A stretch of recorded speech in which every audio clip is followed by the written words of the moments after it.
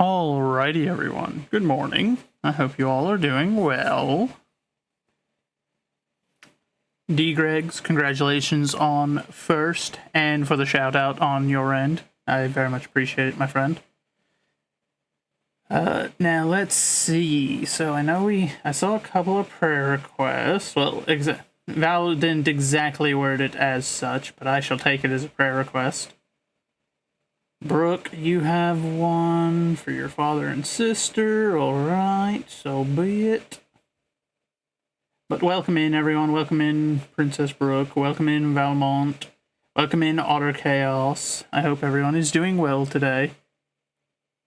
If you hear beeping in the distance, just ignore it. I'm occasionally having to get up. I've got some food that I'm cooking and in my air fryer. And I don't know technically how long I should cook it. So we're testing, we're experimenting. I don't want to give myself poisoning from it. So I'm willing to overcook it a bit if the options are a bit of overcooked meat or getting sick from meat. I know which one I'll go with. What I should have done if I was smart is I would have cut it into thinner bits so it would cook better, but I didn't do that. So too late. Actually, I guess it's not too late. I could always go in there and slice it up a bit. It's mostly cooked, but... Something to think on. Regardless, though, we will be getting started here shortly. I'll give it another minute or two to let people get in here, and if anyone has prayer requests, to get them in. Howdy to you, soldier. How are you doing, my friend?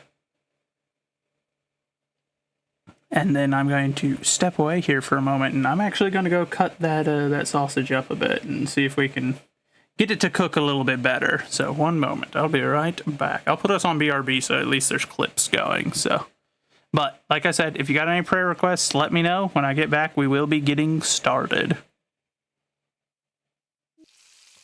Oh yeah! He started on fire. Oh no! I don't know how to fix this. How did it start on fire? You don't have a fire extinguisher either. Nope.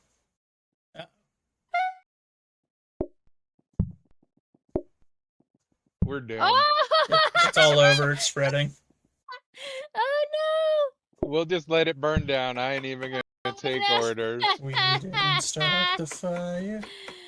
It was always burning since the world's been turning.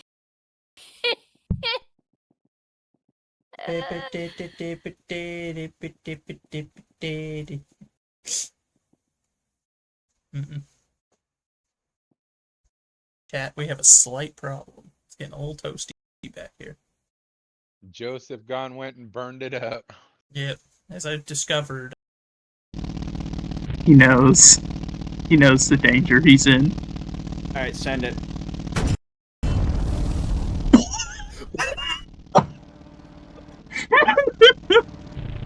Good to see you. Why is everyone ordering the vegan trash?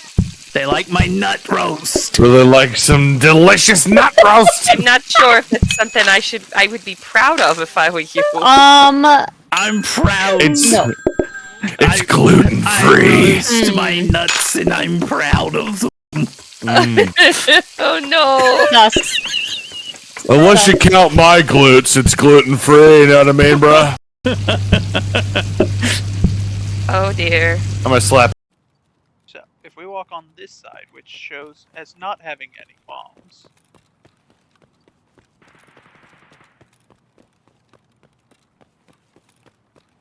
Good to know. We can go past it without being blown to smithereens.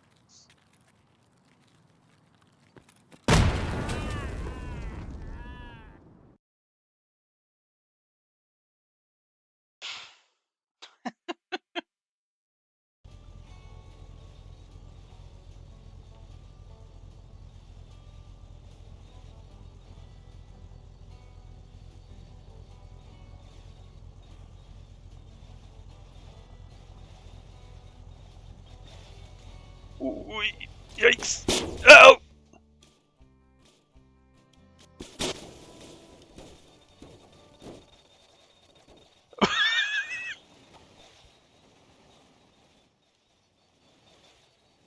Alright, head count. Who's still alive?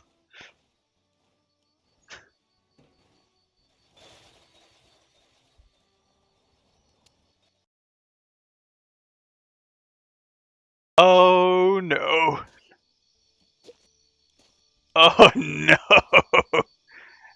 Oh, the car is very broken. Where'd the engine go? 70. I'm just aiming for 670 because that should put us close to descent.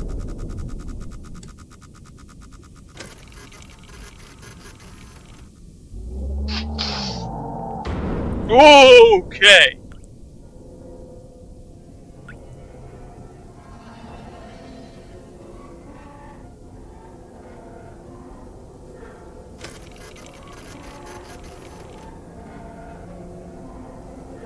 Mike. I mean, I'm always in favor of sausage. Sausage and pies. Get your mind out of the gutter. Why are you like this? Why are you? Okay, I'm back. So, Rico, thank you for the lurk. Valmont, go rest up, my friend. I hope that you are feeling better soon. We will be praying for you.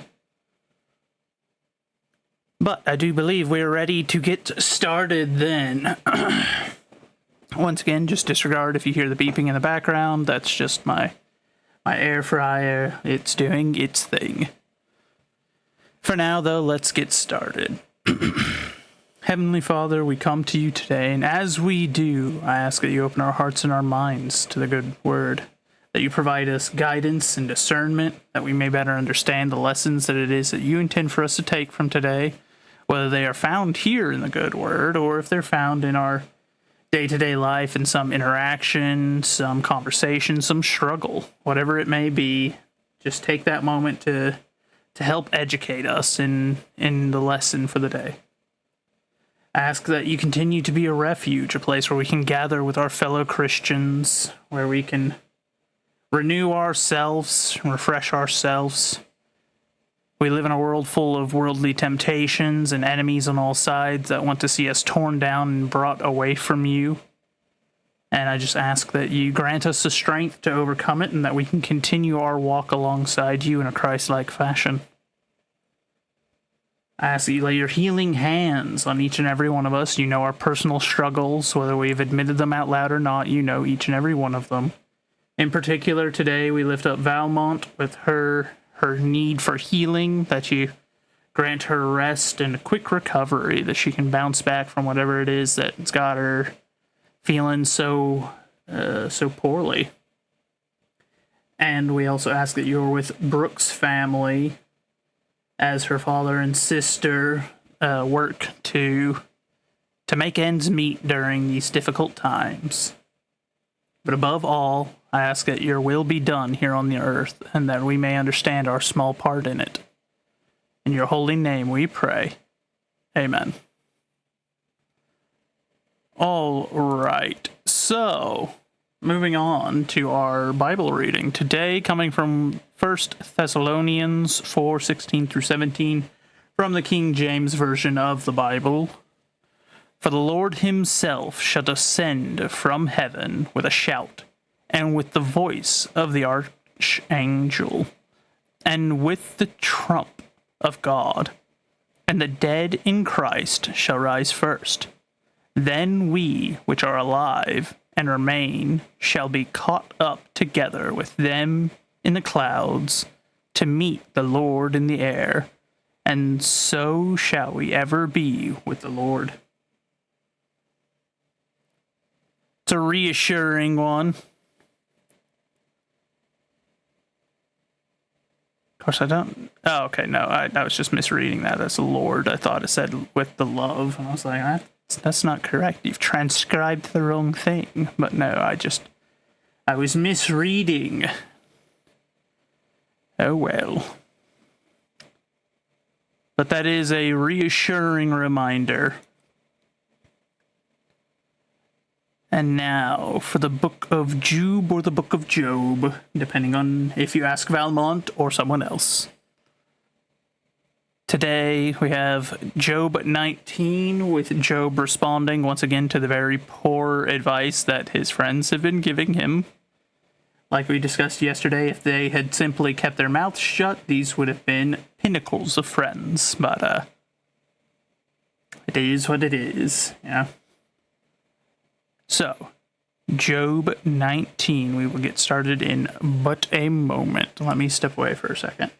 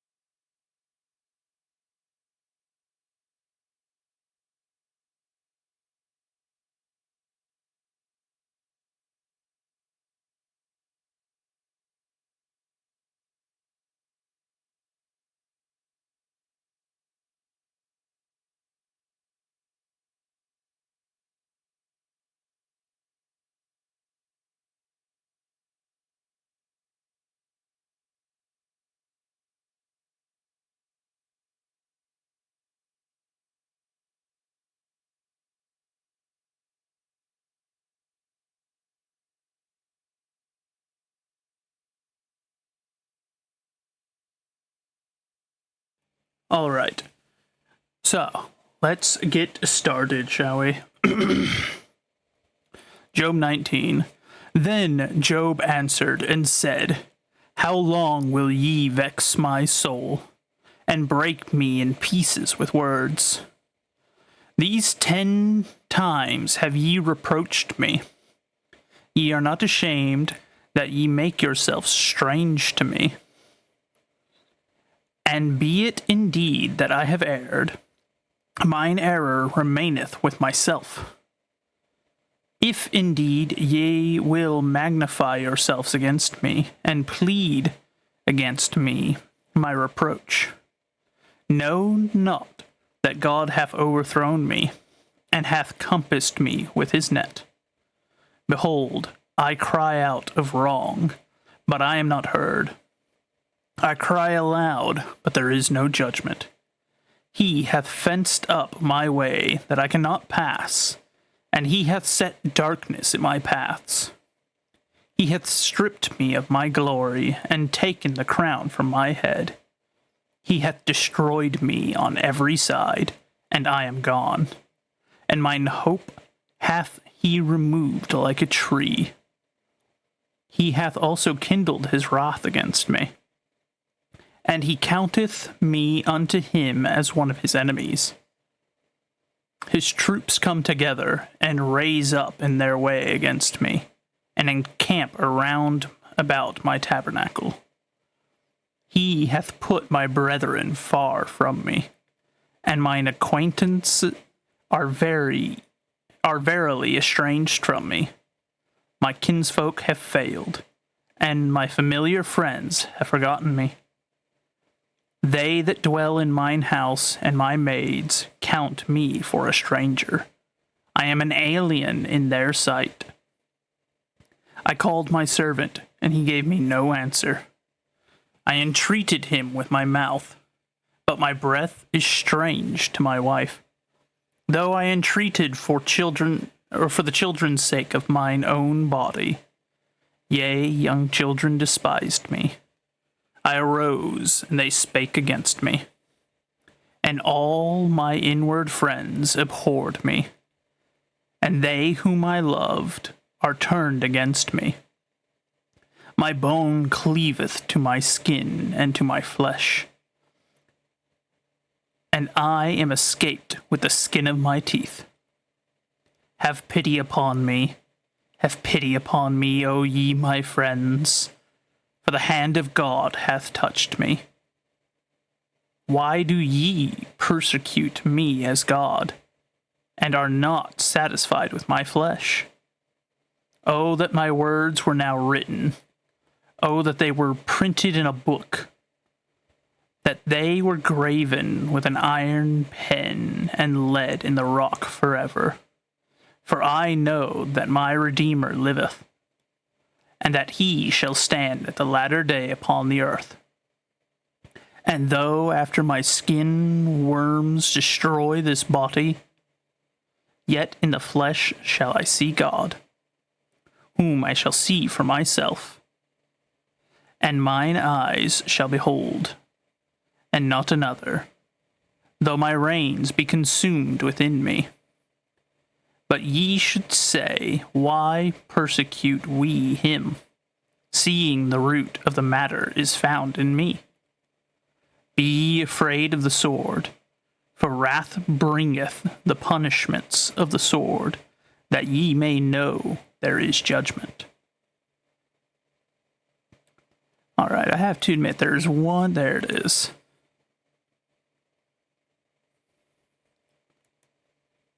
That is an interesting line to hear from Job.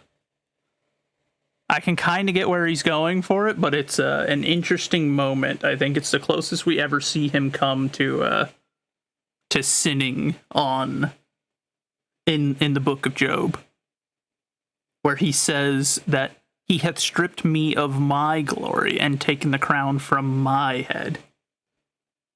That is a bold statement right there.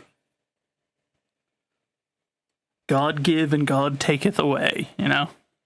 And it is his glory and his crown.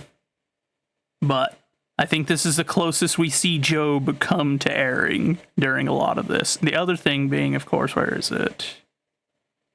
It is kind of just an interesting one. Oh, that my words were not written. Oh, that they were printed in a book. Do you think he ever realized? Do you think he knew, or ever would have known, that his words would end up printed in a book? And thousands of years later, we are still reading his story. It's an interesting thought, if nothing else. However, for now,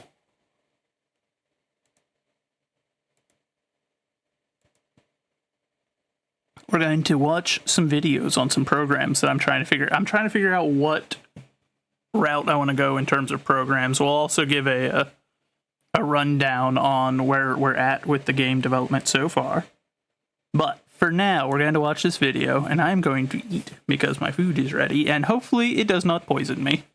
It probably won't. It's cooked pretty well at this point, I think. So I should be safe. But, you know, if I keel over, it was the sausage.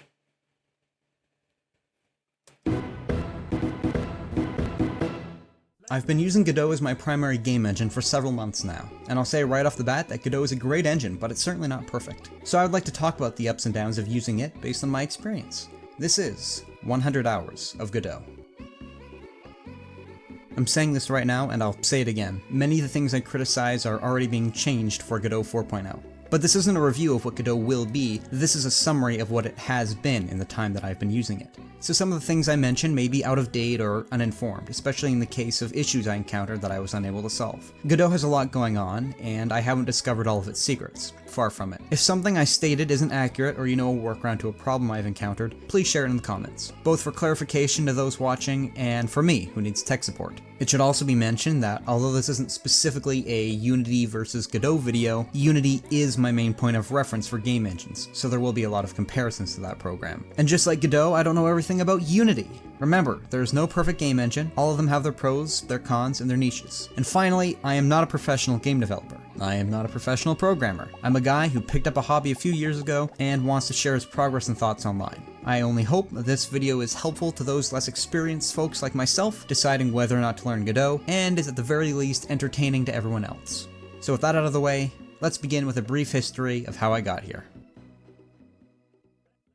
I downloaded Godot over a year ago and pretty quickly discovered that I liked it, but I was very focused on Unity at the time. I had been learning it since 2018, but it was only in late 2020 that I really started to get a feel for it, so I thought it was a bit early to be jumping ship. But in the summer, I tried out a few different game engines, researched some others, and soon found myself once again intrigued by Godot. Simultaneously trying to learn Godot, Unity, and Unreal Engine wasn't working out for me. I was hardly learning anything. So I put everything else on hold and decided to give Godot a proper shot. I figured that 100 dedicated hours would be enough time to figure out if the engine was really for me. 100 hours took a long time, especially given that I was still in high school and had other hobbies. But I've put in the work, tutorials, prototypes, game jams, a couple game remakes, and some small experiments in VR. The whole time I have logged my thoughts on the learning process and the differences between Godot and previous engines that I have used. So that's a summary that leads me to where we are today. We tend to overlook the problems of things we deal with on a regular basis. So although some of the things I comment on may not seem particularly notable to a longtime Godot user, they certainly will be to a rookie. Let's get into Godot itself, starting with the initial appeal of the program. Godot is cool. And that's not some generic comment, that's an apt description of the energy that it radiates. Other engines may have a vast portfolio or a detailed resume to back them up, but Godot showed up for its job interview in a slick suit and a charming gleam in its eyes. It opens fast, and it loads even faster. Its icons are perfectly sized, its labels are succinct, and that navy blue not only soothes the eyes, but ensures that its windows never get lost in a busy desktop, perfect for my window jumping workflow. When I imagine Creative Suite user interfaces, the first programs that come to my mind are Blender pre-2.8 or Unity. So to see a program that prioritizes making its UI not disgusting is really cool. Objects are all color-coded and have their own unique symbols. Adding in objects doesn't feel like filling out a spreadsheet, but rather digging through a Lego bin. I'm not saying it doesn't take itself seriously as a game engine, but rather that it respects itself as a modern application. The level of polish put into its UI is commendable. It feels deceptively simple to use. I scan the interface and feel like I understand everything. In Unity, I'm desperately trying to avoid making eye contact with any option that I don't already know. Godot makes me feel smart. Godot makes itself look good. And Godot does it all expeditiously. I chose Godot because it's cool, and some might say that a more logical draw would be the open source nature, the improved workflows, lack of licensing, null cost, or the fact that Godot doesn't need to shell out billions on unnecessary tech to impress investors. But for me, that reasoning came later on. In the very beginning, I was just picking the coolest guy to have on my team. But being cool doesn't mean you'll be a good player. So let's see how Godot rolls. Godot doesn't have the same workspace arrangement options that Unity has. Besides a few toggles and sliders for adjusting menus, it's very static. Godot is a single window program. Every menu, even those that seem to pop up, are really just an overlay within Godot's little bubble. While in many ways this allows Godot to be very predictable and organized, this does hugely limit the ways in which it can be personalized. And since you have your files, scenes, 3D and 2D workspaces, and code editor all in one window, it can seem to be a very cramped workflow for the first while. But there's a rhythm eventually, dragging in assets, opening a tab for the asset, creating a script, jumping back and forth between windows. It's got a flow to it. And you want your work to have a flow. It's called good workflow. One thing that I've always really liked about Unity was how you could manipulate the scene while you were in game. Move things around, change up variables, the whole shebang. It's really helpful for quickly testing things out without restarting the program. Godot does sort of have this in the form of the remote scene. You can change variables and positions and whatnot, but it's strictly through the inspector. You can't see the changes happening in the scene view with all the gizmos and whatnot. It's not the end of the world, of course, but it is a feature that I miss. If you want to debug in Godot, get ready to use the... Okay, hold on. So here's what we're going to do. We're going to swap over to the other version of this screen. Wait. So now it should be up there. Yeah, it is. Good. Good stuff. So we're going to pause our music. We're going to play the video. Print debug and method then, a lot. Also, get ready to see output overflow print less text a lot too. We're gonna play Godot's some CK3 while it's going. Surprisingly useful. Almost any time you change a variable, the little icon pops up beside it. This is great for encouraging experimentation and exploration of new features without worrying about trying to find the default value when it messes up your whole project. Clarity is huge in Godot. It's always clear which labels are connected to which inputs, which variables are or aren't representing their default value, which toggles are on or off, which nodes have scripts, what family a node is from, the visibility of nodes, and on and on. I'll admit, that sausage... Point is, Godot has clarity. Well, it's quite good. It's communicative, transparent, if you will. So despite its compact menu, I always know where I am and what I'm looking at. That's preferable to me. It has a sharp Speaking taste of to it, though. I preferable, what assume on that earth are that's those the nodes I was talking gaminess of it, I think. Because it wasn't All game prepared engines have their own completely special correctly. ways in which they work. Unity has mono behaviors, Unreal Engine has blueprints, GameMaker has a $100 a year subscription fee, and Godot has nodes. I was most familiar with Unity, and in Unity everything is a game object. The way you define what each game object does is through components that you can okay, add yeah, to your parts that's content. what it was. So then. when I switched to Godot, where you can only have one script per object, I figured they'd pin me for a fool. But after a few tutorials and adjustments I to had to my look that game up. structure, I See found that how- in many ways this how people quote, refer to that. workaround is far easier to deal with. While yes, there is an appeal to creating an all-powerful game object monster to throw into a project like a wild science experiment, by using Godot's specific child-parent-sibling structure, commonly known as a family, it forces you to properly organize your hierarchical structures in a more readable fashion. Paired with the identifiable symbols, each family begins to represent an organized team of little node people. Mesh? Check. Collider? Check. Camera? Check. Physics? Check. We've got a player, everybody. By cutting out the concept of components for the most part, each node gets treated equally, and we no longer require weird specifications like get component as opposed to get child. Though it does mean you'll end up with a lot more random nodes whose only purpose is to house a script. Nodes also replace Unity's distinction between prefabs and scenes. Loading in a new level is the same as deleting one node and adding another, which is really helpful for separating code into more modular pieces. That way you wouldn't face the classic Unity struggle of synchronizing changes between multiple scenes. I'd have one main node that I'd call world or game or something, and it would have all the boilerplate in there 24/7, and then I would make the level nodes children of the world and swap them in and out as I please. Structure like this is certainly possible in Unity, if you ignore the concept of scenes plural altogether, but Godot sees this as the default workflow, and not something you may or may not discover. Jumping between the world node, the player node, the level node, and the random button node is instant, intuitive, and feels conducive to the workflow. In Unity, if I make something into a prefab, I'm probably done with it. Opening up a prefab in Unity feels like lifting a rotting log. Godot is modular with a capital M. It takes some getting used to, but it's darn good. So what's it like to code these modules? Dang, the game has taken a really long time to start I'm today. not a big Holy cow. Python fan. I personally like curly brackets and semicolons and clear variable types and all that stuff that makes coding in C# slower to write, but far easier to read. GDScript, Godot's custom scripting language, is very similar to Python in that way. But I won't harp on GDScript syntax too much because A, I haven't used Python in a while, and B, a lot of it is just personal preference. Also, yes, C# is a language that can be used with Godot if you download the mono version, but C# is way less popular than GDScript in the Godot space, so finding engine-specific help is a lot more tedious. And I don't have the So guts to far I deviate have from the no norm. dog in that Much as I fight, prefer C# but I syntax, probably will switching eventually. was not as big of an issue as I presumed. I used it, I got used to it, I got over it, and now I hardly think about it. But I do care about how the coding side of things interacts with the engine side of things, because it isn't always super silky smooth. First, the workspace. The coding tab is a tab. It can't be opened to a separate window or put on another monitor. You can connect Godot to an external code editor and download some autofill modules for it, but that kinda takes away from Godot's all-in-one functionality, and I was too fair lazy enough, to set my it up. friend. But I quite like how the built-in editor works, and would really love it if I could simply right-click the script tab and toggle between connected and windowed mode. It can sometimes get disorienting when I'm trying to work quickly and I'm switching between tabs and script nodes and my eyes are darting around trying to find the thing I'm looking for. Again, the more I did it, the better at it I got, and I don't think about it much anymore. But it does still make it a little confusing at times, especially with the way it automatically opens and switches between scripts without making it clear that that's what it's doing. But more on the coding side of things.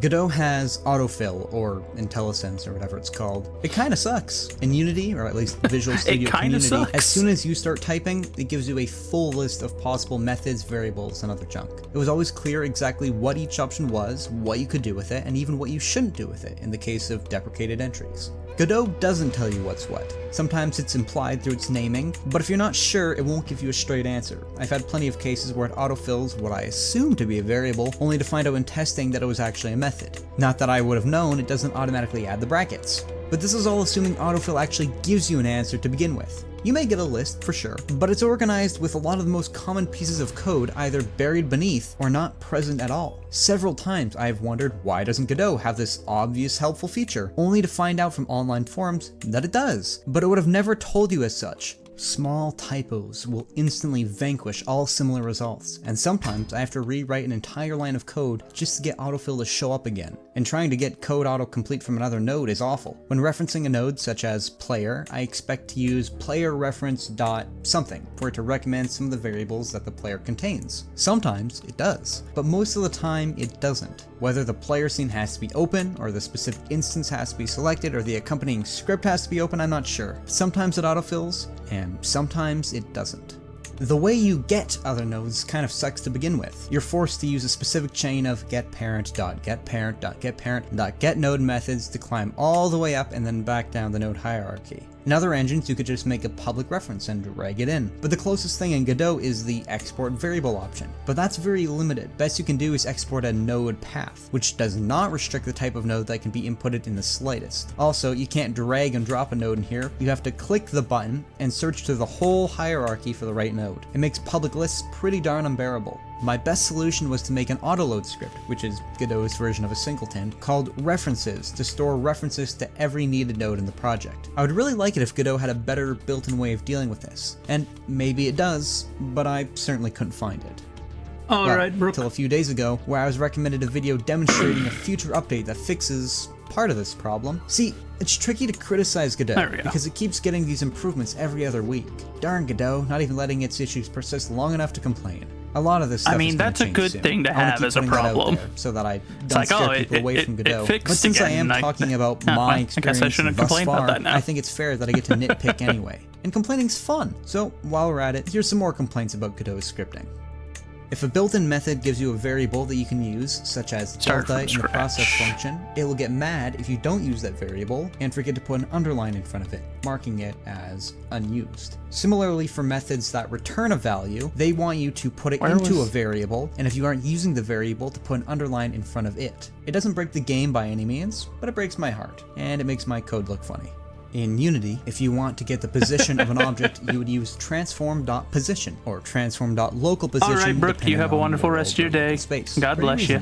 Yeah? So you'd think Godot would have a similar naming convention for these variables, wouldn't you? And Godot does have .position. For 2D nodes at least. And that's a local position. For global position, you need either get or set global position. And in 3D, it's even weirder. Instead of position, you use what I want. I don't know how they do that. For That's local what I space. want. And then global translate. Just kidding. That's a method. You need global transform.origin. That's the world space of a 3D object. Okay. The forward vector, the direction of the object, Unity's version being transform.forward, is global transform. Now I see what they're doing to get this done. Just kidding, it's negative global transform.basis.z because the z-axis is backwards, I guess. There was an explanation, but I forgot and don't care.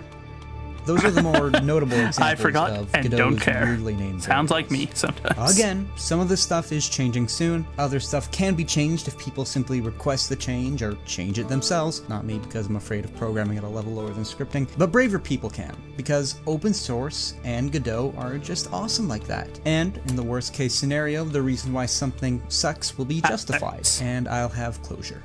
GDScript is a baby language. I don't mean that as an insult, it's a very new language made by very few people. It's quite literally in its infancy, but despite my many nitpicks and moments of frustration, it's still a very competent language. Overall, I actually enjoy using it. One of its cool features is signals. They're like Unity events, but better. They're little emitted signals that communicate when something has happened with a node, like a timer running out, an object being collided with, an animation ending, and all that kind of stuff. I see what was going on. I see how they were doing that. To allow for communication amongst the nodes without creating coupling. Here's a diagram of what coupling means. The way I understand it is that so many objects are holding hands that if one node falls, it takes the others down with them. Signals are like a high five. Gets the job done, way less reliance on each other, boom. Signals. Makes the coding experience much nicer. Moving on. Before I delve into Godot's 3D, I want to briefly mention its physics, since it's kind of a combination of code and 3D. Also 2D, but I didn't deal with a lot of 2D physics, so I won't be bringing it up. The physics system isn't bad, but it isn't always great. I found that physics can be quite jittery on a smaller scale. Oftentimes collision-related signals won't work, and things move just a little weirdly. When translating movement and shooting physics from a game I made on Unity into Godot, I noticed it felt off. Even How after did tons they of have fine-tuning, the physics felt off. I can't tell if it felt too floaty or too heavy or if the acceleration was wrong, but every time I used physics, it just felt a little off. That's probably on me, but I never felt that way in Unity or Unreal. Here's something cool though. In Godot, you can have non-convex colliders on rigid bodies and kinematic bodies, and it works. I haven't dived too deep into this territory, but I see realistic, non-glitchy behavior. I use this for a little sequence where a spaceship flies in and you can jump around on it while it idles. And you know what? There was no jittering, no lagging, good. no That's that clipping, no bottom one, crashing, so- nothing. Yet despite working, Godot kept warning me not to use it for such purposes. It's dumb. Why not? What if I want to be cool, huh? In Unity, when you try to do this, the object falls to the floor and What an if error I tells you that wanna the be cool? functionality is Fair. deprecated. Whatever, Unity's favorite word is deprecated. The last thing to mention about physics is that it's kind of weird to deal with code-wise. The two main methods that interact with physics bodies are physics process, the equivalent of fixed update in Unity, and integrate forces. Some physics variables can only be changed in physics process, and some can only be changed in integrate forces, and I never know which one is which. If you try to change a physics variable in the wrong method, nothing happens. And sometimes, the way you change a variable is different for physics bodies than for non-physics bodies. If you want to change the position of a rigid body, for example, you must use state.transform.origin in the integrate forces method. I still struggle with physics coding constantly, but I usually get it working mostly how I intended. Anyway, that's the extent of my thoughts on Godot's physics.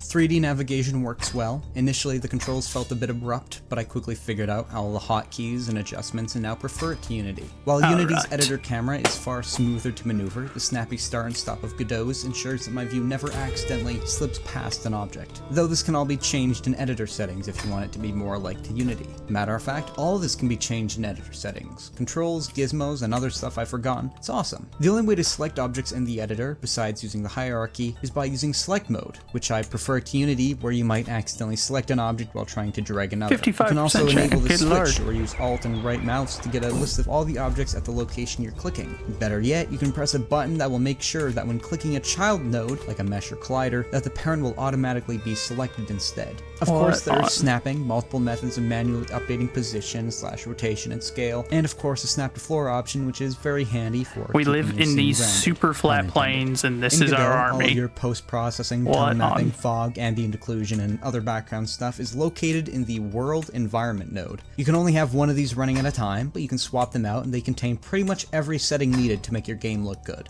Godot's 3D functionality is awesome. There are a lot of options for making your game look however you want, though most of us Godot devs will stick to emulating retro 3D graphics, thank you very much. Shaders come with all kinds of checkboxes. Transparency, shadows, unshaded, built-in triplanar mapping with several customization options, different diffuse modes, specular modes, blend There modes, we go. culling, billboard mode, proximity and distance fade. Sick. I have no need for a lot of this, but because it is here, I want to use it anyway. And I want to use it incorrectly because it's fun and it has inspired my creativity. I want There's to all use it kinds of 3D nodes incorrectly. I haven't touched I see. yet, but sure as hell plan to. Navigation and navigation meshes, spring arms and vehicle wheels, a lot of occlusion related things, lights, light probes, 3D sprites. Actually, those I have used. They're basically billboards, but they are simple to set up, have a lot of customization options, and work well. Immediate geometry for when you just can't wait. VR! Godot supports VR. I haven't done much with VR besides putting myself into a level I made, but it works. And it's pretty easy to set up, even I could do it. That's not to mention everything else hiding in here, just waiting to be messed with. But with all this excitement, I of course must mention some of the annoyances I have. Importing is a little weird. You import the mesh, which then needs to be opened as a scene and saved as basically just that, an open meshed scene. And then you can make that a child of the object it represents. Sometimes you can skip the third step and just tinker with the open mesh, but Godot restricts just how much you can do that. With a well-organized file Fragment structure, of the it's true fine, cross? but always Oh a little my cumbersome. god. Re-importing meshes is kind of weird too. It works, but it will take I up to didn't know several that I minutes started before off the with such changes an actually awesome update, both artifact. in That's editor good. and in game. And restarting Godot doesn't fix this immediately. It always updates eventually, but it's still rather annoying. What doesn't update, however, are mesh collisions. You can generate a mesh collision by selecting the mesh, pressing the mesh button, and picking from a number of collision generation options. I take this, cut and paste it into the main physics body node, and make sure everything is scaled correctly. But if you modify the mesh and re-import it, you he have does to have the giant regenerate trait. your I was like, collision node he's every huge. time, What and it can be a bit of a hassle. To quickly defer back to things I like about 3D, this feature isn't a solution by any means, but it's one hell of a story. If you go to Project, Tools, Export GLTF, you can export the current node and all of its children as a 3D file, and then use that as a reference for making models in something like Blender. Of course, it doesn't retain its script data, but nevertheless, it's extremely helpful for modeling. I used it heavily for my platforming game. Once I'd made measurements for the optimal platform distances and sizes, I brought the test layout into Blender and traced around the measurements. But that's enough praise. Back to things I don't like, because I must complain. 3D audio. Things I don't kind like. of sucks in my opinion. By default, the Audio Stream Player 3D node, that's a mouthful, has an attenuation filter applied. That makes so audio why do sound you all more hate muffled me? the farther away it is. But it sounds bad, and I always turn it off by cranking the cutoff hertz to its peak. Even still, the spatial audio sounds weird. Going from the left speaker to the right feels way too dramatic, and listening to something coming from one side will make the opposite speaker completely silent. Unity's felt more natural and balanced. We're gonna get risky. We're gonna demand conversions out of everyone, and then we'll go from there. At the end of sound effects. I fixed this by ensuring that I faded out all of my audio tracks in Audacity, but it seems kind of odd that I never noticed this in Unity. Earlier I mentioned that the shaders have a lot of options, which is good, but shaders and 3D rendering aren't always the best. Firstly, depth-related glitches are a constant problem, especially when getting custom shaders involved. I'm always toggling different transparency and occlusion settings and making sure that things are rendered in the right order. Also, shaders lag like hell when they are first loaded. You'll rarely see it in the editor because they're loaded as soon as it's open, but when running an exported build, it's bad. Frozen screen, stuttering audio, tearing. Depending on how many shaders you have and the power of your computer, this can last several seconds. My basic understanding is that the game is waiting until the shader appears on screen before it actually compiles the shader code, which is what causes the holdup. This is a planned fix to my knowledge, and workarounds are possible, but they are arduous to set up. I know I filled your ears with complaints, but this gross shader lag is the one and only part of Godot that actually makes me wince. It's embarrassing seeing my computer freeze because a little polygonal robot had too many colors for it to handle. Most other 3D bugs I found have to do with WebGL and Mac builds of games. They don't seem to handle Godot's 3D very well, but hopefully the new Vulkan rendering will fix some of this. In summary, 3D options, navigation, variety, great, incredible, fantastic even. 3D working, keeping itself together, not always so great. But to say that Godot is incapable of making 3D games is ridiculous. Even now, it just needs a little more optimization. That's 3 of them, I'm surprised. Nothing drastic. So, 2D. I don't use it often, I'm just more of a 3D guy. But I have used it a little, so I'll talk briefly about my thoughts on it. Firstly, Godot's 2D works on a completely different family of nodes than 3D, meaning that the two don't really interact with each other outside of signals and references. If you want to combine 2D and 3D elements in the Octopath Traveler style, you'll probably end up doing everything in 3D using Sprite 3D and Animated Sprite 3D nodes, which work great. None of this is a knock against Godot. Having 2D and 3D completely separate means that it is far easier to code for both, and even to make games that utilize the difference. We'll have her on assist, that way we get the +1 and everything. That's better. But the 2D arsenal has some really neat nodes of its own. Things like Y-sort for making sprites go in front of or behind each other, a parallax node, polygon 2D, navigation, lights, and more. The reason that they are considered different from the 3D counterpart all has to do with the in-engine separation. They function in two different worlds. In Unity, you would still have to use vector 3s to make 2D objects move, which led to a lot of conversion being required to switch back and forth. But Godot's 2D code is programmed for 2D stuff.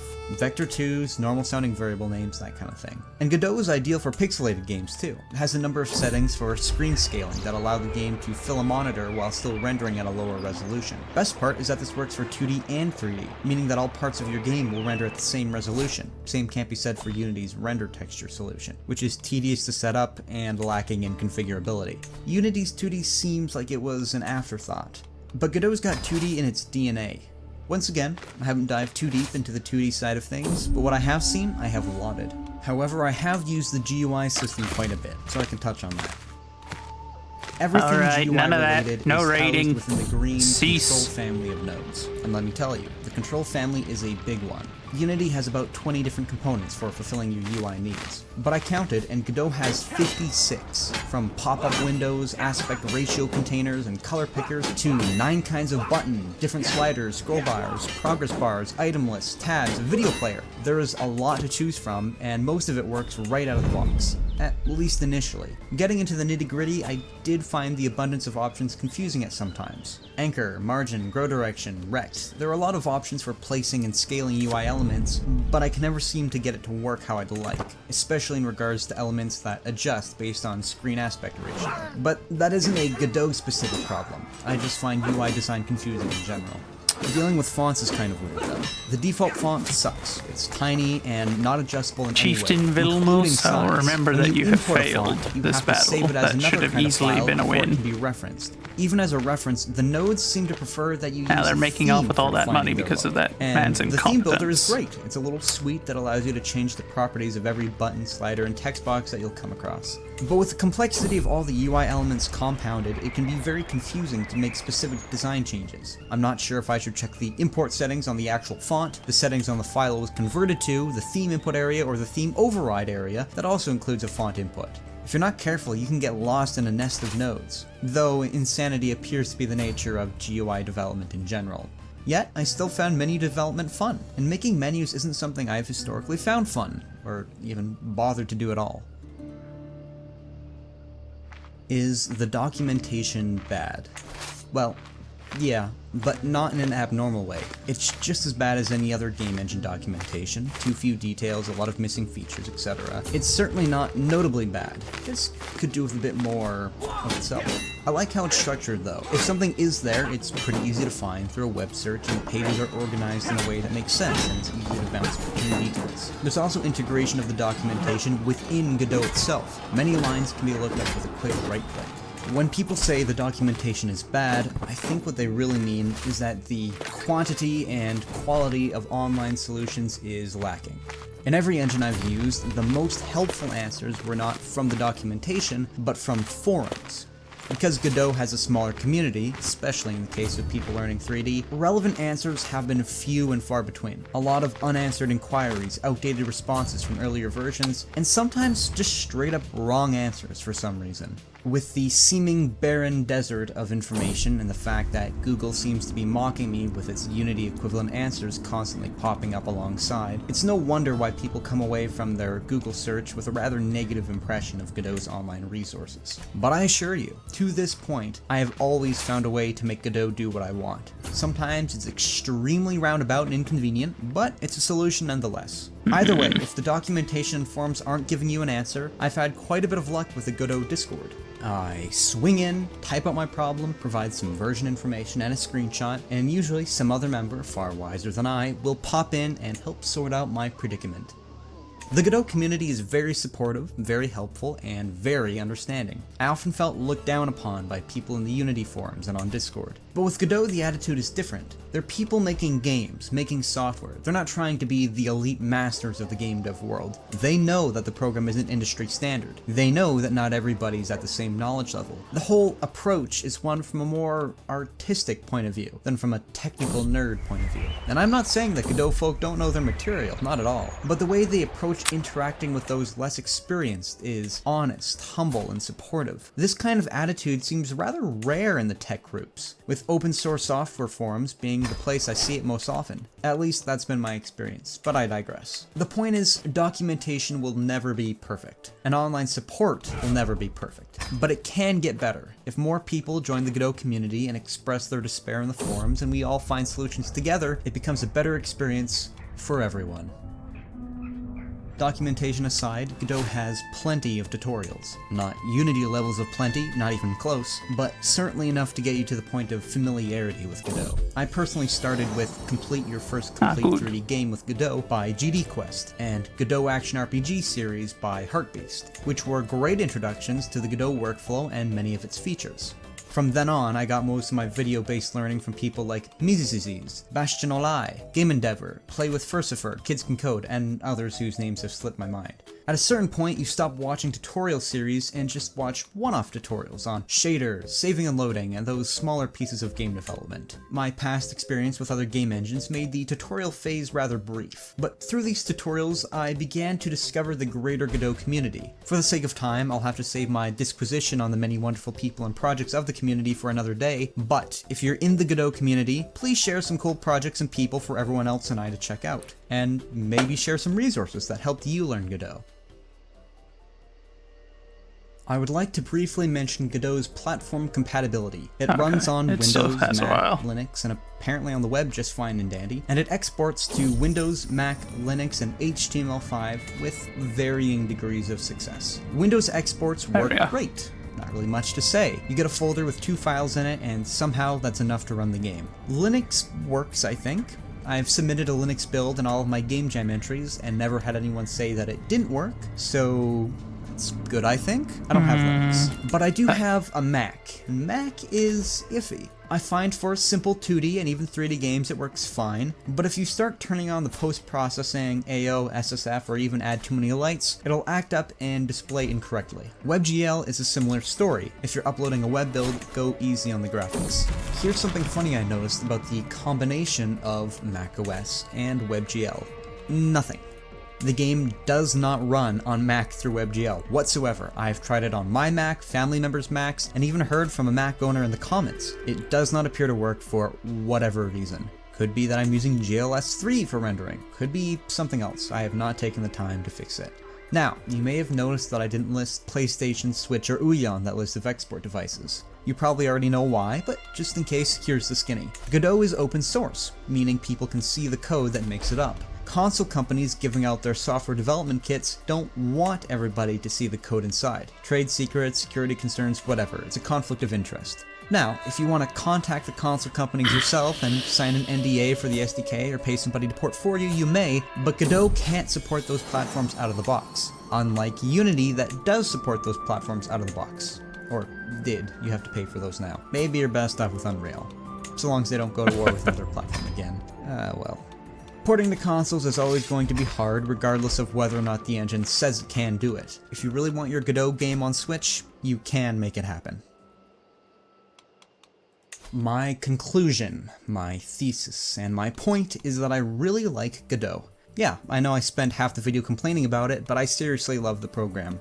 I also really like Unity, but Unity's packages and deprecated assets and overabundance of systems makes me feel like I don't have control over my game. One day I'll open it up and something will be broken, an asset will be deprecated, a system will have fundamentally changed, and my journey to understand it all will reset. Every project I make in Unity feels fragile. A single press of a button or a flick of a switch could render the whole thing unusable. And Unreal Engine is just too much for my brain and computer to handle. But Godot's deceptively simple, compact workflow, clean interfacing, and ease of use makes it far more appealing to me. I feel like I made the game, that I have complete control of the project, if that makes any sense. And on a more personal and perhaps petty note, it seems like Godot and the names behind it care more about the people using the software. When I see Unity investing in massive technologies and adding tons of features that the average developer wouldn't ever use, while the common tools are constantly becoming obsolete and then being replaced by new ones that are incomplete, I can't help but feel left out of Unity's advancement. Godot and open source software in general is very grounded. The people making the software are the same people using it. There's communication, there's community, there's understanding, and there's this thing that everyone is a part of, that everyone contributes to. That's what I really like about Godot. And that's why I want to keep using it. I want to keep the conversation going. What are your thoughts on Godot? What are your thoughts on other game engines? What do you value when making that choice? And the video, what did you... Okay, so we're going to give him a like on the video, because I like what he has to say. It doesn't really give me enough to go like, ah, yes, we'll go all in on Godot. But it gives me some stuff to think on. Town. It may look like a town, it may act like a town, but it is not one.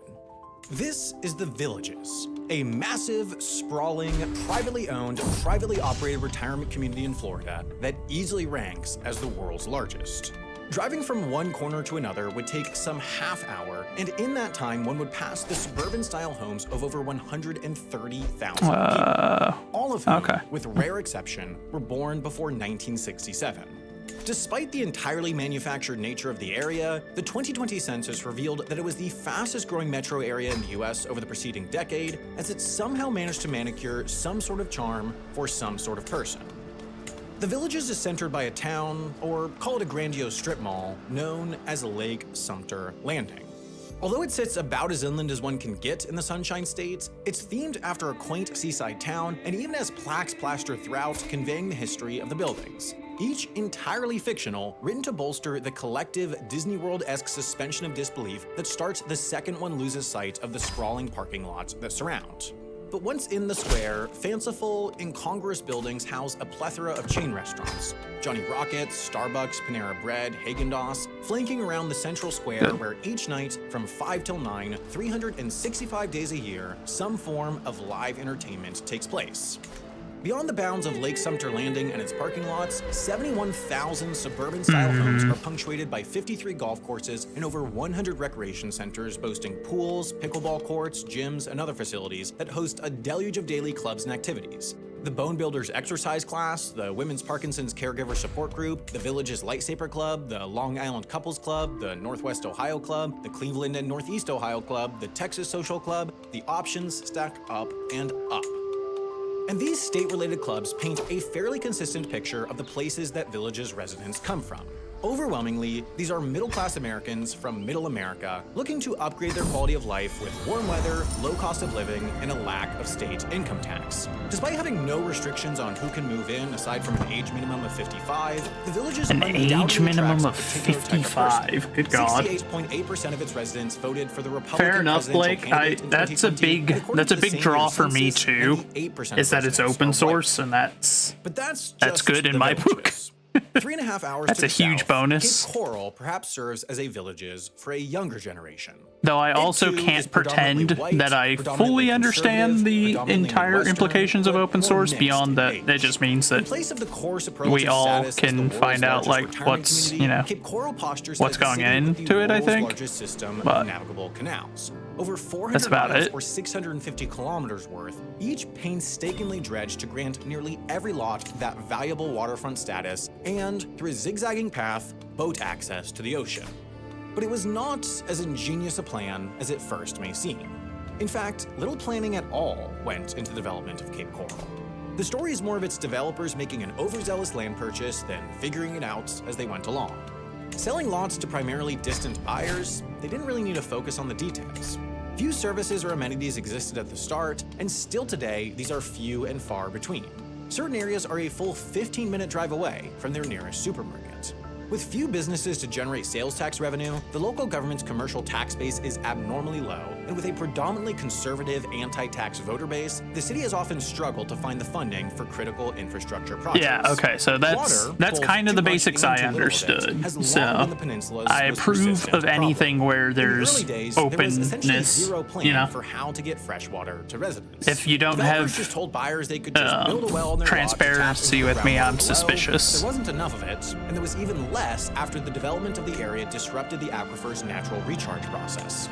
Eventually, the burgeoning local government recognized the issue and started building a central supply system, but it too was relying on the same inadequate underground aquifer, digging deeper and deeper as the water table dropped further and further.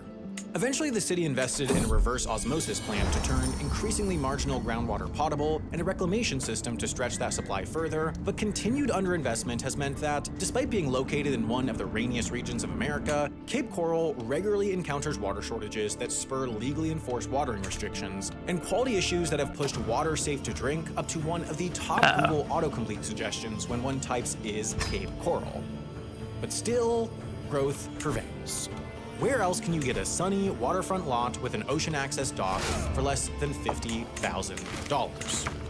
But there's still an entirely different class of transplant beyond the retirees and the middle-class Midwesterners. Exactly opposite Cape Coral, 3 hours away on the Atlantic coast, sits Palm Beach. A natural 18-mile, 29-kilometer-long barrier island physically separated from the mainland, but connected to it by 4 short bridges. The island is centered around the massive, storied Breakers Resort and narrows until it reaches just one mega mansion in width. These homes sell for inconceivable amounts. $47 million, $110 million, $46 million, $43 million, but their owners likely only spend just 6 months and 1 day in them to attain coveted Florida resident status and the lack of state income tax it conveys. Palm Beach, as a phenomenon, legitimacy lost by losing a battle against a very powerful enemy. Sensible game. Stay cold, hurricanes stay away, and the nuisance of off-season maintenance stays hidden. But during that period, it truly is a phenomenon.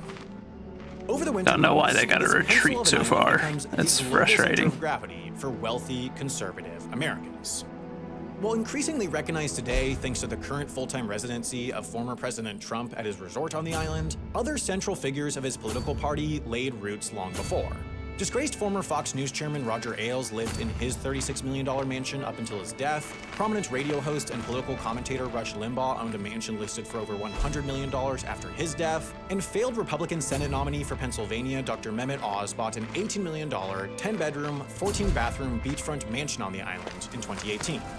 All controversial figures, they each undoubtedly appreciate the privacy and exclusivity that have become known as Palm Beach's core competencies. Little is public on the island. Save for a small, rather unremarkable downtown, the Palm Beach experience is defined by visits within the walls of neighboring mega mansions, or nights at the Everglades Club, the Palm Beach Bath and Tennis Club, Mar-a-Lago, or any one of the other extremely expensive, extremely exclusive social clubs on the island. For those without the means, there's truly little to do, so they merely come for work and commute back over the bridge to West Palm Beach. This maintains the social bubble around the island and its residents, shielding them from real-world quarrels stemming from their reputation. It's a strange son of a gun. Yet remarkably consistent aberration. And it's in a state full of remarkably consistent aberrations. Somehow, this massive peninsula has bred a landscape of truly bizarre, individually unique places. Beyond the villages, Cape Coral, and Palm Beach, there's an entire city-sized economy undergirded by theme parks. There's a linear inter-island community connected by 125 miles or 200 kilometers of overwater bridges. There are nearly unlimited instances of places that exist in Florida that have no equivalent anywhere else in the world, and perhaps more bizarrely, within Florida. This is just what I needed. A rebellion while I'm already dealing with a neighbor invading us. There's a I hate the peasantry. I'll deal with them. Woven through Florida decades, even centuries ago, during the very first days of American encroachment into the peninsula. For Florida to become the oddest of American enclaves, it needed to appeal to Americans. And to be appealing, it first needed to be built, which required time, and in the era before automobiles, rails. In 1900, Florida was 32nd out of 45 states in population, sandwiched between Colorado and decreased. Miami's population hadn't yet reached 2,000. The 5,000 resident city of Tampa's economic driver was cigars, and Jacksonville, the state's most successful. Okay, if I crush this rebel group and then swing over here, it looks like he's splitting his armies. I might be able to catch one of them out. As a swampy Seminole stronghold so late to join the Union, most Americans simply couldn't see the allure. That changed with this man, Henry Flagler. For much of his life, Flagler worked side by side with titan of industry John D. Rockefeller, building one of America's mightiest businesses. Son of a gun, he's gonna get away. Oil. Then, in the 1880s, after spending some time in the state, Flagler turned all attention to Florida and began manufacturing one of America's mightiest attractions. First for Flagler was the hotel here, the Ponce de Leon, an immediate success that hosted the likes of Theodore Roosevelt and Mark Twain. Then Flagler, fueled by dreams of an American Riviera, pushed into the swampy, disconnected South, building a bridge across the St. Johns River, establishing the growing network as the Florida East Coast Railway, and extending the line down to Palm Beach, where he would build the world's largest hotel, the Royal Poinciana. Soon, the rails reached Miami, allowing fruit produce to go north, just barely caught him. Tourists to vacation in the sunny South. In 2 decades, Flagler had laid the physical groundwork for coastal Florida to take off. Equally important, he helped reimagine it. By beating back mangrove forests and building on beach sides, Florida was no longer the swampy backwoods. It was a spot to retreat from the cold, to relax, to escape the media attention that came with extreme wealth, and to rub elbows with the other fortunate few of similar stature. Flagler's Florida was intentionally not for everyone. Effectively a string of jewels, his network of railroad hotels were for the elite and those who worked for the elite. Conscripted prison laborers toiled in disease-riddled swamps, building the rails at breakneck pace, while hotel workers had to move inland and contend with the marshlands. This divide was especially obvious in Palm Beach, where the separation between upper and working classes was part of its fundamental, foundational design. West Palm Beach wasn't an outgrowth of Palm Beach's success. Rather, it was planned and plotted beforehand as a commercial town on the other side of Lake Worth for hotel and estate employees. While captains of industry meandered around Palm Beach's sleepy, forested walkways, West Palm Beach functioned like a frontier town, bustling with shops on Clemente Street and notoriously ruckus saloons along Banyan. While places like this didn't fit the budding narrative around Florida, its workforce made the dream of a warm winter escape possible for the elite, while the island's natural separation made its existence bearable. Turn of the century South Florida was tiny, it was segregated along racial and class lines, its allure was highly fabricated and problems were thinly veiled, but it had an identity. And more than anything, it was now tempting. In the 20s, I don't know where those the state rebels went off roared to. life.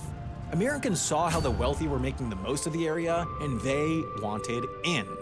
Billboards in New York extolled the Florida good life, while Florida real estate ads filled national newspapers. In 1925, the Miami Daily News ran 500 pages long. In Ohio, newspapers were banned from running Florida real estate ads, and each day, 7,000 new residents showed up to the state.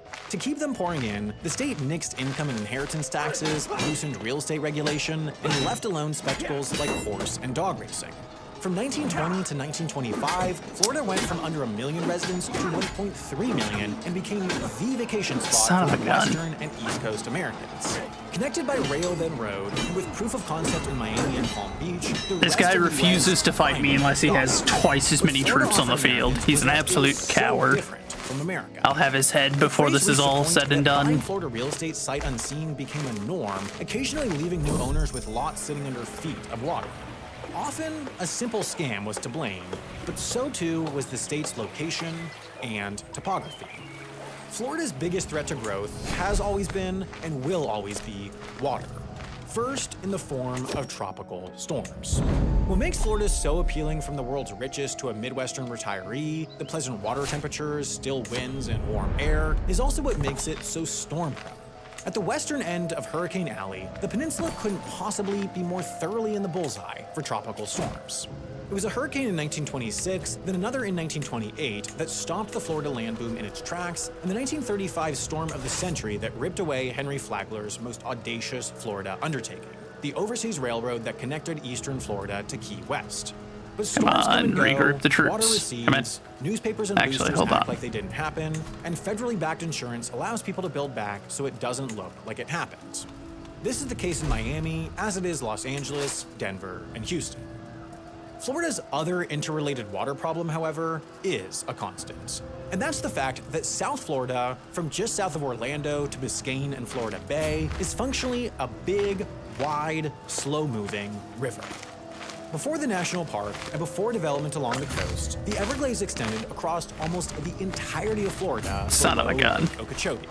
And this biodiverse sea of grass, where water drains so slowly to the ocean it seems stagnant, stood directly in the way. This is starting to irritate me significantly.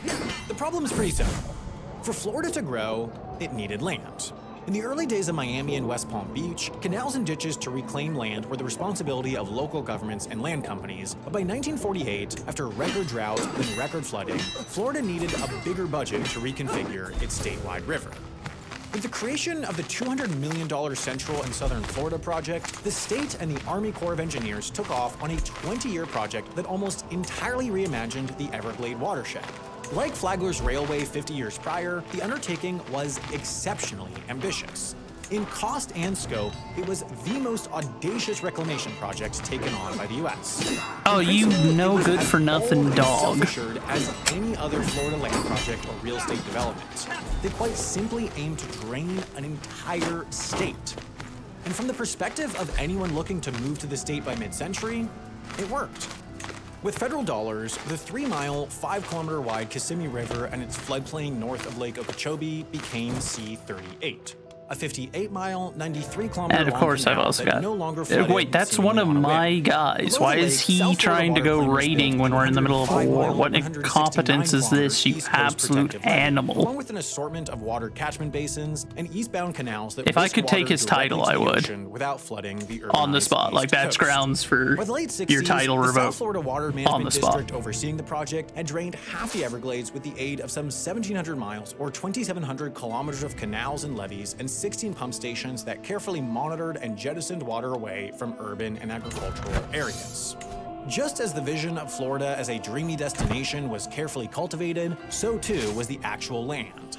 Painstakingly, expensively dried up and handed over to a wave of real estate developers who, in turn, transformed it, divvied it up, and sold it to the hordes of post-war Americans pouring into the state. The project was just in time. In 2 decades, from 1940 to 1960, Florida's population more than doubled, then from 1960 to 1980, it doubled again. Since 1980 to now, it has doubled for the 3rd time. With ample barren land, ambitious master plan communities like Cape Coral and the Villages breaking ground, and new generations of America's wealthiest making their way to Palm Beach, Florida is now Okay, yeah, the so we escapist are going to ideology of life. restart. In a And I'm century, going to do what I Florida as an thought I idea would and do Florida as a place initially, has and been then I didn't for some completely reason. redesigned. While Which was different sections completely of redo reclaimed the army swamps, slender instead of just islands, a and former slight change farmland like I paint ended up doing. Americans of varying age and economic standing, all are bound by the same brash, brazen disposition of their God only developers knows and the what they are complete thinking with enchantment that of those army who comp. fully latched on to the Florida dream. In many ways, Florida mirrors less the development of the South or the East, but rather the West. Late to statehood, mired by water problems, and lacking the obvious agricultural potential of eastern and midwestern states, Florida languished through much of the 19th century. Its population lagged along with its economic prospects. But even Florida didn't benefit from the mineral rushes, irrigated agriculture developments, or ranching economies that buoyed western states, leaving it uniquely undeveloped and empty. Florida was America's last frontier.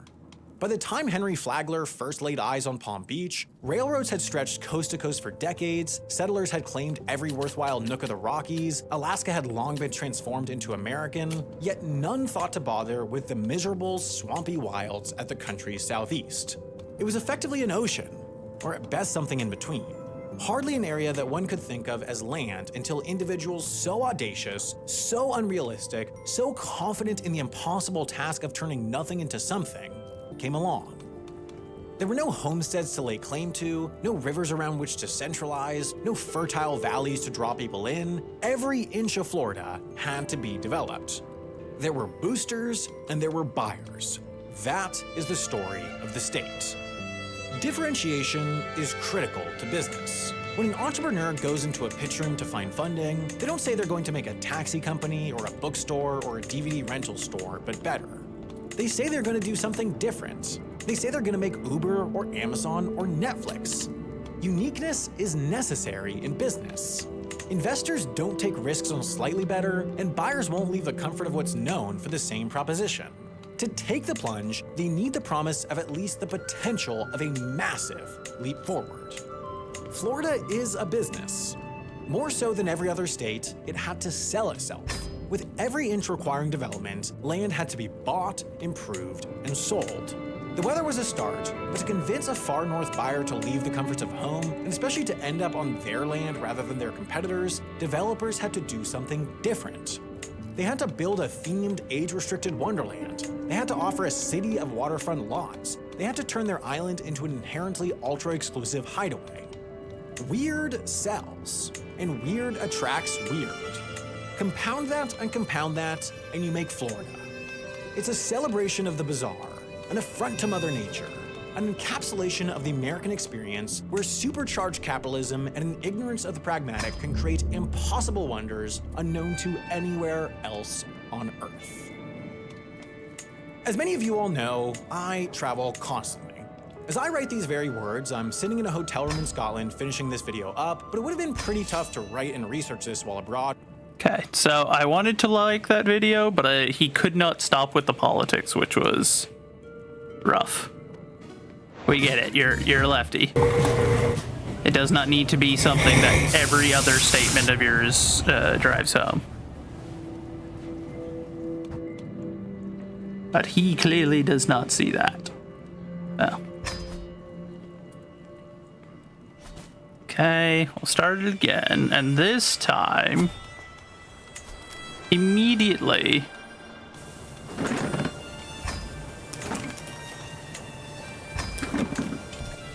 Oh, no, we do have some horse archers, that's good.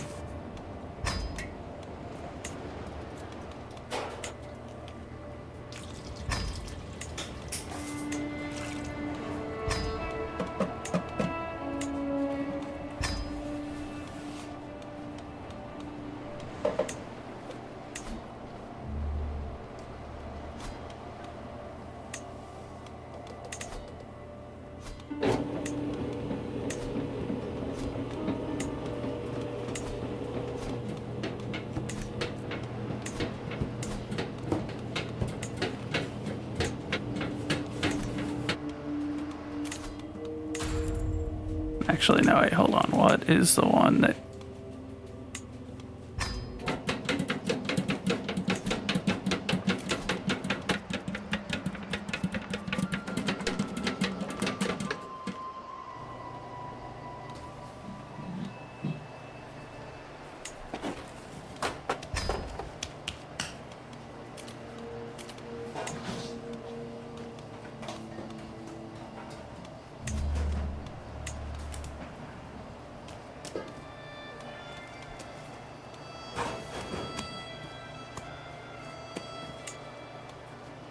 Holy cow, wait, what? Why does our... How does our patriarch have 0 in everything? What's going on?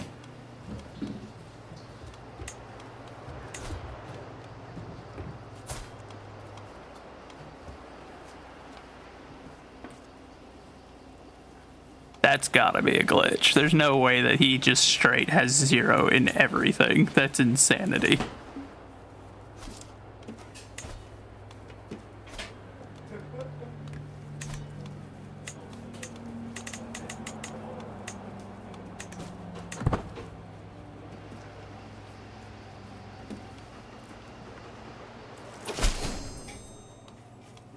Duke Conrad of Upper Burgundy.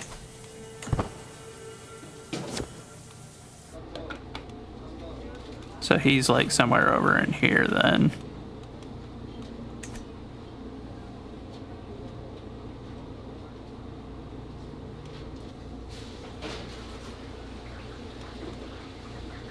And with this new army, we should have far better performance from our troops because good lord.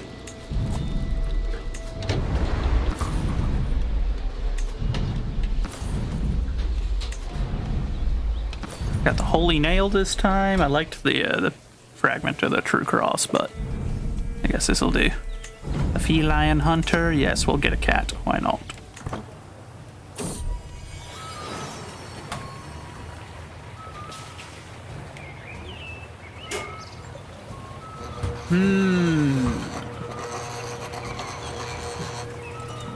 I have no idea.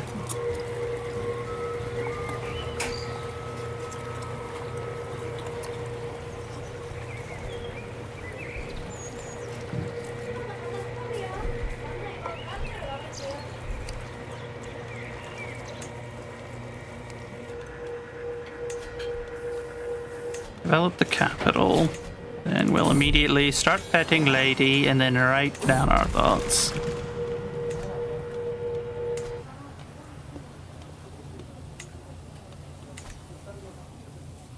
Alright, so now with a large cavalry army defending what is 99.99% plains or steppes, we should do a little bit better. I don't know why we had the army composition that we had before, but that was dreadful. It was like, ah, yes, let's have a bunch of slow-moving infantry to fight in the open. It's like, are you dumb? And that was something like you saw whenever I started it. My first thing was I like kind of was like, well, and I was hesitating on the military screen, and I was highly considering changing stuff, and I ended up not doing it, and then I regretted it. That is why we have now changed that, so that that's no longer a problem. We will also probably try to get horse herds built. Or markets, actually. Markets would probably be a good idea, too. But that should put us in a much better position to actually be able to readily fight and defend our territory. It's a quicker moving army, too, so...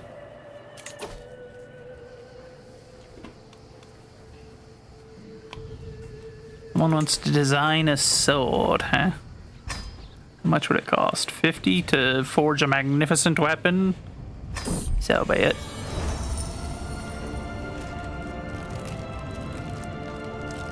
I shall trust your judgment, weaponsmith.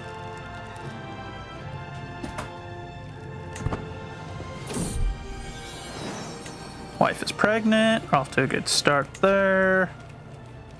Okay, yeah, now he's not just straight 0 in every stat. That's good.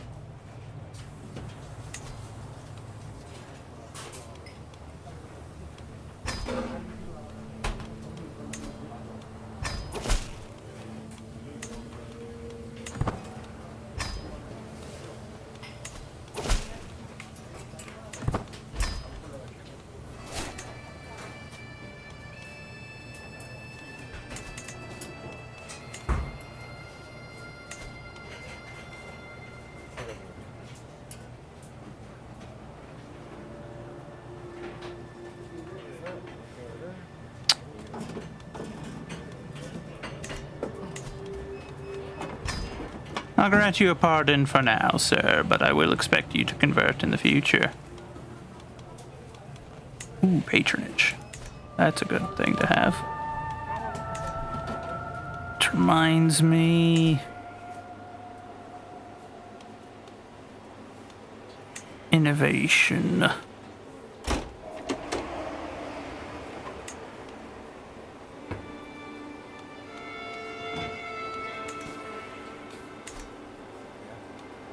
Start working on crop rotation because we're like 99% farmlands or open plains and whatnot, so need to start improving that situation. 0 development. Oh good god, there is no development anywhere in our territory. Noted. We got a long roads ahead of us building roads.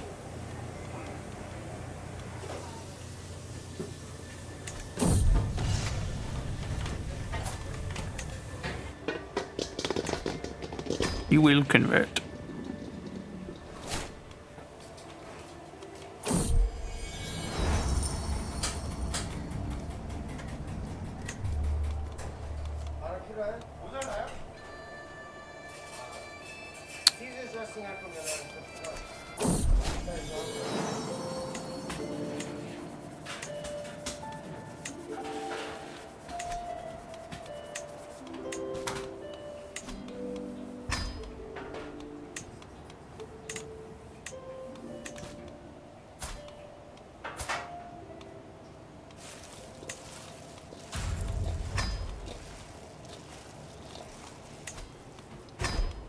I shall educate the child. Resplendent raiment. No. Local fashions.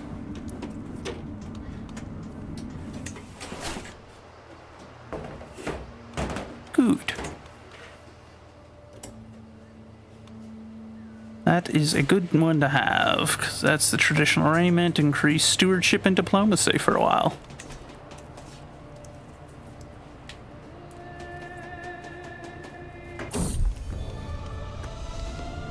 A battle axe, huh? Okay. Not quite what I would have expected to be made for horse lords, but...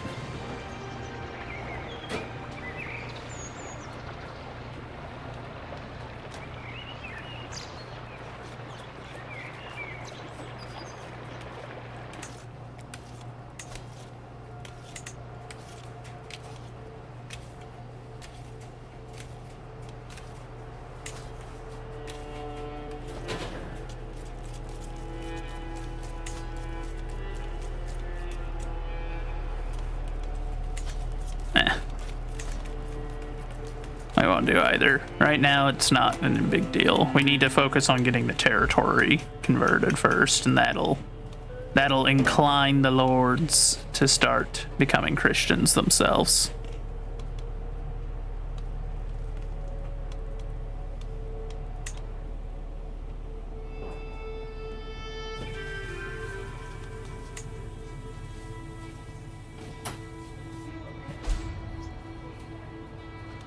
Populist resistance to conversion. I do. Yeah, he's not very good, is he? I really wish I had a better patriarch. This one is not overly competent.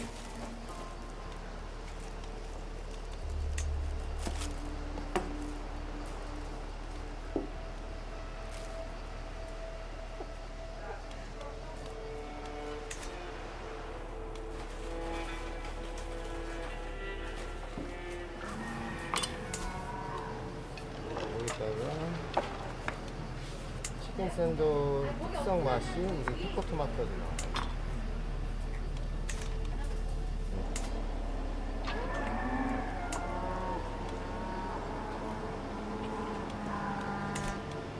What does that one's stationed regiment look like?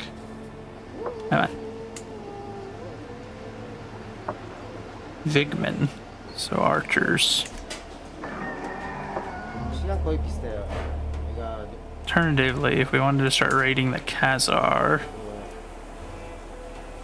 think that's what we'll do. Looks like they've got some good money out there.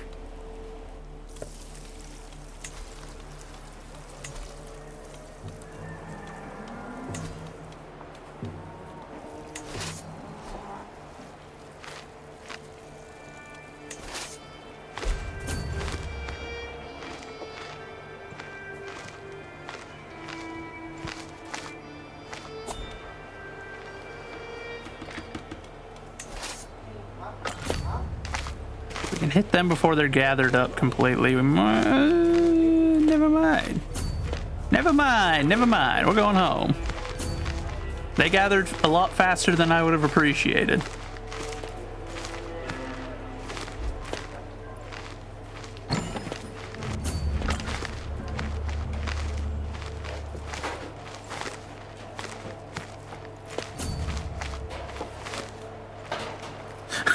Now they're just chasing after us.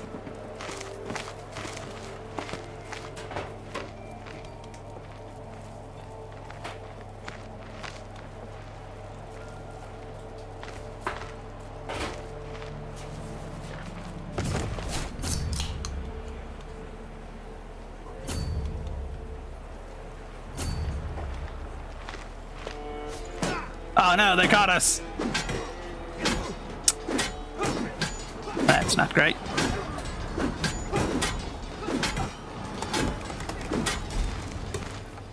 Darn.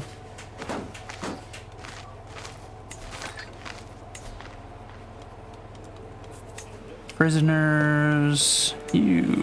Can I ransom you? No. That's unfortunate.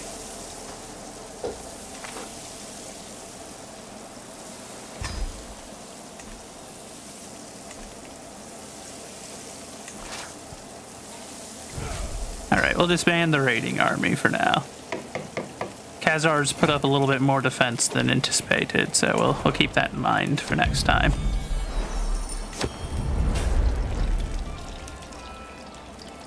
My guest Orban approaches the throne with a smirk on his face and bows deep, reading. Fascinating tidbit. Don't care. An unconventional preacher. I request that you launch an investigation into the infamous preacher in Yari. It's a woman? That's not, let's see.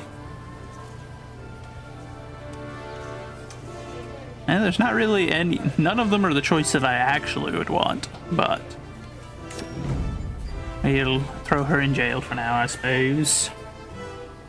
Since that's all I'm allowed to choose.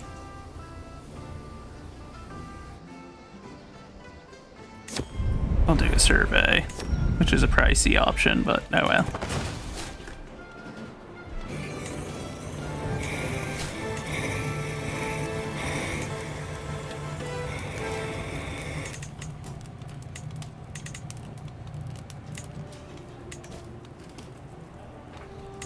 Courtiers, prisoners.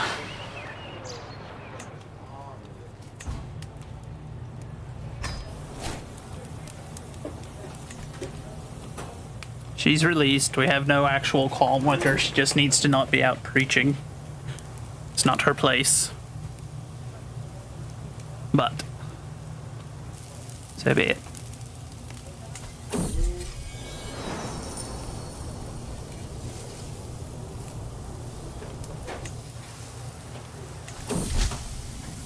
Delicate affair.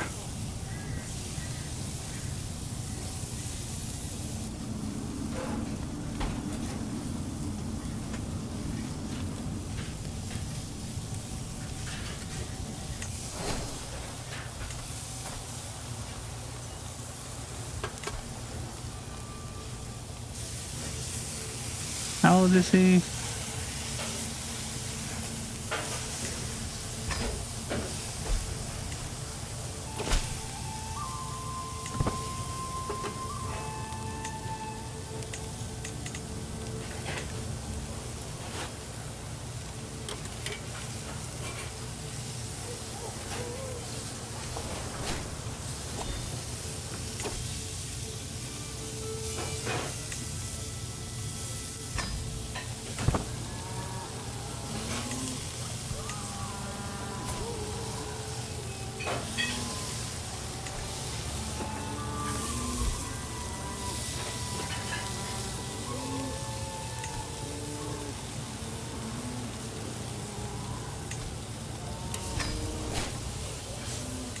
Start working on the sway on him because we're not doing anything else, so we might as well.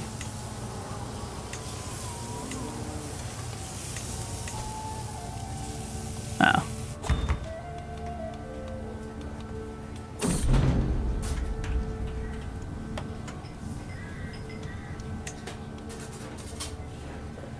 That was not a very good trade-off. 75 gold to get 0.1 gold a turn more for a few years. Not spectacular.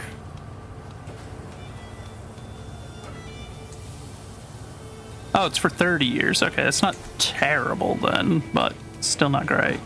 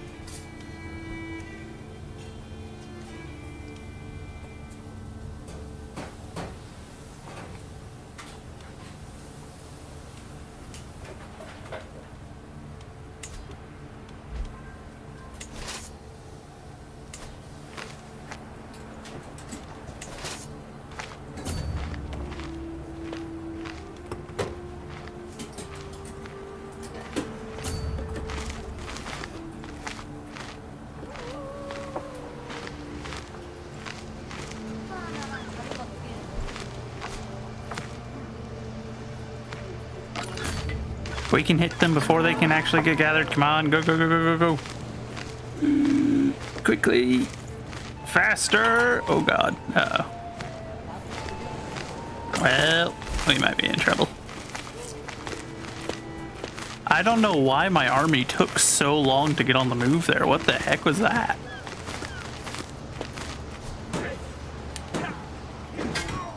Yeah, so they completely missed the opportunity again just by sitting on their butts for 10.5 years before they actually got moving out, despite being a mostly cavalry army.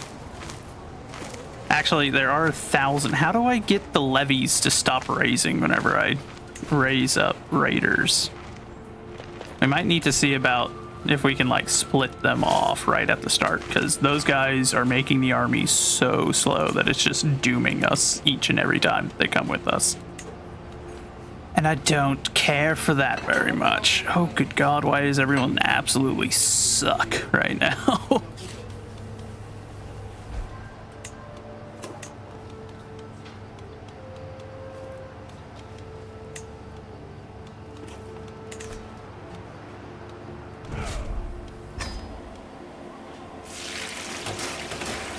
try again another time. Oh, I can ransom this guy for 50. At least there's that. Made a little money off the raid then. Oh, I think it was one of their kids. That explains it.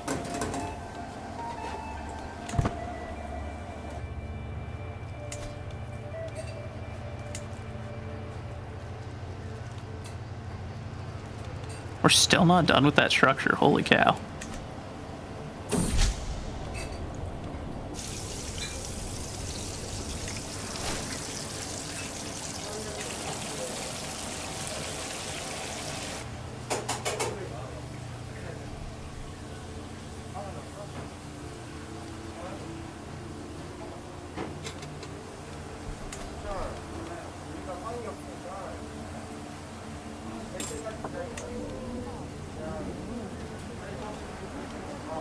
Those gathering halls have taken a very long time to build.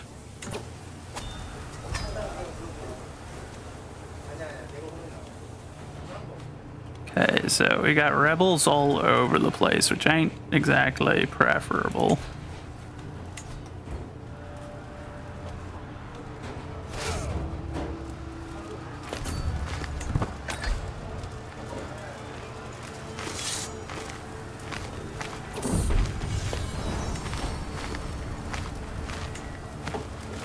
Oh wait, oh no, okay, I didn't realize you were going to commit without actually bringing any troops with you. At least you brought the professionals.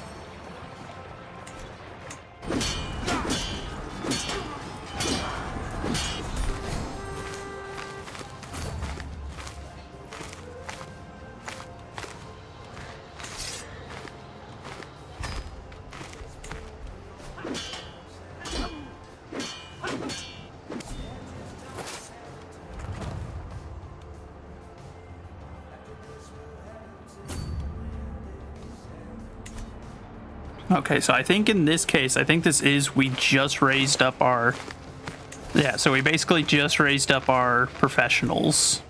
There were a few levies in there, but that's what we need more often. We need less levies, more professional troops.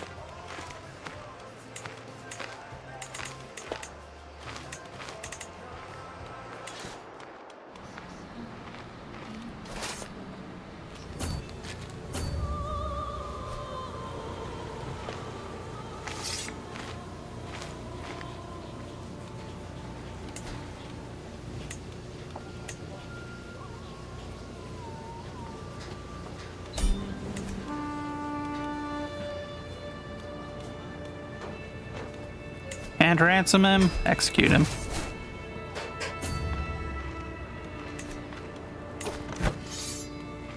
Enforce demands. And then execute that guy. And then disband our troops, have them all go home. There we go.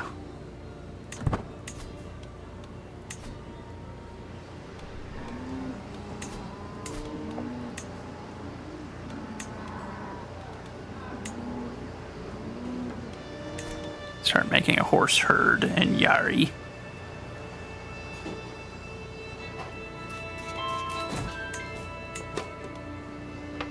And we finally got one development in the tribe of Yari.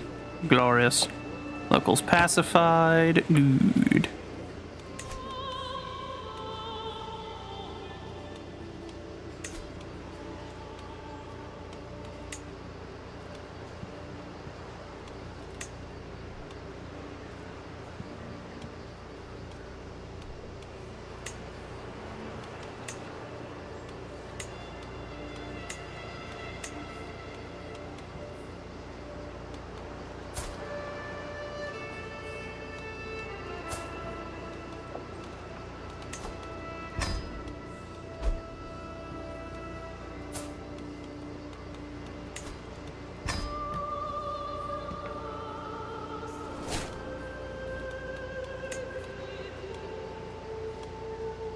If you won't, then you are forbidden from fighting in my army. Simple as that.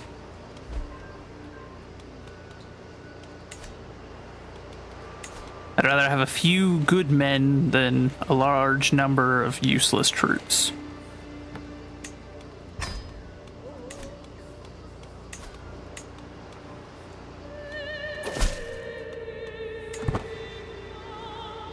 So actually then we will...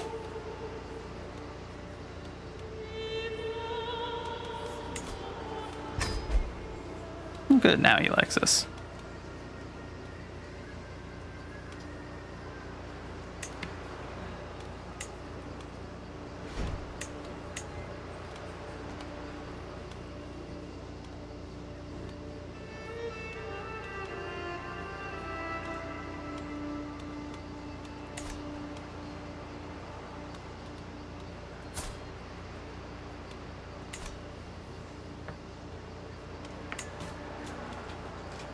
Few champions, that's okay. I'd rather, like I said, I'd rather have a few good ones than a bunch of useless ones.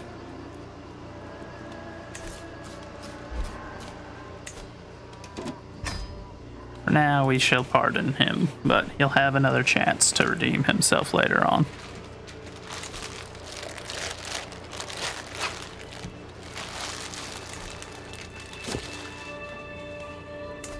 What's this? Day drinking.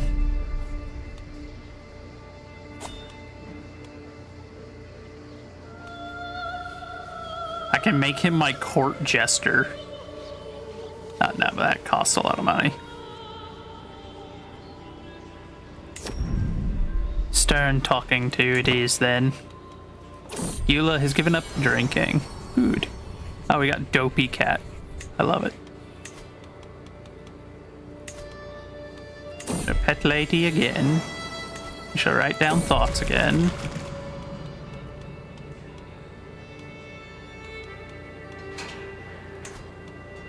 Hmm, 76. That'd be critical though, so we're not gonna do that. We'll avoid that for now. Eula, if you'll convert, I'll get you a wife and reinstate you as a knight. Like, it's that simple, friend.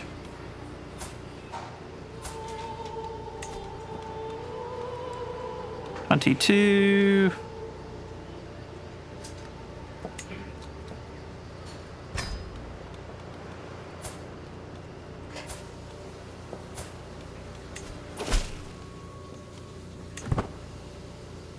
$19.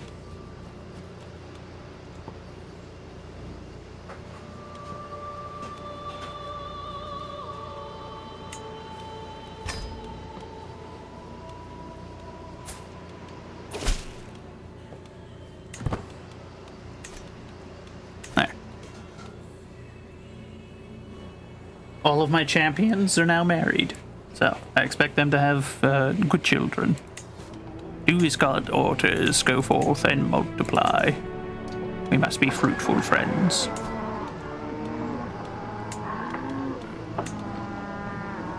And now back to saving up for a new gathering hall, so that way we can build longhouses in Chakasi.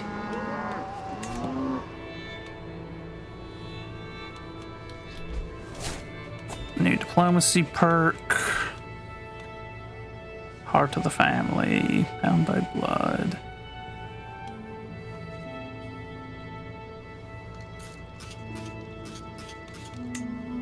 Actually, hold on.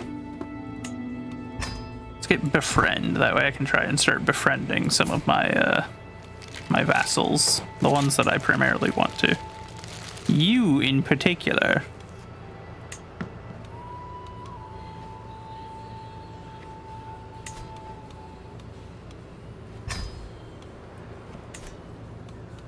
Shall offer a friendly game of chess.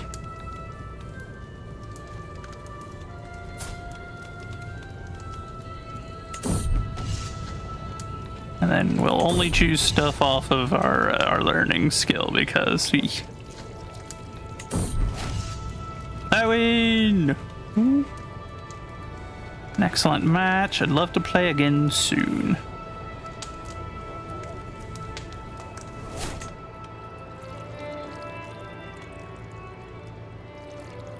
Ah, so that means we should be closer to becoming friends now, I believe.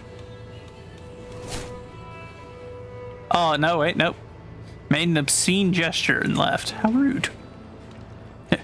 My lord, I was just trying to make friends with you. We played chess, I beat him, I was like, oh, that was fun, do you want to play again sometime? And then he flipped me off. It's not very kind of him.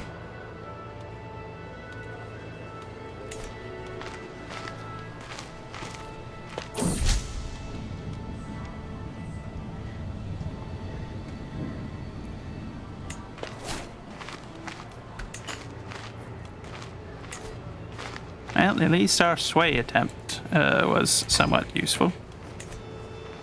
We'll end that and then see if am I able to do a befriend scheme. Glorious. A 21% chance. We're gonna try anyway. Chieftain Vilmos, you're a hard man to be friends with, but I'll try. Wild horse taming. Good, good. And Yari? Yes, good.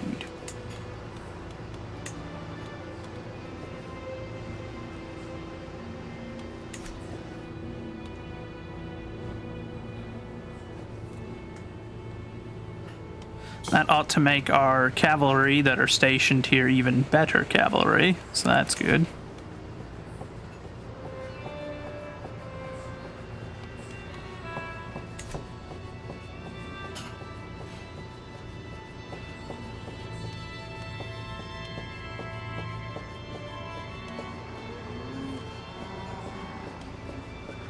We're approaching development level 2, that's good.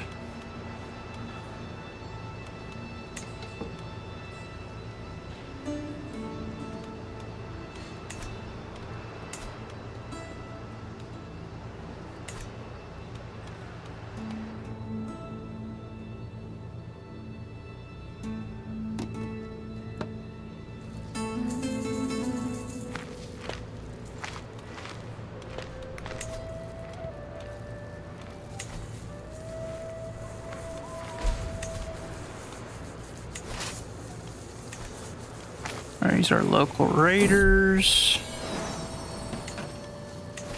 Okay, and then here's what we're gonna do. We're gonna split.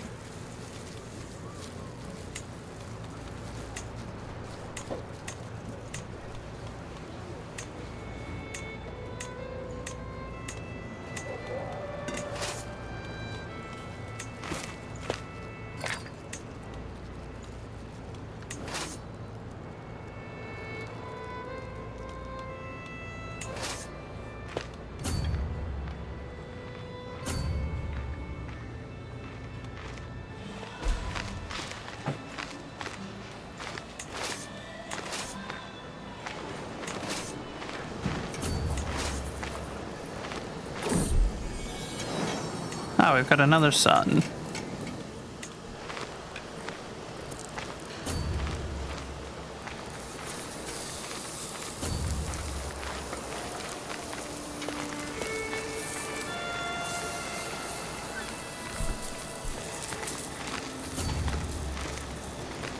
Okay, so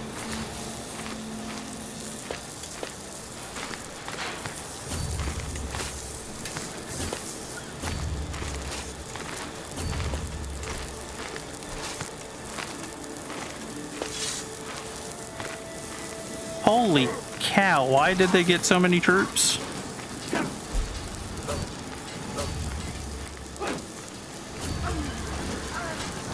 Okay, I think I'm done trying to raid Khazaria for now, because apparently they just...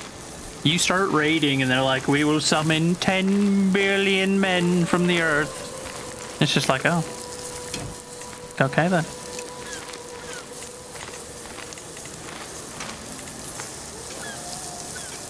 We're gonna go bully the smaller neighbors going forward, because otherwise we end up losing all of our troops and it's kind of pointless. Send the levies all home.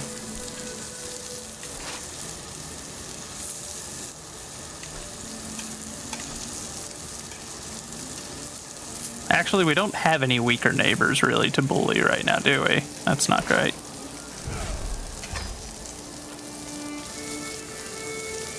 We did get some loot though. Not much, but... Oh, thank goodness, I can ask for money.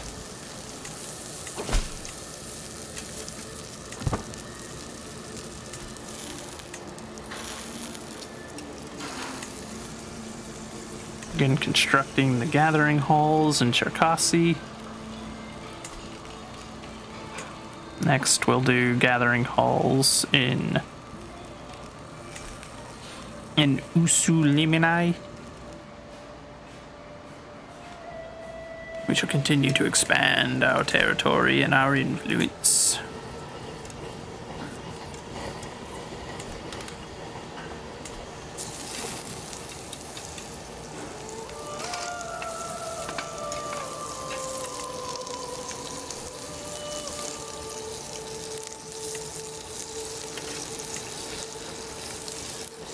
Start building a horse herd there.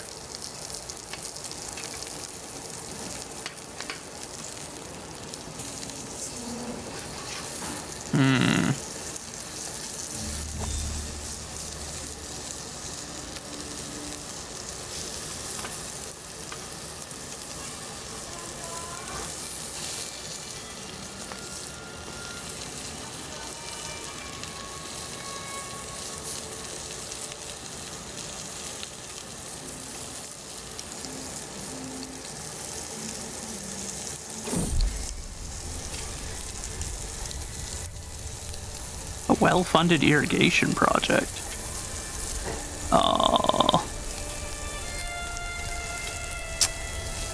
We'll go into debt, but so be it.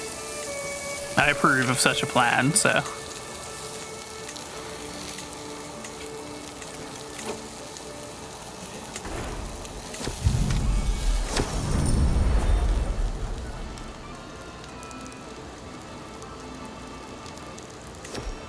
Alright.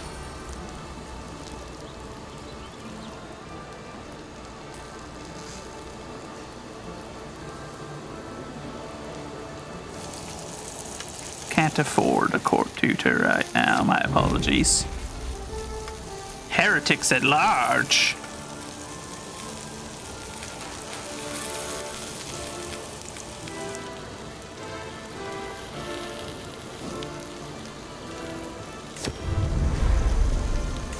I didn't even read what kind of heretics. I just saw that there were heretics at large, and I'm like, how dare?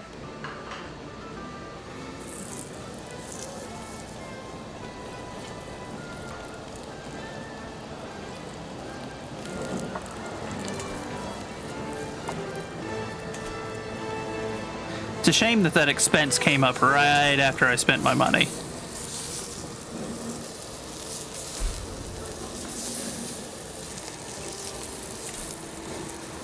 In debt, deserting levies. Oh dear. Well, we'll get out of debt soon. We just gotta draw back our spending for a little bit in the game. I've already done it in real life.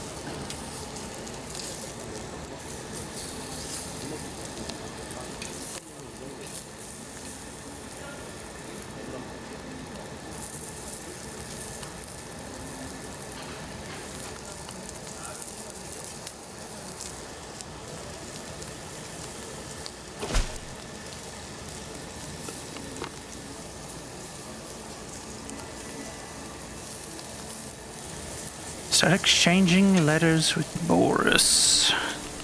Of Bulgaria? Why not, I suppose. If I can befriend the king of Bulgaria, that will do me quite well, as he has got a large domain, and I've got another large domain on the other side of me, which probably doesn't like me because I kept trying to raid them. Actually, yes, this is something I would want to discuss. I'm one of those kind of people. I find enjoyment in it. Our friendship was just not meant to be. Well, that's what you think.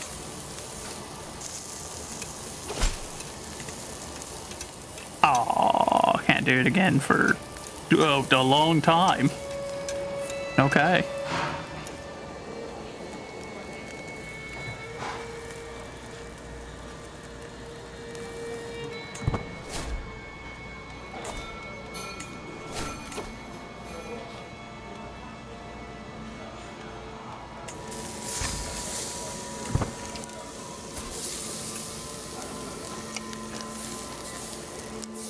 Oh yeah, I forgot we have a second son now, so we can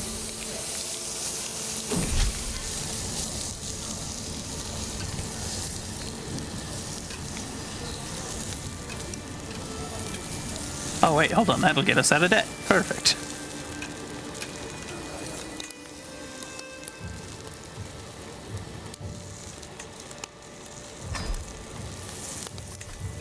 You shall help raise my son, as you are my friend, apparently.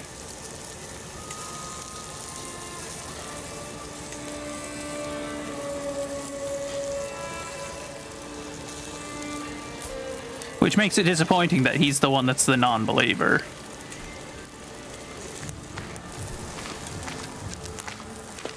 Okay, so where's the 5,000 strong army that they summon up every time I do something like this? All I do is show up to steal some stuff. Those guys are trying to actually take this territory. What is this? It's outrageous. Neighboring ruler won a war. I see.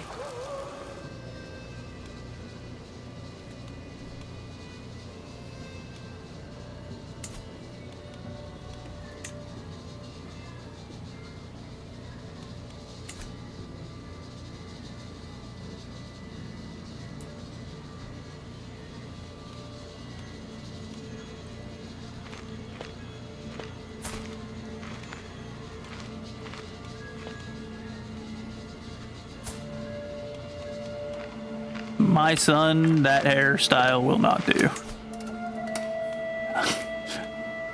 Anything but that, almost, is preferable.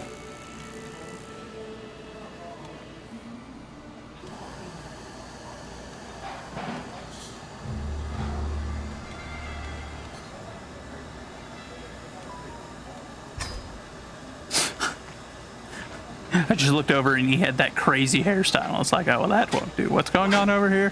Why are my two subjects fighting? Hey.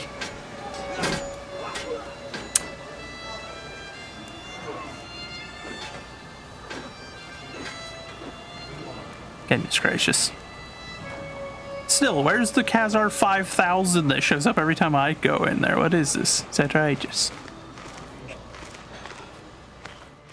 Actual rebels that intend to take and liberate land, they sleep. Me show up to steal $15, it's time to slaughter. It's outrageous, I say. It's too far.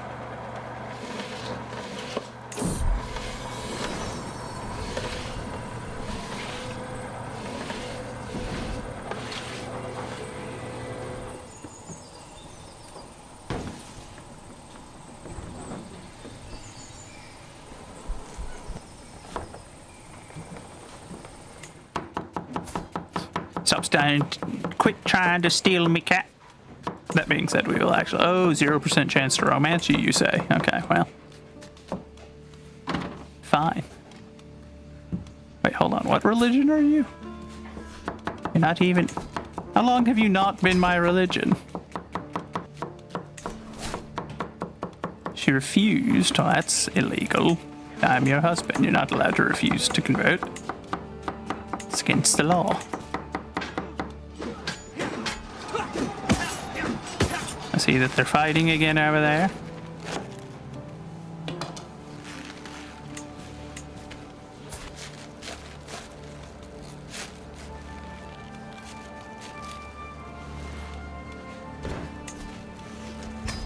Guess we'll start trying to sway her, because for some reason she really doesn't like us and won't convert and won't let us romance her.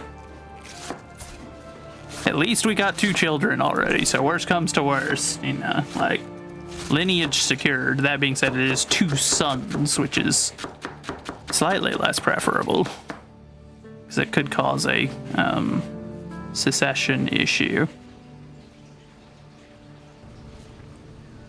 I do dislike being a tribe.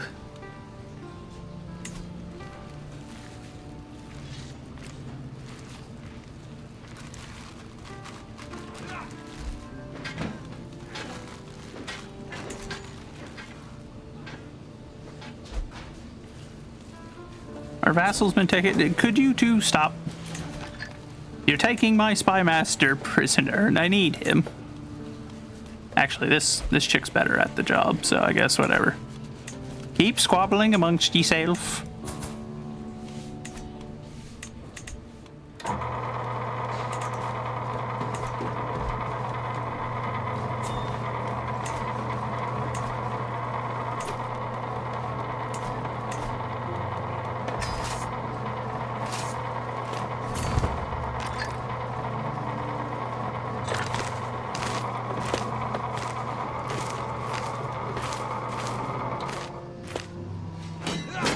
I think we got there before they stopped raiding.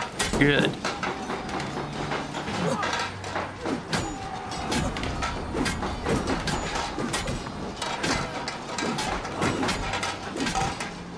Yeah, they did not do very well.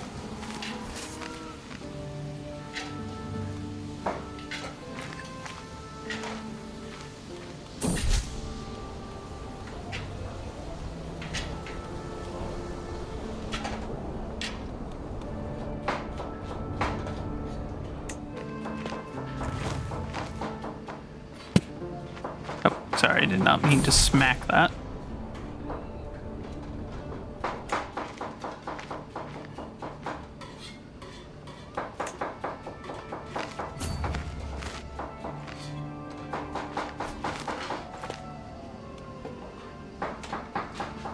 Since he tried to raid us, now we're going to raid him. Ooh. 21 gold over there.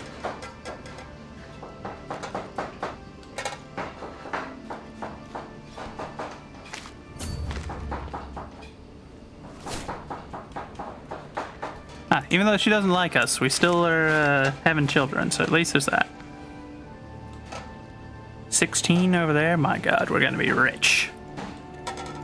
All because that guy decided to raid me first and was not expecting me to, I guess, just absolutely slap him. So we'll raid there and then we'll bring what we've got back.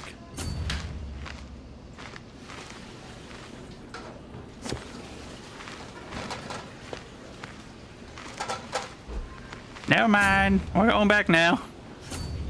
Run away.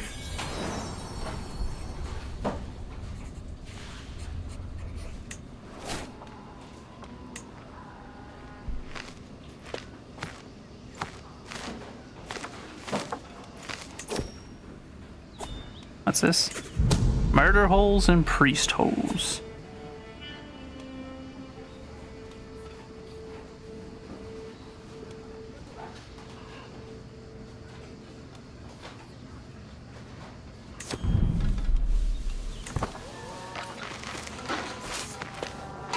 Why are we taking so long to get out of there, boys? I didn't say to keep raiding, you absolute mongoloids. I didn't even notice. No wonder they weren't getting anywhere. The idiots were like, he said run, so that obviously me. Did they all just die? That's so much money lost for nothing.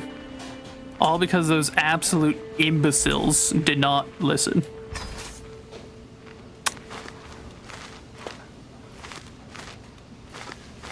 Is that all we have left? We have 96 men left. Are you absolutely kidding me? Yeah, I hate being tribal. The whole raiding thing is fun on paper until that kind of thing happens and your AI are like, well, you had always raid clicked once upon a time, which somehow translates to don't retreat from an enemy that outnumbers you 5-1. And I'm just like, yes. What idiot came up with this? Whose brilliant idea was this?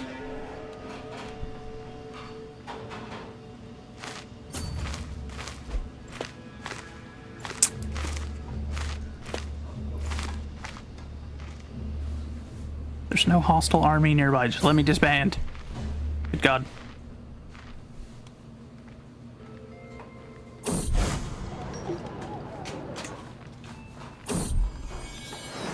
Another sun. My goodness, this lady just pumping suns out.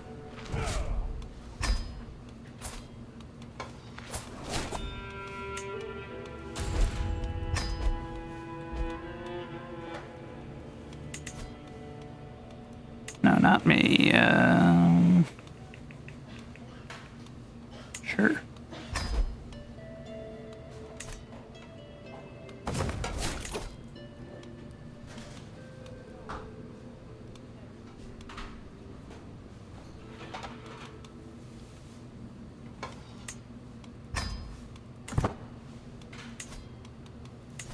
We still haven't finished conversion. I almost just want to, like, is there a way to just kill my patriarch or to get him removed? This man is startlingly incompetent at his job.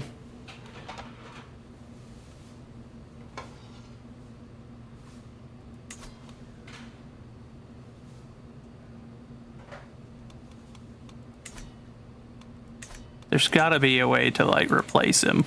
Can I talk to the patriarch or the high patriarch or whoever? Be like, hey, that guy sucks. He's really bad at his job. It's actually causing me problems. He's that bad. It's taking years to get done what should have been done in like 5 minutes.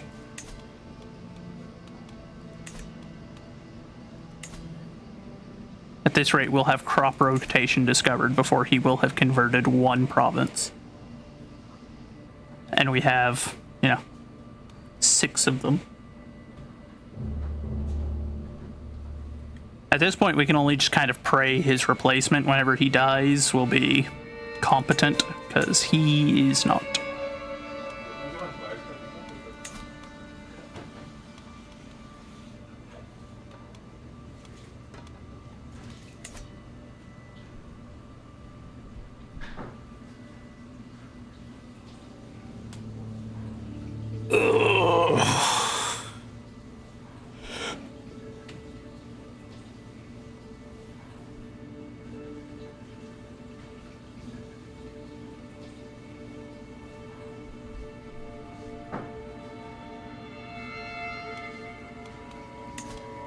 I wonder.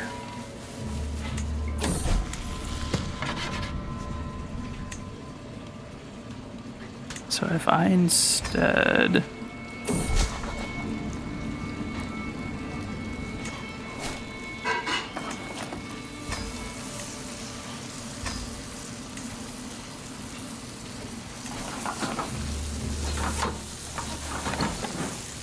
My wife is being consistently just a pain. I don't know how to get her to stop being a problem right now.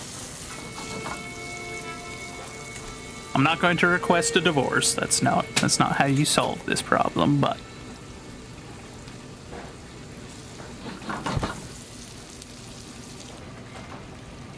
I really wish she would stop doing me over right now. She kind of is.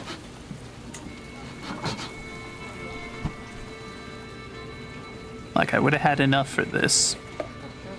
And then she decided, nah, I'm going to be complicated. She's like, but why? Why?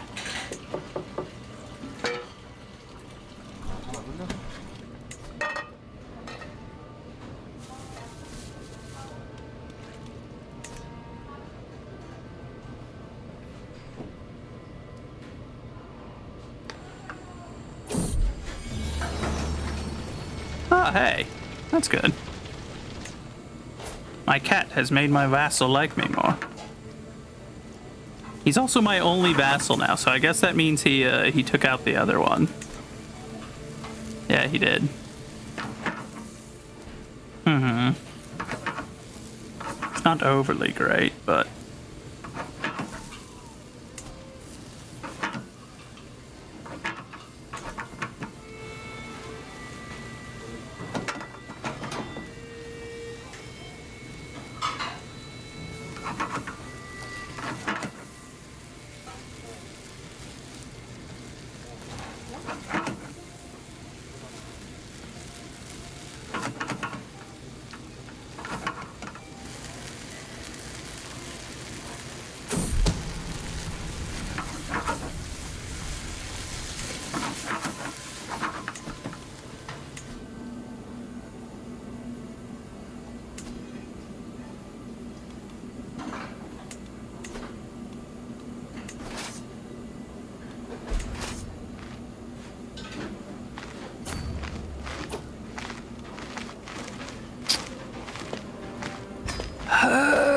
Never mind, we're not going raiding. Stop being a raiding army. Be a normal army.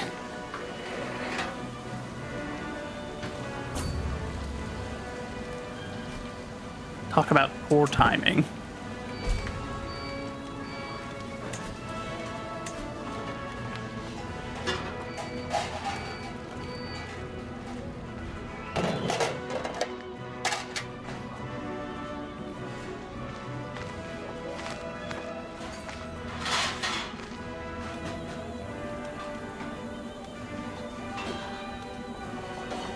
hopefully we'll be able to hold the river crossing here if they come across to fight us.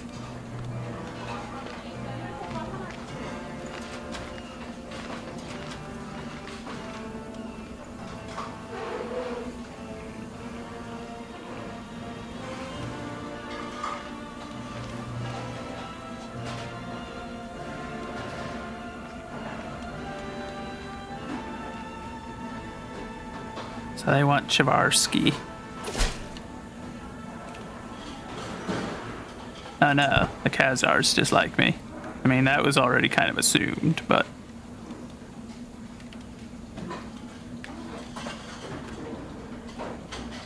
차도 2인분, 3인분이요.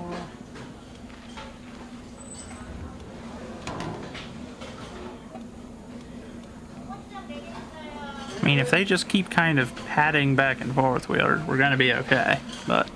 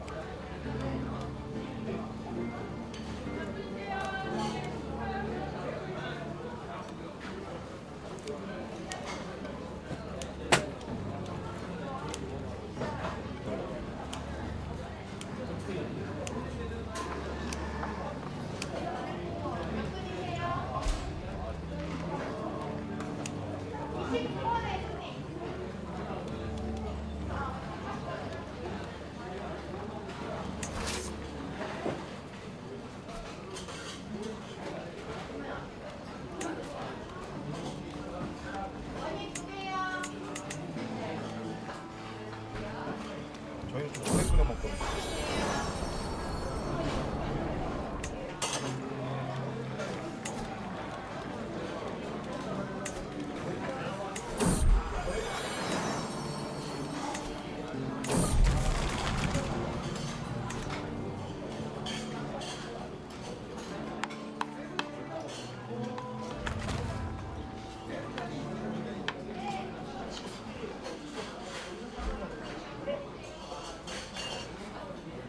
They can't seem to decide what they want to do, but I'm not going to cross over that river and fight them in their territory. If anything, actually, hold on, let's see. We'll move in just into this spot.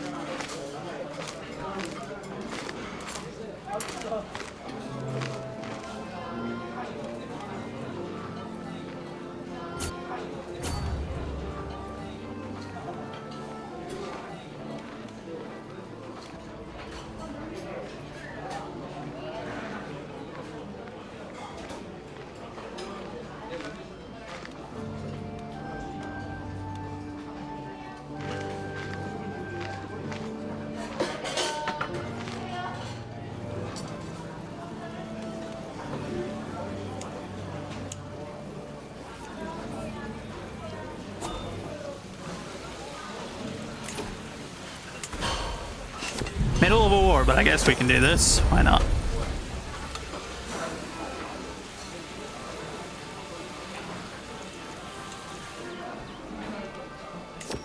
No interest in that.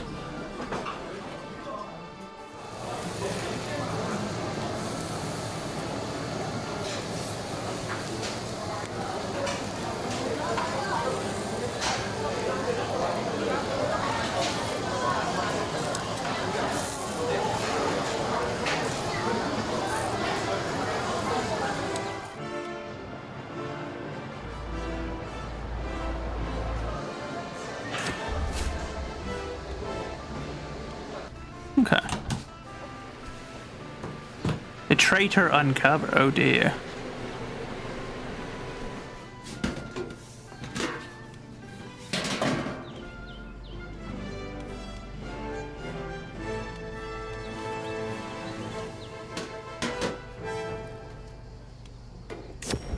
I'll give forgiveness once. If he makes that mistake again, he will be killed.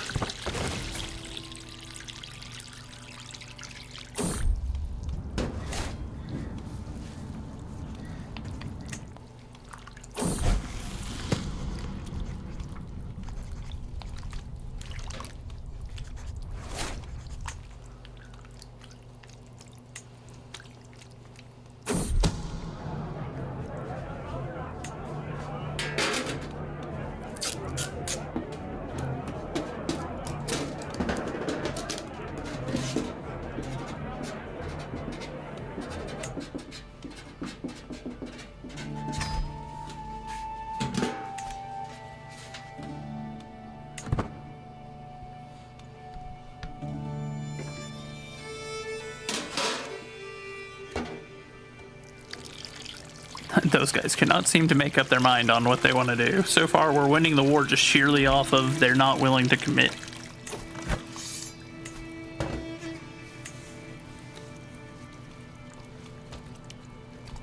Which is fine by me. If they slip up and let one of their armies get slightly too close to where I can catch one of them, if I can kill one army, then that'll leave the rest of them in a significantly worse spot.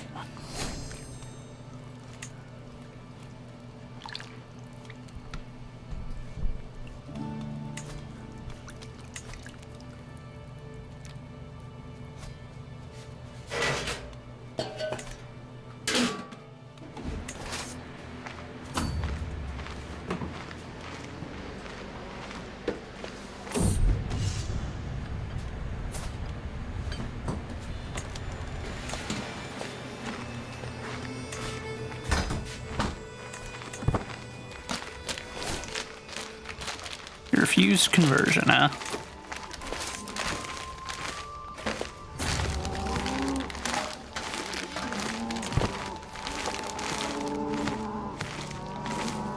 I'll deal with that shortly then.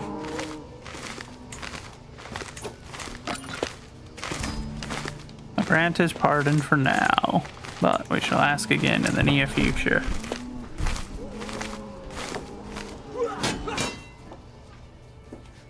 Finally caught one of their armies out.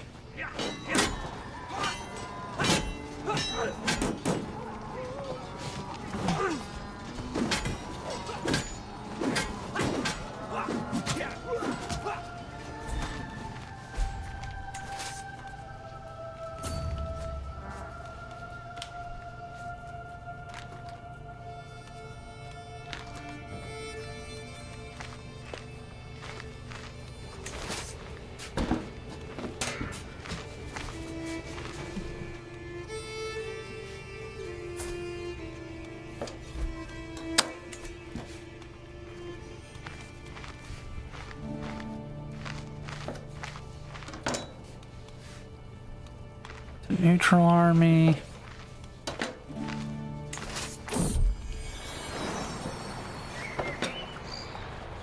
Oh, good God, he's a cannibal.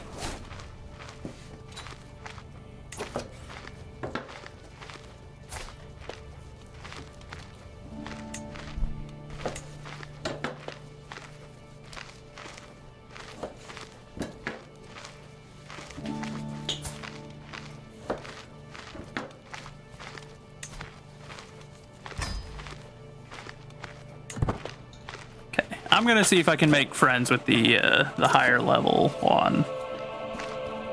Oh dear, they're gonna gather up their armies. I should have expected this. Of course, they somehow knew where their ally was retreating to.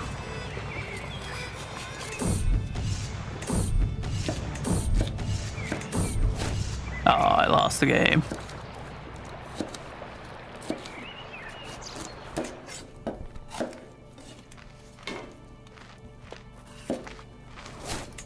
He dislikes me because I was nice to him after he won? What? Okay. I'm about ready to give up on a lot of the AI. They feel deliberately mean sometimes, where it's just like, ah, yes, he's supposed to be the patriarch of my religion. And I'm like, oh, let's have a game. He wins, and I'm like, oh, okay, well, that's cool. Good job. Yeah, the better man won, and he's rude to me in response. How rude. There we go. Caught out another one of their armies at least. That's good.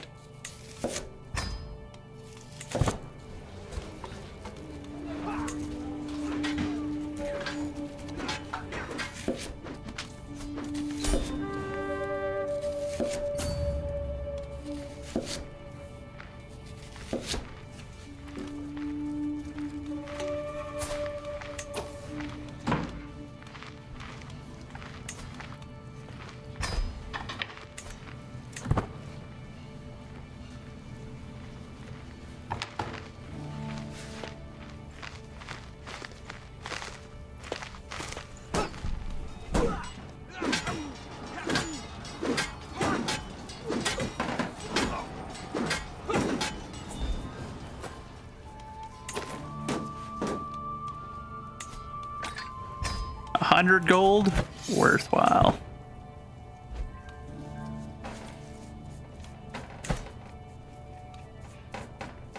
Good, good, good. They did. Now we can enforce our demands. Well, that was a profitable war.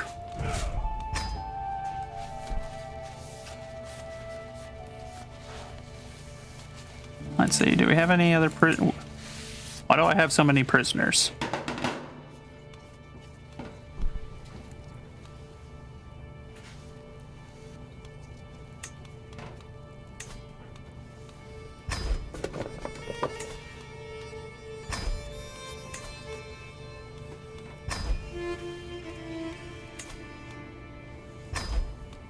There we go. That didn't earn us any dread burning all those people. I'm kind of surprised.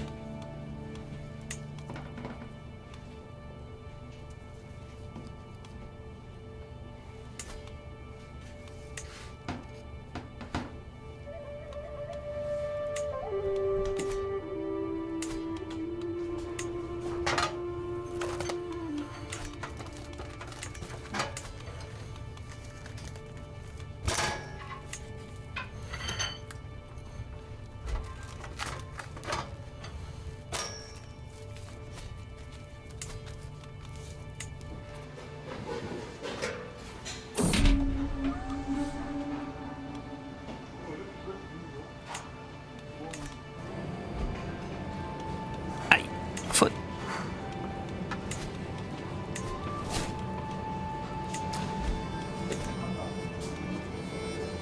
Continue developing our primary province, which is our capital area.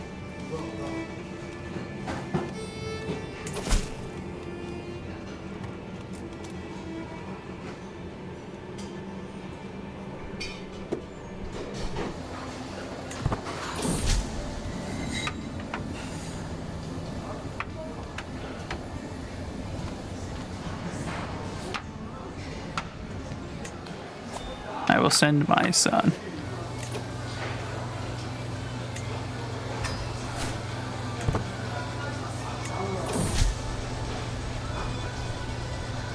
Oh, good.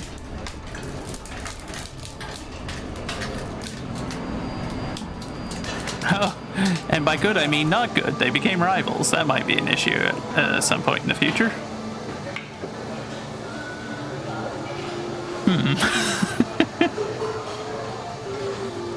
What is he doing?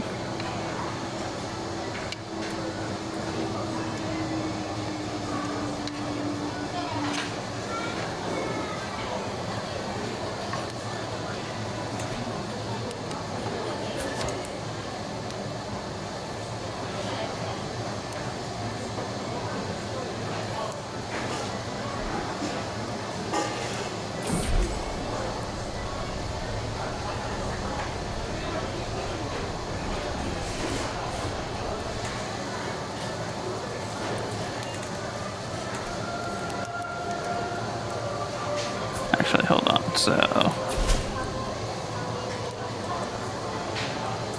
oh, good.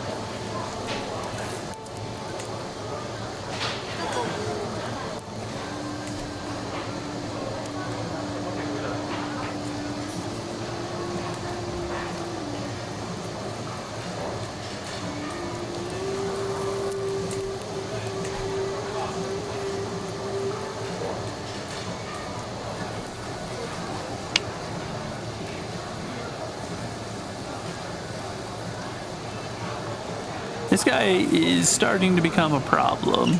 He's...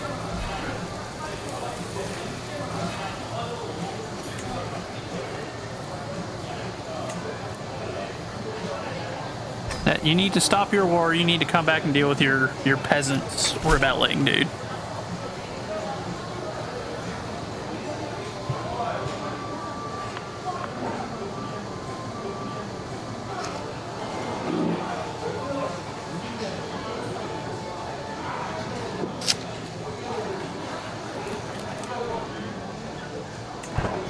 Now, if I only pay him to do so, then that'll just be money that he uses for stirring up trouble in the future.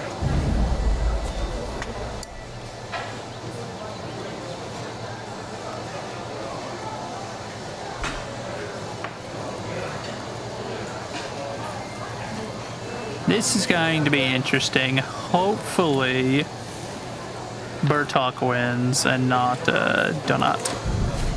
Donut won! No!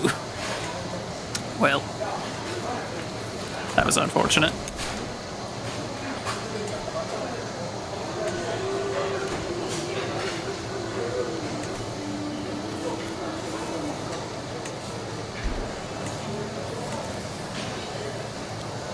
Things just aren't going my way.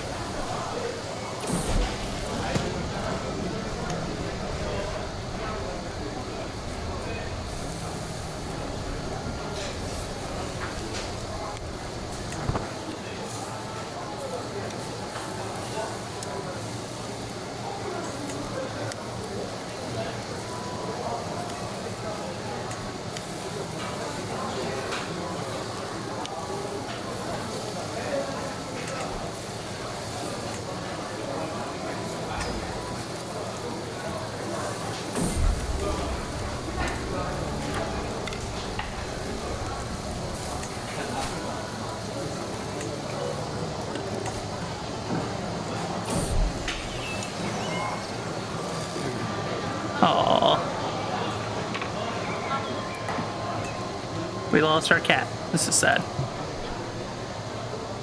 She was a good cat lady.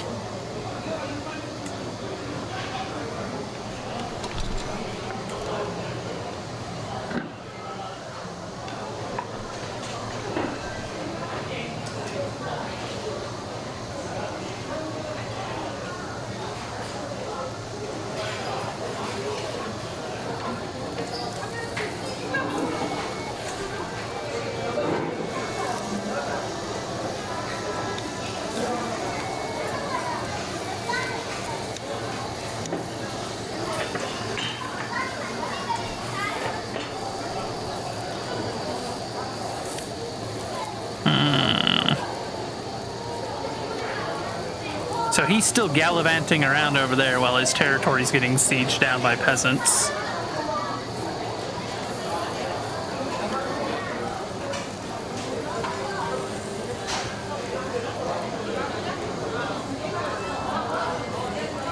A large number of peasants now too, now that he's sat on his haunches for so long doing his little wannabe conquest. Oh dear God, hold up.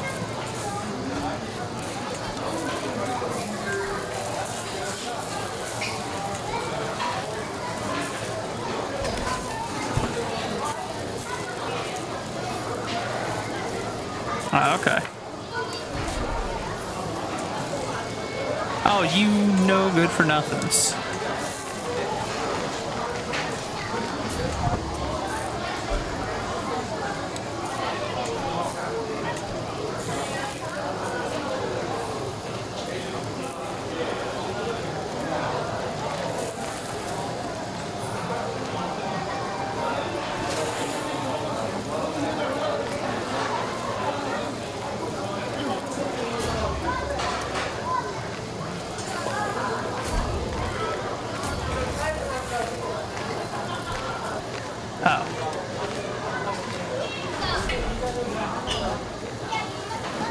Okay, I guess they're not raiding me.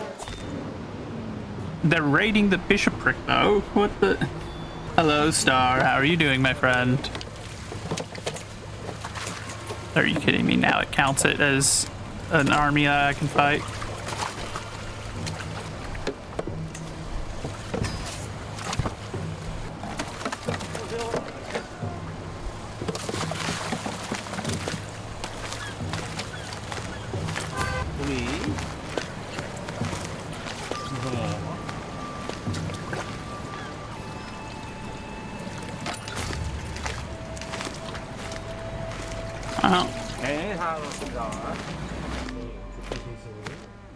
Oh, because he's off leading his idiot army. I don't have him available to command the actual army. Glad that he's doing his job.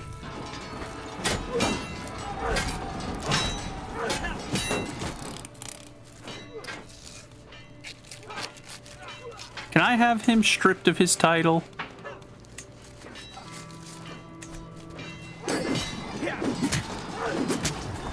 I know at the very least he's not going to be Marshal anymore. In fact, you lose Marshal title immediately. That's an instant.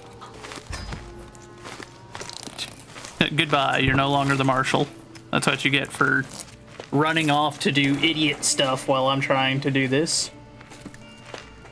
You made poorish financial decisions in D&D. I mean, at least it was in D&D. I did it in real life, and I don't recommend it at all.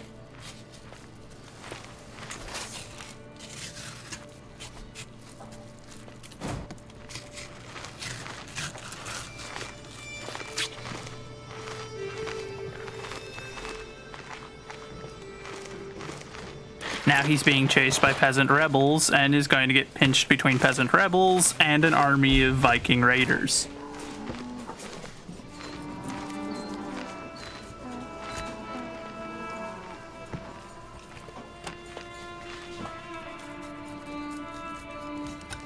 And all of that so that he could get that one little extra area. Oh, my wife is dead. Well, that's not great. Let's see, how old am I? 31. She only was 32. What happened? Good lord, she died young.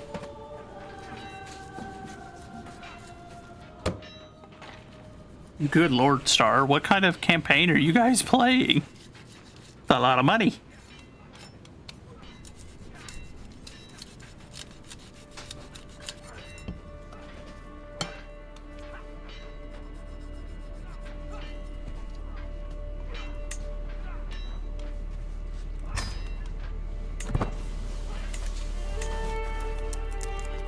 A powerful vassal expects to see. Yeah, you're not a powerful vassal anymore, dude. You are currently getting slaughtered by a bunch of peasants. Actually, you look like you will survive. Good job. You're still not going to be Marshal anymore. You've proven incompetent. Instead, focusing on expanding your own personal domain has left our domain as a whole weaker, and for that, you are not permitted to be an important person in the army anymore. And if I can figure out how to strip your titles, I will. When will you learn?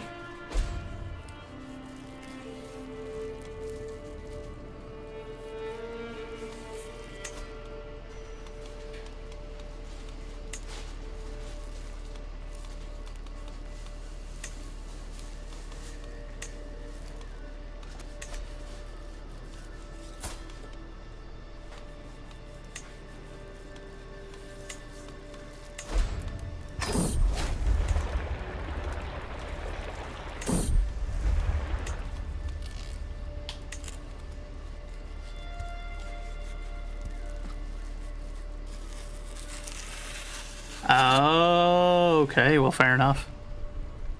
So you guys are doing like ultra high level campaigns. Fair enough.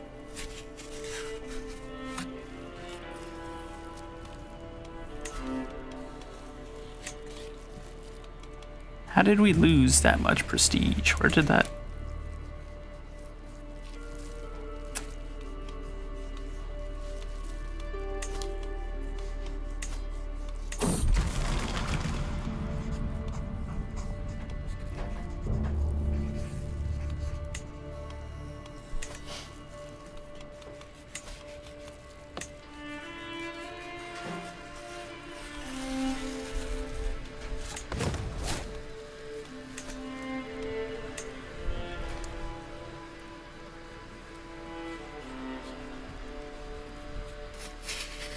Good God. Wait, you're doing that as a way to train newbies? Goodness gracious. I know that we did that to you in Helldivers, but good Lord.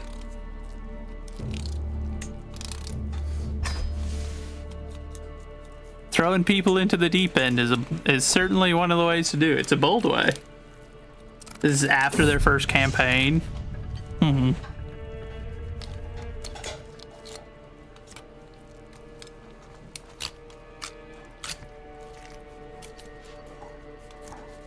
Why would I attend your hunt, chieftain?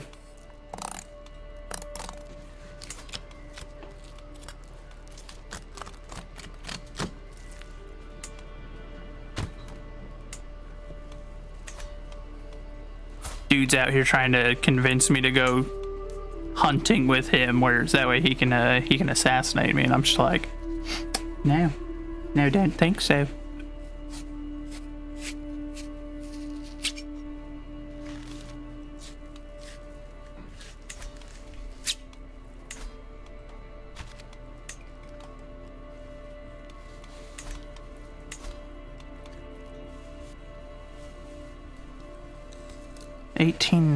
Or 891 will be whenever we can do that again to pass high tribal authority.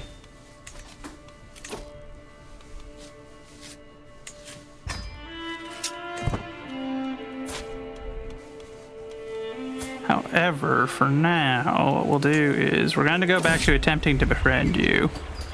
Oh wait, no, hold on, we gotta finish this first.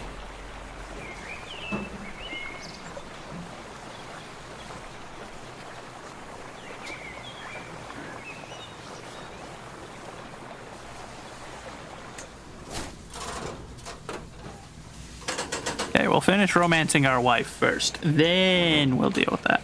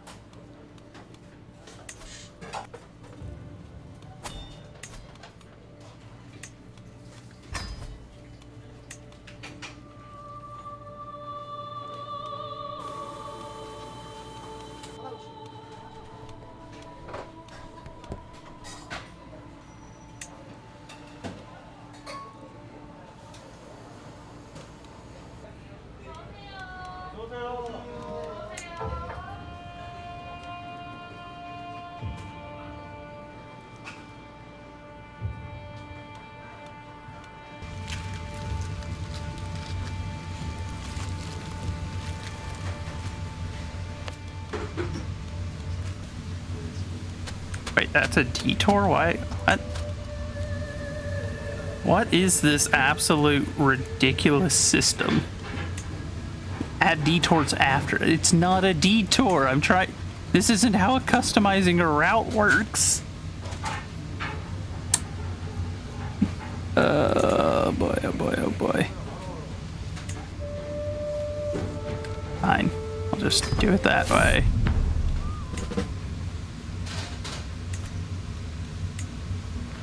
Like, let's march right through a war zone. And I'm like, but we could literally just go south and cross here where it's safe. And they're like, but that would be a detour. It's not a detour. If you're going out of your way to avoid, you know, marching through active combat zones, I wouldn't say that that's really a detour.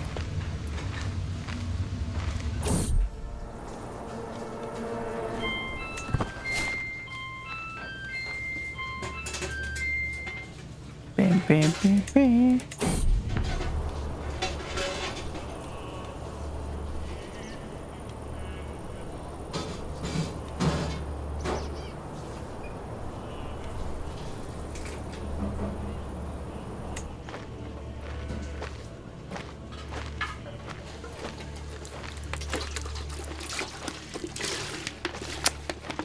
We really shouldn't have him as our regent. We need to see about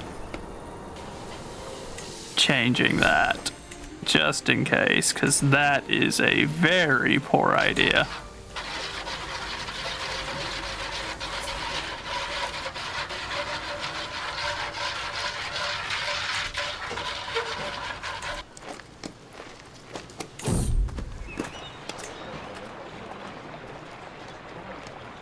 A foreign treat. Filling with some flowers, my liege.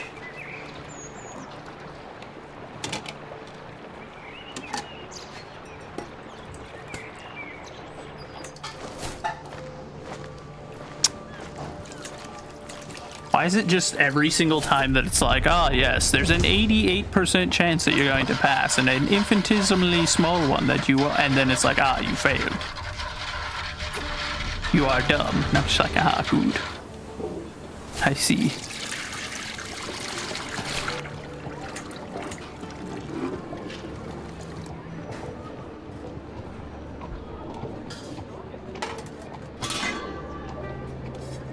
Time to pray. Glorious.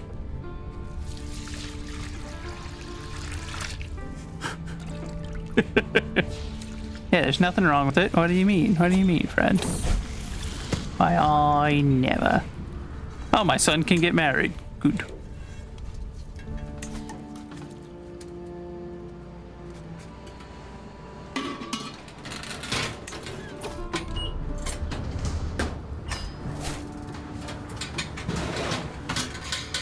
Pilgrim's Guide. God shall guide me.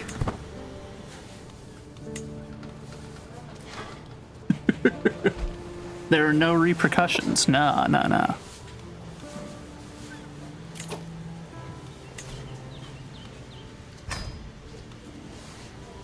50 bucks to make a shield? I'm good. None. 0, in fact. I believe you, friend. She clearly speaks the truth.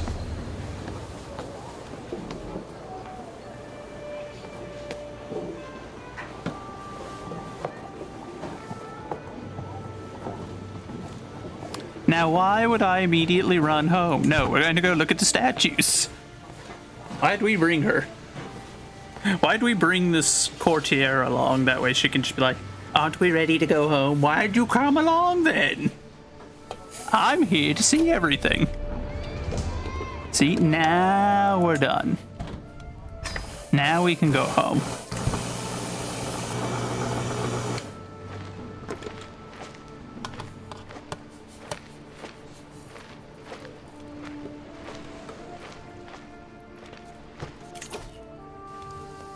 That lady still want 50 bucks to make a shield? You know what? Fine. Why not? And then we'll have that guy. That way we can get 15 gold back automatically. A duel.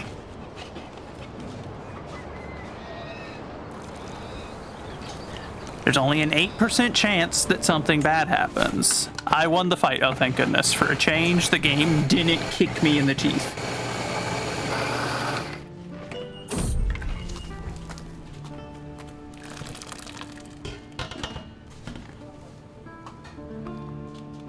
What language does she speak? She's Vlach. And then we'll just go that route. Gain some extra prestige as we need it. Oh good, we're gonna pass back through the war zone. Only the Lord guides me. No, we'll do no dedication on the shield. It's just a shield. I like the idea, but I thought it would be fun, but I'm bored. Well, then you should shut up. It's the only correct way for me to respond to her in that case.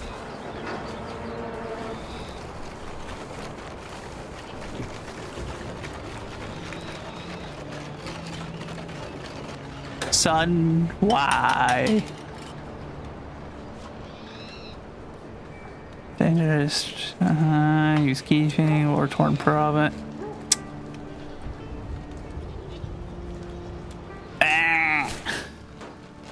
Okay, we brought him back. And I can ask the Patriarch for some money. Good. I will use this wealth wisely, of course.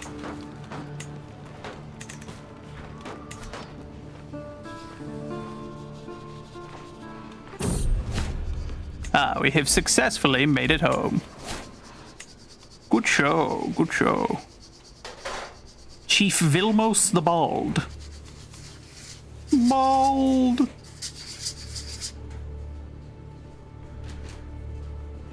Ma'am, shutteth thy mouth. Exactly. How dare you come along on my journey, my special trip. It's the only one I've taken all game. And you did this? How rude.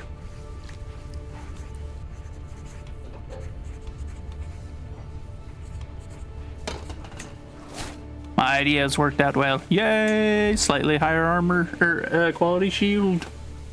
We'll go. We'll be able to pair it up with our axe. Alright, petitioners. Let's see who has what petitioning. My courtier Florier comes forward apprehensively, escorted by her husband Iuga, who seems in a bad temper. My lord Geralt is trying to seduce my wife, an affront to God. Exactly. My goodness. Will not tolerate such things. Who's this that I'd be? No adultery. Get out. Shadow in the night. A woman approaches the throne, clearly a commoner. My lord, she begins her speech. I represent a local community of Uman. In the last few months, our cemeteries have been plagued with the disappearance of bodies. All have been dug up and left with no trace. At first, we feared wild animals or obscure powers at work.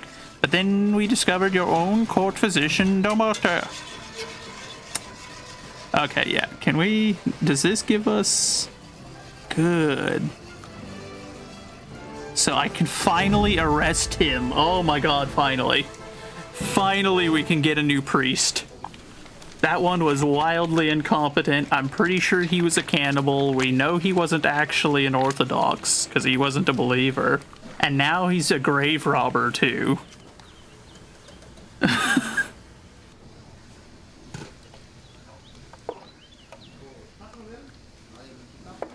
Who are you, a hero of the frontier?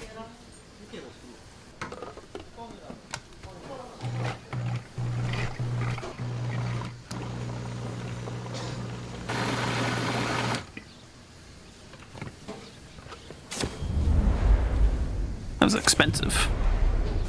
But now he is Tadar the Bold. Okay, so we've got a new patriarch. This one immediately likes us. He is so much better. Oh my god, thank you. The last one had a score of 6. He's got a score of 25.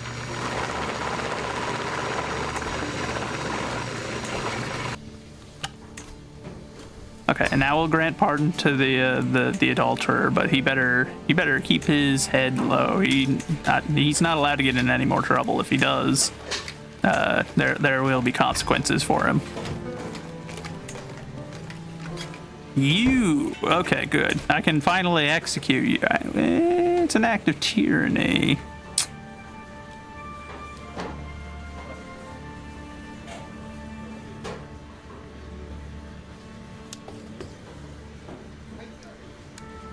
You know what? Fine. We'll just let him die in prison, because if I execute him, I'll get in trouble. But we'll just have it. We'll let him rot for all of his crimes and for his wild ineptitude at his only job. We should have had most of this done already with the whole conversion thing, and we haven't because of him. Oh, he died already. He died in prison already. Good. That worked out.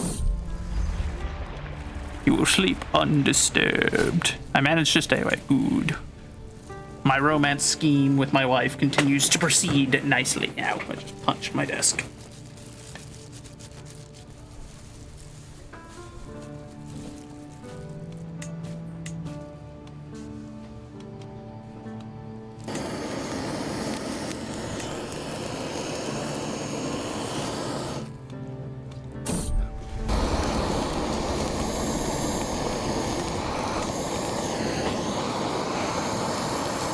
I don't know what this sound is.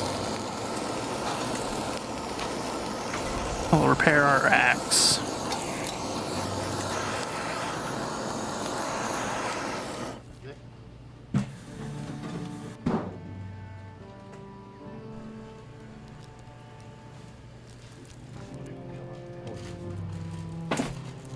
At least our development is slowly rising.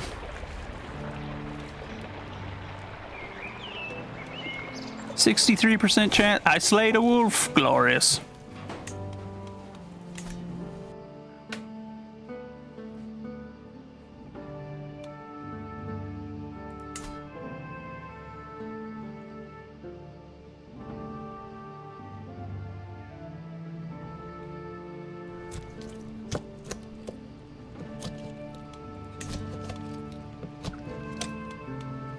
The armor's almost done.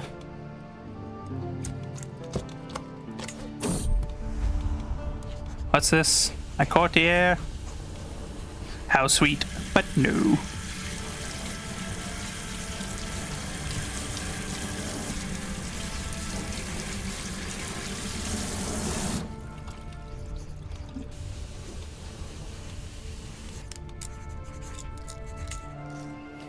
Yeah, we'll just hit her with the, no, quit. Stop trying to seduce me, go away. The wild hunt time coming. I got lost, oh dear.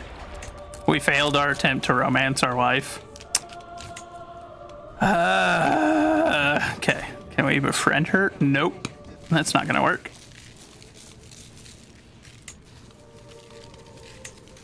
Can we befriend our priest? Ah, we actually have a good chance of befriending our patriarch. Good. At least I can have friends with someone, good God. Also, there's a faction? No, it's just a peasant rabble. I'm not worried about that. If they rise up, they'll get slaughtered. New shield. Wait, where is it? Oh, it's a wall ornament. I figured whenever she said a shield, she meant a useful one for combat, not one that I could hang up on a wall. But you know what? Fair enough. Ooh, that gives us a renown bonus, so that's good, actually. I'll take it. I retract any complaints.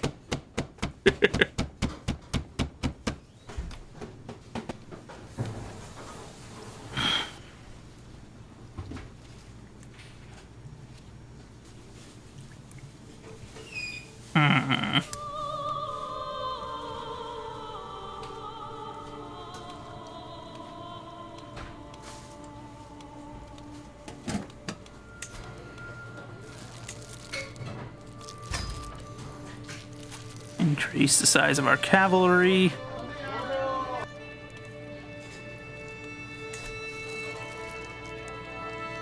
A notable guest has arrived. How's that religion looking? Orthodox is slowly spreading. It should spread faster now, though, that we have a competent patriarch instead of that idiot that we had before. That man really was a burden.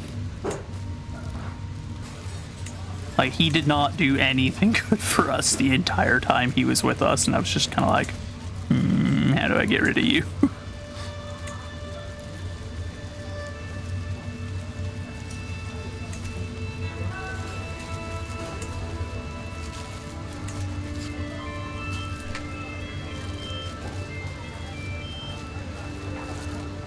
That reminds me, how long till we can do this? So we got a few more years before we can do this, but that means we need to be, titles and vassals can be retracted. Oh, thank God, that's what we need. Because that guy irritated me with his incompetence, and I would like to revoke his title if possible. He's also becoming overly powerful. He's got more provinces than he should, so...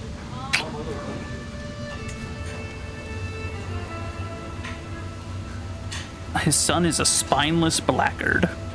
Oy. And he's a drug addict.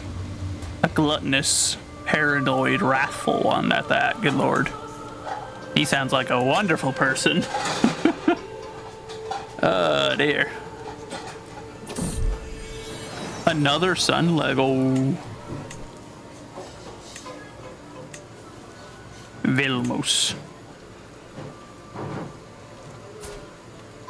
I have had nothing but sons. Every single kid we have had is a son. I'm starting to think it's my character that's causing that, not the wife.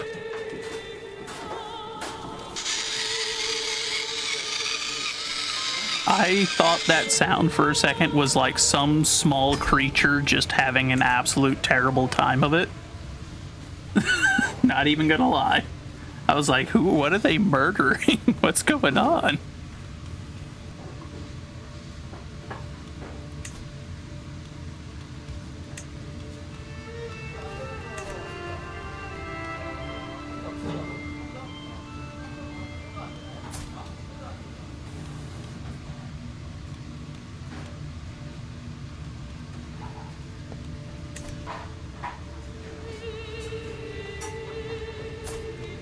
That reminds me, our primary heir, oh, they're only betrothed. That's why. Oh, yeah, because she was a bit younger, so she'll be 16 soon, and they can... Oh, I didn't even notice. He got Fortune Builder. Good stuff, good stuff.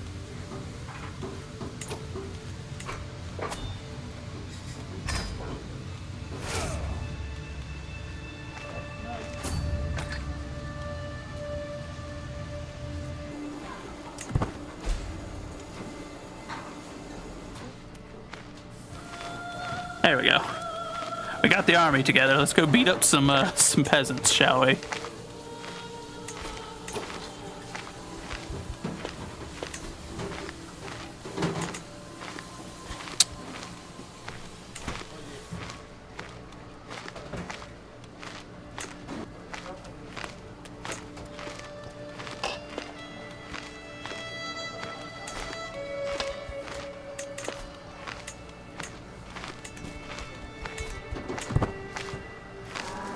Hello, peasants.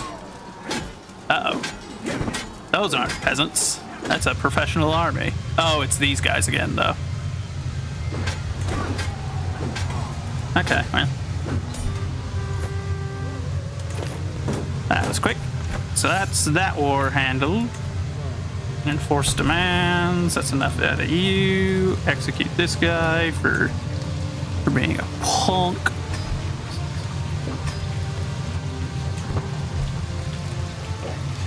And now we stand here and defend, because we're stuck fighting these two idiots again.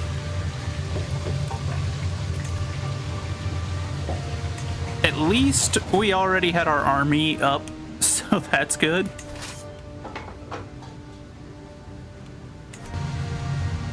Like, that was as preferable a timing as it could have been for us, that our army was already stood up and fighting a very small peasant rebellion. Because it means we're just immediately like, yes, we're ready to fight. If he wants to go for the capital, that's fine. We need to keep an eye out for any more of them, though.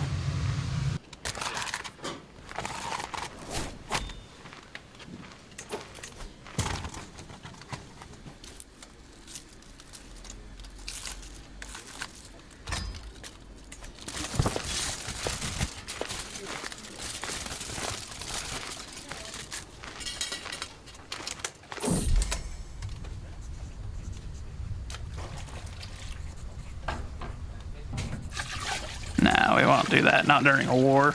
It's not a good idea.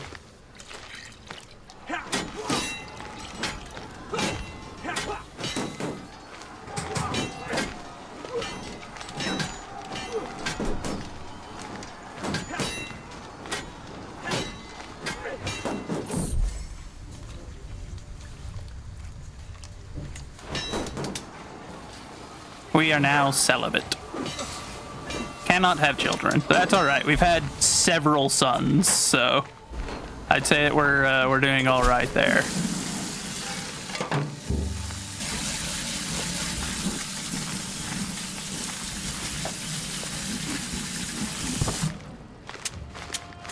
Empty council position. Our chancellor is dead. That's not great, but.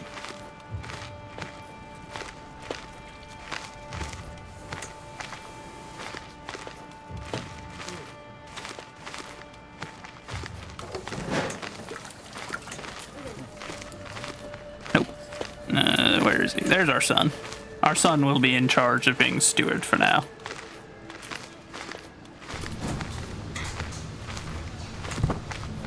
Also, that's a frustrating defeat. We were absolutely kicking their butt, and then their reinforcement army arrived because they can't fight us by themselves. They're not. competent enough to one-on-one us. They have to have their boyfriend come defend them. 'Tis unfortunate that.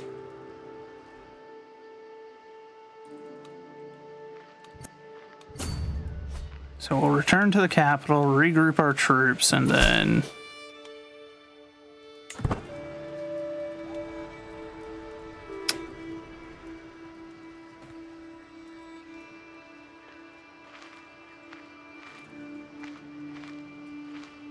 I doubt that we can afford any mercenaries, which is annoying.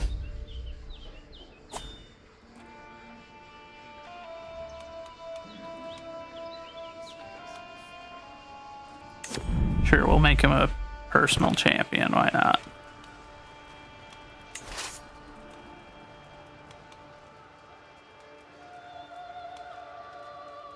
Let our army regroup, and then we'll see what we can do.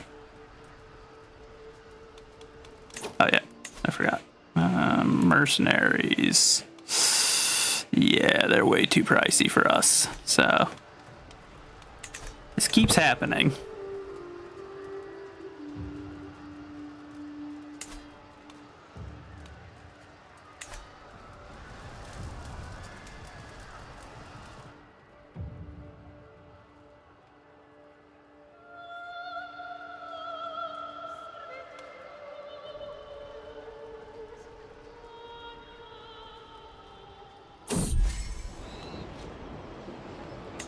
Oh, good.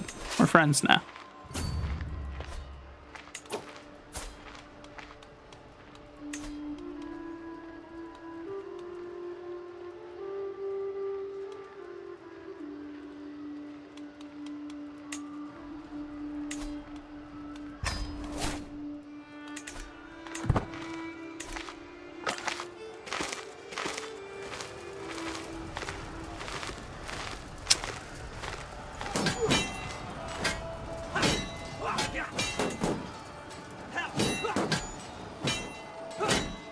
So much for that whole defending the... I don't understand what this is about. It seems like it's such a negligible advantage, it might as well not even mention it.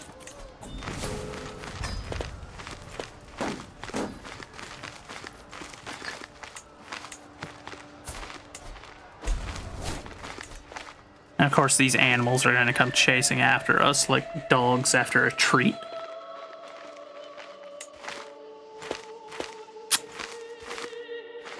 Disgusting, the whole lot of them.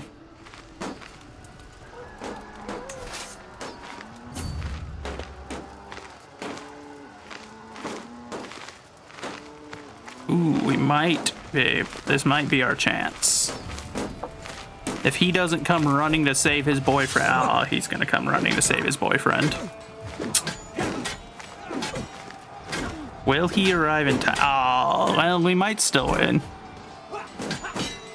Ooh, come on, come on, come on, come on. We can win this, boys. We can win this. I don't care about that. Just victory. Give me victory. Yeah. I don't even know what this was that's in the background. Oh, it's that. Okay.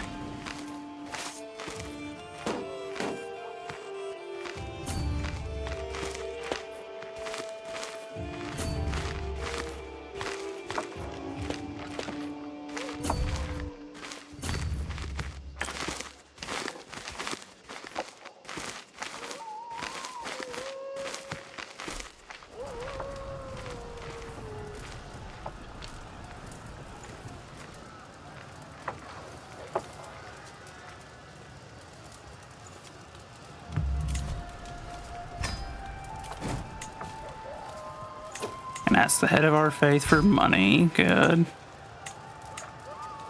We're gonna need it.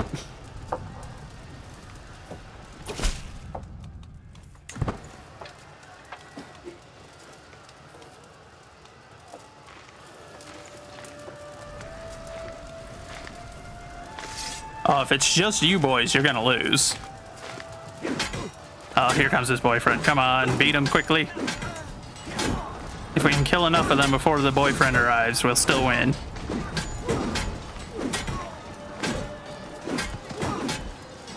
we're still winning. Come on, we're still winning. Yes! Suck it! See what happens? You slipped up once. That's all it took. He slipped up once, and now I've got the edge. Now I'm on the winning side. Not so tough when your little boyfriend isn't there to save you in time, huh? Sucks to suck, dude.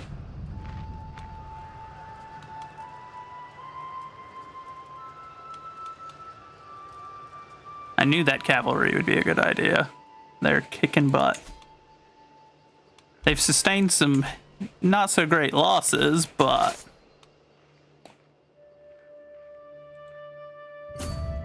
nothing that I wouldn't have expected.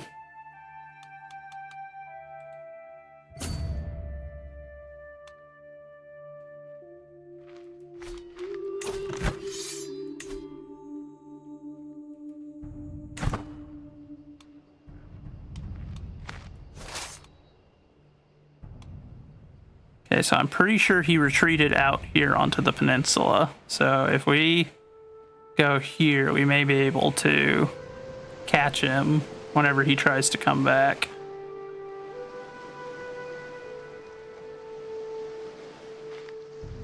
Yeah, there he is. Hi, bud. Where are you going?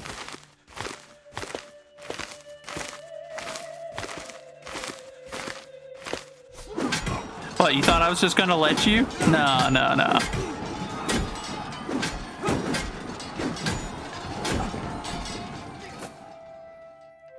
Okay, so we shattered that force altogether now. Like, that army is just gone.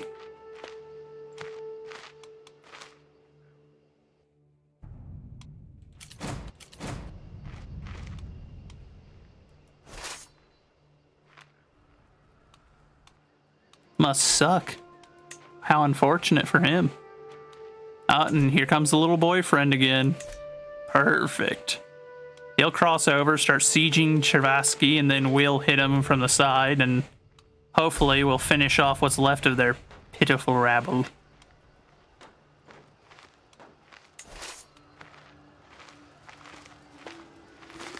Oh, they're trying to run. Get him! Get him! Don't let him run! Get him! Chase him down!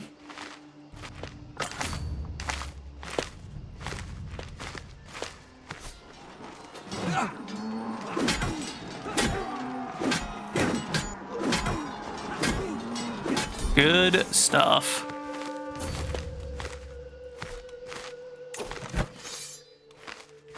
And now you have to pay me money. Sucks to suck, dude. That's twice that guy's lost a war to us now, I think.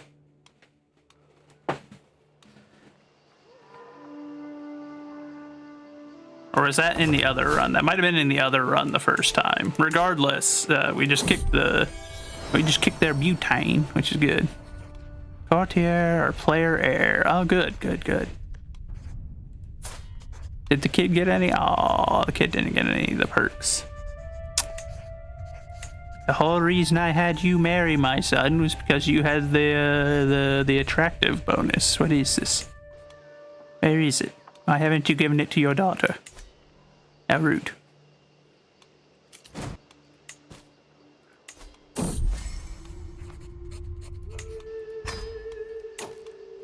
And now I shall continue to befriend everyone on the council. Soon I shall be friends with everyone. Nobody can stop me. Command your conversion. Only a 5% chance. Ray, why are you so mean? Guess I won't befriend you. I'll just befriend everybody else. 'Cause you suck. Also means I'm probably gonna swap you as Marshal. I guess we'll let him back on. Welcome back, Chieftain Vilmos. I'm willing to overlook your incompetence earlier. Just don't have any repeats of it.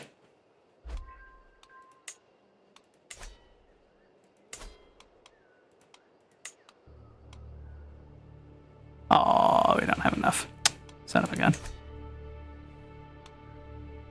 Ransom accepted. Good stuff.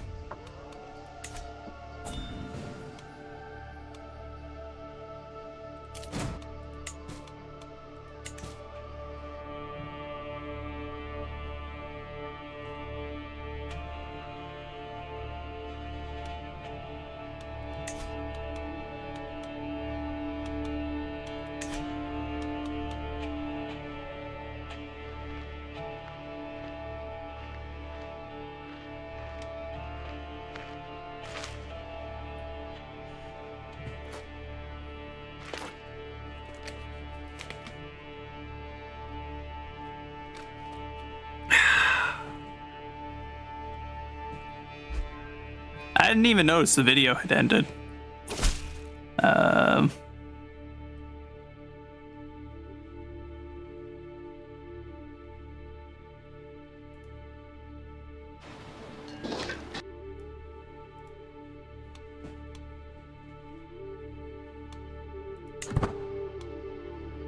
Groom to rule. Continue raising our children all to be excellent rulers. 'Twill be glorious.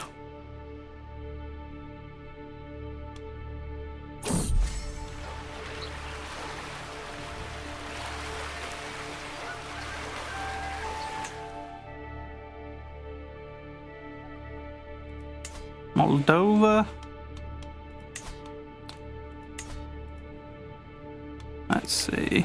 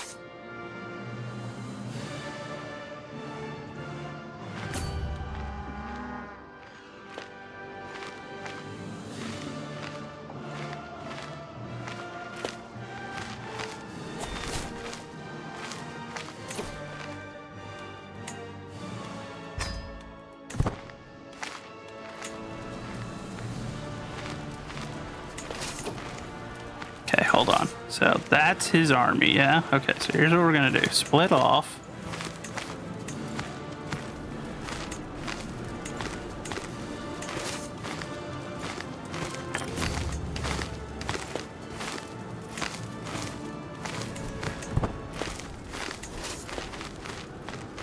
We'll send our professional troops to chase him down.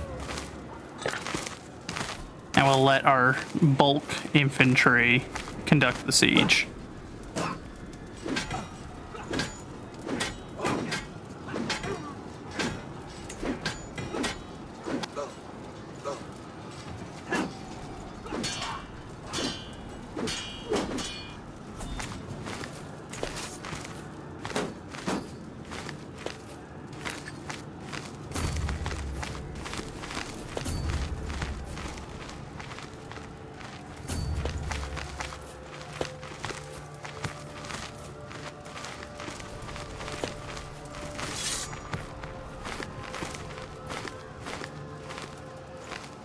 Oh, good. Now we'll get to fight him in the plains, too, where I get all the cavalry bonuses and sit up in them hills. Good stuff. Divine Focus. Saint Bridget for New Life and for New. Saint Joseph for Happy Family. Saint Catherine. Confident Scholar.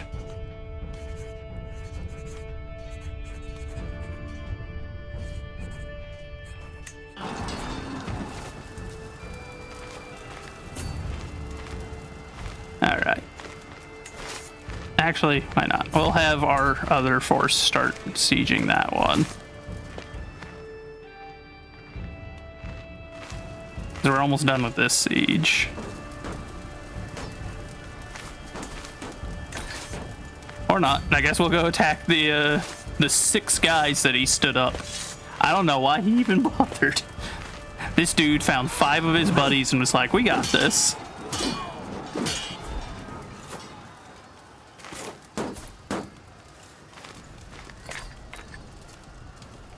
I'm not ransoming him for 4 gold. That's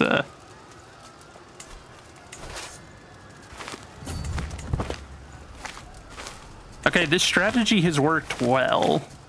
Now, we're also doing it on a very small scale because this is a weaker enemy, but it's a good proof of concept that detaching a elite cavalry group and just having them run around and attack the enemy wherever they rise up.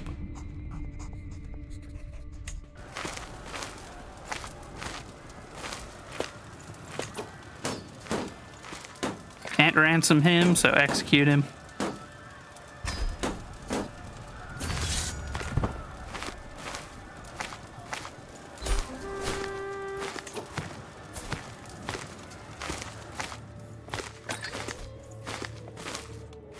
For 4 gold?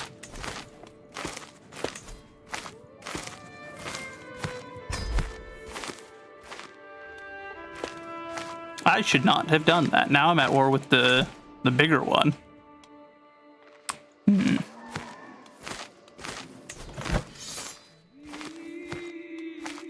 We can probably still win.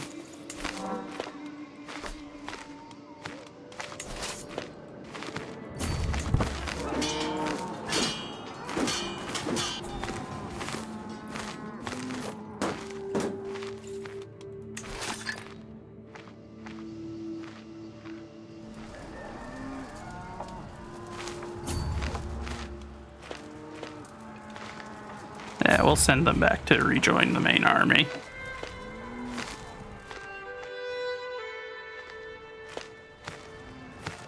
And I presume that that's their capital then, so if we siege that, that'll be a real easy automatic war score.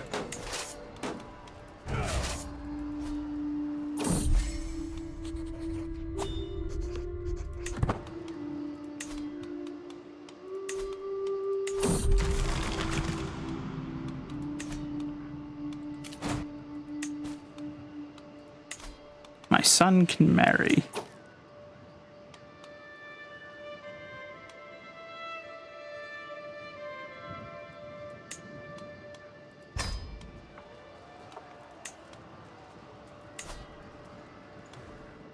Nah, we got no need to call on him. Not as it currently stands. This war's going pretty one-sided right now, even though I did make it more complicated for myself by executing that kid. But it got rid of whatever succession line it was that was going to probably end up being the one that would take it back from us. Here, petitioners. It's a beautiful day for war. What's this? Oh, munificent Grand Prince Vencel, I am Tatiana. Traveled far for the aid in righting a great injustice. My brother, High Chieftain Veselov. You know what? Why not? Cause I'm already at war with him. A traitor?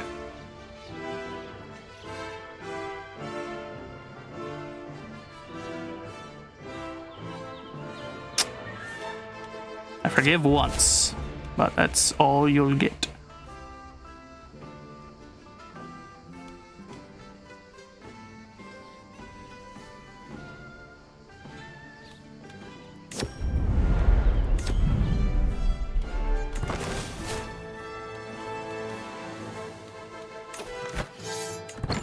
So if we enforce demands...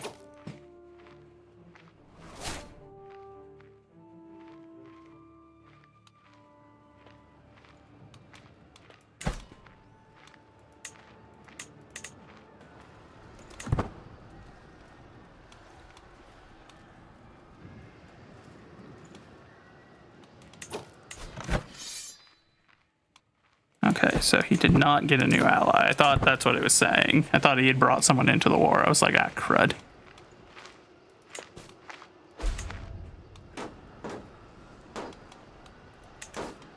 That's okay. You can siege that. I'll finish this siege, and then I'll come down there and crush your forces. It's a good trade-off in my book. What's this? Distrust of friendship. What is this, guys? Anxiety gnaws my stomach as jealousy rears its ugly head. I sigh and glare at the cause of my misery. I know that I ought to be thankful of our guest German, who appears to get along well. Oh, he's getting along with my wife. Well, that's not acceptable.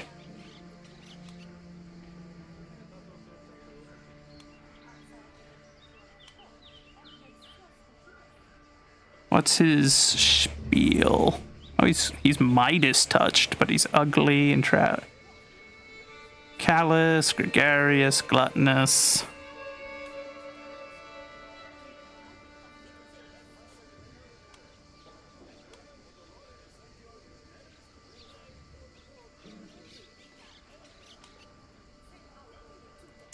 Yeah, we're kicking him out.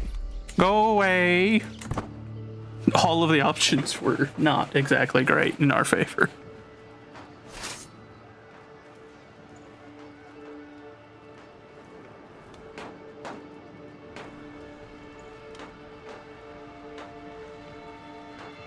Almost done with this siege, and then we can immediately start marching for them.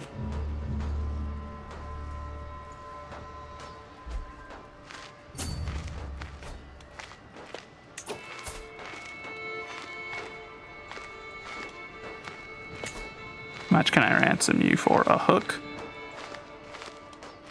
Never mind. Gain 5 dread. Food.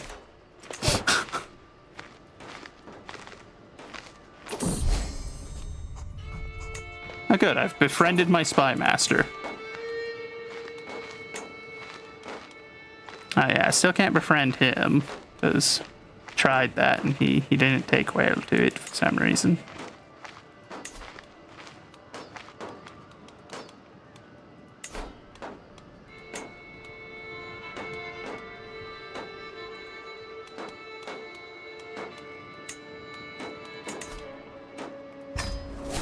We're just gonna keep befriending people, why not? On the one hand, we're burning enemies, on the other hand, we're making friends. The question is it a net positive then?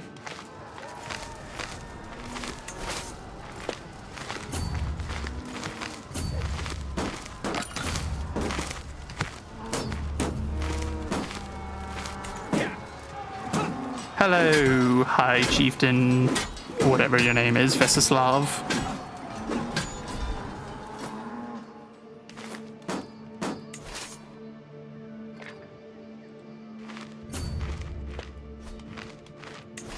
Actually, no, hold on. I guess we'll continue on our way and start sieging down this fort. I'm surprised that the war's still technically going. Oh, he did make an ally. Way up there. So that only gives him 700 troops, though, so I'd say we're pretty well secured in this.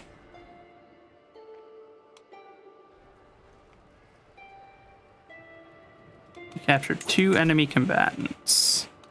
Holy crap, we've got a lot of prisoners.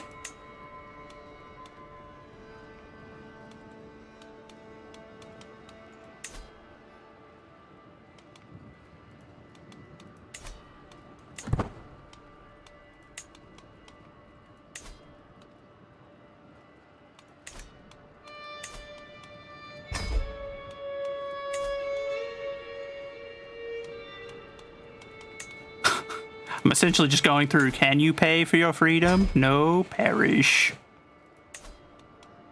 Oh, he can pay for his freedom. Good job.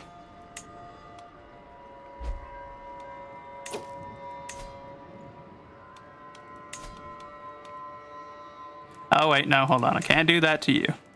But...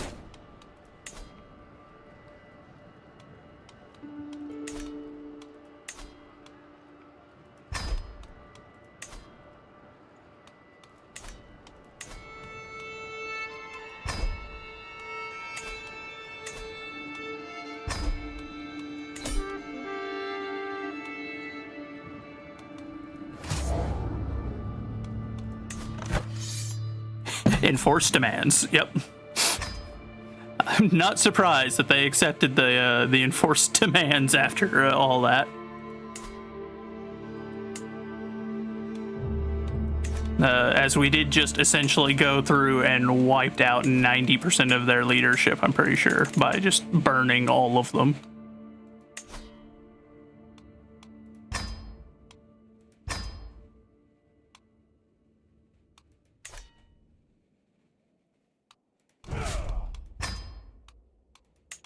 Send our troops home. And then let's see.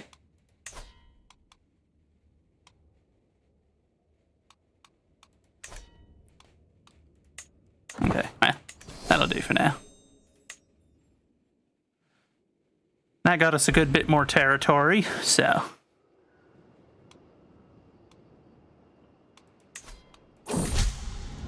A new claimant, oh dear. I'm not sure you want to have a claim on any territory I'm holding. So far, my way of handling that kind of a thing has just been, burn them. And so far, it's been working. How much dread do we have? We have 10 dread. It's not much, but...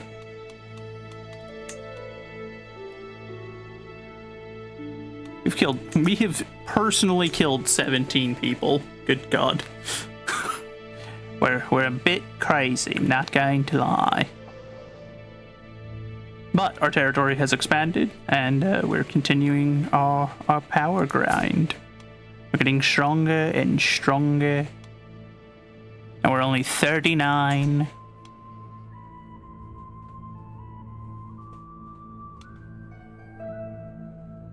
We are illustrious. Good. Good.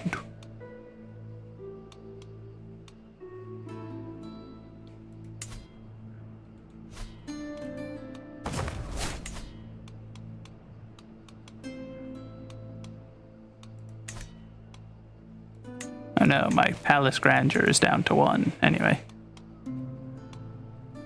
I've got bigger problems, so I'm not too worried about that right now.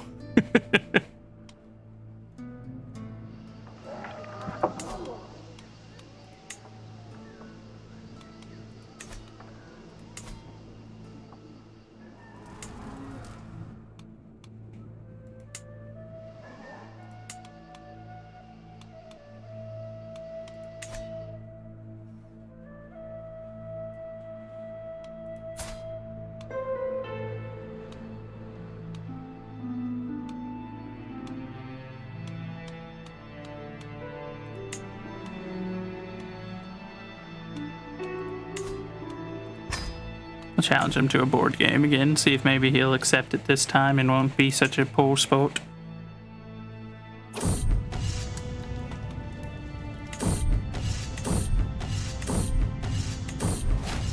Aw, he won. Rivals? What? I did that to be your friend. If you're going to be my rival, then you better... Sir, for your sake, you better hope that I don't get us up to the next level of authority soon, because if we do, I'm gonna revoke your status. You've tested me one too many times now. I played that game with you just so that we could be friends, and then you've done this to me.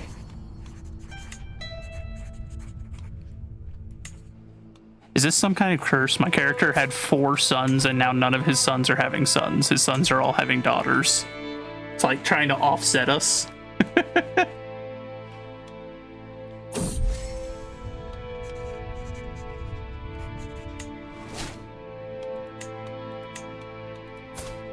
Also, I'm pretty sure our bonuses are starting to get kind of crazy from our friends. So, we're actually starting to become quite a paragon of skills. Especially for being first generation character. So that's good. We're doing all right.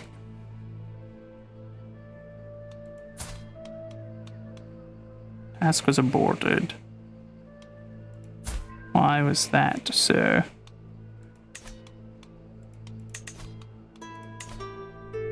Oh, it converted on its own? Okay.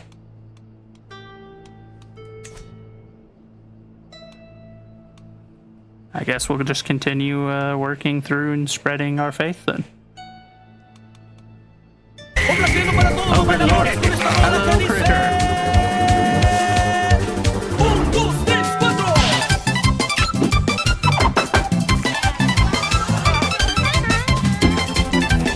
Oh, there's so much going on.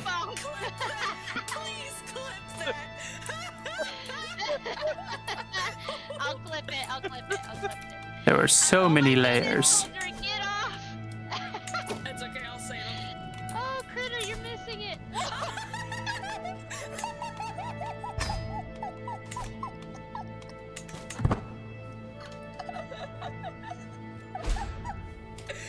Goodness, that was good. Hold on. I have to. But yeah. Well, welcome in, Critter. I appreciate the raid, my friend. How was your stream? How was it? How did it go? I don't know why it says no recent broadcast. You literally were just streaming. It's a bit unusual.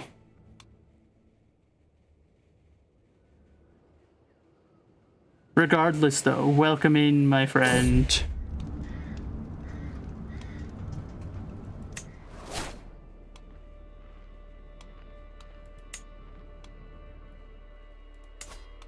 Today we are playing a little bit of CK3, aka largely staring at a map and occasionally committing craziness. Have to hop off and make dinner, but it went eh? Well, fair enough.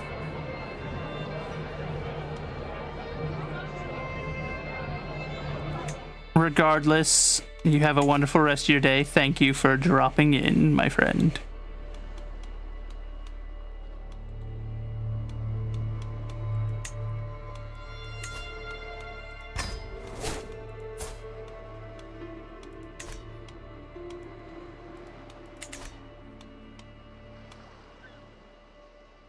Okay.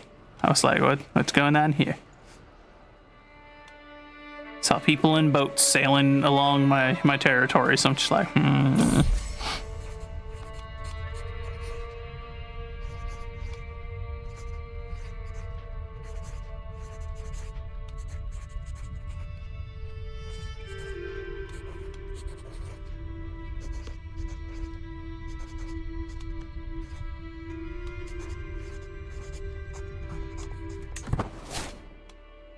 That's okay.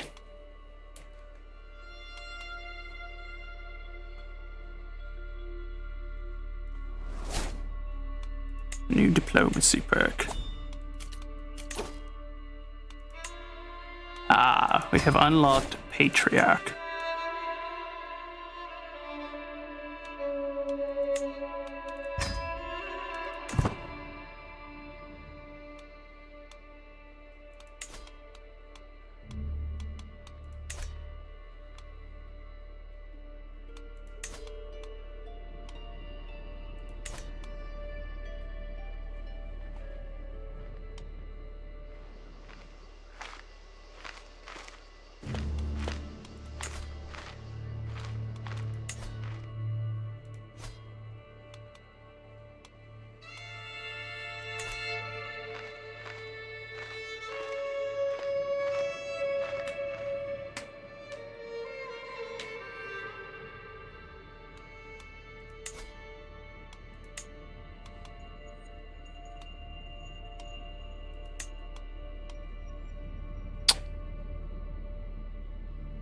Yeah, I don't have enough for any of that. Fair enough.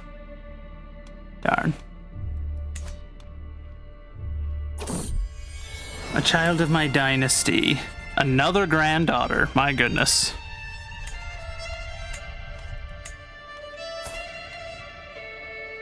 Okay, hold on. We need to go through and, like, make sure everyone's getting their stewardship educations, because that is what we train here. We don't train anything else. We raise stewards, and that is how it is.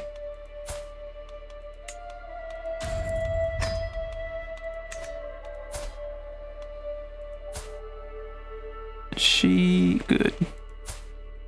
He's good. Alright.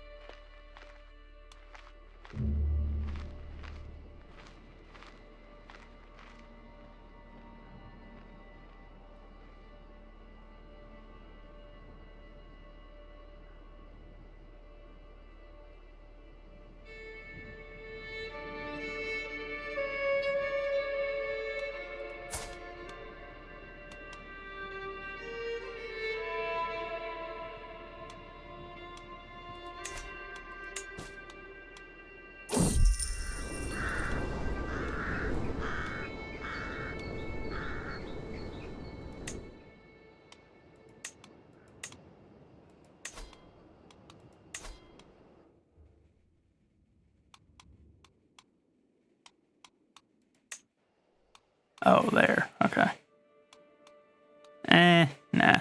I haven't got any need of that claim.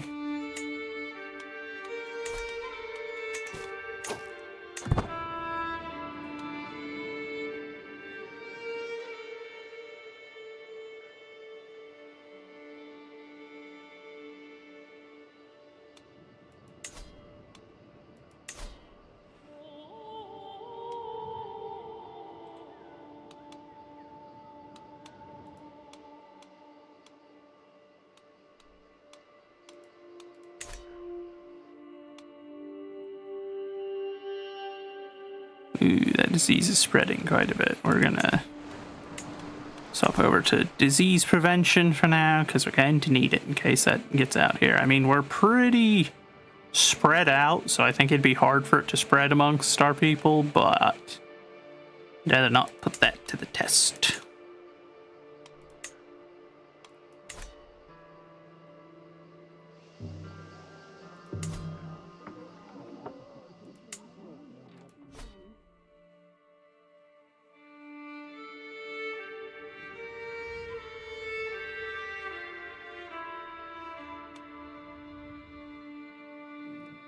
Ooh, looks like a big ol' outbreak in Kazaria, too, especially right through their most populated zone.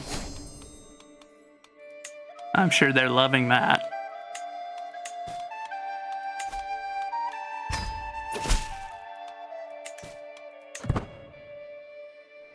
Bit extra money, which we can reinvest.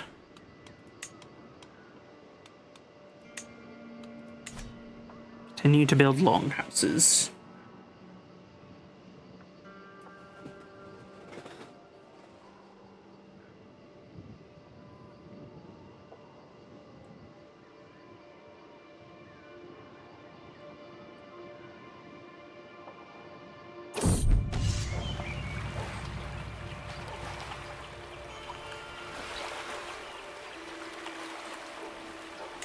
We'll do that one because we need prestige. Prestige is what makes the world go round in this.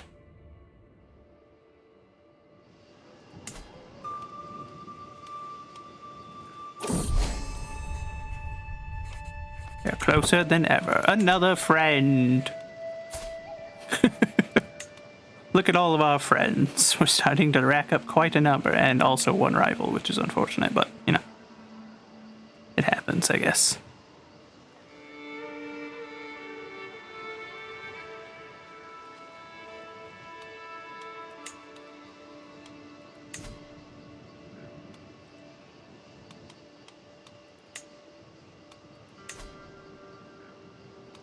Why not? We'll start trying to befriend our caravan master as well. Should also make it easier to get him to convert later.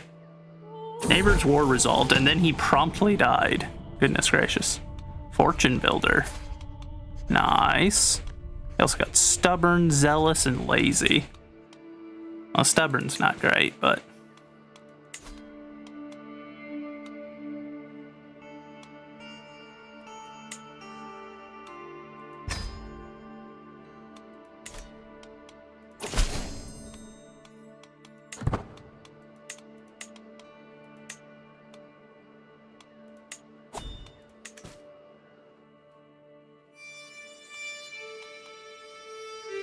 Chieftain Vilmos? No, you're my rival. I will not go to your hunting trip. Sounds like a good way for you to get me alone in a place where I could be assassinated.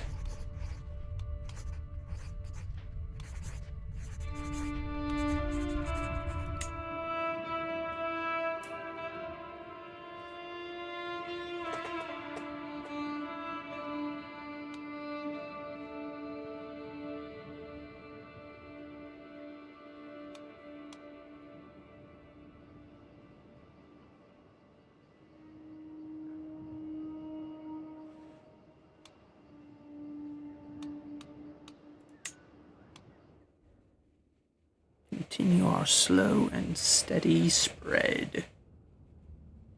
Also, I've just now noticed that video has been muted this whole time. I thought I just had it real quiet. Nicknamed the Shrewd. I see.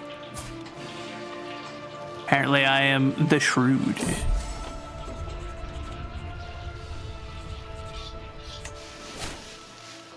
I had a 7% chance of that failing, and it failed. Are you kidding me?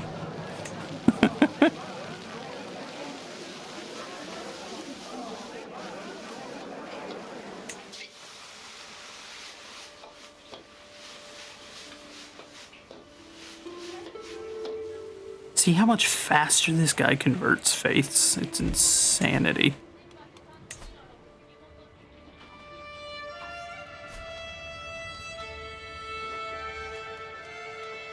Pretty great though. It's nice to actually have a decent priest, since our last patriarch was useless.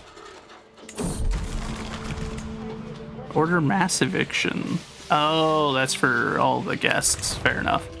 We do have quite a few guests. Burying the hatchet. Oh, good. We don't have to be rivals anymore. I'll try to befriend you next, then.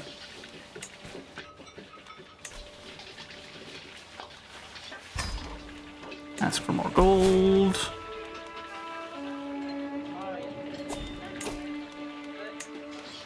Cutting cornerstones. That way we can spend our money further.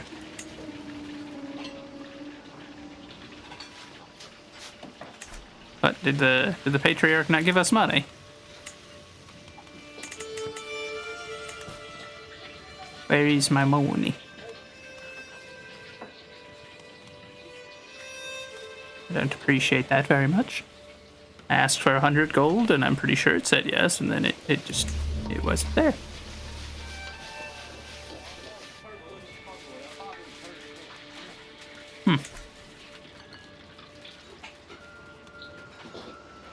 Well, don't know what that was about then.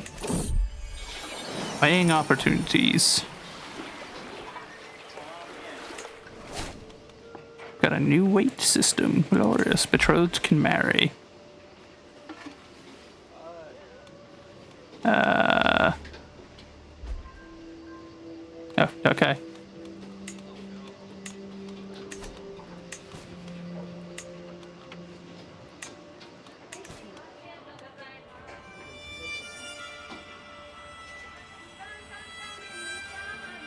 Queen inspires recruitment. Good stuff, good stuff. I kind of just want that, because that'll make us a more proper shape instead of having this, like, weird curve going on here. Implacable household. Glorious.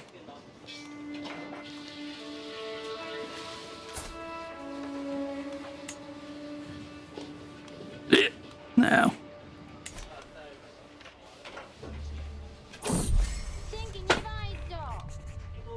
Aww.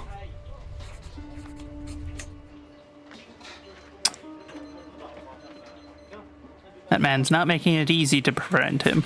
I'm trying to befriend everybody. I still don't know how we got the Shrewd either. My character's not exactly like... Oh, okay, actually he does have 14 intrigue, which is good, but...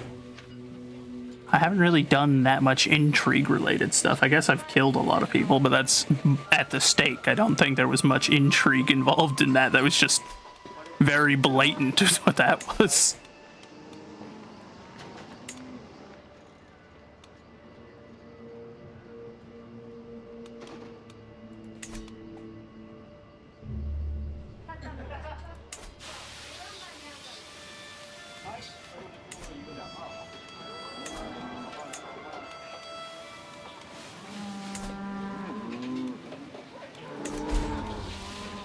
Good idea.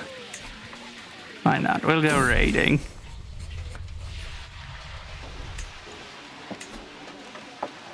Praise local raiders.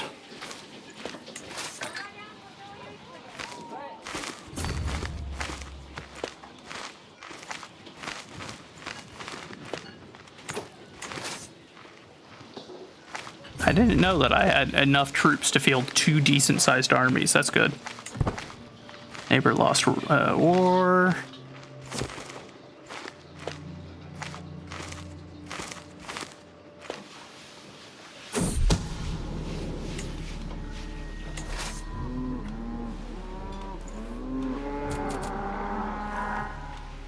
Why are we not raiding? Why are we not raiding? Can we not raid if we're, like... That's probably what the case is. You just probably can't raid someone that you have a truce with. Fine, so be it. I will return another time.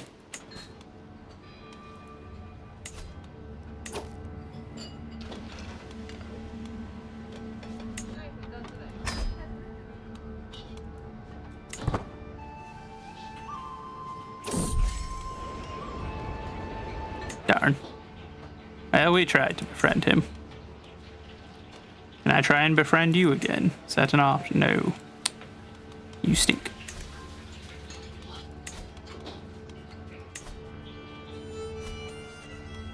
Continue to spread our ethnic group. How long do we have a truce with you?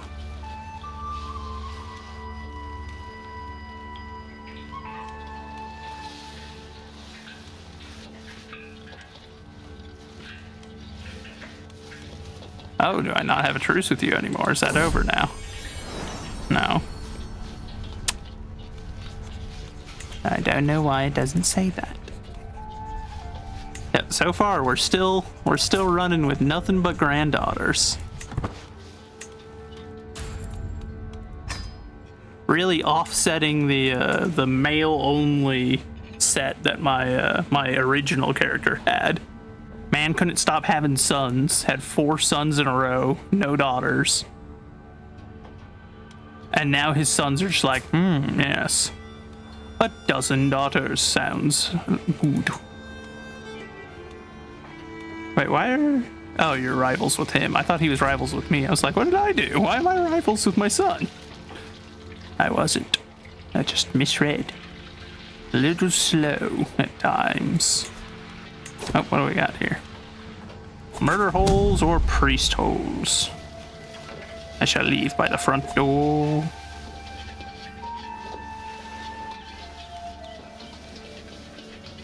No, we shall leave by the front door only because we don't have enough money to consider the other options, so we shan't consider them. But she doesn't have to know that. She doesn't have to know that I'm poor. Also, yeah, he is in a rough spot. His territories just kept declining more and more, and I'm just like, oh, how unfortunate, sir. Anyway. At the very least, I want to get this chunk off of him before it's all over. Is that another daughter? It's a son, my god. It's the first son that anyone has had other than my character. I was starting to think that we were cursed and we were never going to have a boy again, in which case we were going to need to make sure our inheritance laws allowed for women, or risk losing control of what we have earned. But at least someone's having a son now. That's one.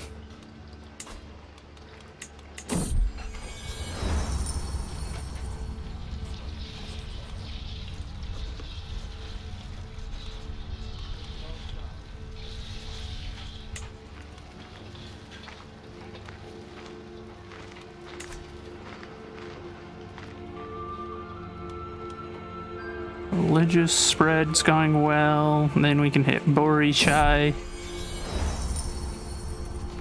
Oh, that's good.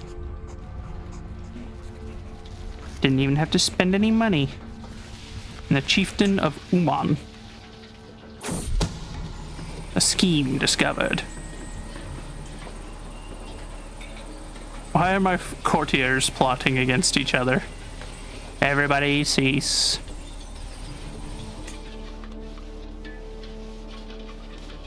Don't make me start mass evictions. I'll start kicking people out.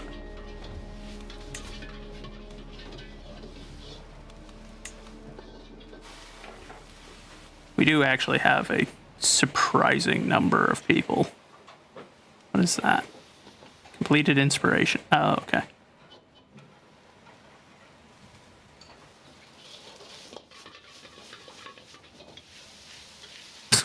Our caravan master is stupid, but he's quite good at his job, so, you know. 58% chance he'll agree this time? Come on, convert. Like, oh, he converted. I'm pretty sure he was one of the last holdouts, too. Is that? Everyone's pretty much either... There's a handful of Catholics, and then everyone else seems to largely be Orthodox now. Good show, good show. Our court grandeur is 0. Oh. Bit unfortunate that, I suppose. Not overly worried about it, but, you know. Still a tad unfortunate, that. Oh no, populists. Worker diligence. Oh good, my wife has gotten the workers to be more effective. Good show.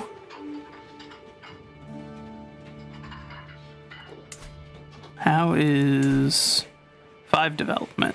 So it's still quite slow. Now.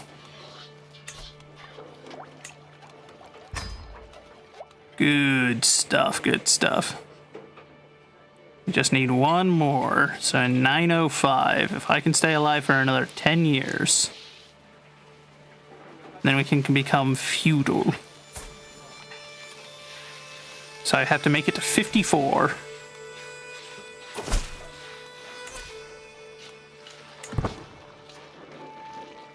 It also means now if he tries something again, I can start stripping him of his land, I'm pretty sure. Which is good stuff, good stuff. He was getting overly powerful there for a while. I think we're back to a good... Ooh.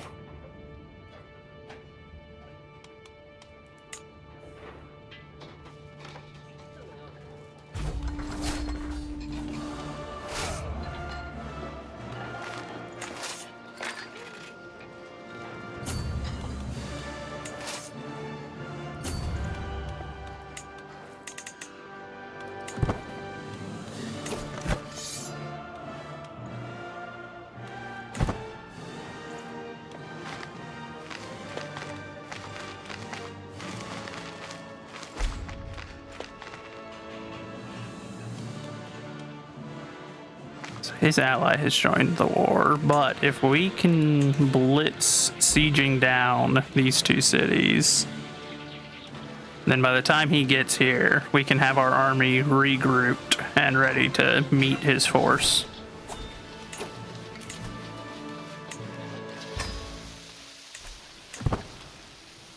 We're getting old, our king, but, or our high prince, whatever we are.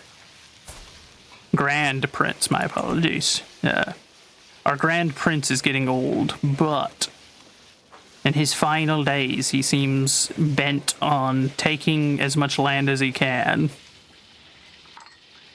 and getting things set up in a sensible fashion.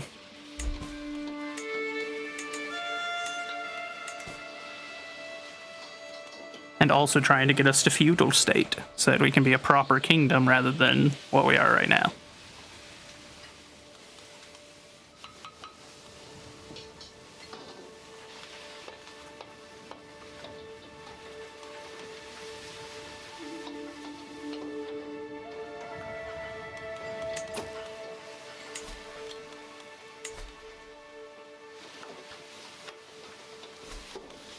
Continue spreading our control until we have the whole zone pretty well locked down.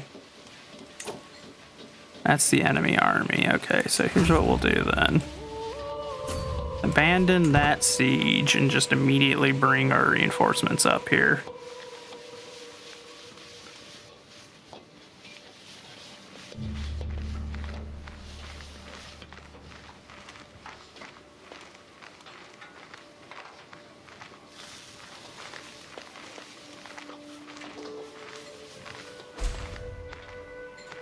Okay, so you're going for that strategy. It's not very smart, but...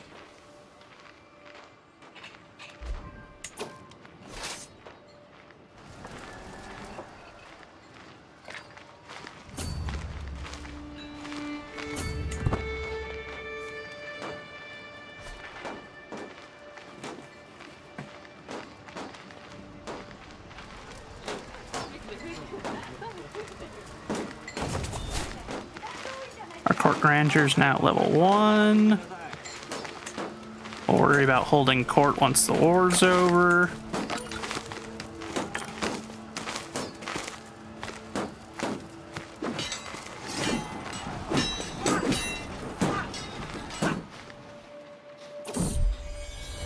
Child of my dynasty, another granddaughter.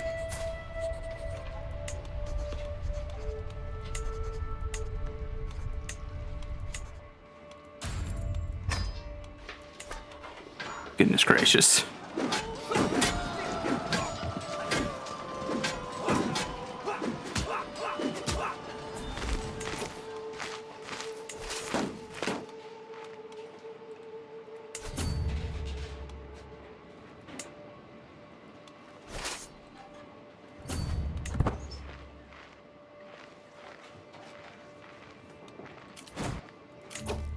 Actually, I guess we can hold court now. We'll just do it during the war. It's alright. Now that the capital isn't under attack, it makes sense. Cultural pride. Dying before me is a peasant of Russian extraction. Being encouraged to abandon our customs and adopt more your ways. Yes. Yes, that is the expectation.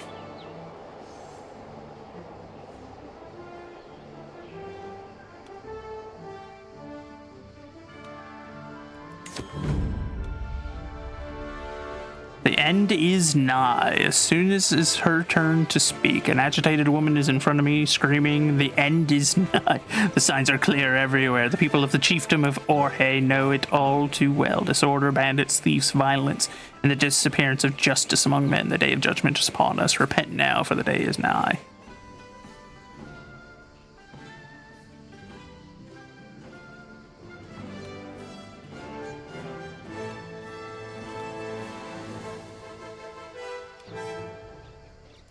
Why not? I'll do that one.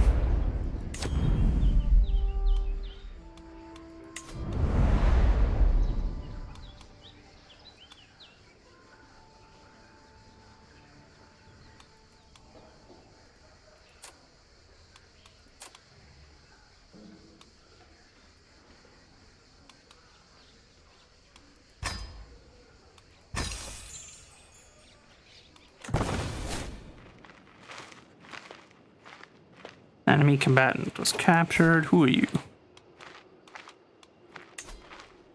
100? Let's go. You shall help fund the construction of new structures, which shall expand my capabilities and influence.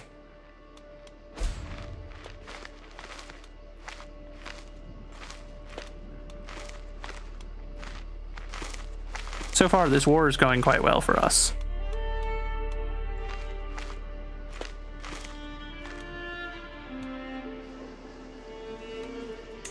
Is there a reason we're not sieging that?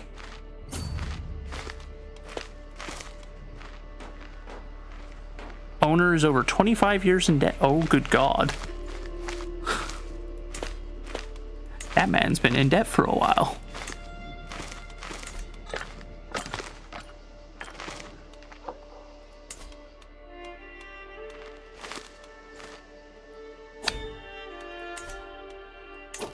Oh, son of a gun. Okay, here's what we'll do.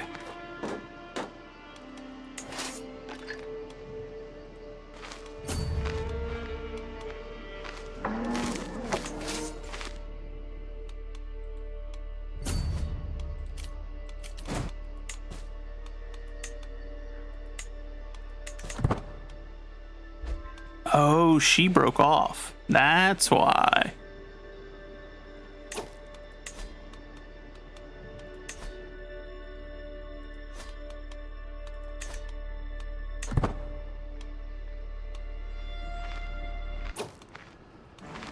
War declared.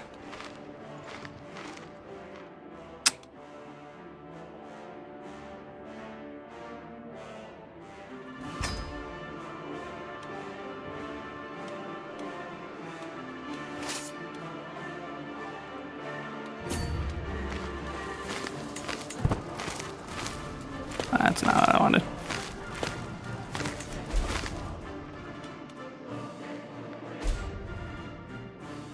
Of all the times that he could have done this.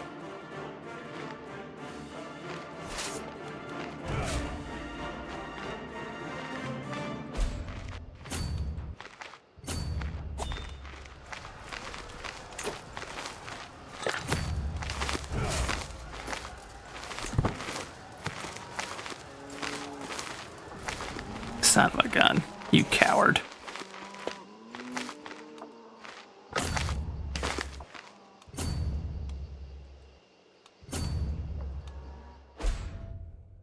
Okay, then we'll send our army south, or east, I guess, and see if we can... Son of a gun, no good for nothing, low-down Khazar thieves. Can't trust them. Yeah, I'm sure they just... Yeah, they got all their money back. Okay, kill them anyway. I want him dead regardless. At this point now, we're not doing it for the money. It's unfortunate that he finally keeled over, but...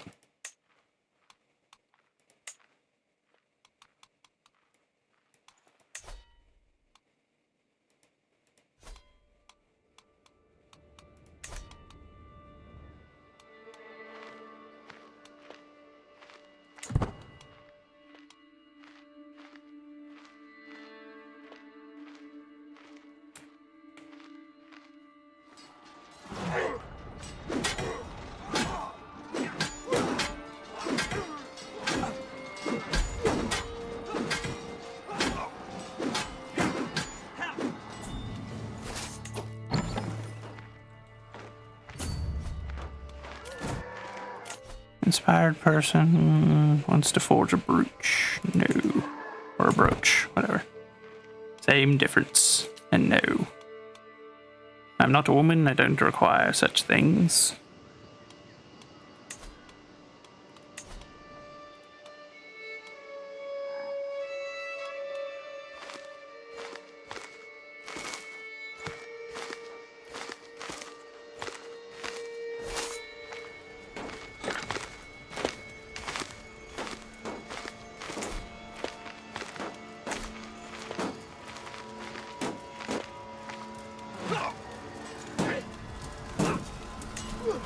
This fella is once again relying on his boyfriend to have a chance in the war, but it's looking like his bets aren't great. They're over there decapping that, so...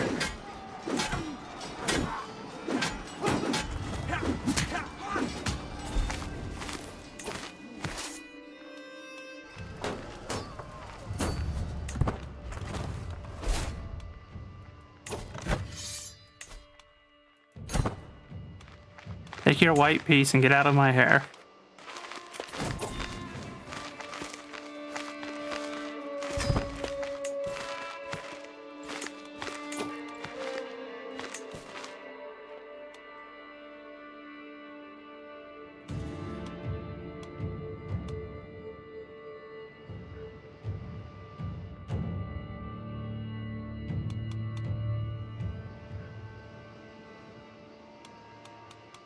We'll worry about the council situation after the war is dealt with.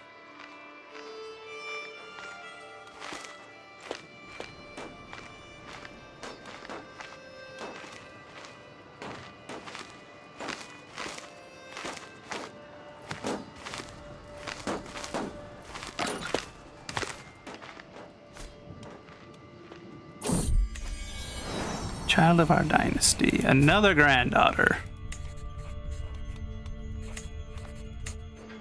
So it continues.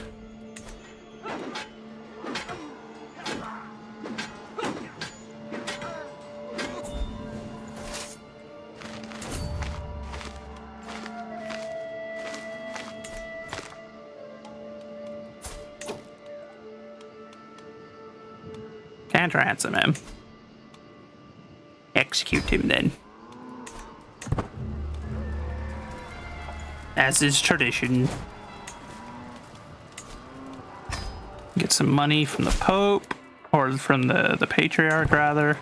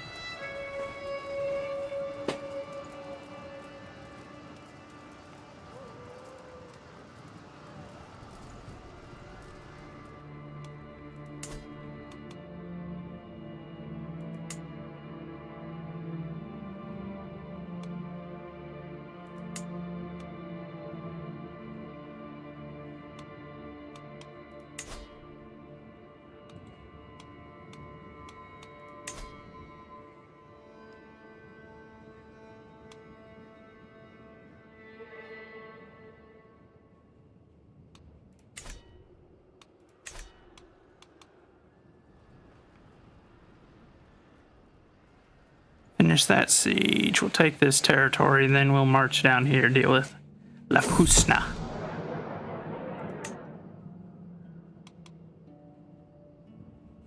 And that'll have all of this under our control. Though we will have to we'll see about if we can get rid of some of these nobles that are holding territory on this side. Get them over onto this side. Scheme at court.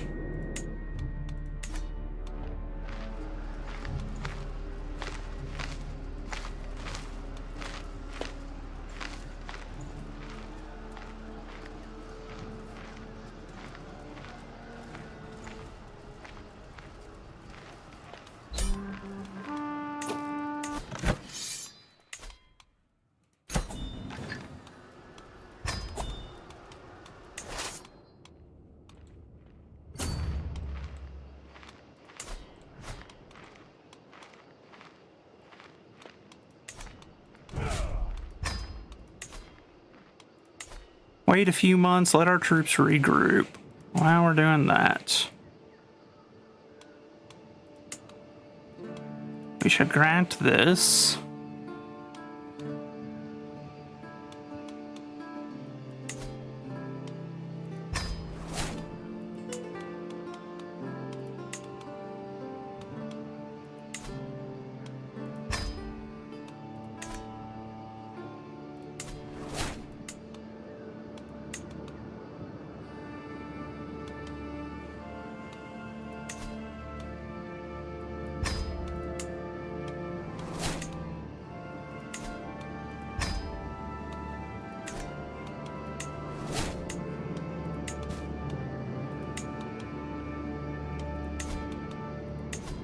Chieftain Gellert. Ah, that's my son. Cynical, ambitious, and lustful. Who did I give you to raise? Because whoever I did, whoever I assigned to raise you did an abysmal job.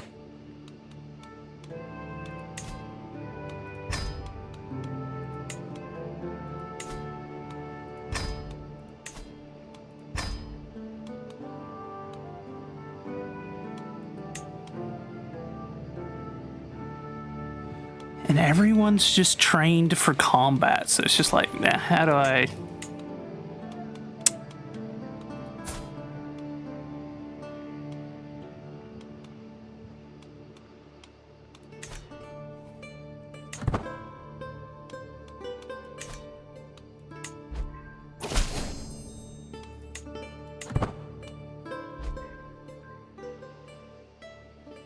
So, that keeps that zone under control.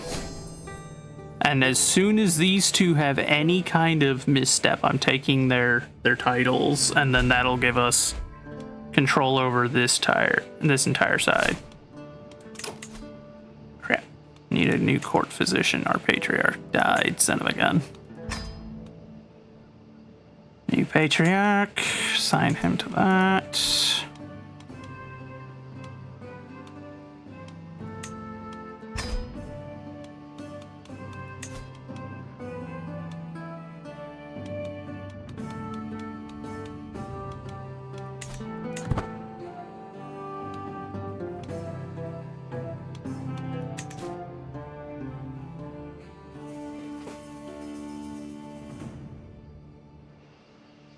If anything, what I might try to do is also try to get this domain off of whoever it is, and then they can have that. And then I'll control the bridgehead. That way I don't have to worry about there being an issue sometime during the future if there's a rebellion. At least I'll control the bridgehead to the other side of the river so I don't have to fight across it. And that'll also give me complete control over this zone, which is good.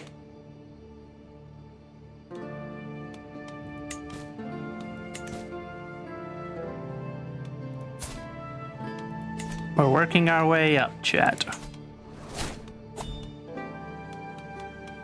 Right, thoughts down, why not? Centralization, so that way we can get capital growth going.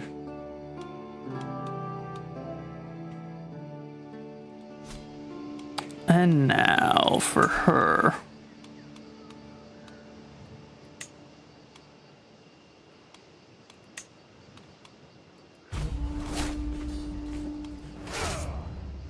Why does it keep raising my armies separate like that?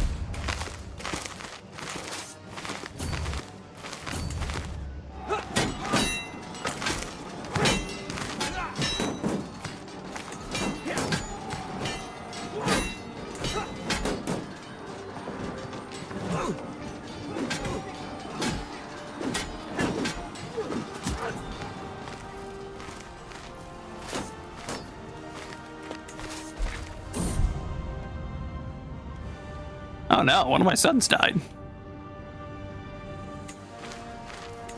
Well, that wasn't good.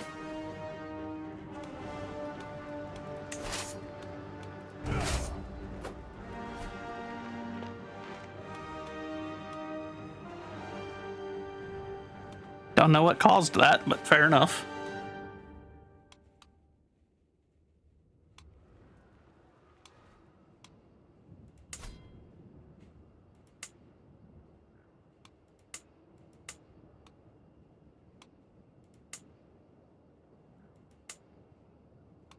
Okay, so it went to his daughter, my granddaughter. Okay.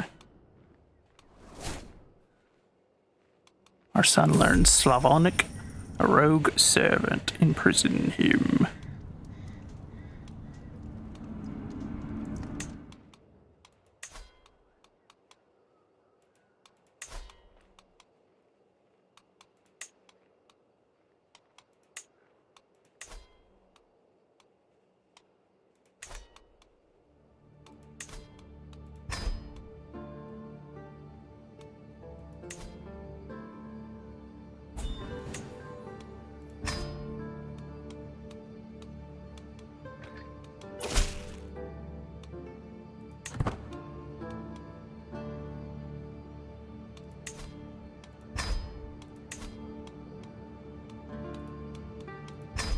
Altangrius, you, however,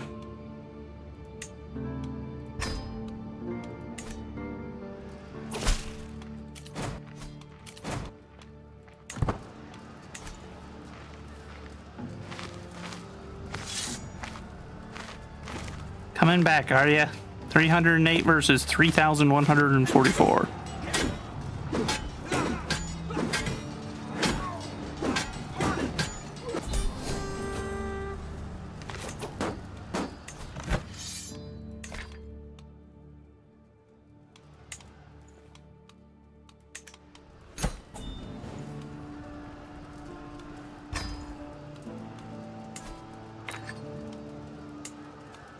Grant to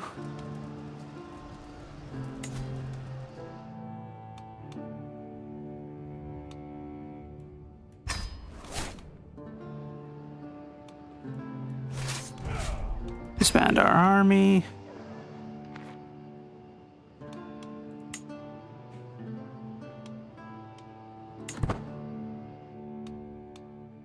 Food stuff. Food stuff.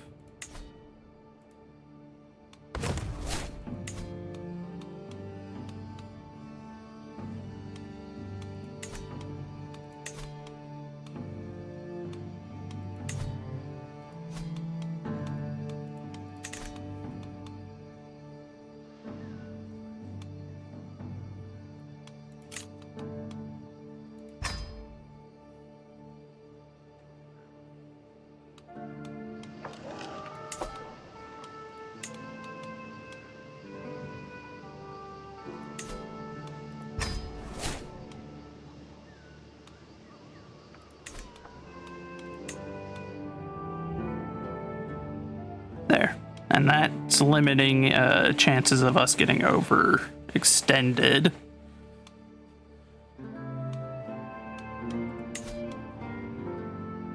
$905, 6 more years. Soon. We're also driving out all of the non-Christian faith, so we are steadily but surely converting everywhere. The cultural bit's taking a while longer, but that's okay. We're on it. This will all be Magyar regions.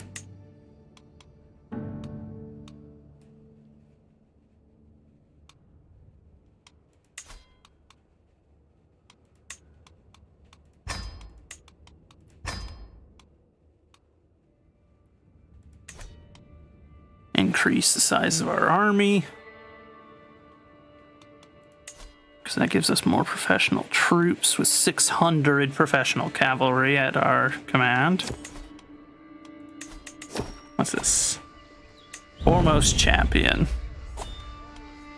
You two can have training swords. Last time I let 2 of my champions fight without training swords, they murdered one of them, which was unfortunate.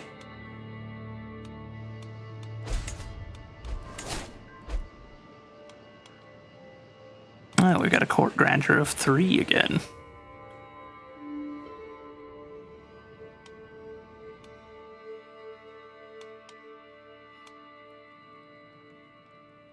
Holy cow, that's a big Italy. What's going on over there?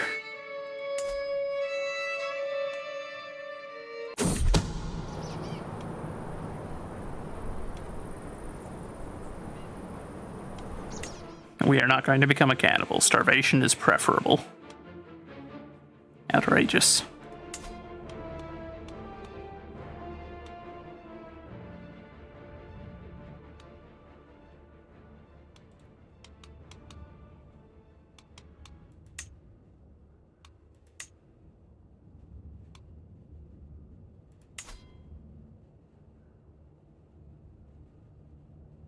I'll lose 100 legitimacy. How much legitimacy is that and whatnot?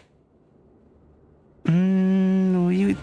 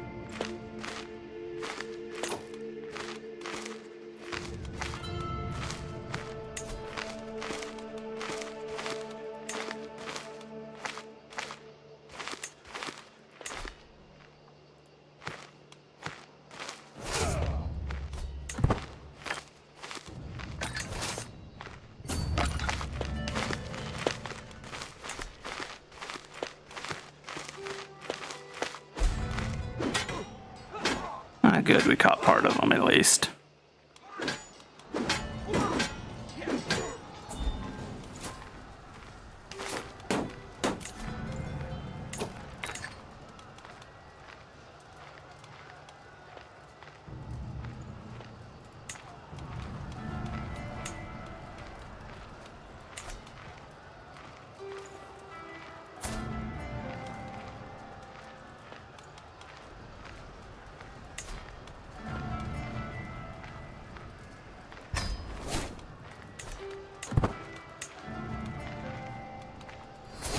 What happened to our wife? Oh, she went to go take control of another province, I guess. That's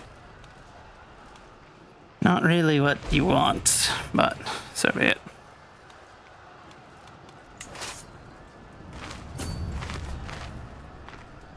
I guess we're not so worried about capturing territory for this. We're more worried about just crushing the rebel armies.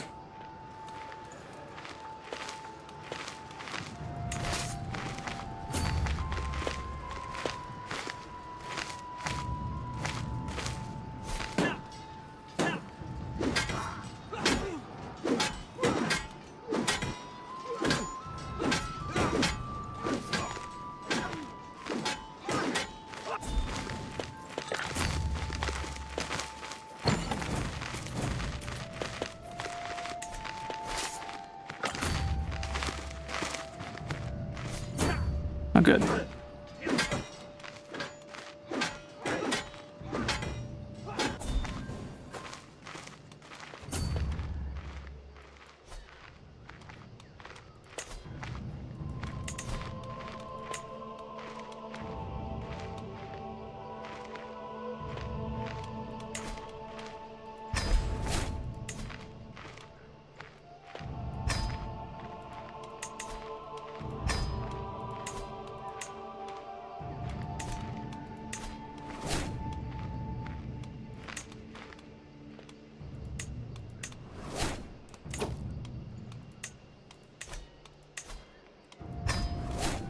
Oh, I should have demanded his conversion. I noticed way too late that that's what that said.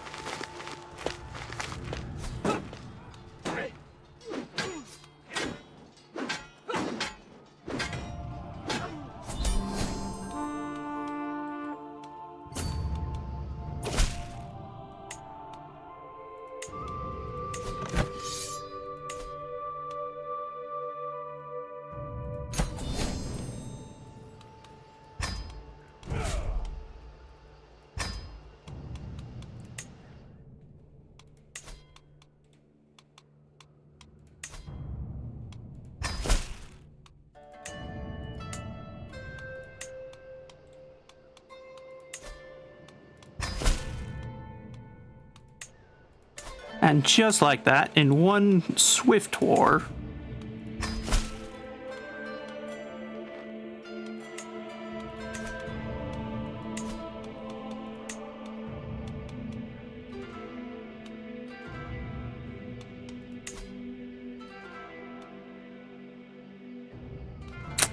no, I know better. I know what'll happen if I, no, we got the piety for this. You all should not have rebelled with him.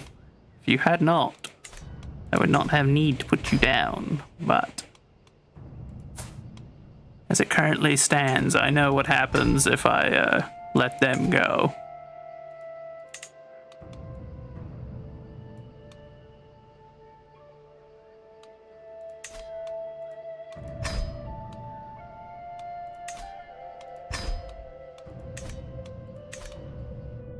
Ah, there we go. That was an easy way to get everything back under control the way that we want it. Perhaps a slightly more violent way than I would have entirely preferred, but it do happen that way sometimes, unfortunately. Oh, we don't have enough of that. Son of a gun. So be it.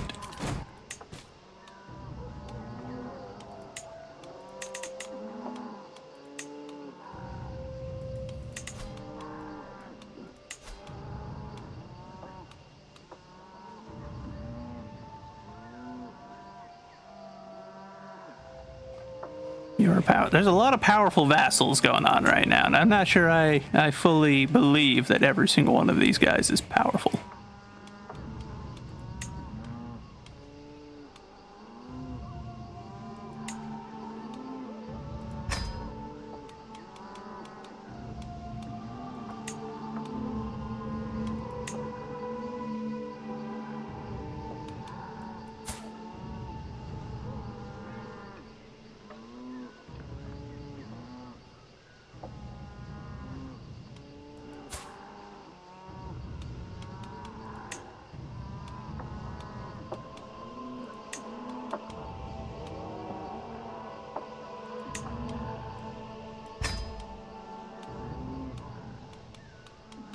So now it just leaves you.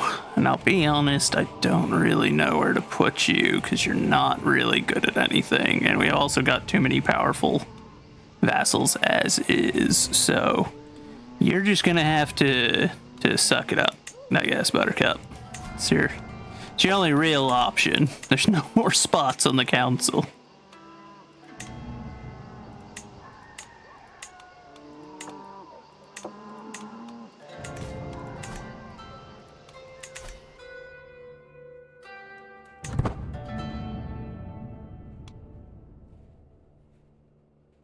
that worked out just fine. A bit more of a bloody affair than I would have preferred, but not more so than expected. Unfortunately. Oh, now my friend died.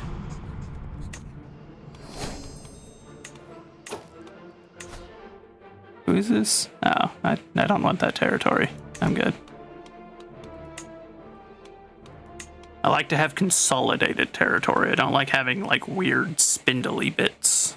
It only ever ends up poorly.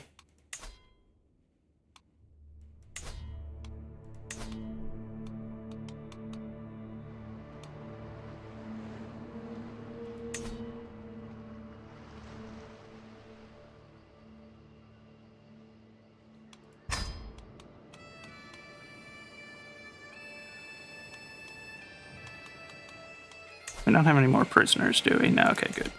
A lot of prisoners executed in that last bit. But it does happen, unfortunately.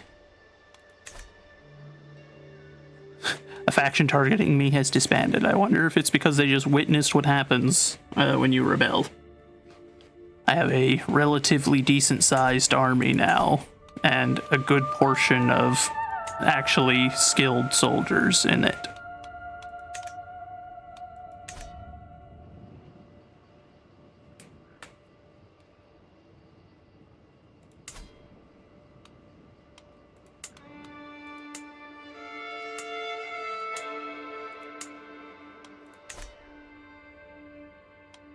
And now, for the next 4 years, our focus will be on building up our prestige. That way, as soon as that's ready, we can hop straight into it, get us absolute tribal authority, and then see about becoming feudal.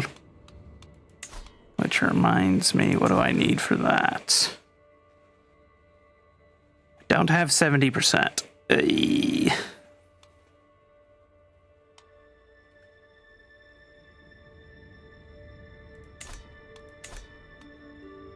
How are we looking on that? 19 years until we're done on crop rotation. It's not great. It's not great.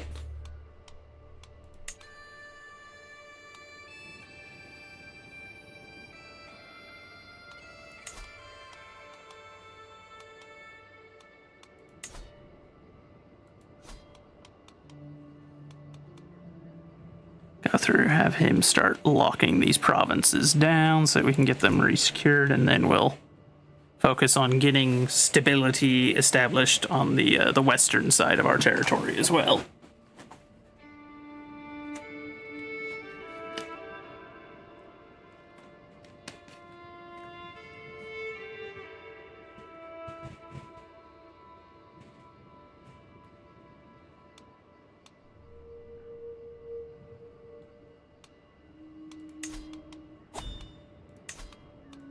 Thoughts down. Old court. Why not? Chieftain Gelrelt, or Gellert, hurries to my throne. Liege, I have a right to the chieftain.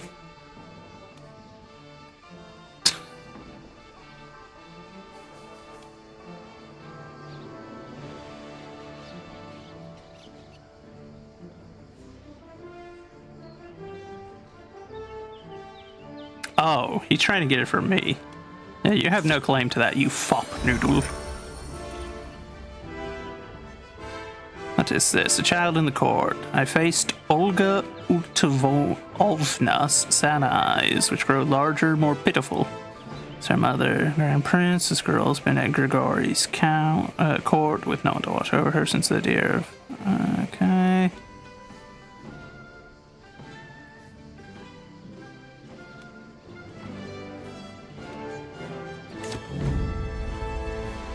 Heretics. Disgusting. My business here is done. Glorious.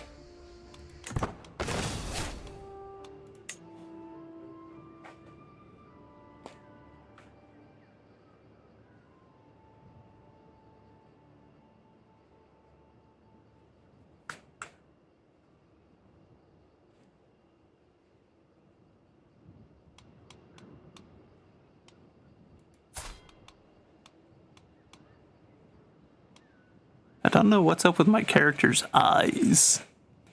Something's wrong.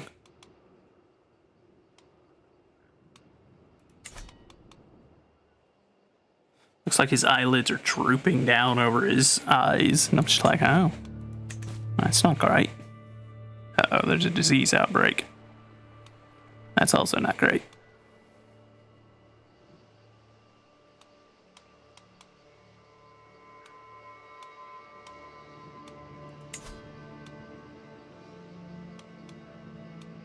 Prepare to cross the Carpathians. Oh.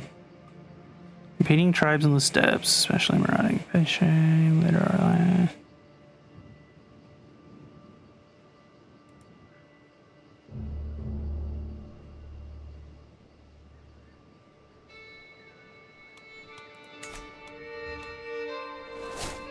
Huh. Yeah, I don't know I would want to do that. We're actually building up a good land here for ourselves. Another one of our sons has come of age.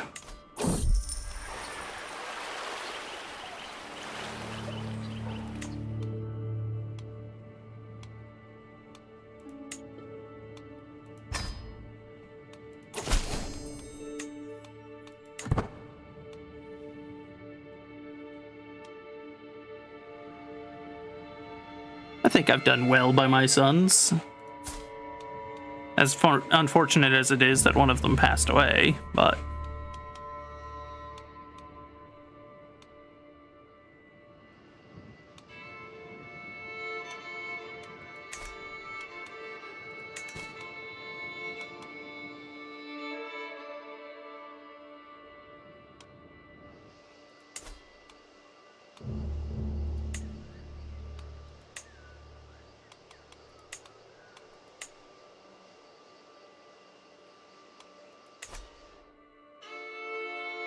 don't really know what I'm supposed to do with all this money now.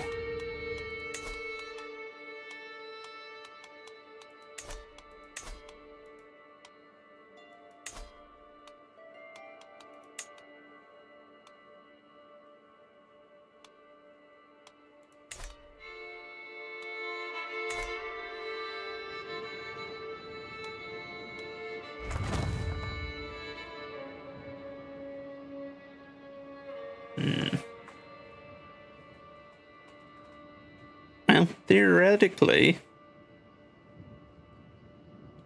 so long as nothing crazy happens, this should be a quiet, peaceful era of development for a while also consolidating our gains and whatnot. I also need to pick a new one of these videos, I see. I don't notice whenever it just goes quiet for a while. Takes me a minute. So we do need to keep an eye on stuff like this, make sure they're not warring among each other. Is that what they're doing?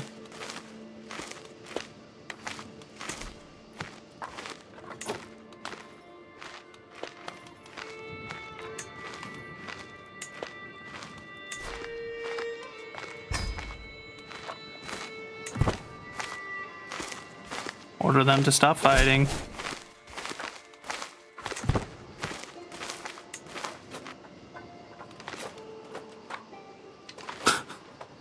Well, I'm glad I can do that at least and just be like, hey, don't be fighting each other, please. That's not what we're supposed to be doing right now. We're actually looking at a good time going forward of being able to just kind of quietly consolidate our stuff for a bit.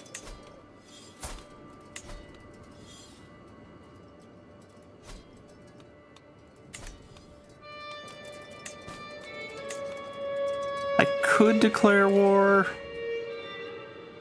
I don't really think I want to. Oh, good God. That's not good. Though I'll admit, this is tempting. In fact, if I am going to declare war against him,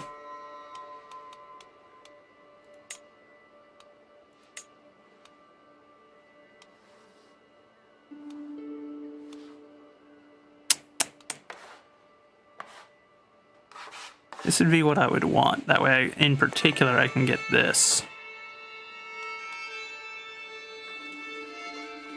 because that is fertile farmland, which is super good to have. It's also weird that there's only like... This is essentially what is Ukraine nowadays, you know? Was one of the most like food-heavy production areas in Europe. There is one province with farmlands in it. But then you go over to India and there's like entire strips of it. Even though India today, as far as I'm aware, does not actually successfully feed itself. So it's one of those things where it's like, devs, what you on about?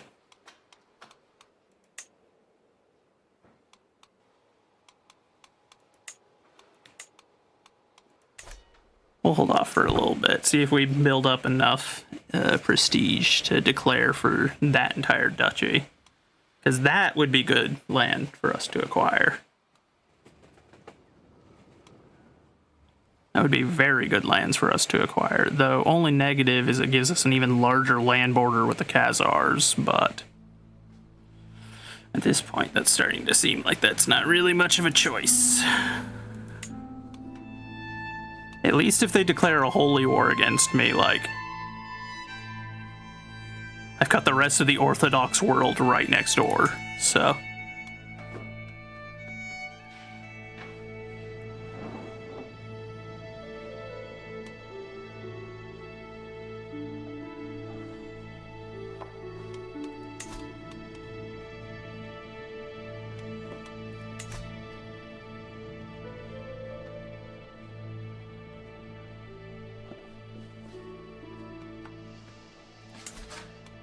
But I would like to take that and make that my capital. And then kind of shift my control up here, so get these provinces under my control, and then I could release these 3 to someone else. And I could focus more on the more fertile northern area.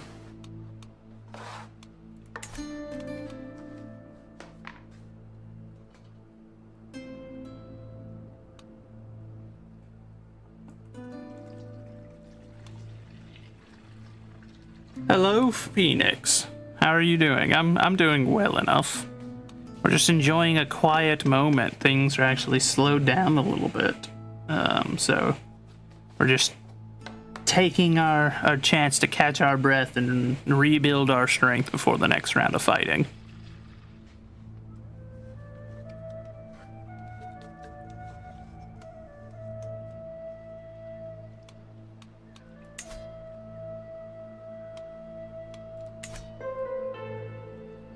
However, I do hope that you are having a good day so far, my friend.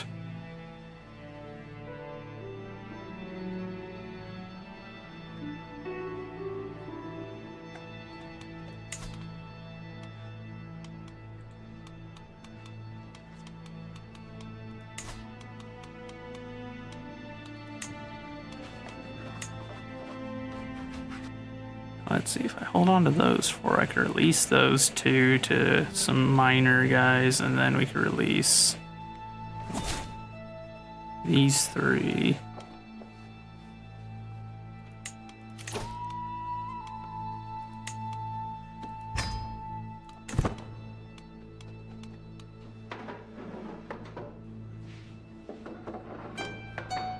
We need just a little more.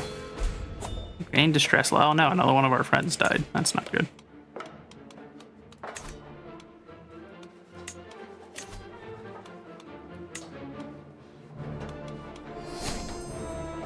We became best friends with this guy though. That's good.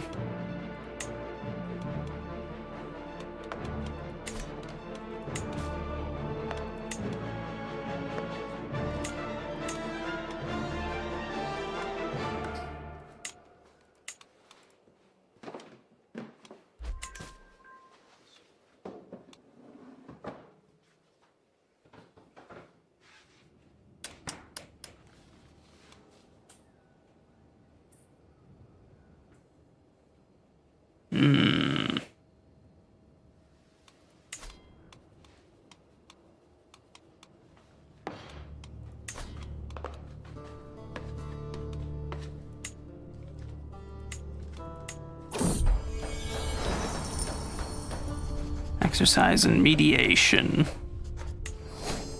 I succeeded. Good.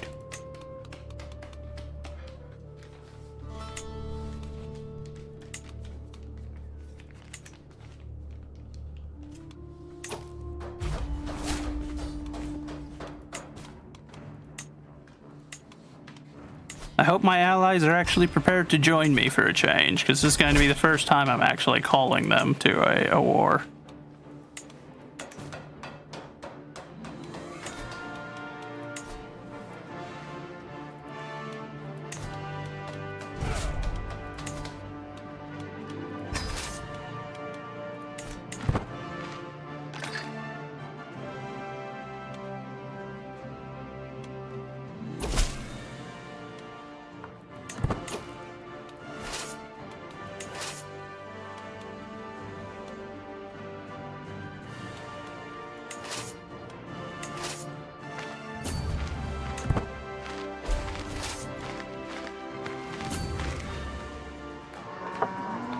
I'll head straight for that capital.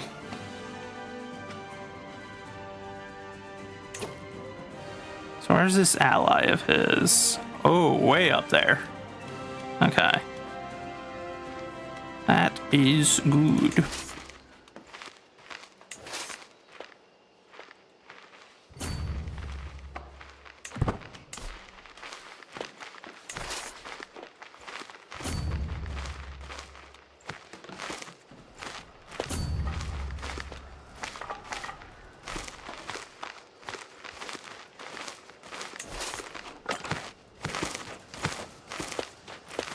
They took too long dilly-dallying. Now we're on top of them almost.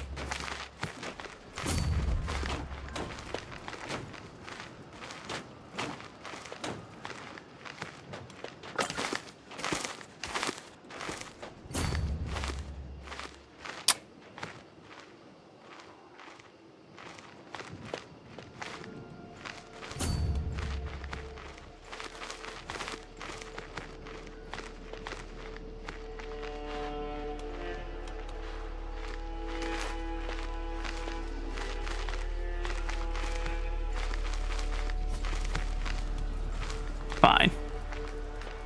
If he's gonna keep playing keep away, then I'll start sieging down settlements.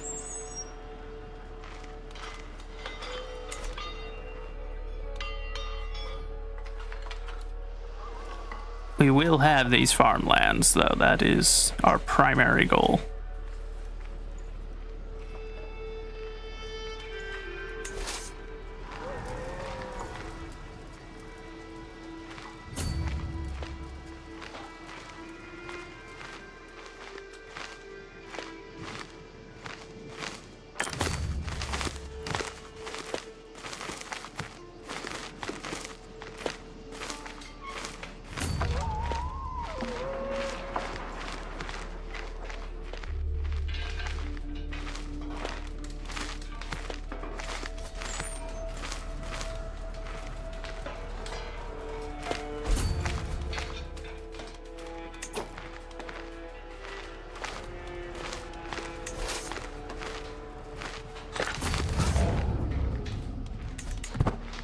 Now that is a target I'm willing to break a siege for. If I can capture some of his troops.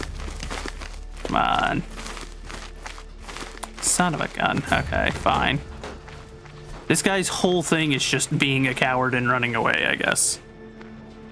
He was content to fight me whenever he was stronger. Now I'm stronger, and suddenly he is instantly turning and running the moment that he sees even the slightest hint of movement from my troops.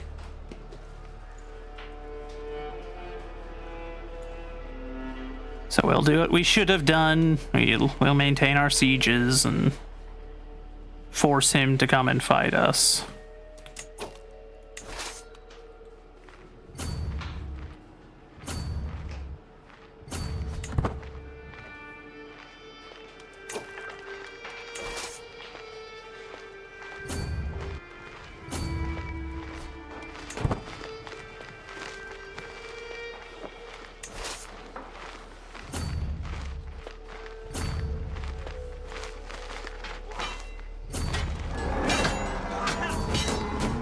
don't know how they caught us, but come on, hurry, hurry, hurry.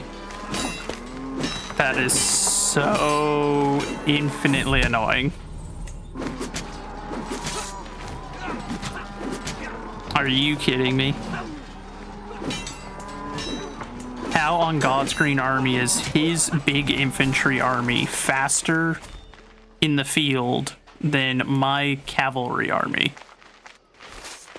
Absolute sniveling little coward. Ah, well, welcome back, Blue Phoenix. We were having a quiet down moment. Now we're in a war, and the enemy is pulling shenanigans, which irritates me immensely. But so be it. We'll get them in. We'll get them eventually, and when we do, we'll rip them limb from limb.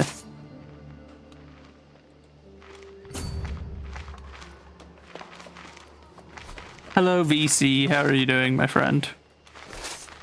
Said combine the armies. Okay. Combine them. There we go. Okay, now allies, stop retreating. Bring your troops this way. Oh, you absolute little rats. Khazars are raiding us again. They can only ever pull that off whenever I'm busy with a fight. That's when they always come creeping out of their little holes.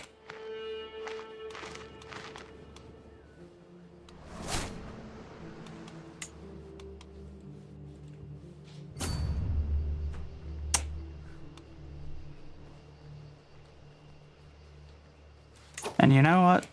Fine. I know what we can use our money for a change.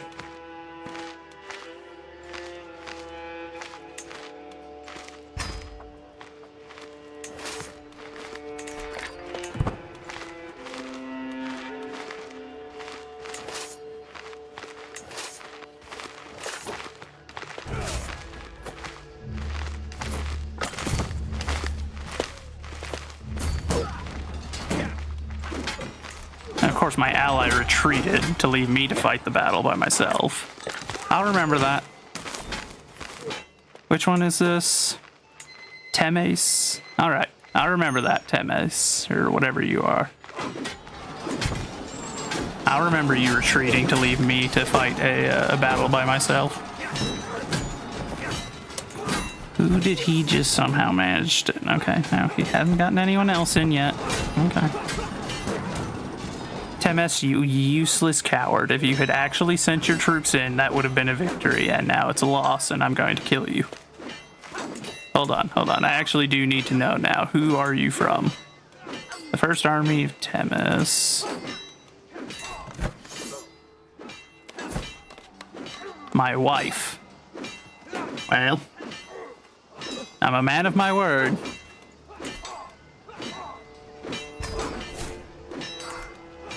Your cowardice will not go unpunished.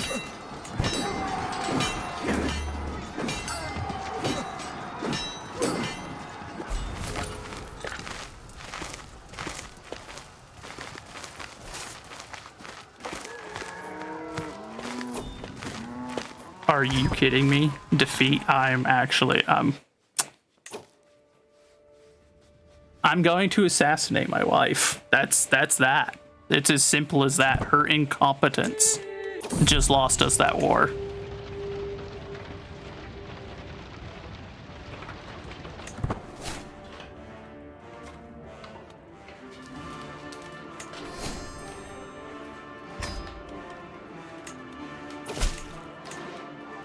I hope that she's prepared. Like that's just the rules now. I said I was gonna do it. Whoever was in charge of the cowardly army that got us defeated, I said I would assassinate them. It's unfortunate that it's my wife, but you know what? So be it.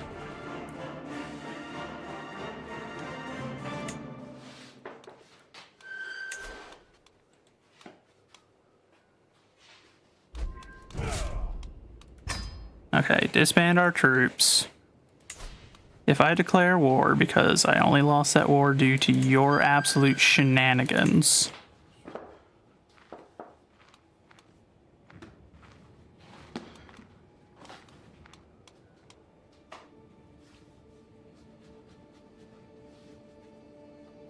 I don't really care about the whole broke truce thing because you're the one that won. I don't remember signing a truce, if I'm being entirely honest. But fine, we'll wait. When you're in an even weaker spot, I'll just come back and I'll rip you to shreds this time. It's as simple as that. Congratulations, you bought yourself 3 years. You get 3 years of pissing yourself, and then I'm showing up anyway. Oh good, my wife accepted the gift. She should have known when she first left to go rule some random peasant land somewhere else, and then absolutely did me over during war. Like, she should have expected there was going to eventually be problems. She probably didn't expect these to be the particular problems, but you know. What's a little bit of... Wait, what? Dwarf. How? How did you end up with a negative congenial trait? Aw, my best friend. That's not good. Saucy readings. Purify them with fire.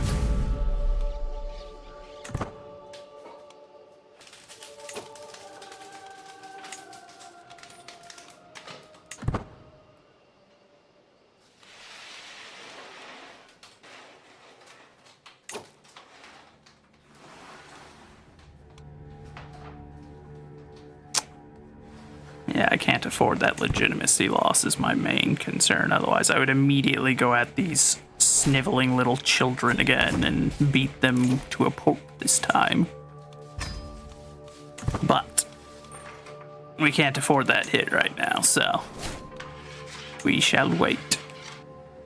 And the moment that the truce is up, I'm going back at them and they will die this time. It's as simple as that.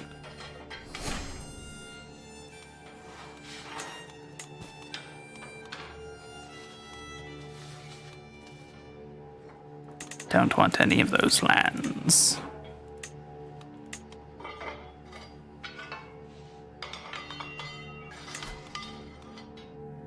Duchy of Visegrad. I don't know why it's always like trying to offer you, like, hey, you can get a claim to a territory that's, you know, 500 miles away from you that you're not going to want.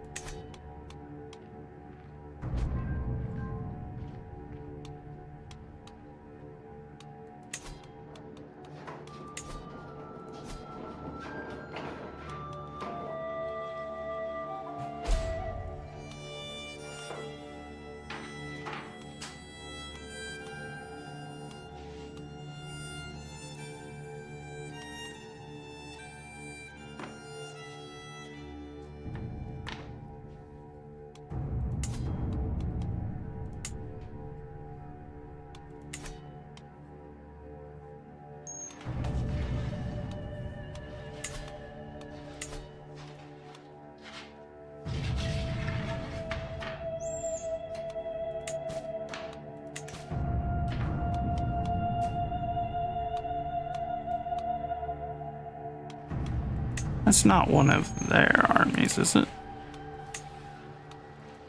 Okay. I was like, is it really the Khazars coming out of the woodworks? Also, I like that now he's in the middle of a big civil war, which basically means I'm guaranteed next time when I go back in a much weaker split war. Which means basically a guaranteed victory on that one.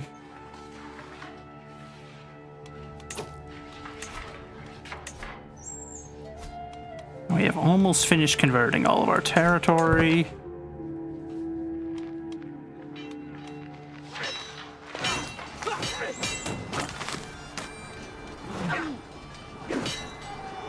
brought his little boyfriend up again.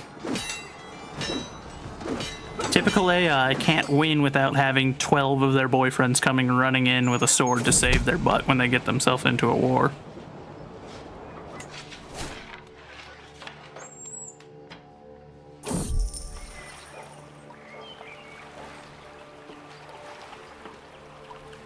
That's in a smithy. That's in a sculptor's workshop. Okay, smithy, I guess. The other option was dreadful.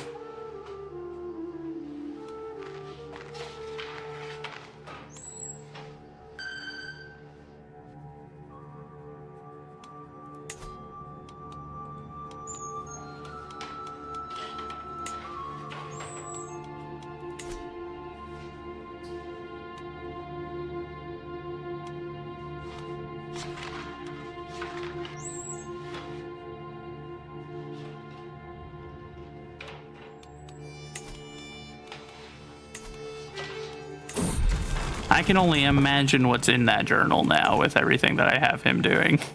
This poor dude. He's going through the ringer.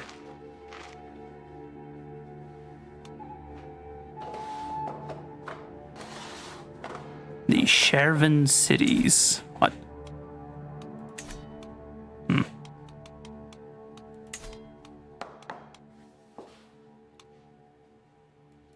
Dynasty of Many Crowns.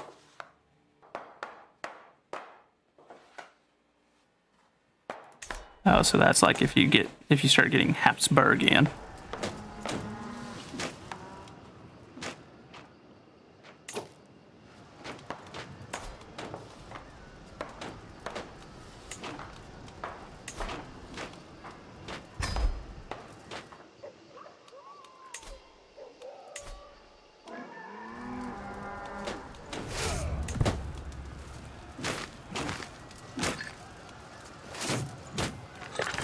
Hello, peasants. How unfortunate. You're rebelling against my granddaughter. I'm not going to permit that. And I also have a lot of troops right now and just kind of am looking for an excuse.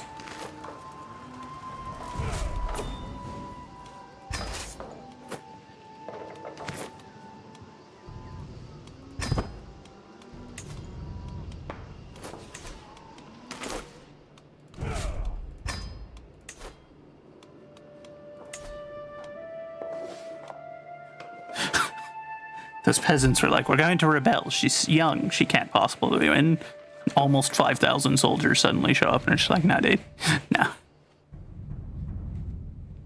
King's angry. Probably shouldn't be doing stuff like that. He's bitten a murderous rage right now. If you think I won't spare my wife, why would I spare you? 32% chance?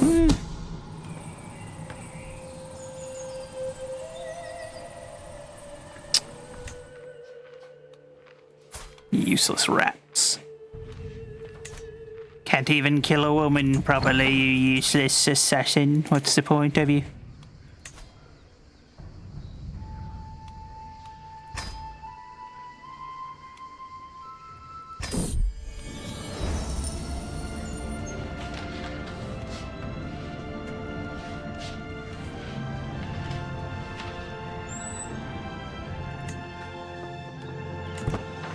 See about making a spear. That way we can... We'll destroy that one, gain 80 bucks back off of it. An axe doesn't really make much sense. We need a spear.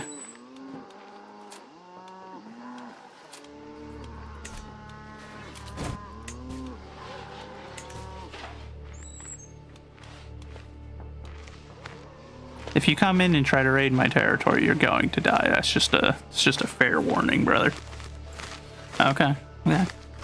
Yeah. If you go back to your territory, you're safe, but I'm watching you.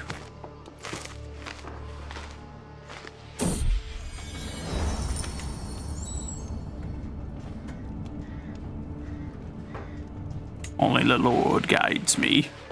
I say as I just attempted to assassinate my own wife. I mean, to be fair, I was keeping my word. I threatened the life of whoever cost me that war.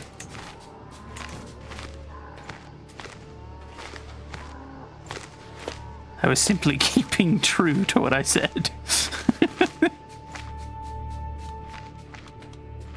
It's just an unfortunate coincidence. I'm sure she'll understand. I only attempted to assassinate you because I said I'd kill whoever was in charge of that army. And it was your army, so... To be fair.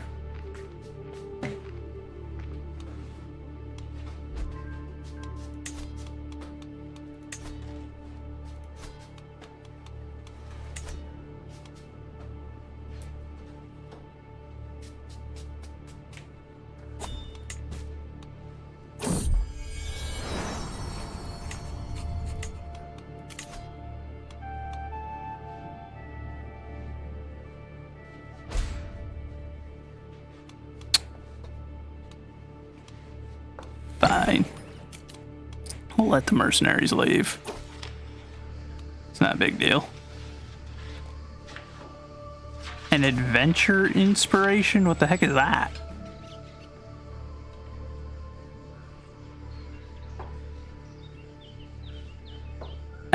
No. Not going to pay for some woman to go gallivanting around Asia on the off chance that she'll bring me back something decent. Seems like a poor deal.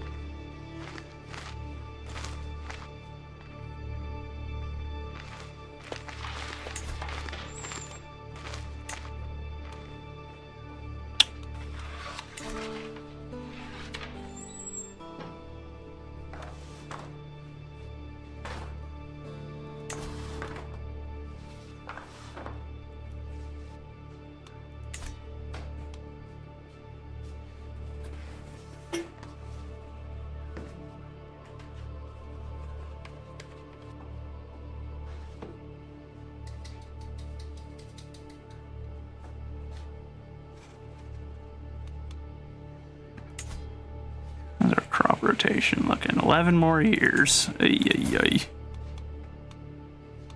I don't know if this man's got another 11 years, but you know, he is still feeling fine. That's good. What is that army doing just sitting in our territory? Mercenaries have been sent home. Fair enough.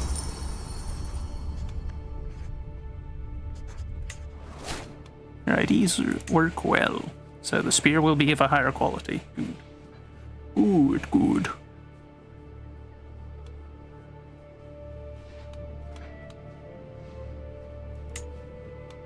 That's those no good for nothings that raided us before. Yeah, they are Khazar. That makes sense. Sturdy spear.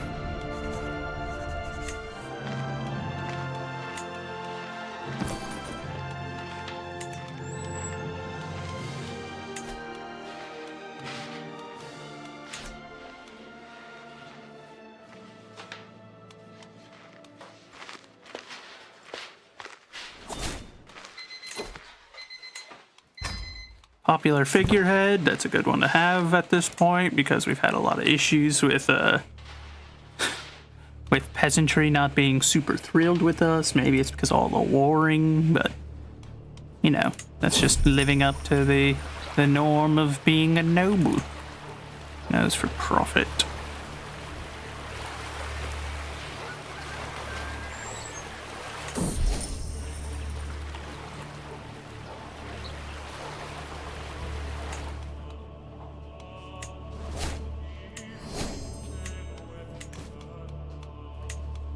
What does that give?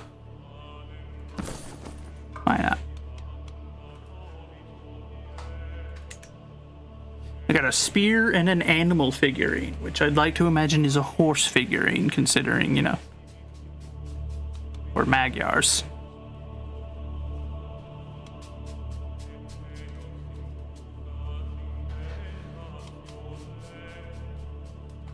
Ooh, if the truce ends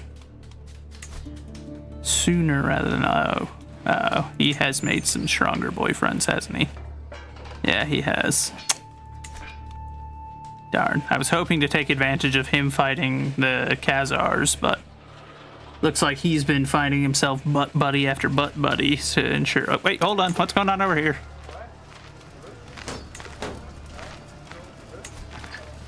Hi.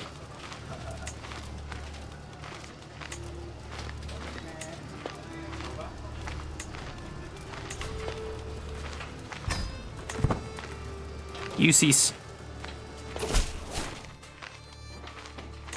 Good.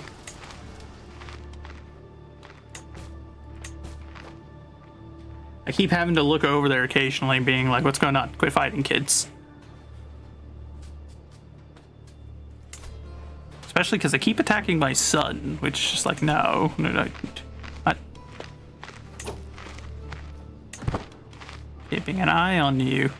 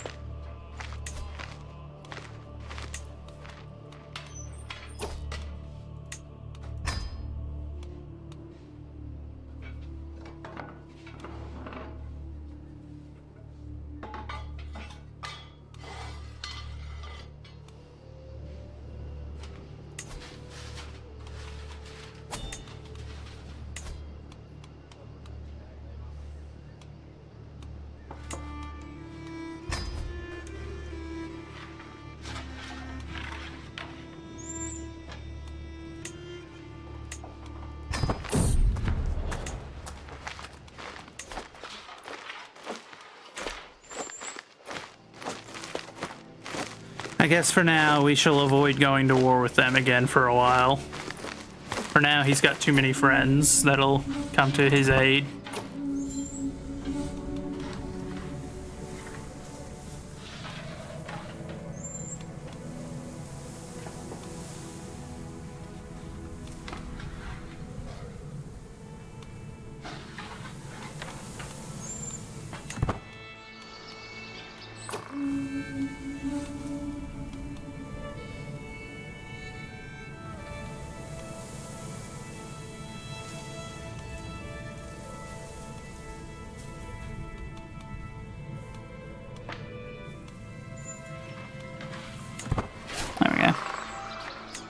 Now have a master of a hunt.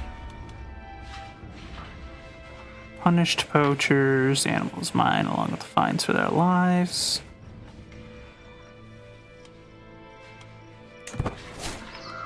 Popular outrage, oh dear.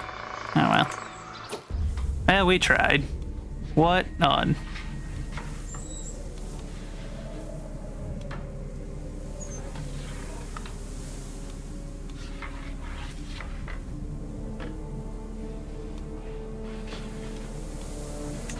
Yeah, you have to answer for it. You can't just murder peasants.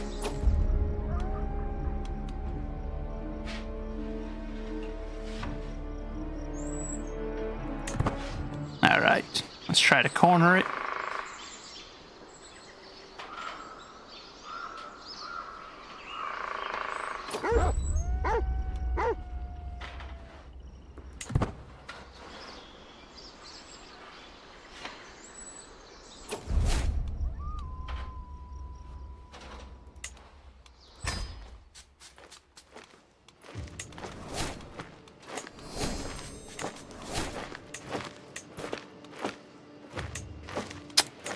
Not what I wanted to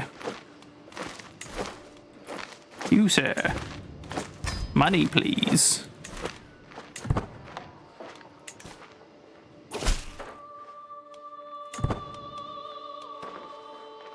And the moment that we get back here, we're going to immediately go on another hunt. Why? Because why not?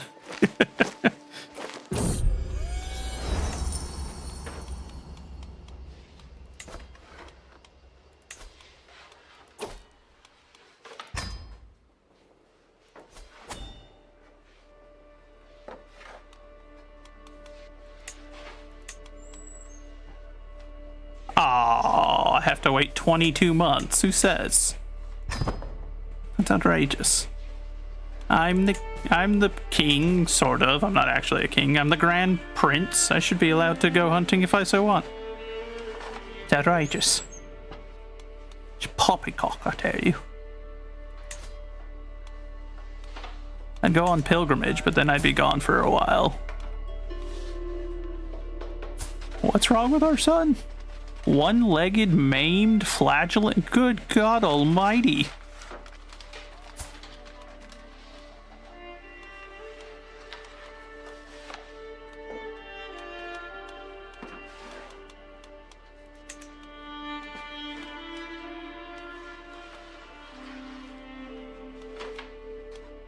What happened to him? He is near death.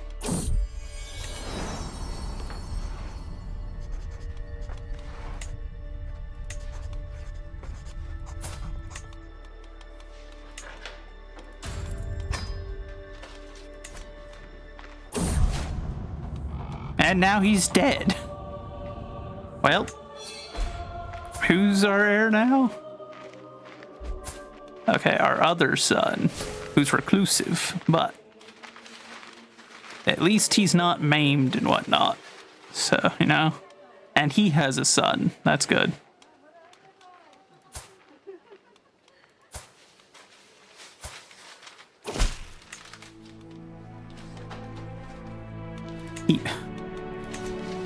So my son flagellated himself to death. Get it? Golly, Miss Molly.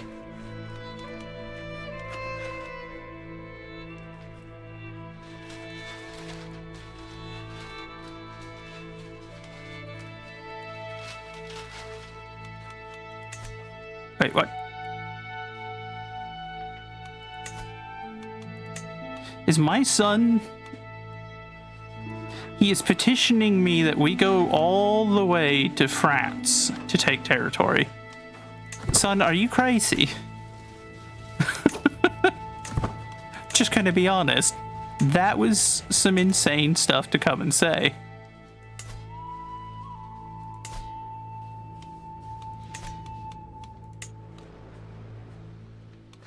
He's like, yeah, surely we can go all the way to France and take a chunk out of Paris. Huh? You what? Wait a minute, what? I didn't know my son was a lunatic, a madman even.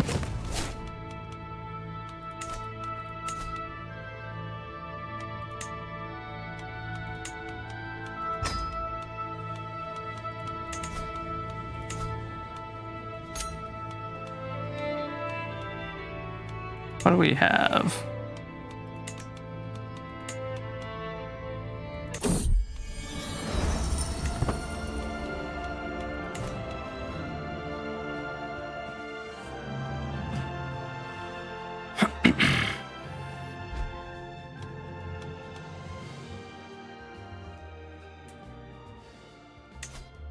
And that was a guy? Oh. Fair enough. Oh, okay, so an antiquitarian isn't the one that I'm having make the antique. That makes a little bit more sense.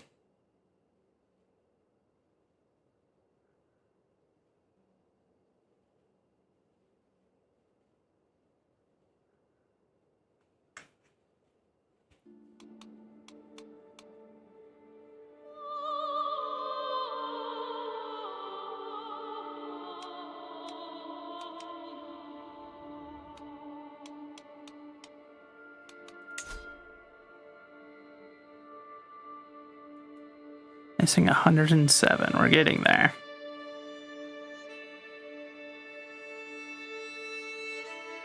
And that will give us the ability to start looking at going into becoming feudal, but... Ooh. The Bison of Harlau.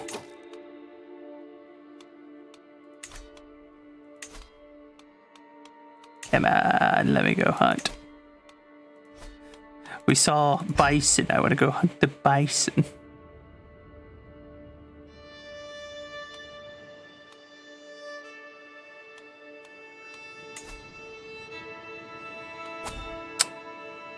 $11 more months. Fine. This is outrageous. I can't believe I'm being told no. I'm in charge here, and they're just like, no, you can't go hunting. You just went hunting. Bruh.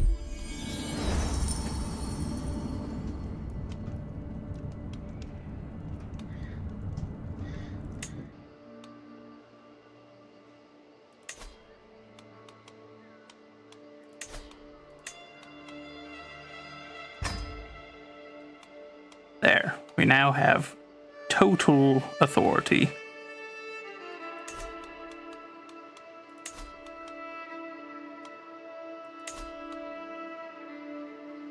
This is the only thing we don't have.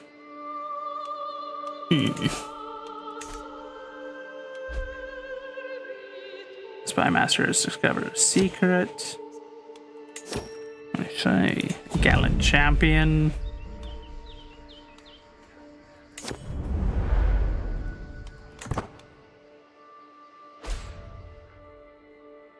So far, counselor has died. Very unfortunate.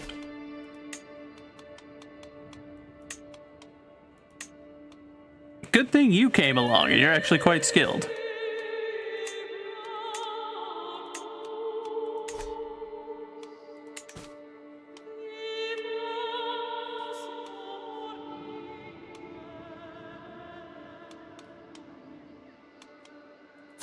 Don't know how much longer our man has, but you know what? He had longer than his first son, so I guess there's that.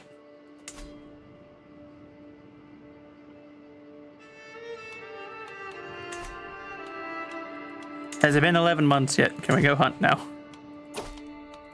It's outrageous. 7 months. Fine. We'll wait until 9/11. Oh. We'll wait until 9/11 AD.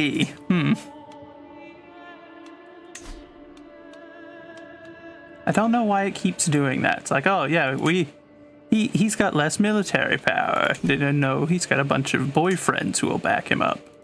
If his boyfriends don't support him, then yes, I could very easily take this guy on. That would be a very easy fight, but I know how this works. He'll just run and hide behind his boyfriend's army again. And then I'll be stuck scrambling as per usual. Our scale armor's almost done though, that's good. Ooh.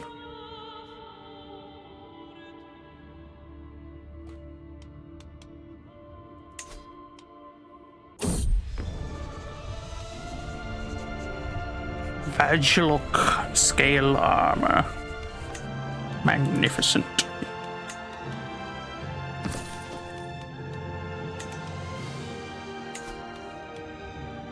Nah, I can't commission another artifact for 4 years.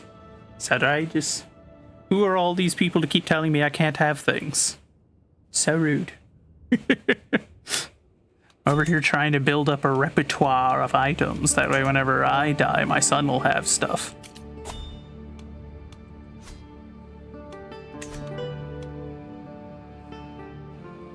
Look at him going hunting while I'm not allowed to hunt. This is silly. Outrageous. Though it is my son, so.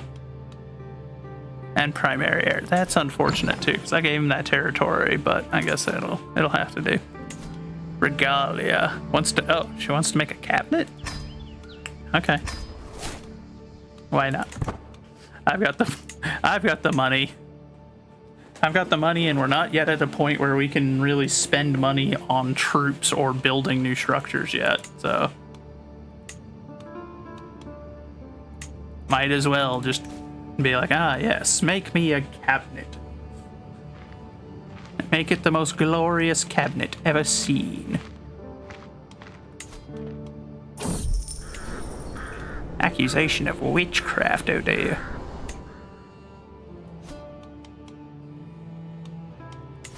What's one more person burned at age 59? That reminds me, how many people have we individually had killed now?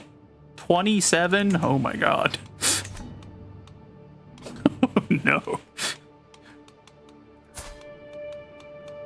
That explains why we still have some dread. We have just kind of been torching people left and right during points. Every woman for herself.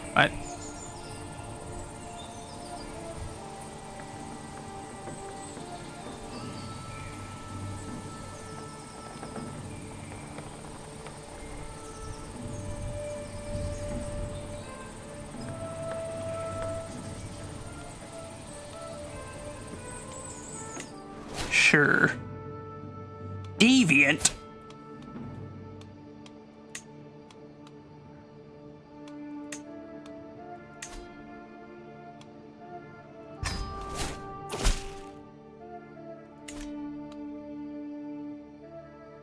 What's this? Huh, yeah.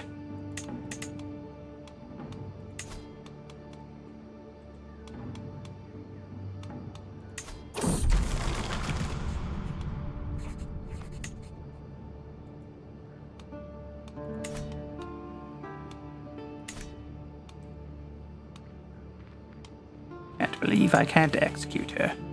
I can lawfully imprison her. Well, might as well make an attempt. Imprisoned. Ooh.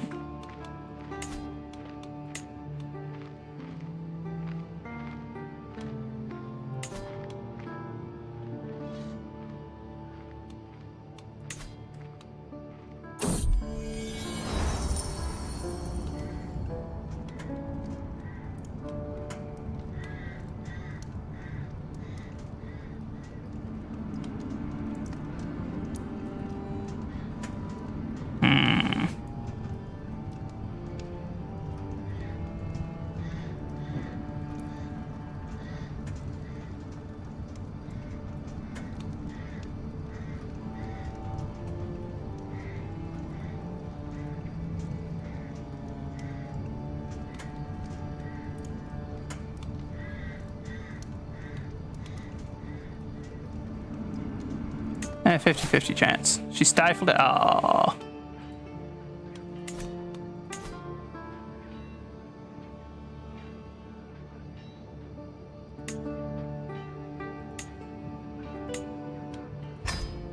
You will renounce your claims, but...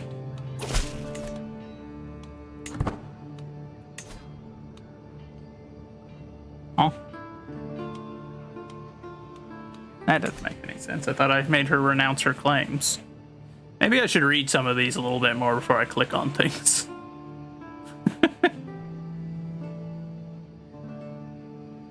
I thought by renouncing her claim it would mean that she'd like step down as leader of the barony.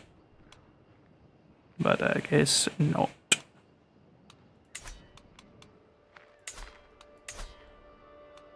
It would appear I misunderstood something. Most unfortunate that. Faction has disbanded. That's good. Ah. She thinks she's getting back on the, No. No, I don't think so. Not with a deviant.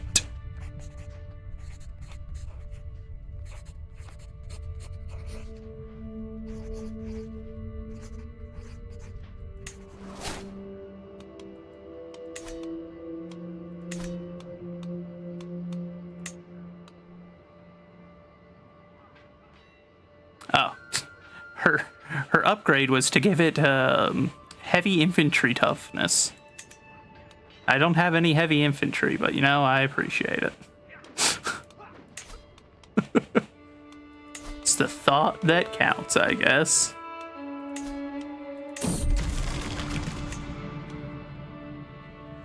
I can only imagine what the journal of a man who's been king since 16 and has burned 27 people at the stake. Can only imagine what's in that book. He attempted to assassinate his wife. His first wife died really young. His son flagellated himself to death. Like, this dude has had one heck of a life. I don't know if it would be considered a great one, but...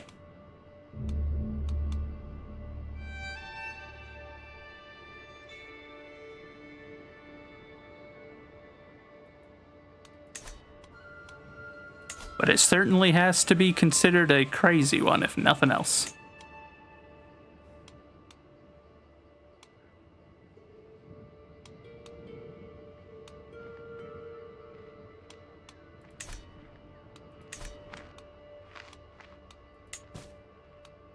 Now, designate a guardian. My patriarch, I suppose. He shall make a good guardian.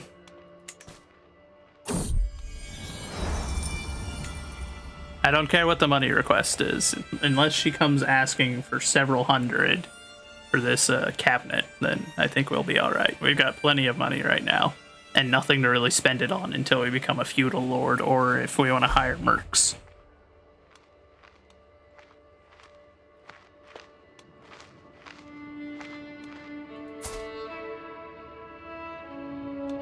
Ah, she hates me a little less. That's good. We're 60. Oh yeah, hold on. We can go on a hunt now.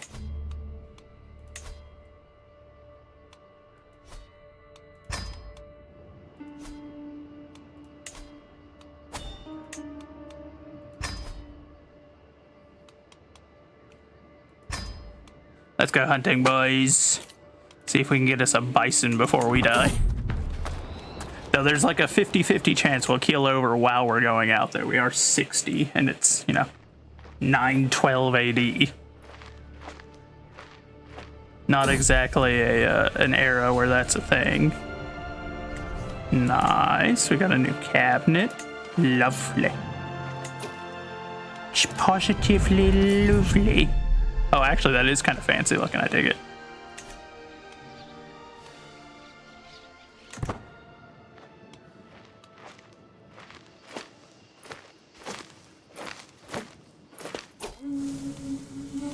Soon. We're hunting bison. It is dangerous, but I'm elderly, and if I die, I die. Oh no, the guy in charge, the master of hunt, he got wounded. After it, we ride. An 80% chance. Come on, give me a bison.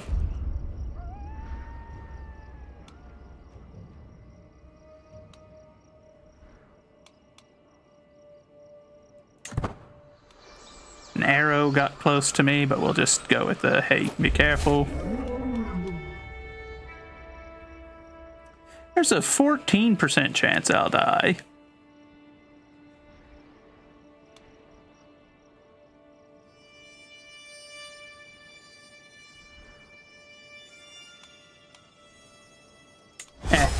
I slayed the bison at 60 years old. Little.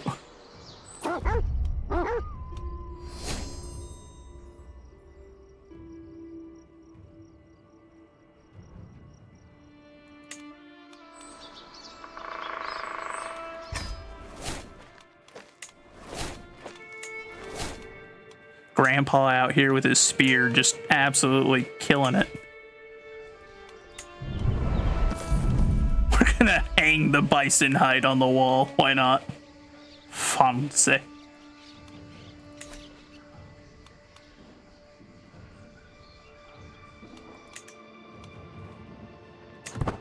I knew that spear would come in handy. I just didn't think it would be for bison hunting at 60.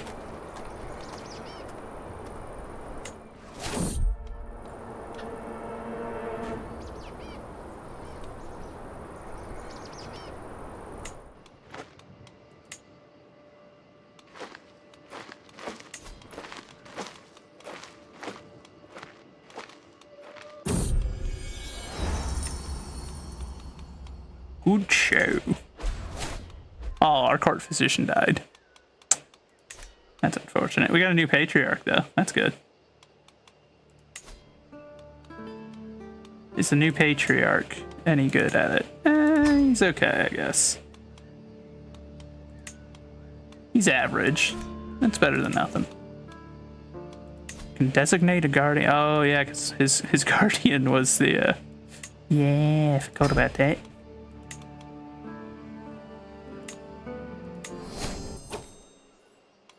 Uh-oh. Northern Army conquest of the Principality of Yedison. Uh-oh.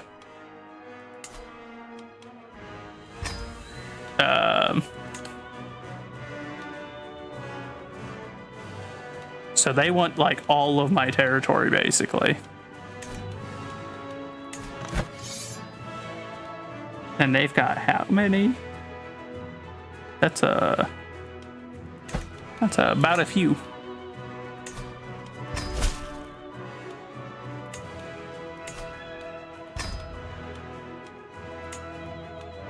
You know, I'm glad I've... Oh, wait, nope, I don't actually. I haven't been saving up money.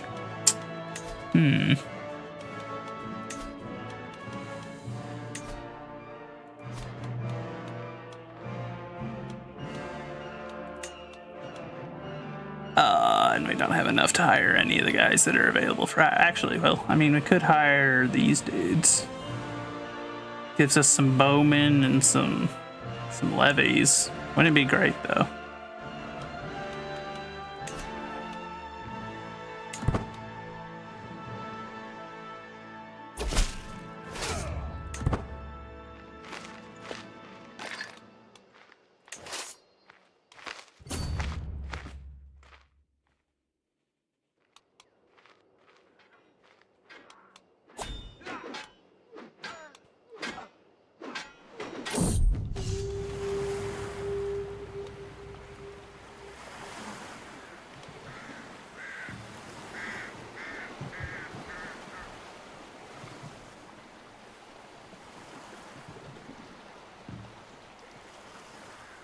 It's land they want, why not give it to them? But what is that? Get a truce for 20 years, reprieve, but what do they get? He becomes my vassal.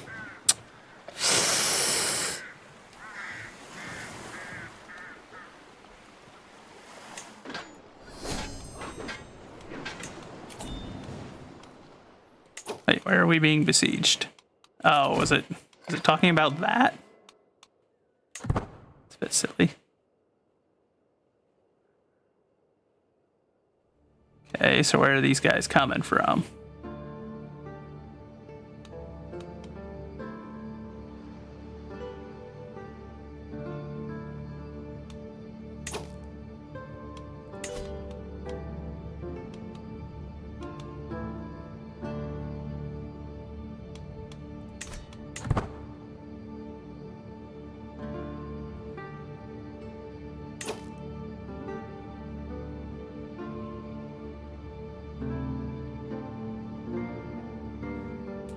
Right, when your character had a child, he died. That's unfortunate. But I mean, at least he secured the bag before he died. You know, bit of a trade-off there, but tears what it is, I suppose. Okay, where are these Vikings coming from exactly? They haven't shown up yet. I guess we'll hold court while we wait. Child in court. We'll find her a home. Do your business, frightful peasant. Stroll too close to that. Your lordness.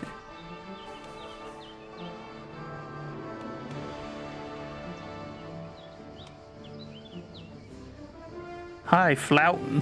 Wow. So now a 1-year-old is running the land. Well, I mean...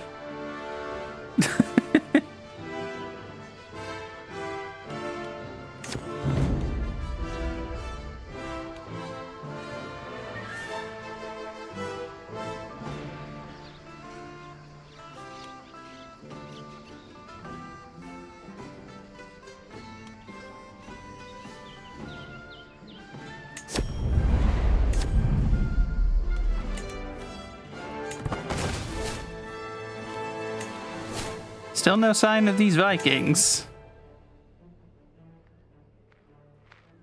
Which is a tad worrying considering there's supposed to be 8,000 of them. I'm just kind of like, but where are they?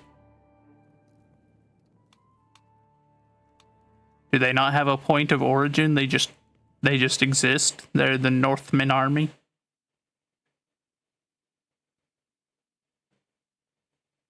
Oh no, so there's a 10-year-old in charge and then you have a 1-year-old. Oh dear. Hectic times for your kingdom, I suppose.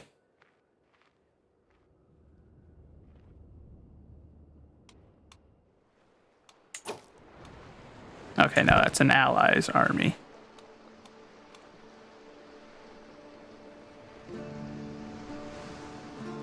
Oh, there they are. I expected them to, like, you know, be sailing or something. I didn't think that they'd be marching down like this.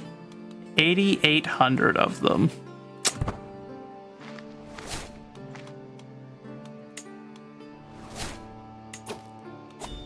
It's not great. It's not great.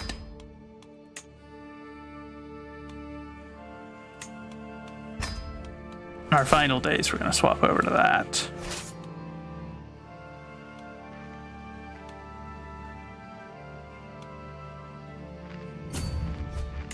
We'll gather our army together and hopefully be able to deal with them, but that is a lot of Vikings.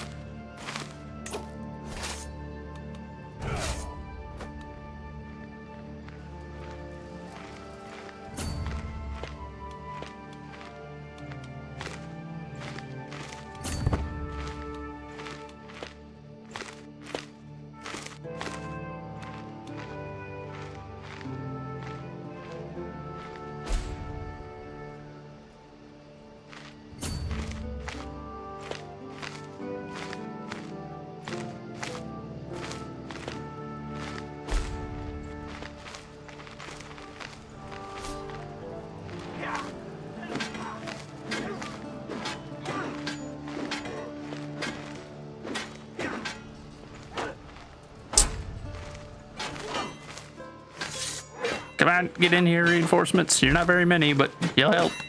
Get in here. Come on, Siracusa. Ooh, yeah, baby. I think that's gonna be a dub for us. Oh, just barely. Victory.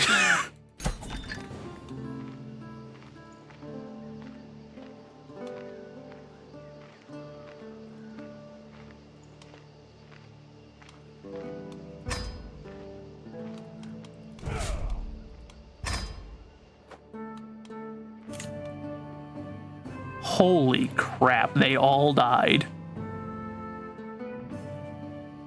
Greeting, Bionic. Well, we just somehow pulled off an amazing victory and killed 8,234 Vikings. You, sir. However, you're not worth much, so I guess you'll burn.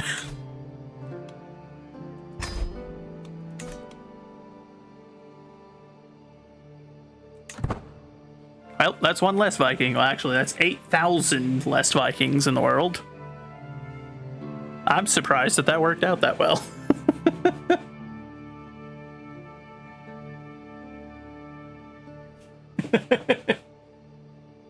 I mean, you can like Vikings, but when the Vikings are Viking in your territory, suddenly they're not quite as neat. Hello, Elora. This is Crusader Kings 3. We just killed a bunch of Vikings that tried to take our territory. And then we burned their leader at the stake because he was a pagan. Which is tradition.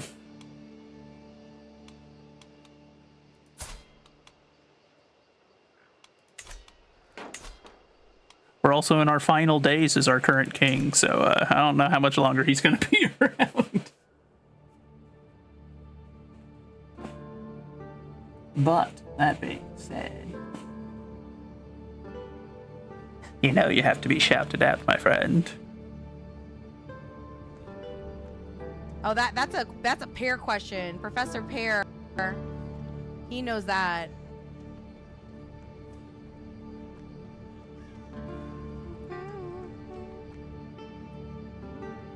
No, you don't know you're beautiful. Giving us a little musical, huh?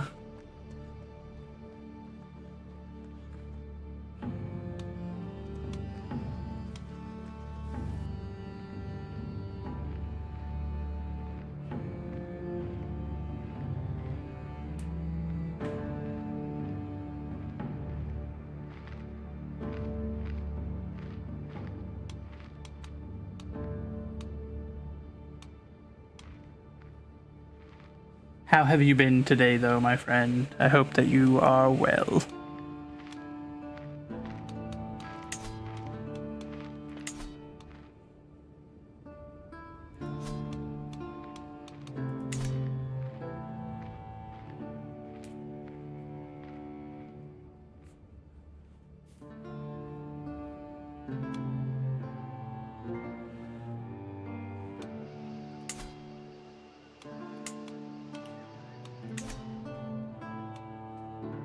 I just need him to stay alive a wee bit longer.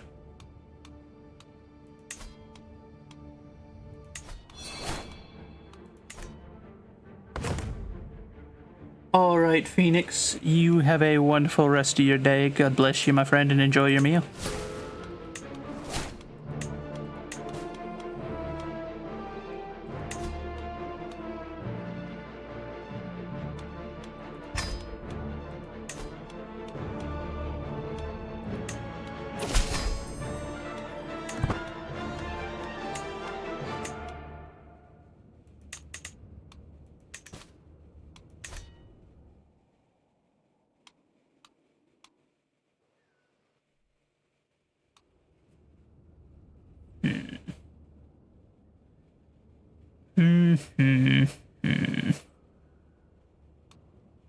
Enemies have landed, that's alright. Oh, exactly, Bionic. Every once in a while, you'll be treated to a wonderful little ditty. That also, you'll also hear singing here occasionally, but I highly advise against it. It's wildly unpleasant.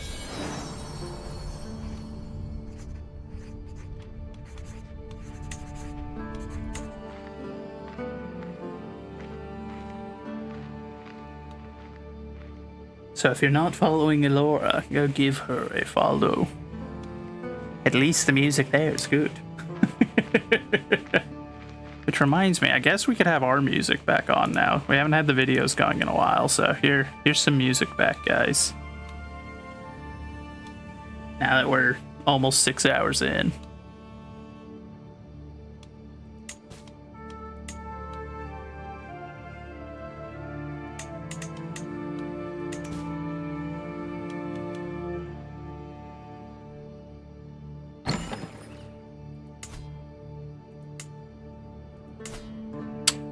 Darn, that's still part of it.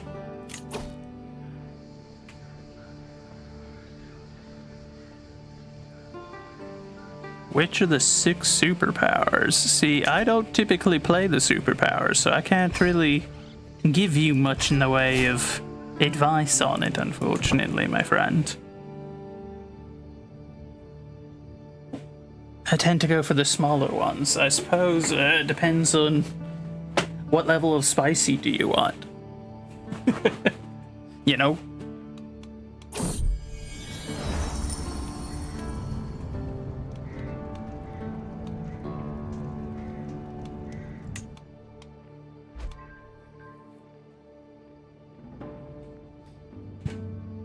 In his final days, the king has gone mad. He's just making everything he's just gone mad. He's making all of the things, all the artifacts are inspired by his likeness. Which means it's also time to make another artifact. while there's an artifact being made.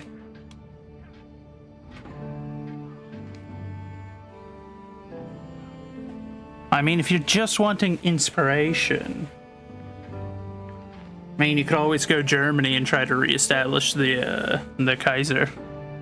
But that's a common thing to do as well, though, I suppose. I always tend to lean towards reestablishing monarchies in that game, so make of that what you will.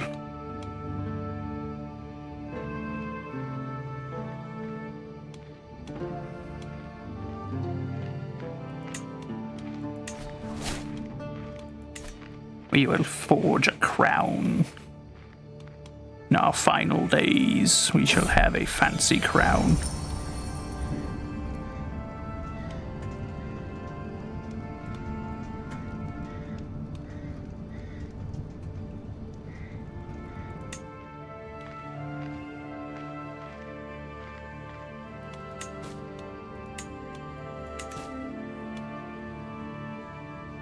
We've played over 1,000 hours. Fair.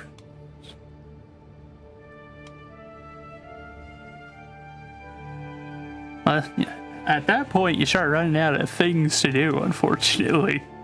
At least in my experience, that is the case.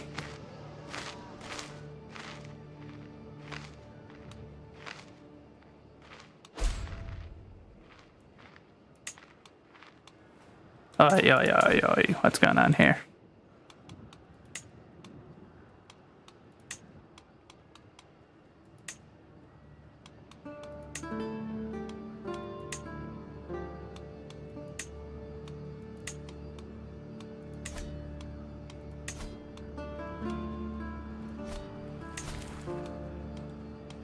Were you the one that started the war? Man, surrender. But I don't want her to surrender. I'm trying to keep things balanced here, but...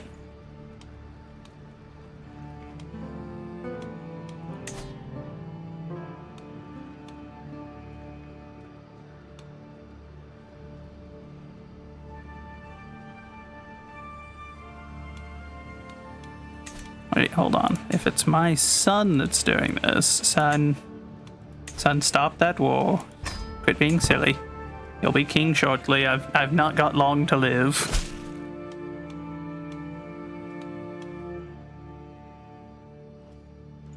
You will do as I say.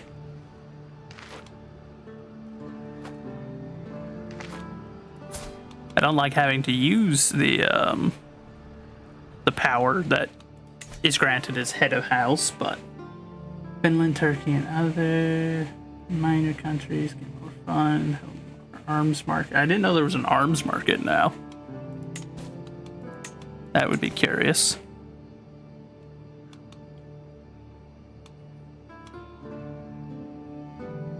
That must be a fairly new addition, I'd imagine, then.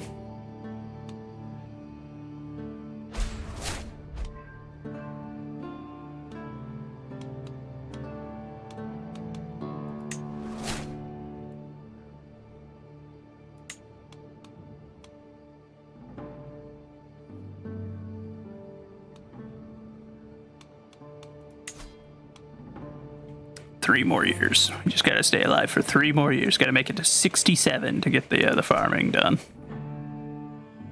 Goodness gracious. We're just desperately trying to hang on for dear life at this point.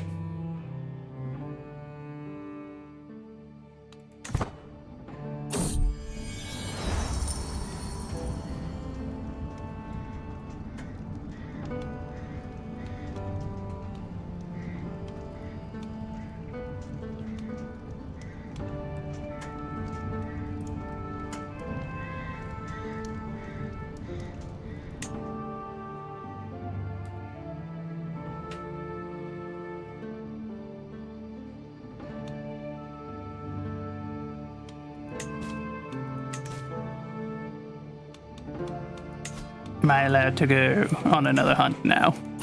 Or has it been too recent still?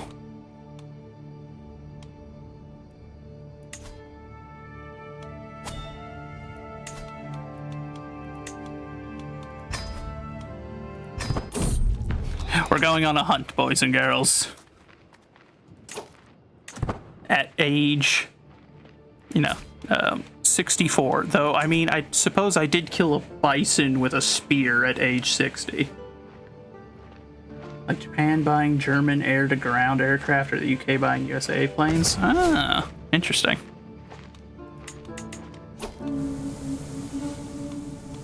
So,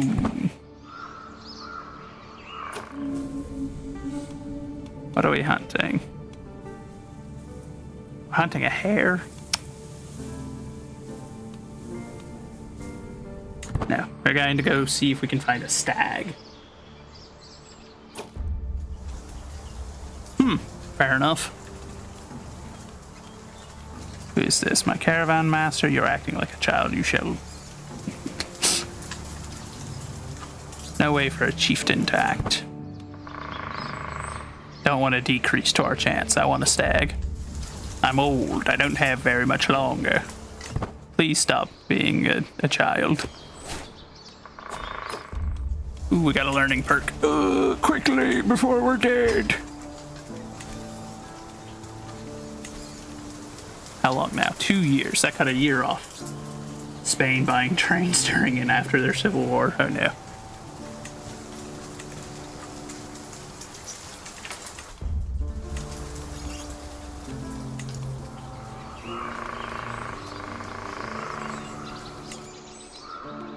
We are after the stag now.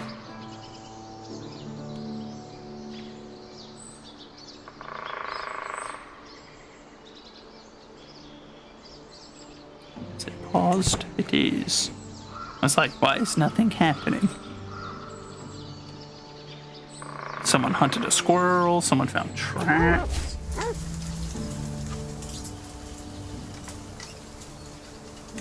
Darn it.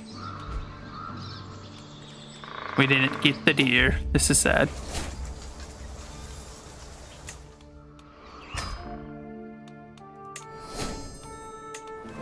Oh, whale. What's this?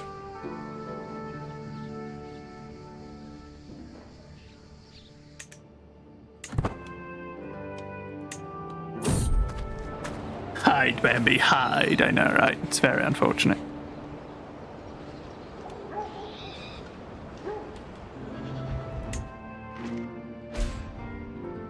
Bambi gets to live today. And now we have a special chest. Glorious. Behold, my stuff.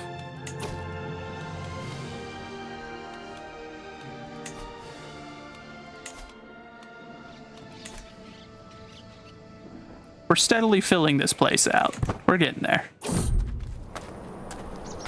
No, I'm not interested in the ramblings of some old crazy man that thinks that he knows the future. I'd have you burned at the stake, if only I had a stake to burn you on. Sadly, I don't have any right now, so he gets to not be killed for his crazy paganism. No, come on, game. There we go.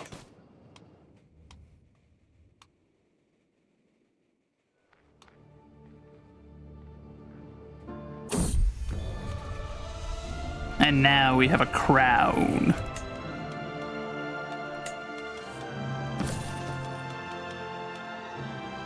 And it makes our vassals like us a little bit more. Good stuff. We already had a crown, but now we have a special crown.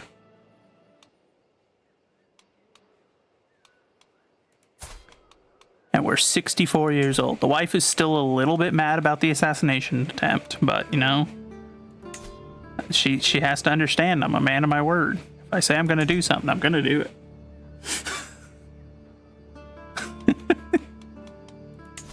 Typically, that doesn't mean, you know, assassinating family members, but by Job, if I say I'm going to do it, I'm going to do it. Another hunt. Oh. My final days on this world are just going to be spent studying and going on hunts as frequently as possible. We're trying to discover crop rotations and to kill as many animals as we can.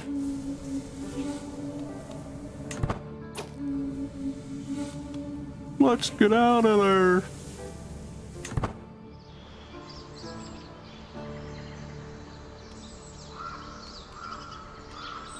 I also like that no one in our hunting party is young. I think he's the youngest. He's 30. We're going to attempt to ambush the stag, so we're after Bambi again. Where's Star? What happened? Oh. I guess we ended early because he thought that he was going to be assassinated. That's a boring end. What a waste. I didn't even get to shoot at a Bambi. Oh well, back to studying crops, I suppose. We're only 18 months away from having it done, so, you know, I just need to not die for 18 months. You know? It's all we gotta do. Can't be that hard, right?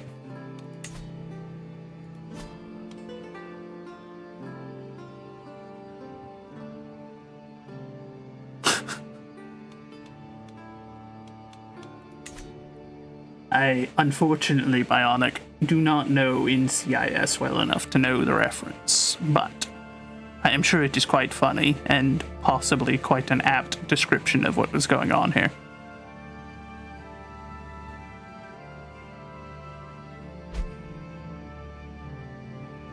Religious head established. Gross. She's a cowardly zealot. Eh? Well, that explains pagans, so.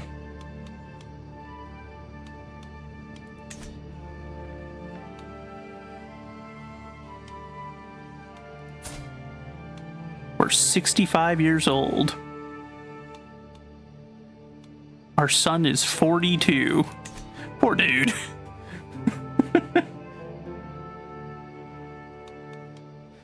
He's been waiting to be king. Well, actually, I guess he wasn't thinking he was going to be king for a long time because his older brother was supposed to be king. But he's been waiting to be king. I've been king since I was 16. But he's just over here like, dang, Dad doesn't want to die. And I'm like, no, I'm not done yet. I haven't figured out how the crops work.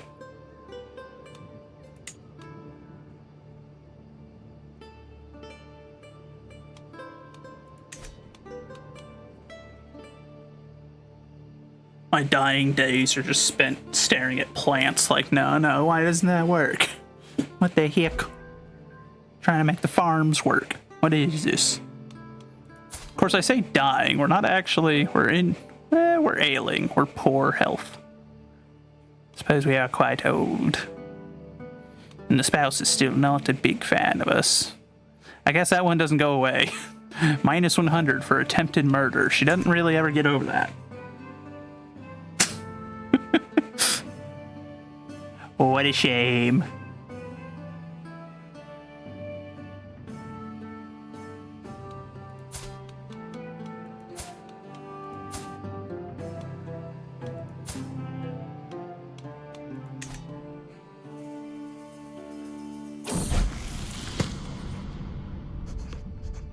I require assistance.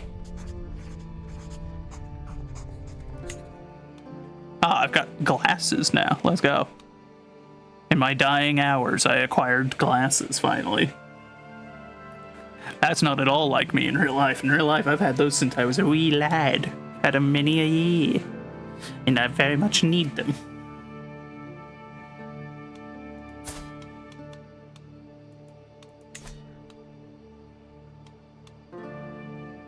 That gets us much closer to that, so that's good.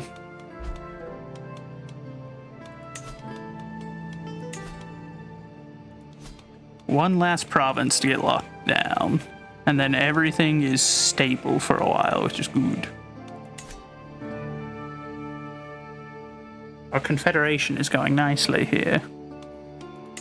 Now the question is, will we be able to become feudal before we die? Probably not, but we will make our best attempt to adopt feudal ways. If not, our son most likely will, or his son will. I suppose my son's 40-something, so he might not have a whole lot of time. I'm kind of shocked we've lived this long as is. We've lived long enough to start going blind from age. 3 more months until crop rotation. It'll unlock all economic buildings. For the tribal era, at least.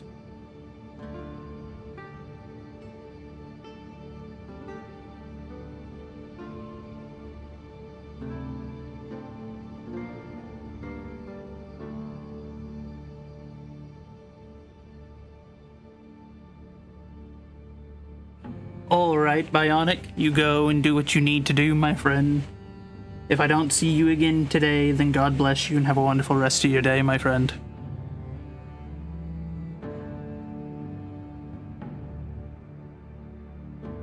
We are exalted among men, we are a paragon of virtue despite attempting to assassinate our wife. And we've got a good bit of money. We've had a good life.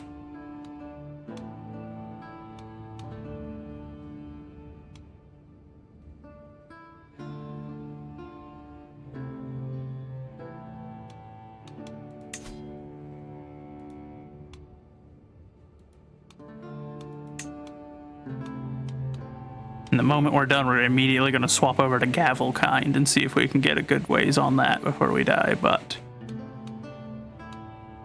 What I should have done is I should have focused on the military stuff, because that would have gotten us closer to getting it done in time, but...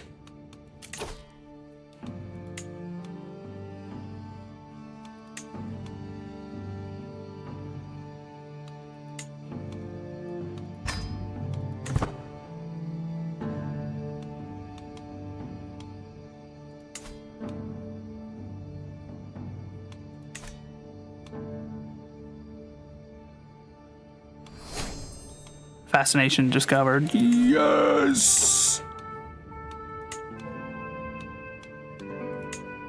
Quickly! Gavelkind, we can get it done in 3 years. We just need to not die. If we can survive for 3 more years...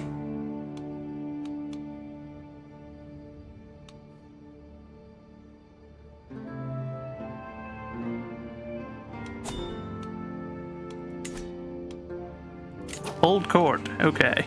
Man, we're actually starting to get some stuff in here. It's pretty great. Approach. Hello. Open carry, of course. I will always permit that we are allowed to have our weapons. Let us establish a crop sharing system. You'll have the funds you need to rebuild. Nah, we'll do this one. Why not? So that gives us... That's actually really good. Services rendered.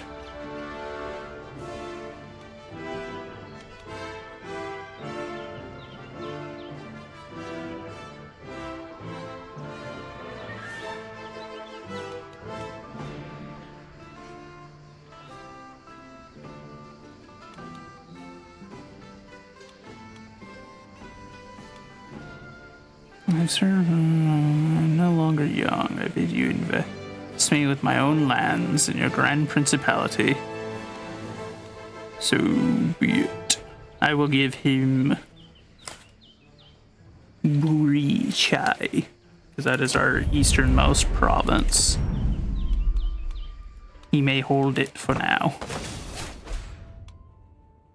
Faction was created against me. My man.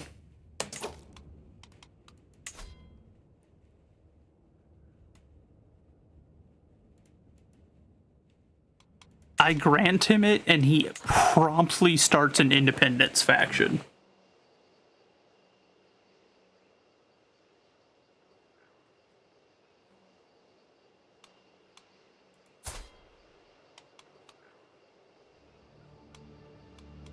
Well, you have ensured none of your children shall ever inherit that land now. You are too short-sighted, Chieftain Zabaragon. Zabaragon, something like that. This is what happens when I am kind. I was benevolent, and he took advantage of it. So be it.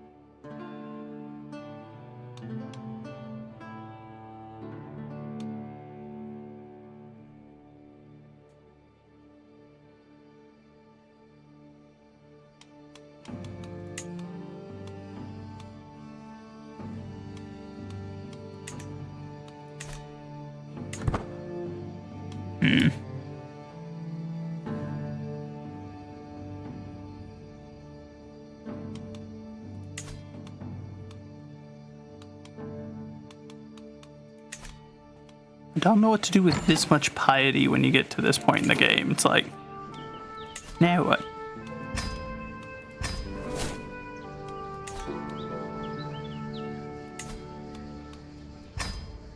You want to go to Syria? Fine, go to Syria.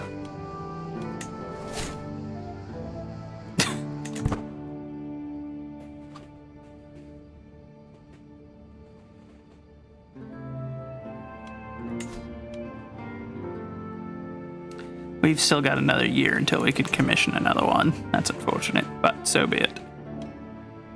We'll see how much longer we live.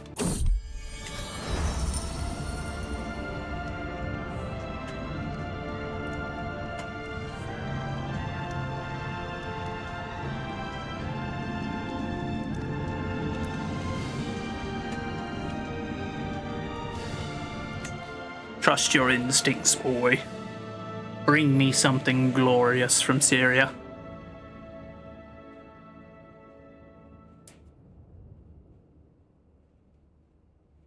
And that girl's working on a book. I don't know what book she's making, but...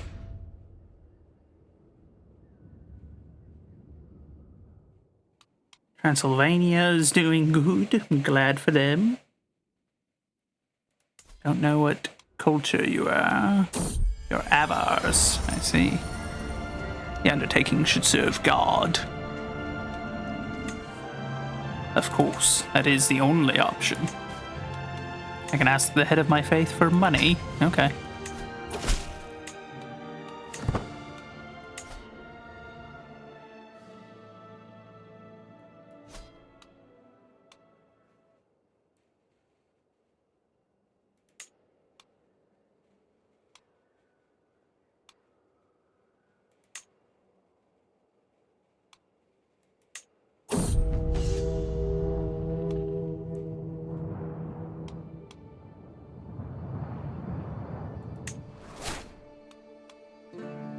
He slaughtered a charging hyena. Glorious.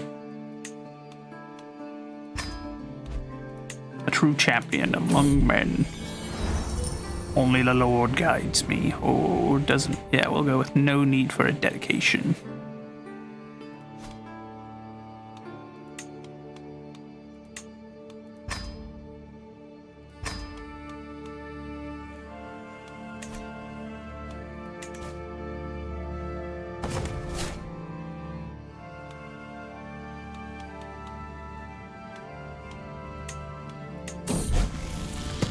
Visions of the divine. My intentions are pure. But no, we shall go with.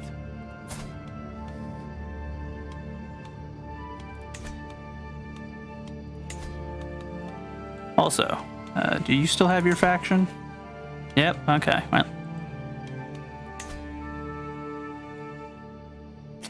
It still hasn't been a year. Fine.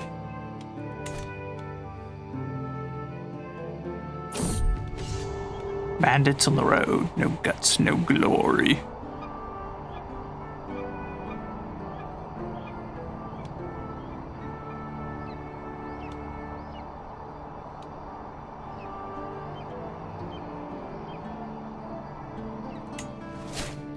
He bravely slays Ismat.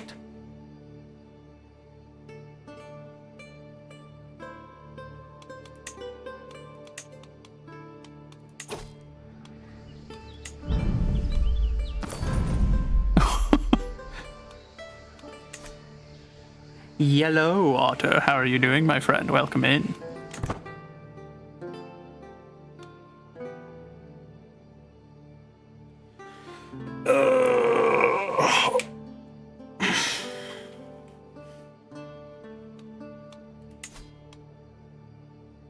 23 months until we have finished Gavelkind.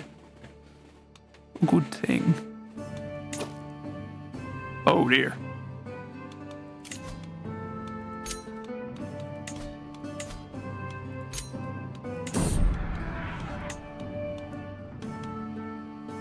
You're still driving? Ah, well, focus on the road then, my friend. I appreciate you wanting to interact, but, you know, don't trade it for safety. Goat pox. Oh god, it's spreading. Not the goat pox. Of course it would spawn in Kazaria too. Khazars, what have you been doing to the goats? Summon the physician.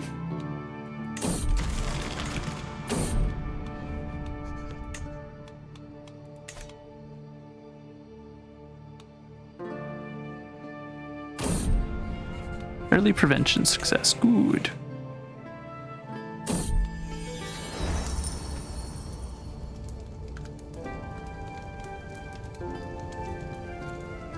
Adultery is a sin. We will not sleep with you all, so I don't know why she's trying to sleep with a 67-year-old chaste celibate man, but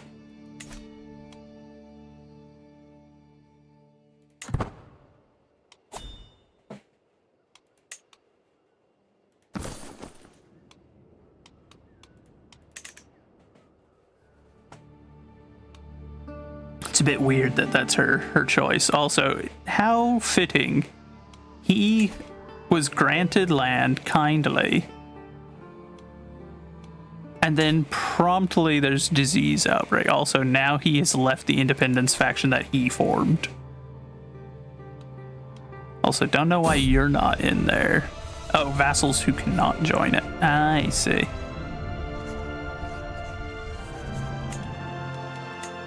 So he is still the only one in it.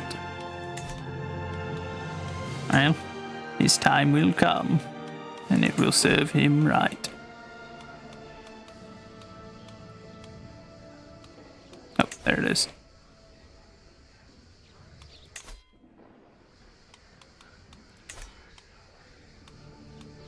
We're actually starting to rack up quite the number of artifacts. I'm thrilled. This is the most artifacts I've ever had. So things are going quite well for us, despite the goat pox.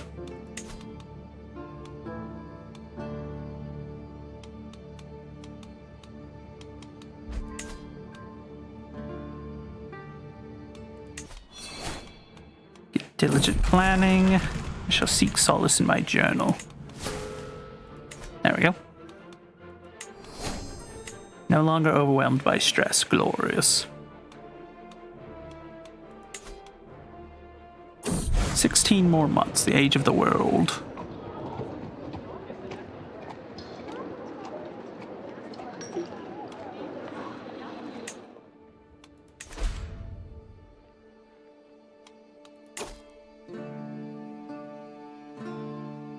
Oh my god, if we get scholarly circles, we're going to be busted on our research for a little bit, I think. For our final days, we're going to be just absolutely wise beyond days.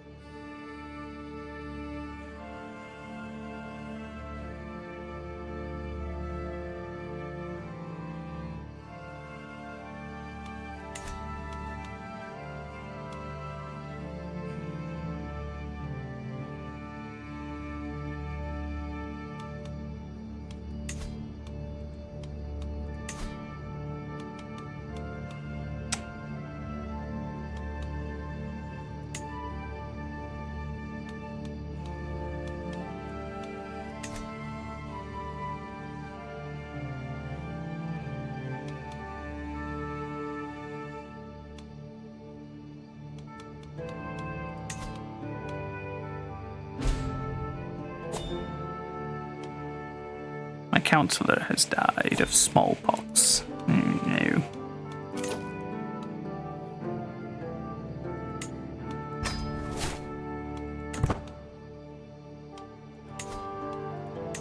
We need a new chancellor then.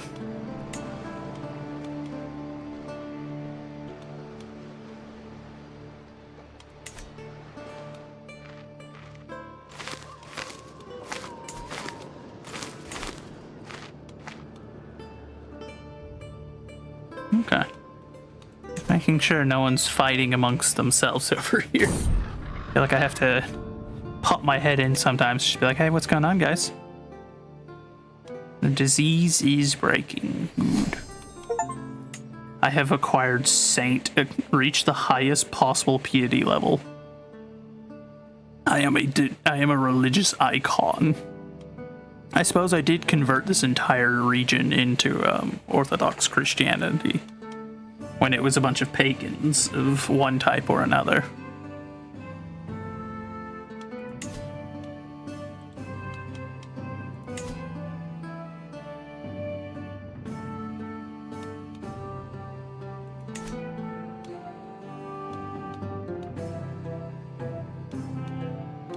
Oh, so is that faction gone? Yes, so his father died, and so did his independence faction with him.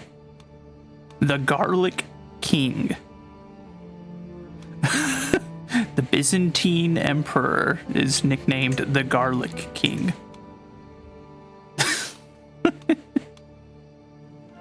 Oh, good God, Novgorod has gotten big ol' up there.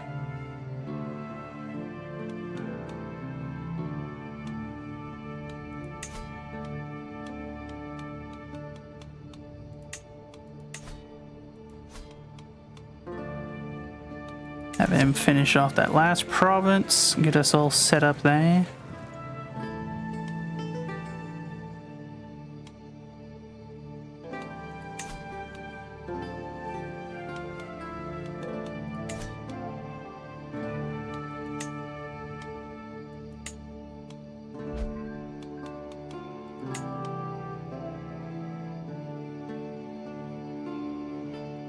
Good, we've promoted our culture further. Continue to spread it until the entire region is in.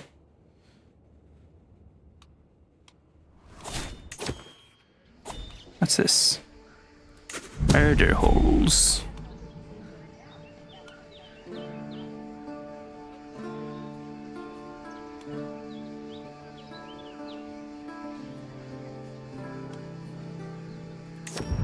Why not? We'll have an escape tunnel. Tastes sensible.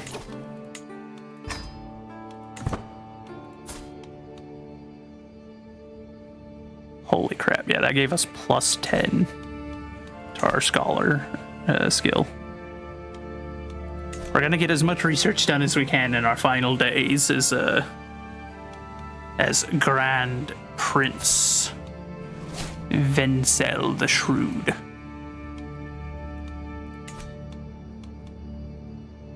Oh, my son has learned Greek.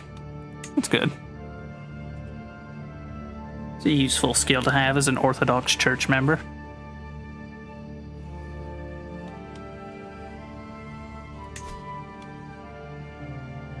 "53 days. Good, good. Commission an artifact.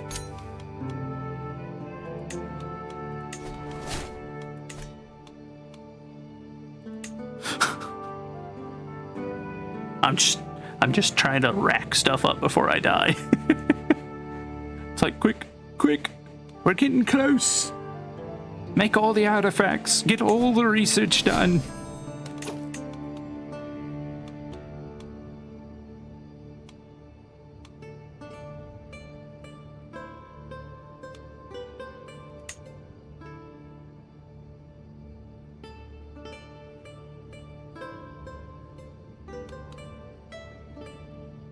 Okay, so it went from 426 years to 30 years with my, ooh, a dynasty modifier, yes.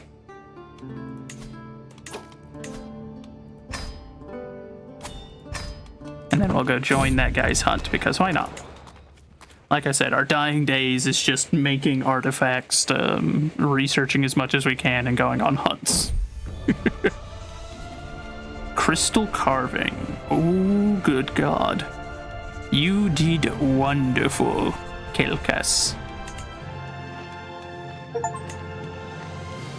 Obtain a mythological rarity artifact from an adventurer's inspiration. My goodness.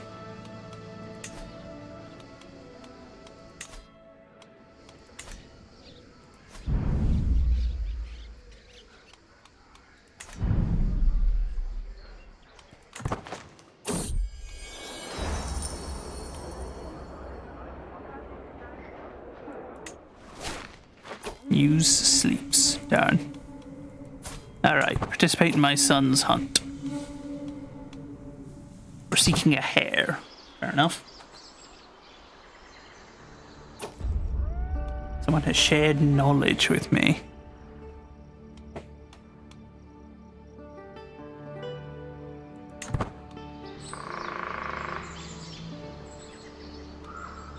Abilities impressed.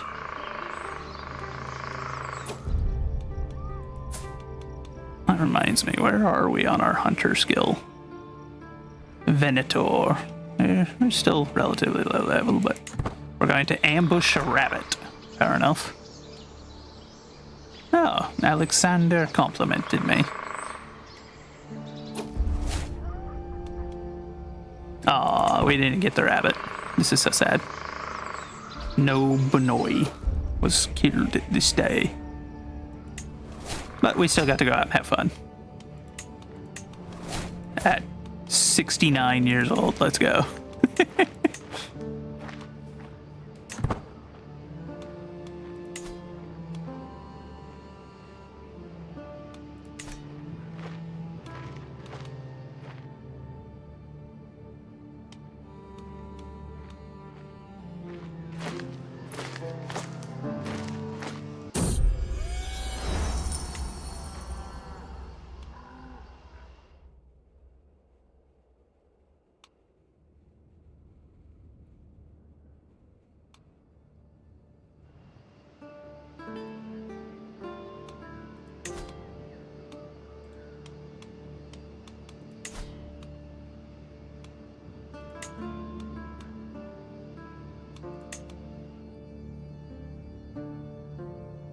Ooh, he has got a lot more friends than I do now. Who all is he allied with? Khazaria, that's the big issue. He's allied with Khazaria. I don't know how to get rid of them either. I don't really know what caused their collapse in real life.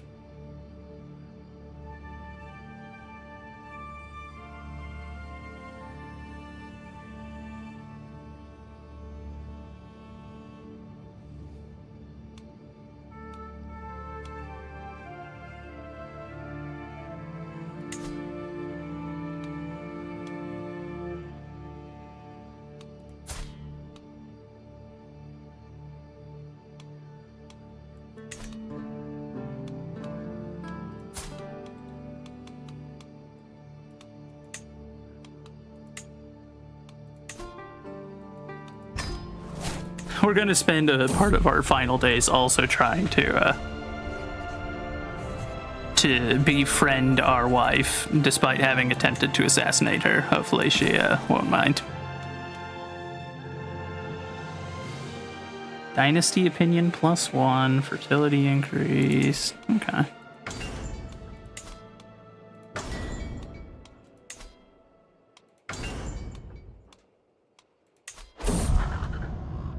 Oh, well. Guess we don't have to worry about befriending her now. She's dead.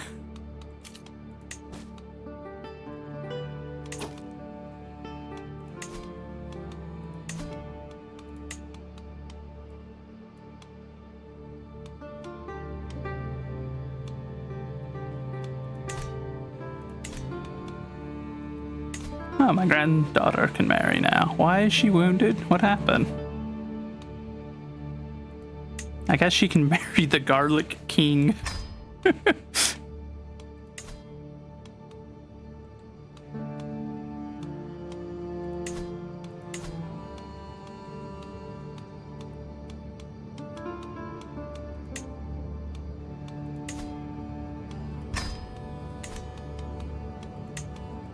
Titles can be created. The Kingdom of Moldovia.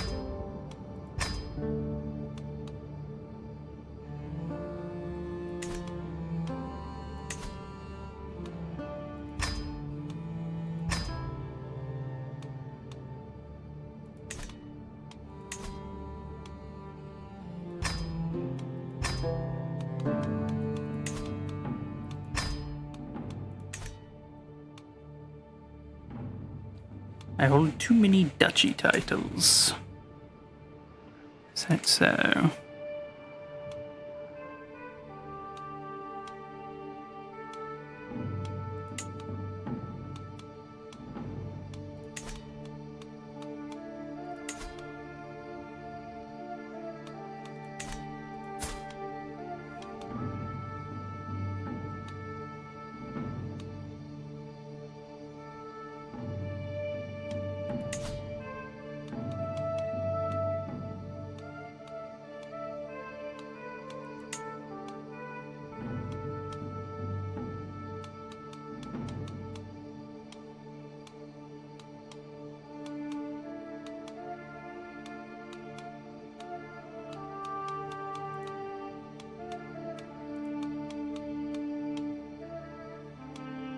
Player heir? No. Where is my other son?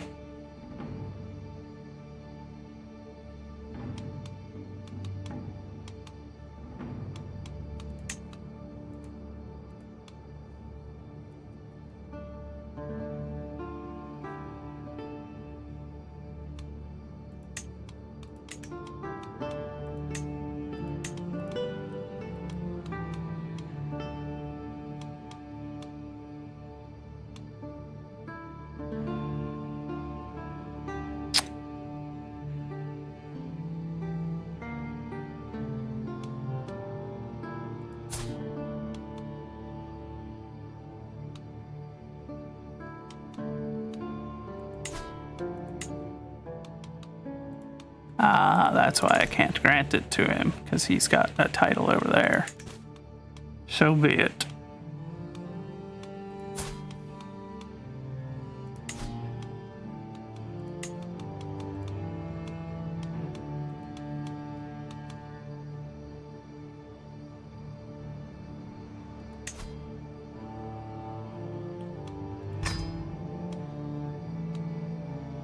Okay, no. So, what's the negative from having too many? Lowers vassal's opinion of me. Okay, well, I don't care then.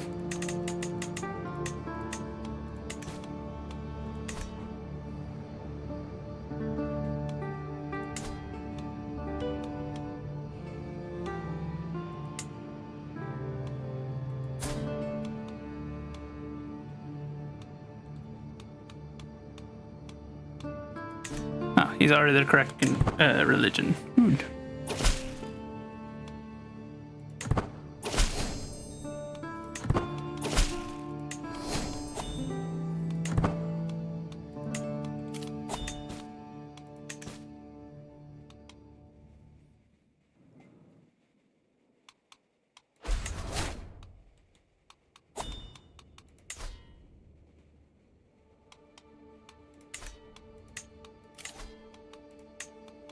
Need a new marshal.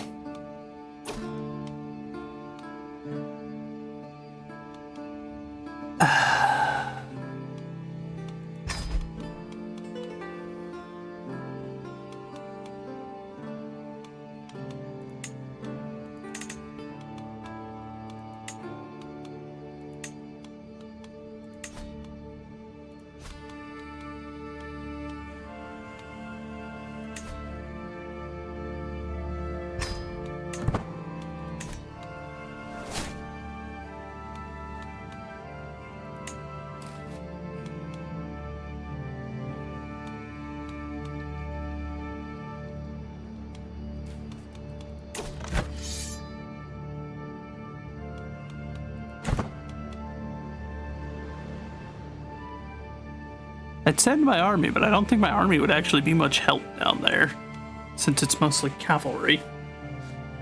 Which means they don't do well in hills. Also, I've got a lot of envious neighbors. I would rather not leave my territory unguarded for so long.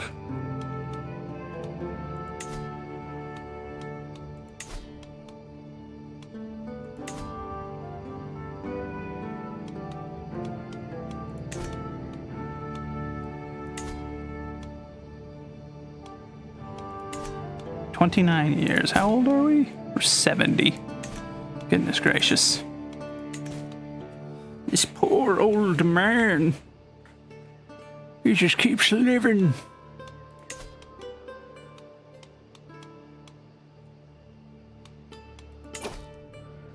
That being said, he's got quite the court. Look at this place.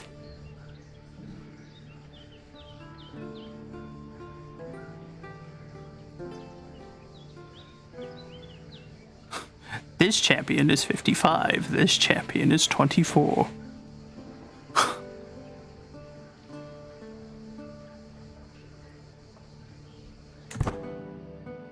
Danislav. That is a familiar name. I don't know if that's actually a historical person, though, or not. The map.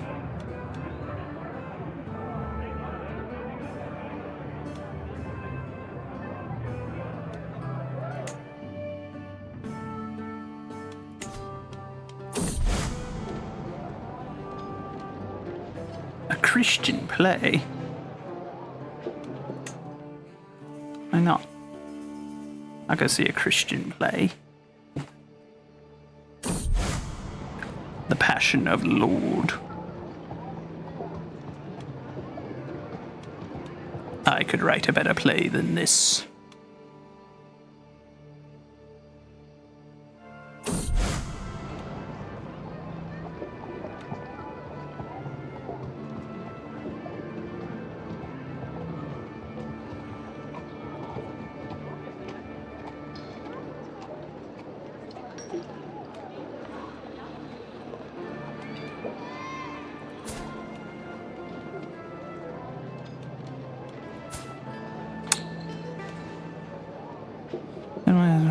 To outdo the inferior work of Vasily.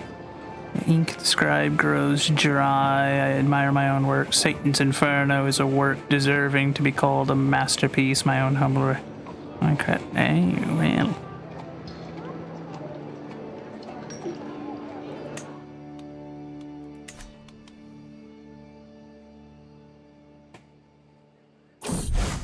Dramatic debut. Good. Good.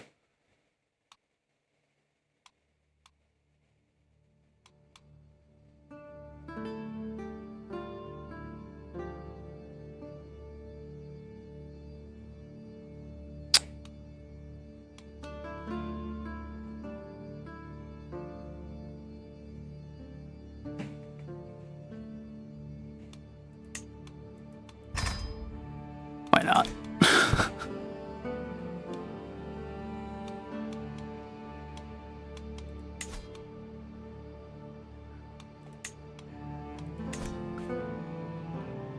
I'm shocked that we're still alive. And at this rate, we may even be able to get to the ability to get the warning when we're 1 year out from our death. A call to Aren't you already in a war?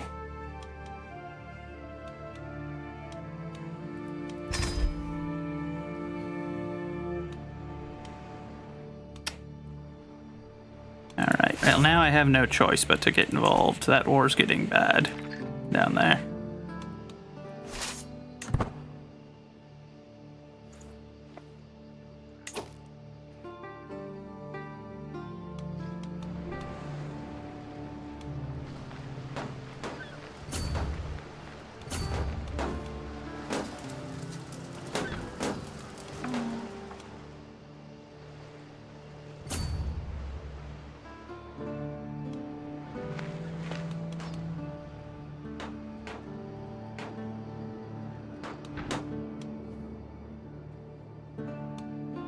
Where's a good place to land? Neutral, neutrals.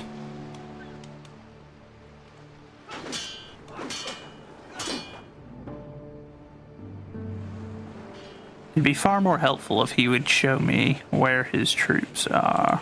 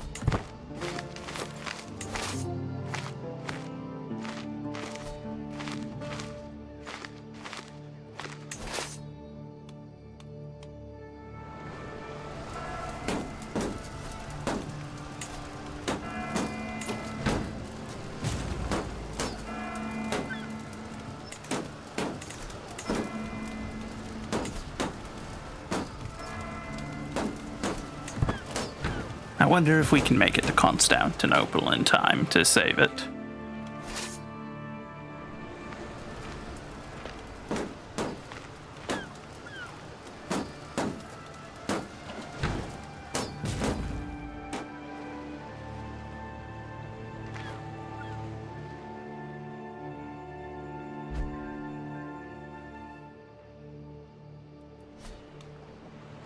I don't think we'll get there before the siege is over, but we might.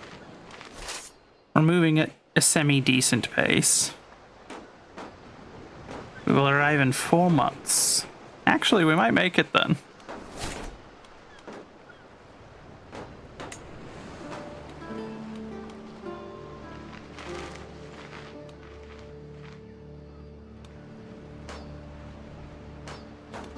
And if I can hammer into that force with my army, I might be able to shatter it and scatter it. Oh, I died.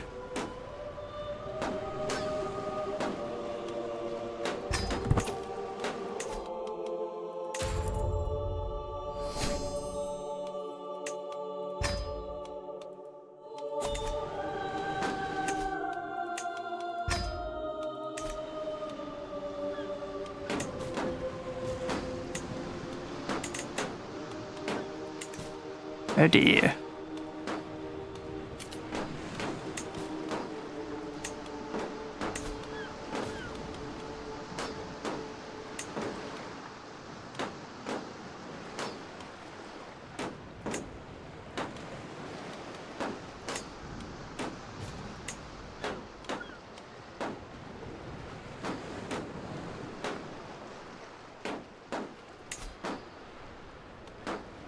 So even though I'm offering to join him,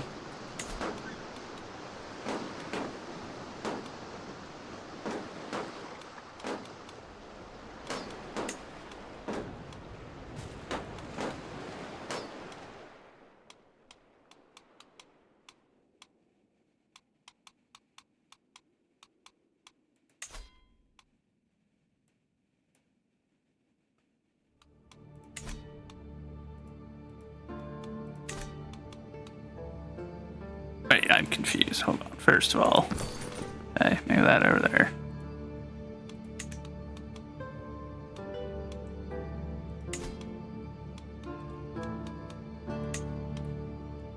No one wants to negotiate an alliance.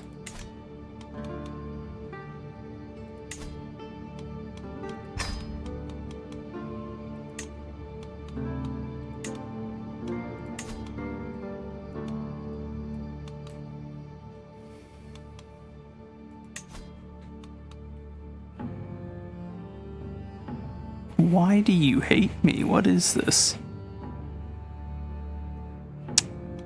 Your rival. Okay. That's not great.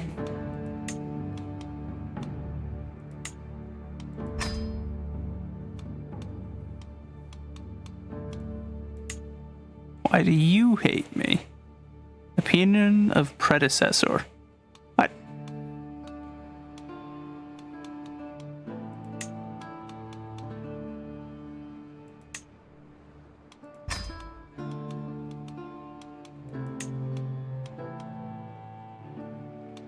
Don't like how many of my my subjects are just absolutely hating me.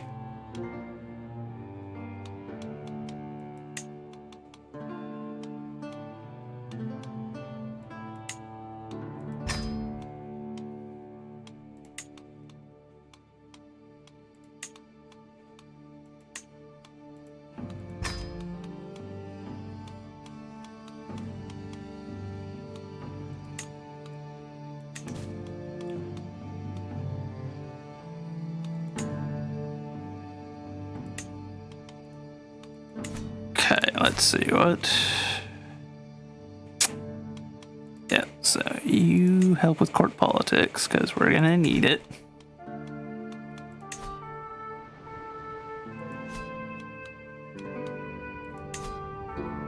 I don't know how he broke away, my half-brother. I didn't grant him that title, so I guess we're just gonna have to sort that out here shortly. Which is great. It's awesome. Hey, hold court.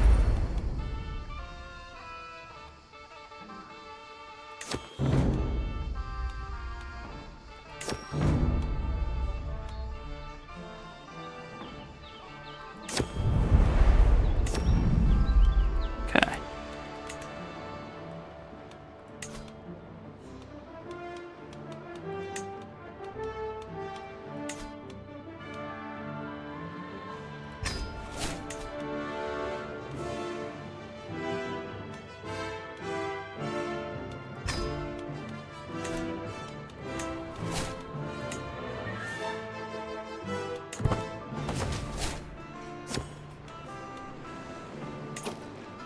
What's this?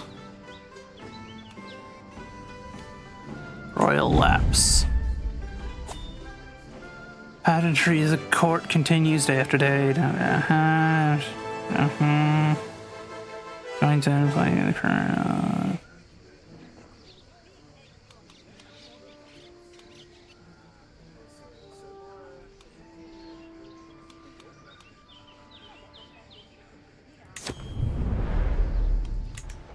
Okay, and I guess we'll have to go to war with our half-brother when we get back from dealing with this situation down here.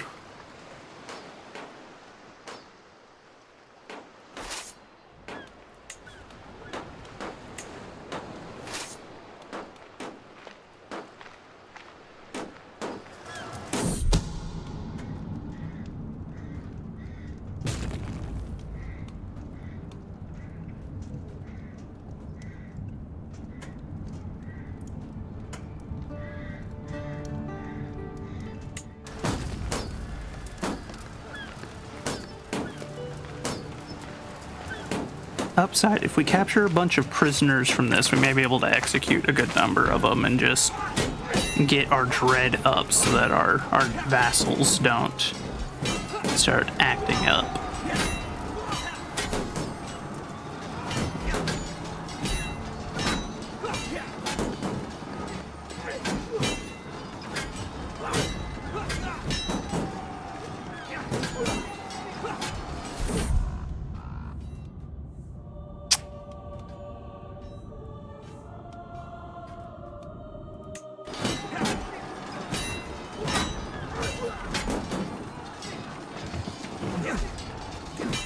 The defenders just not let me in to assist them. They think that somehow it was a good idea to let the reinforcing army that showed up to save them fight outside by themselves.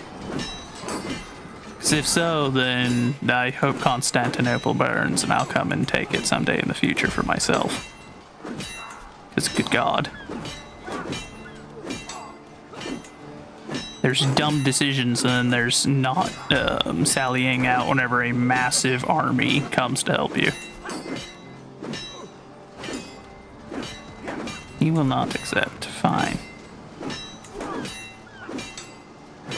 You will also not accept. Okay, well then fine. I will not spill any more blood for you. Once this battle's over, we bring our men back and you're on your own.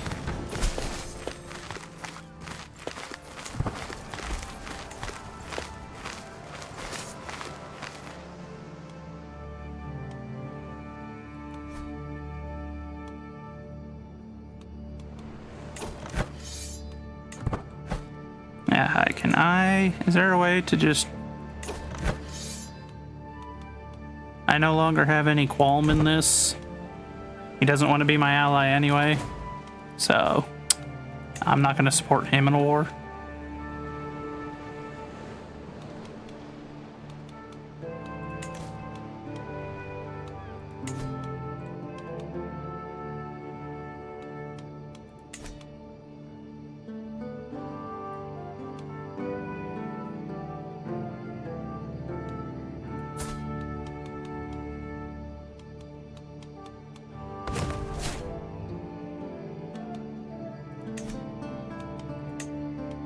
So let's see, how long is this going to take now? 51 years? Yeah, not quite as good as his father was.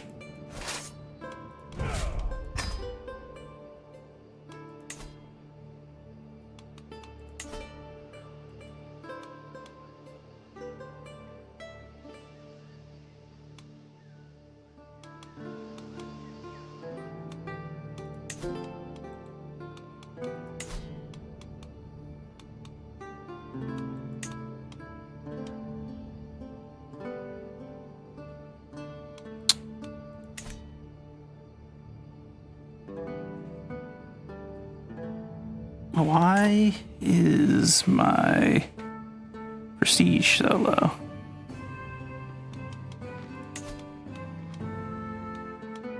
What on God's green earth is this?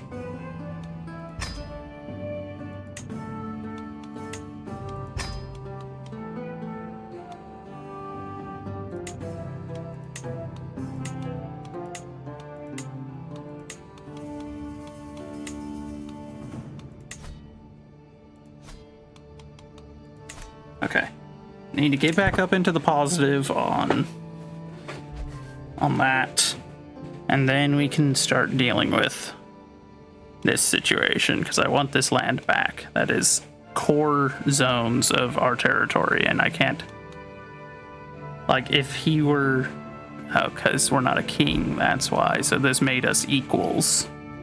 We're both grand princes.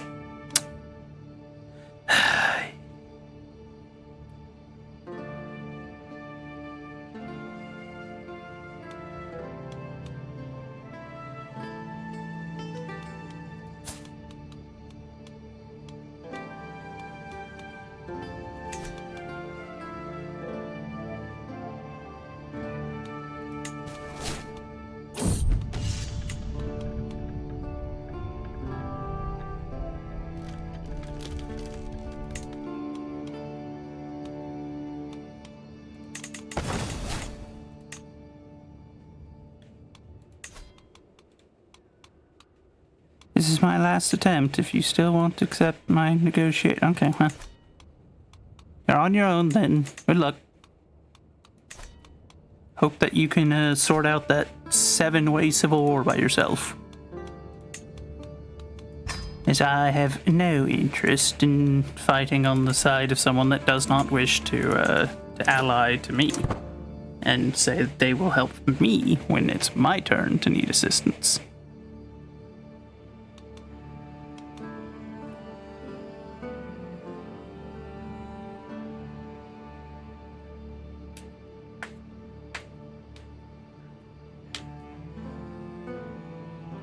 After all, it's only fair.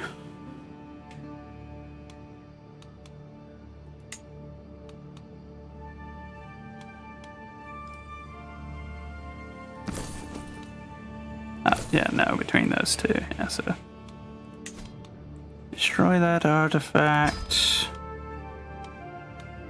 There's no need for it. Commission an artifact, though, maybe.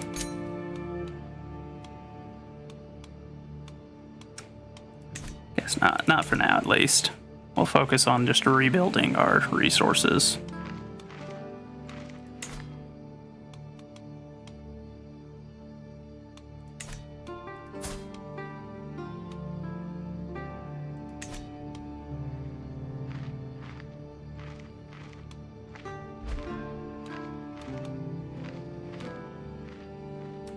Why are we swaying our sister-in-law?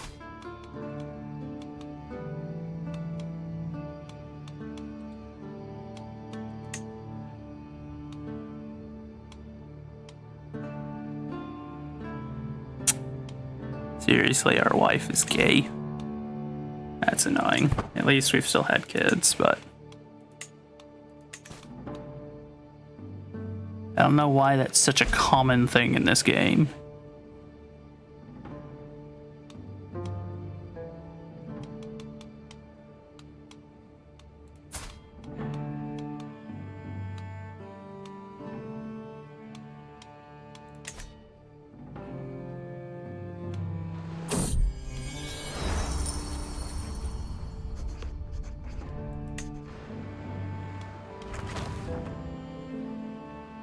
Fortified tribal hold?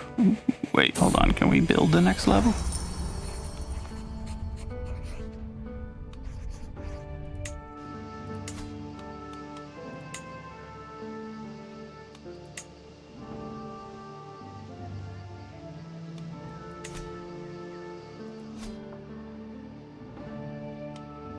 Look at that. Fair enough.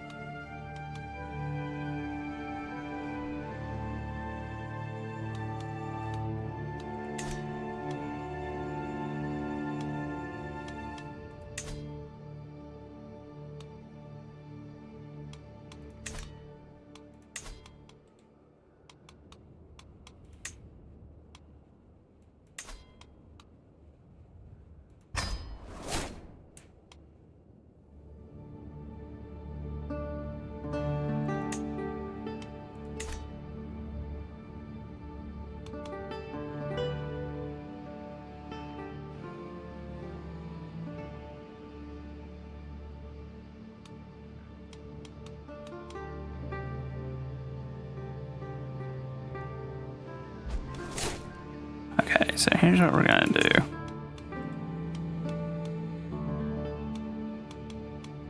If we declare war early, what is...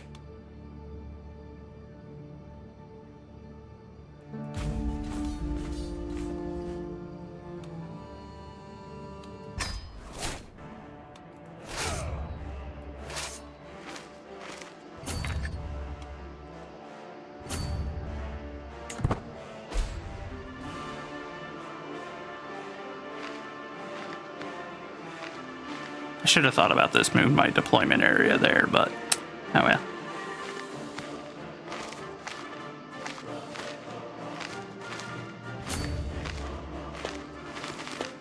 We can catch him before he gets in there. First of all, that means we can pilfer any money that he stole while he was out raiding.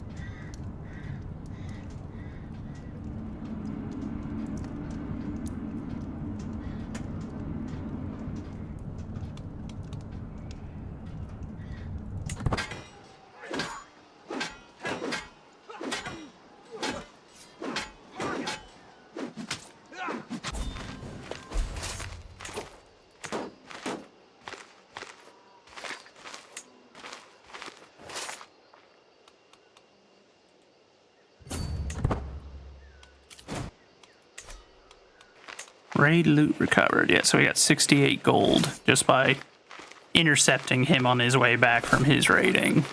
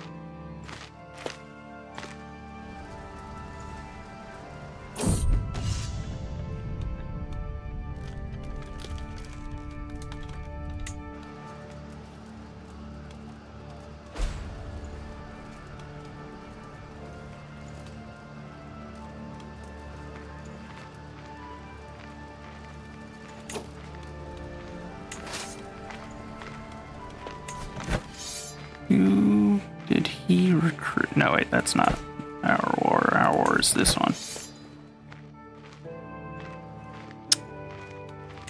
That accursed woman.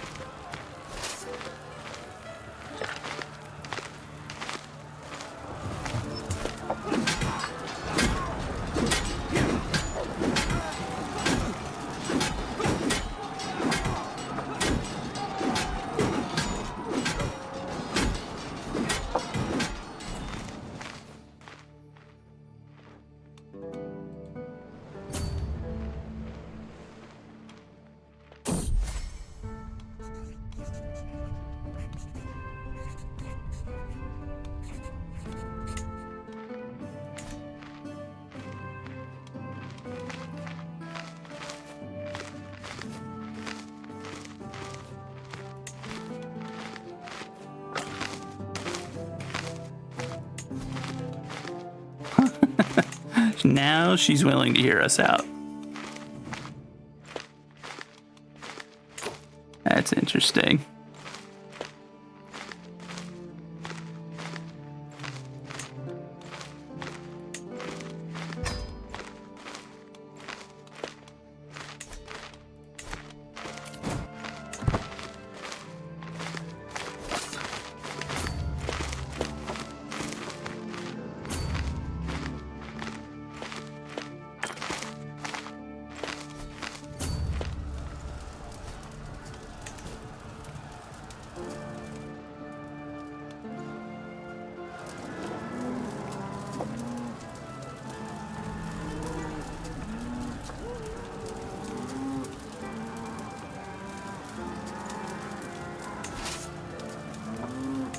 Why are we not sieging this?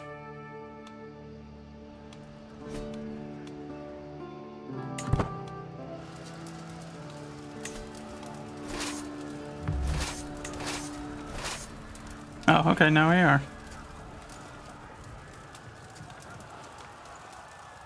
It's just not showing the progression for some reason, but fair enough.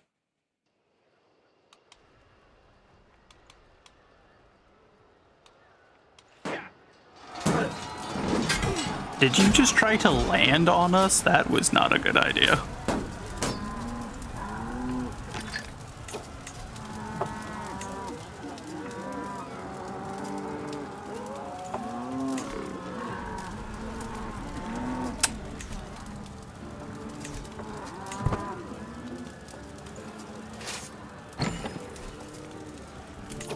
An inspired person can be sponsored.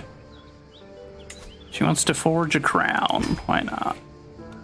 If you make a better crown than what we have, then cool. If not, I'll just sell it.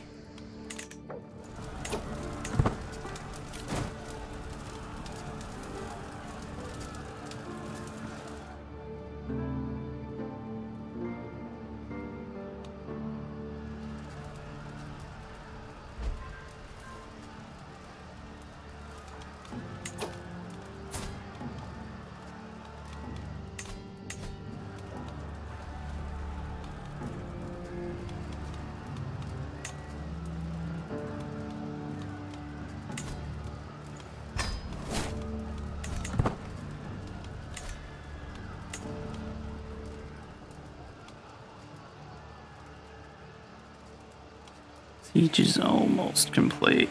Just needs to hurry up, and then we can go and crush his army again.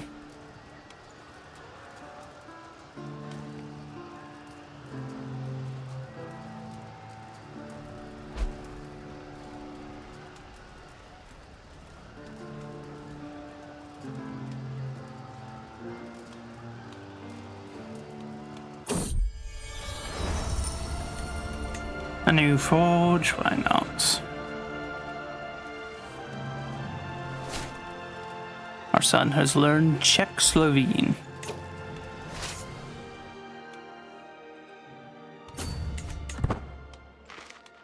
Siege 1, 20 bucks. Nice.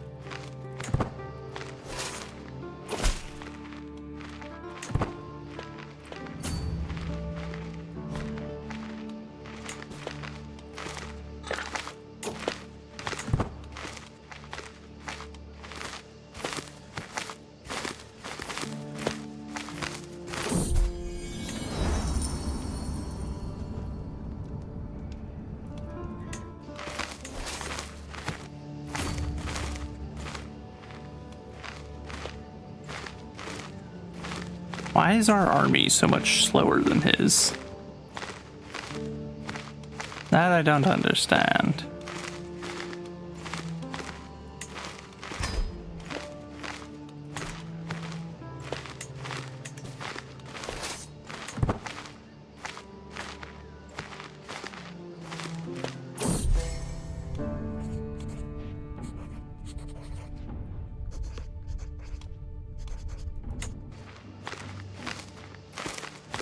There we go, because he has to try to cross a river. That likely will be it then.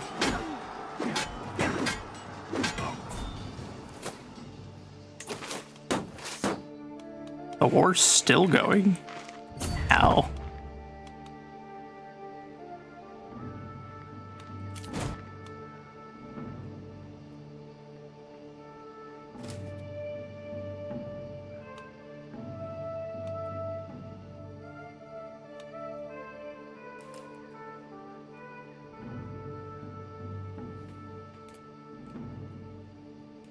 But yeah, I need this territory back. If nothing else, half of our military strength disappeared instantly whenever our territory got split. It's just like, oh god, well that won't do. We're surrounded on all sides by enemies that are rather aggressive. Can't really afford to be splitting our military power right about now.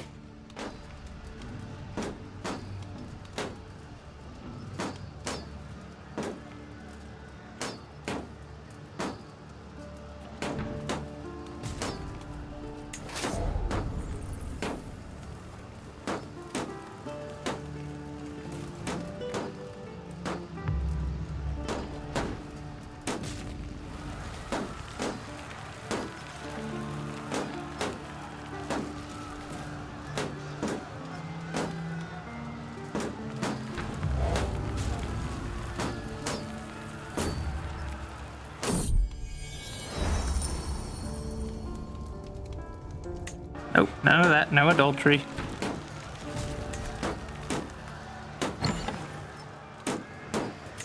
An inspired person can be sponsored. Why not?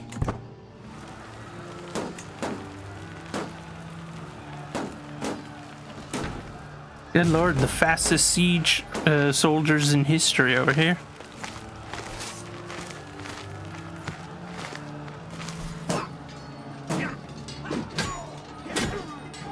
Ah, with the Countess. Present, no less.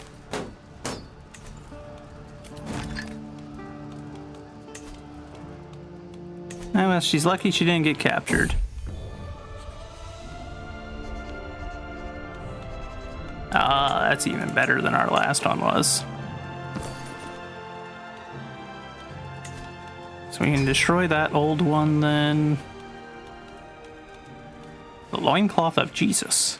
Where did he get this?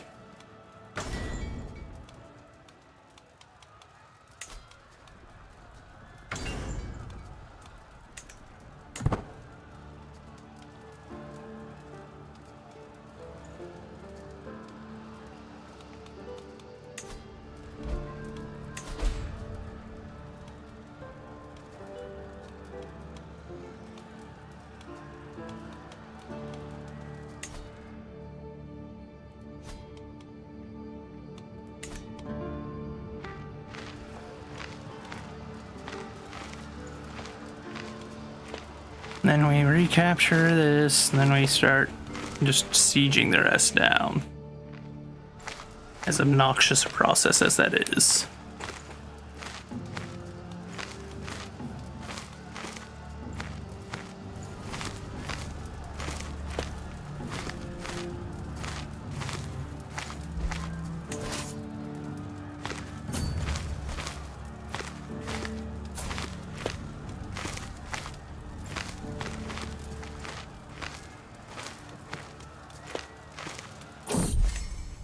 Faithy, Orthodox, okay.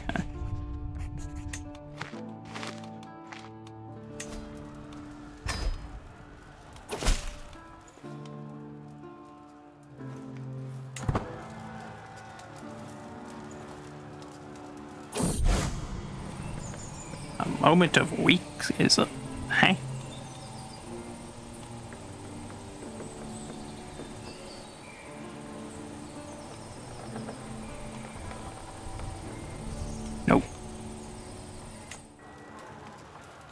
I don't care if this guy is secretly like a pagan, we're not going to allow that to spread. We'll nip that in the bud as best we can. Oh, hey, look, looks like the Byzantines lost their civil war. Bet they would have appreciated some help.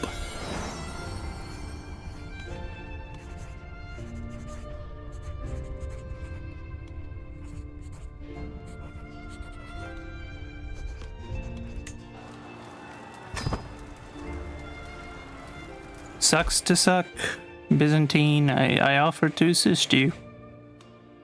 I would have held off on my own war, but you decided that you would not re-ally with me, so... On your own, bud.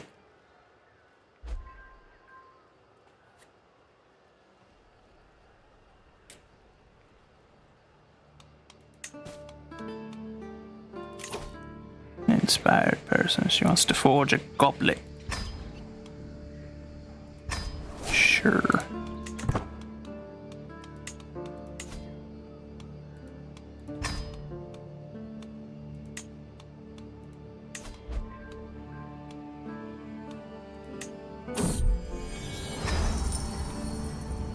Only the Lord guides me.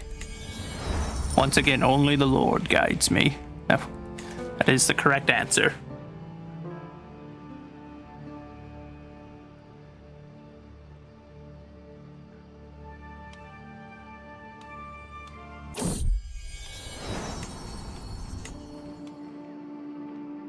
Oh, did he hire some mercenaries?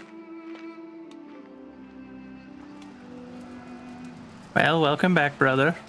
I don't know where you scampered off to, but I see you're back with troops.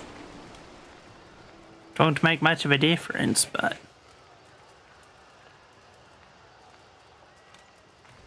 We'll finish capturing this, then we'll go attack him. Because he will not siege that down before we can finish this siege.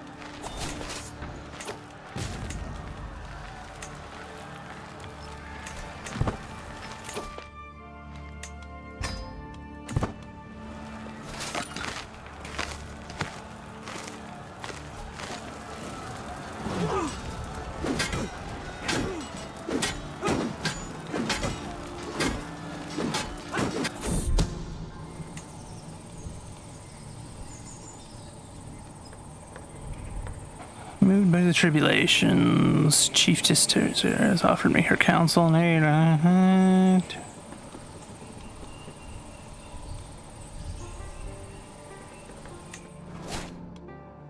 I managed to reconcile them. Glorious.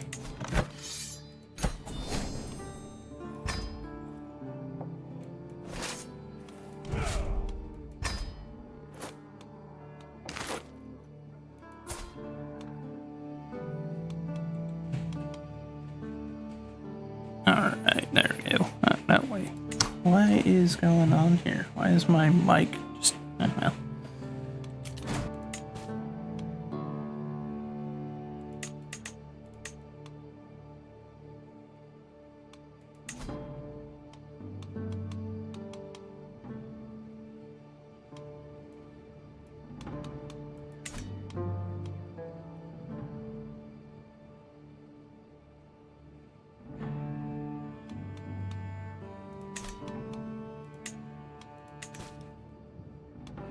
He's not a big fan of me, but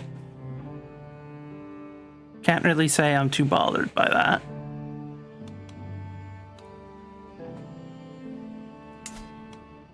And if anything...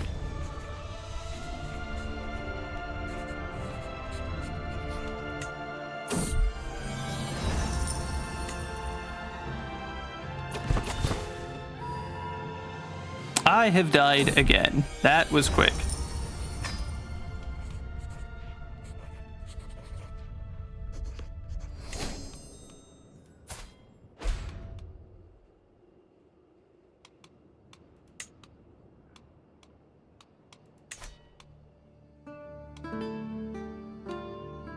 Oh, I guess I'm the brother now.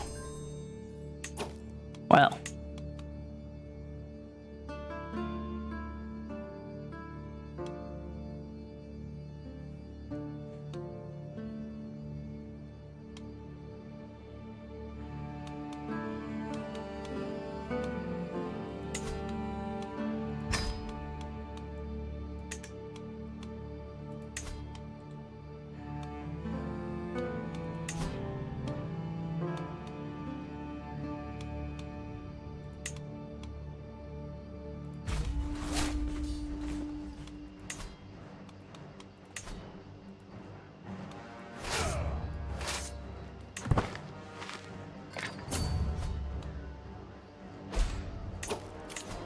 Empty oh, good God, all of the council positions are empty.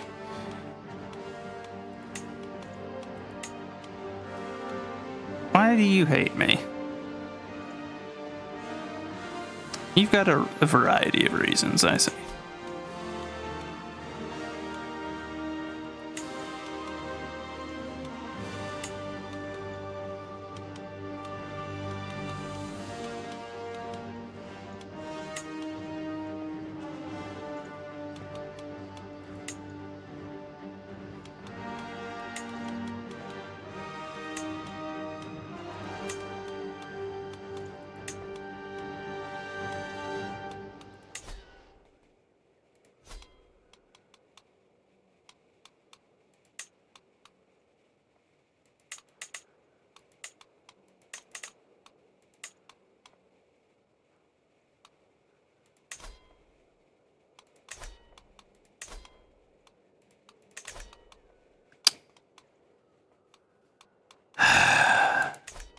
This is why I hate being a tribe.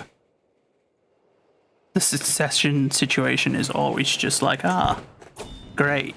What fresh hell is this?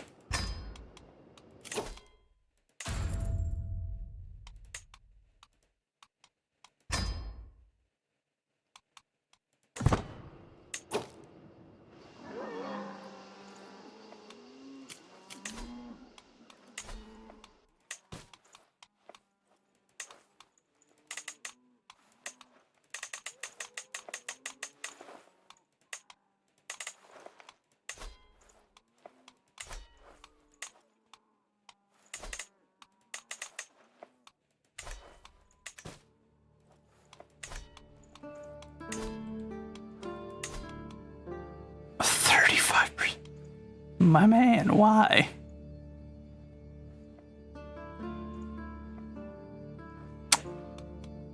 Good God.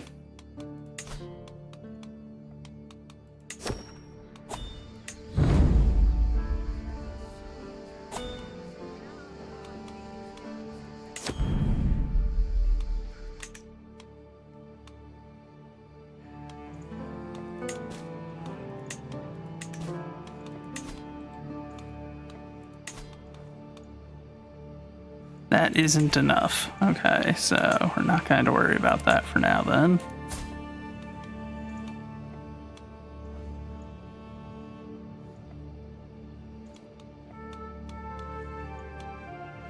Hey.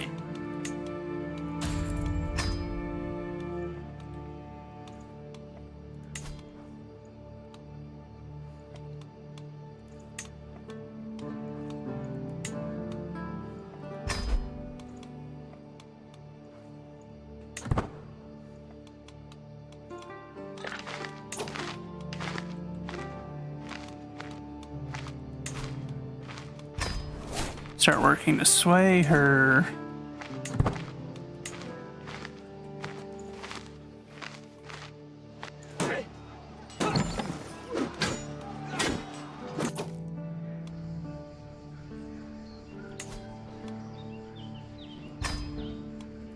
Sure, weave something glorious.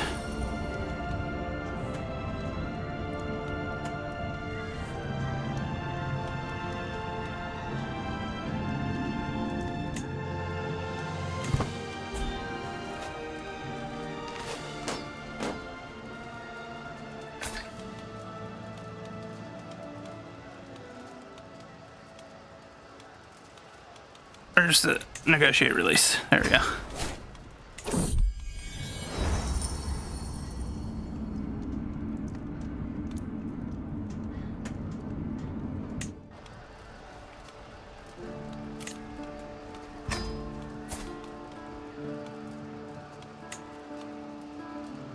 For crying out loud. Is every princess that my son's married gay? Is this just a thing? It's obnoxious.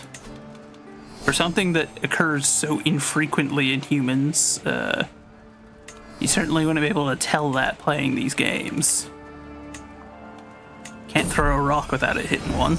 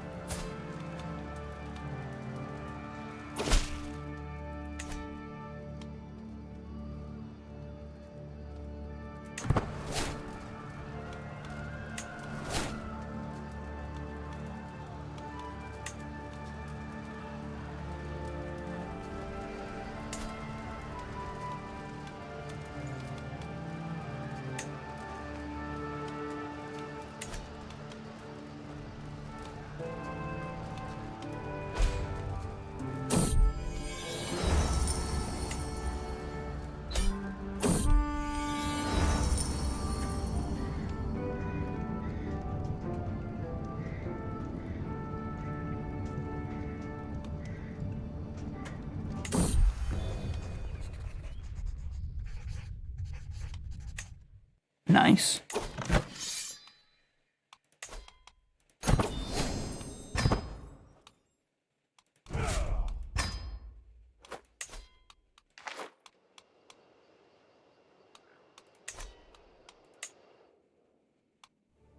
Okay.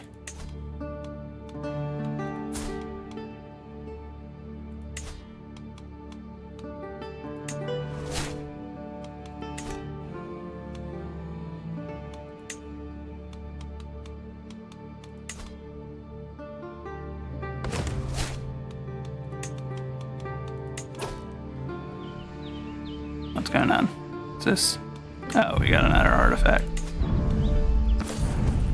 With the new goblet.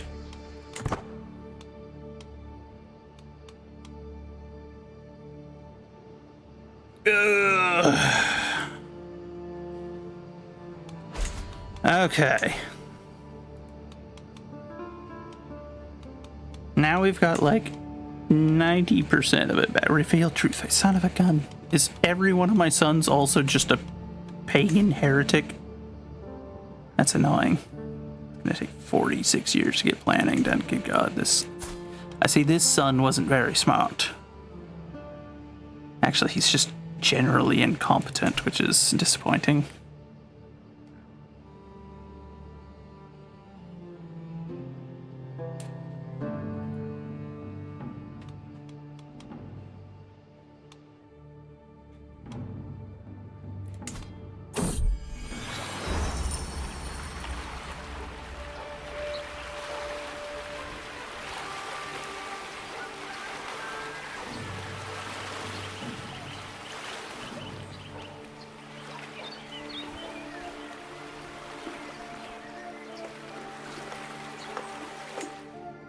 I got the money for it for now. No need to stress over that. I just pay.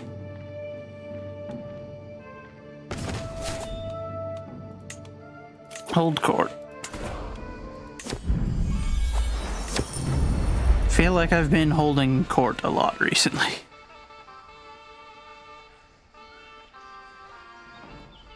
A holy tomb. My lord, the miracle of holiness, we have been blessed. His enthusiastic ramblings are confusing. Get the a miracle maker in life. Yep, destroy that blasphemy.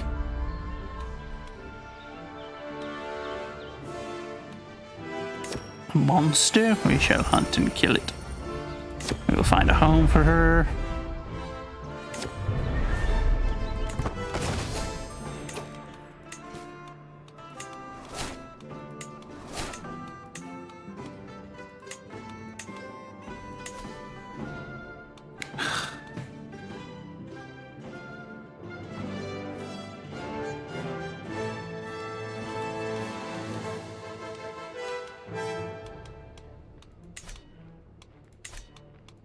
Whatever. We won't worry about that. Okay.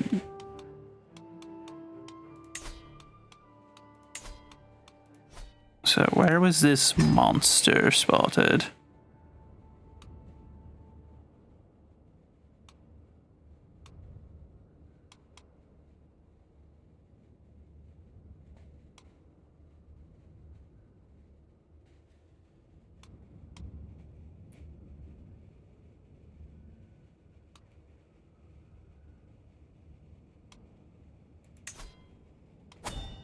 Presumably that's where.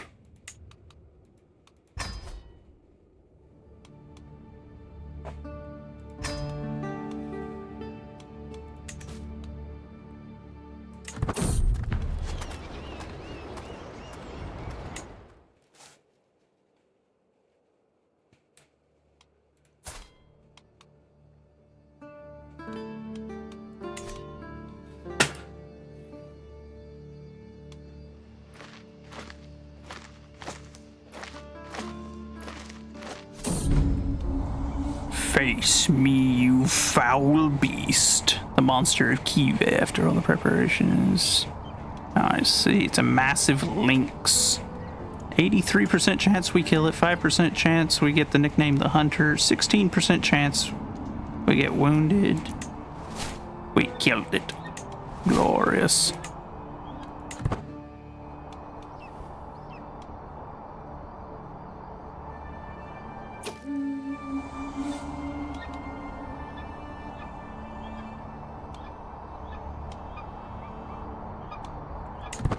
We'll hunt a Saiga. I don't know what that is, but...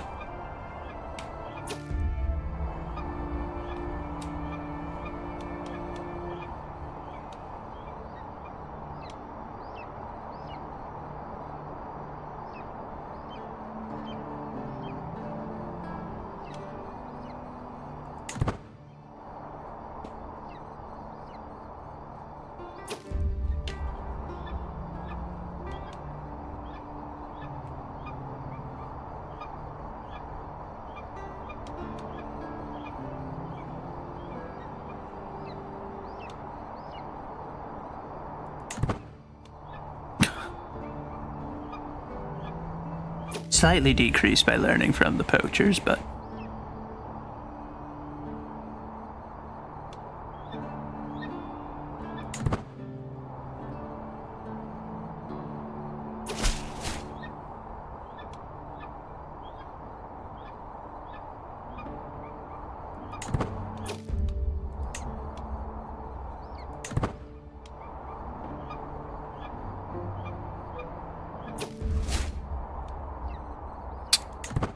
Oh well, at least we killed what we came out here for. We killed the lynx, so.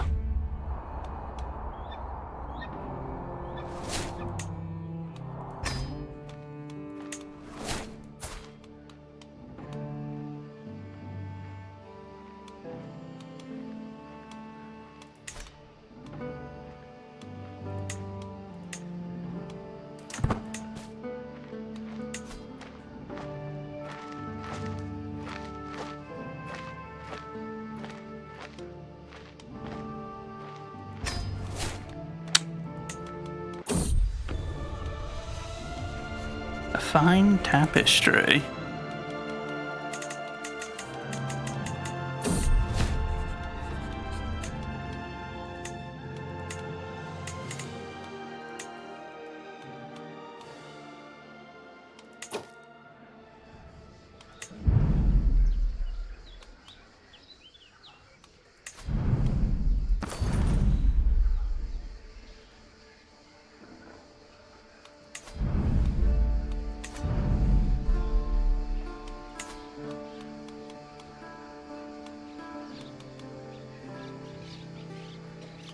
Well, that's kind of a crappy bonus anyway, so.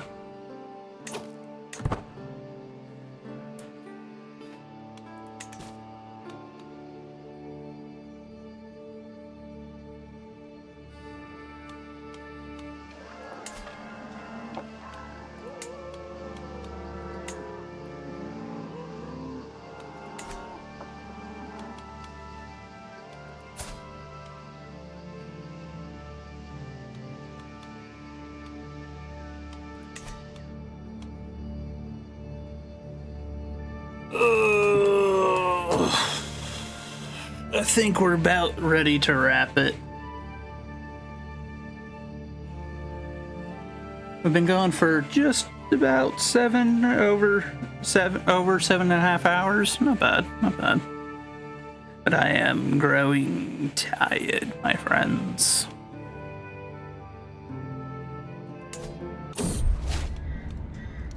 The unworthy, good lord. Well, we can't end on that note.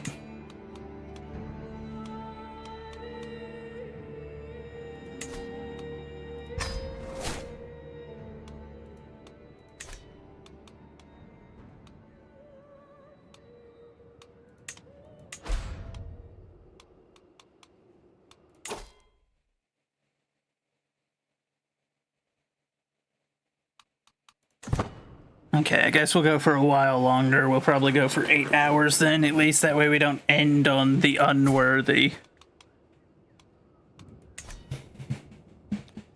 Absolutely terrible news, that. Okay, we'll see if that stays there this time. Oh, our marshal died. That's not great.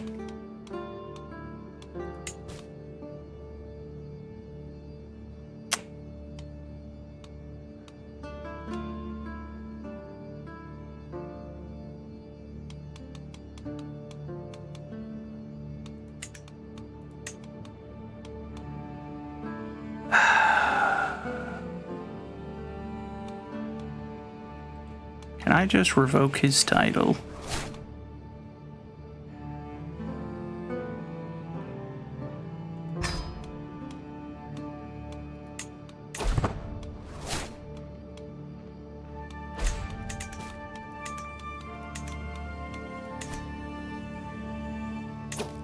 Oh dear God.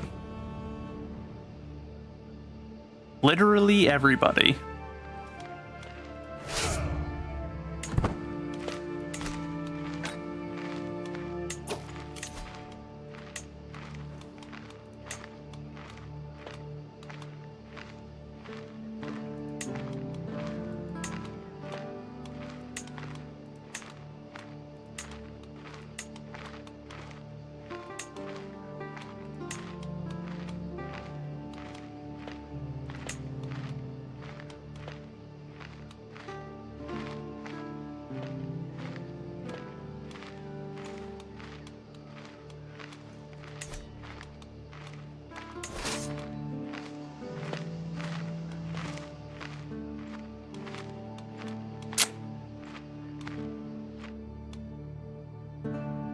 There's going to be like a very radical change in policy after this.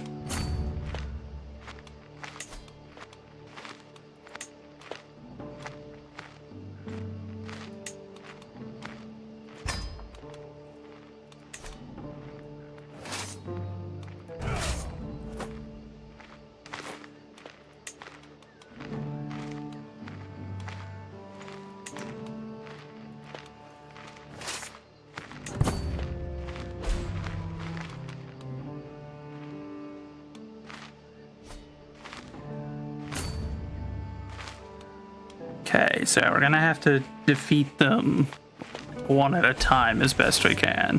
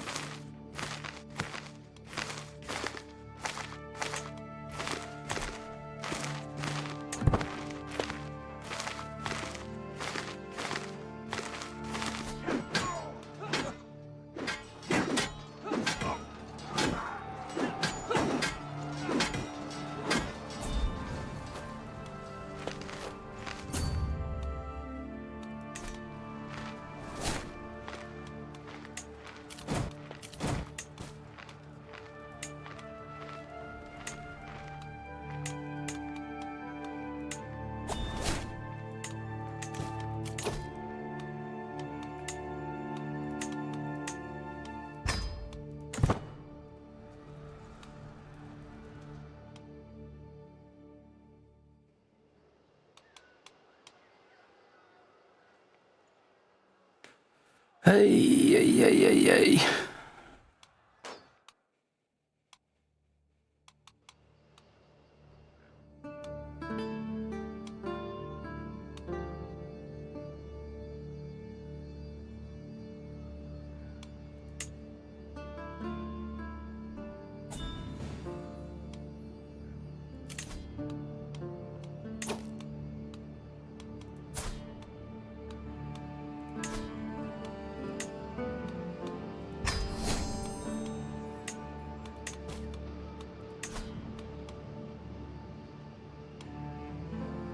It's only 212 troops, but get whatever troops you can over here. I need them. Greetings, nephew. Thank you. Please send reinforcements.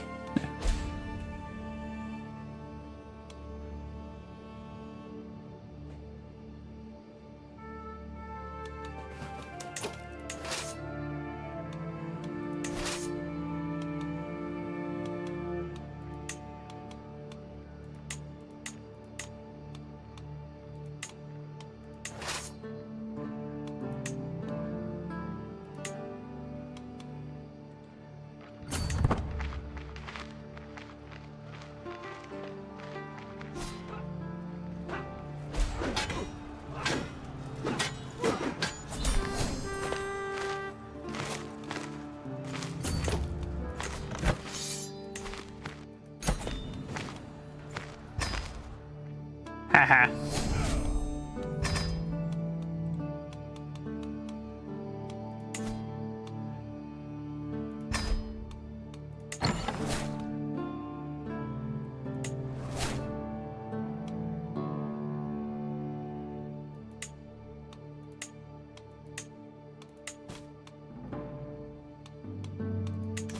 Okay, so, is everyone done being a rebel?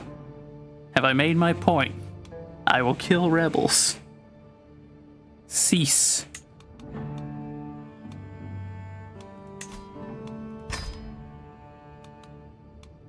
Goodness gracious, these peasants.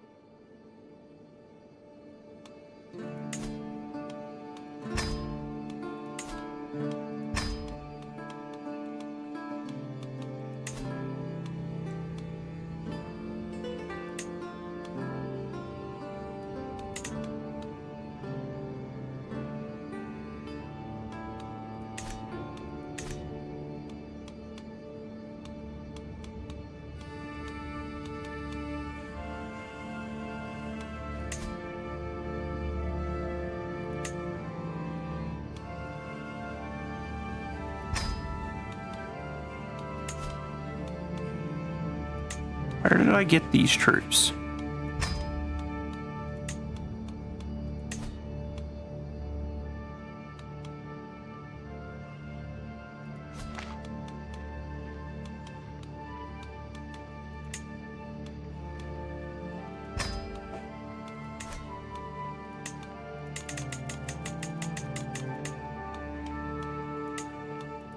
Okay.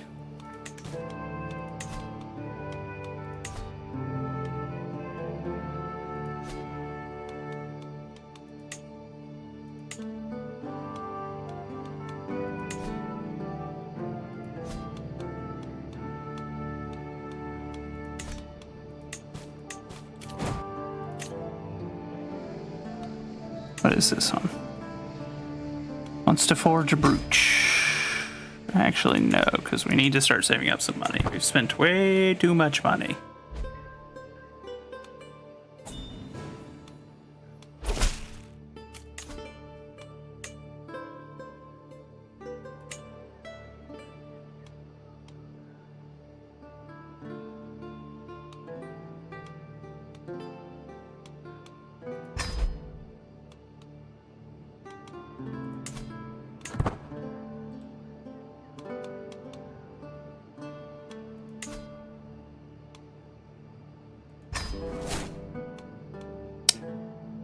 How did his opinion get worse? I released him.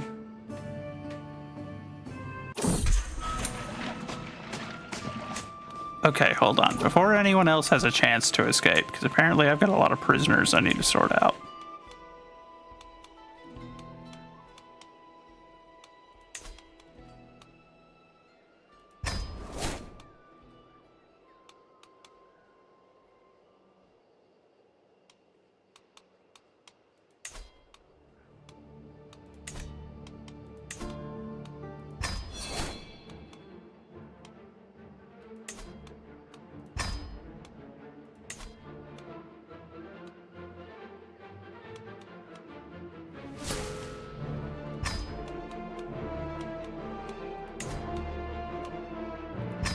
Wait, seriously? I'm gaining just for... Oh, good God. Sadistic has got to be one of the worst abilities I've ever heard of. Releasing someone just immediate... Oh, good God. I hate this character. Can I assassinate myself?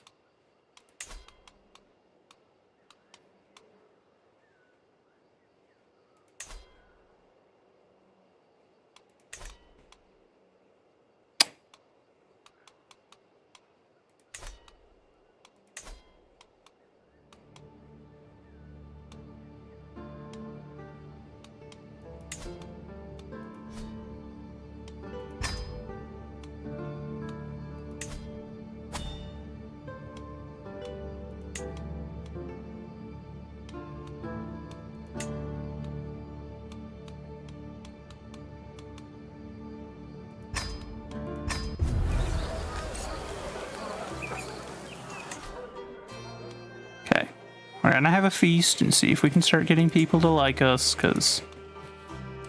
Good God.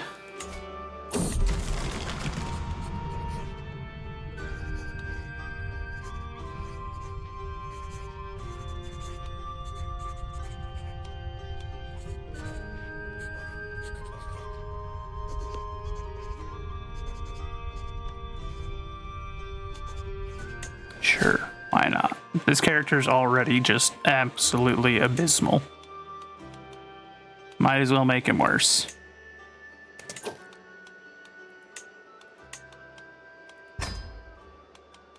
How does your opinion just stay negative 100?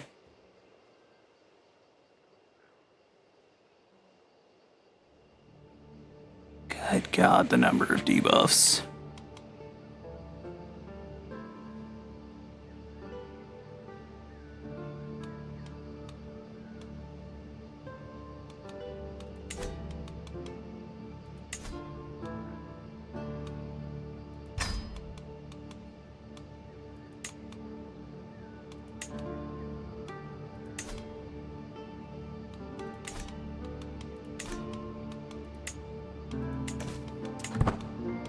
Dear God.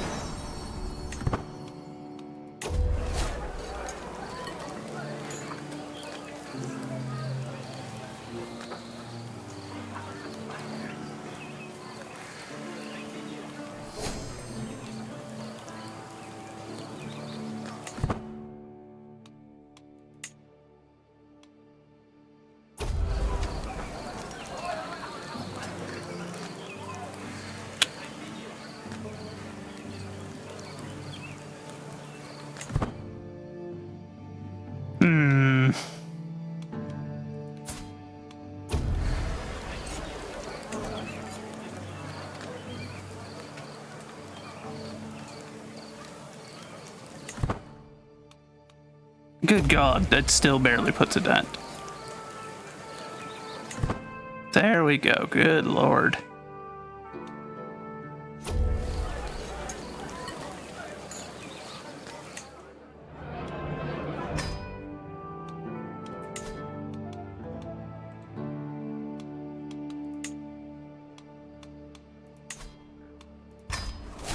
Start swaying people, try to get people back on my side. Good God. There's so many wars I could declare. And I don't care. I don't want to get in any more wars. I've already had to have several wars to try to put this mess back together.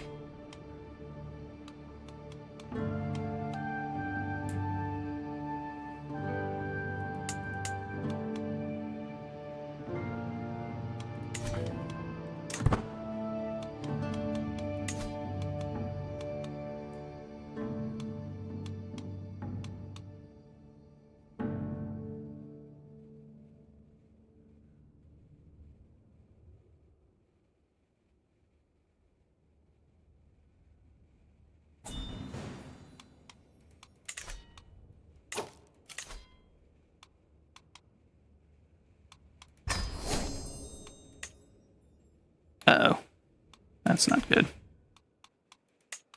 Swap over to that and start making ourselves ready, because there's an outbreak going on over there.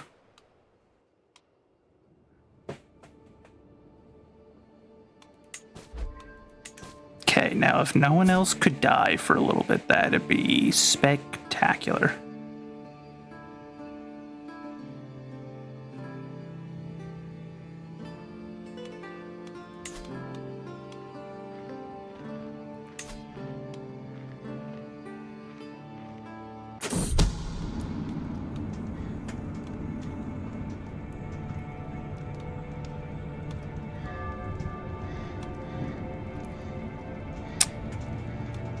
Son of a gun.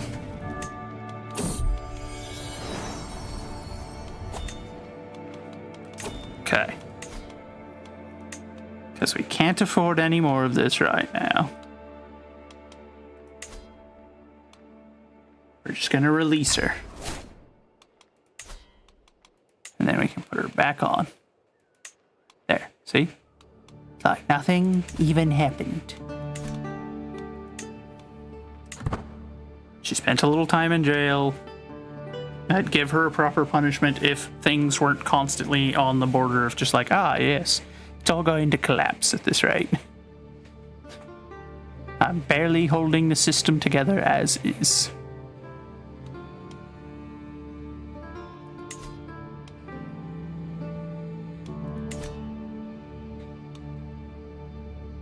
God, I can't wait until we can become a feudal kingdom so that we can start sorting out some of these secession problems, because this was just one secession problem led into another and then all sorts of stuff. It was ridiculous.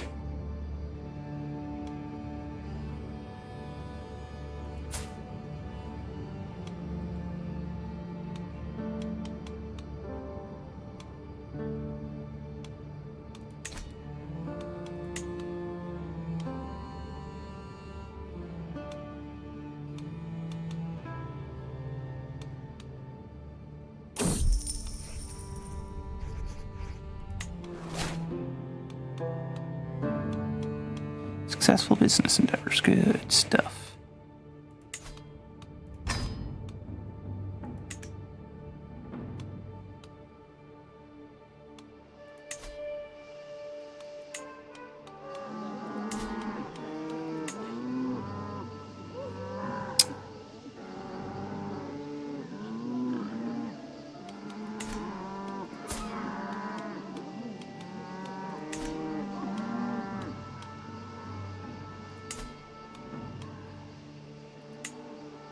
Yeah, we just need to save up and do a fortified tribal hold. We need more defenses. clearly, as shown by the last several incidents over the last couple of hours.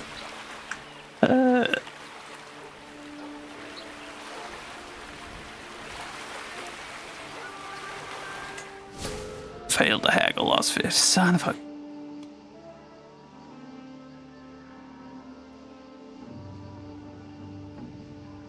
I'm getting exasperated.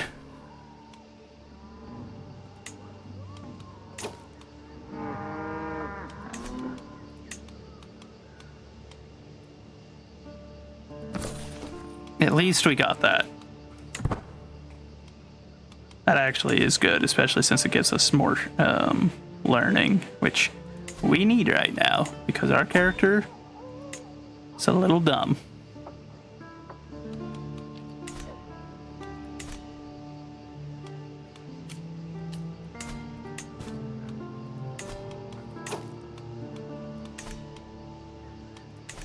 Who is that? You are hunting? Okay, we'll try to attend.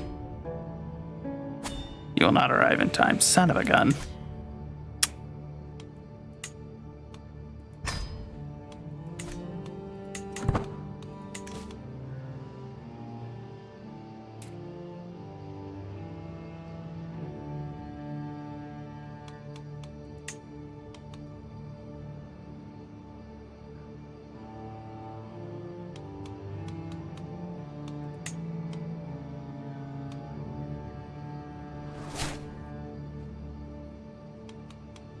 Oh, good. At least our wife's pregnant again. Hopefully with a child this time, since she's...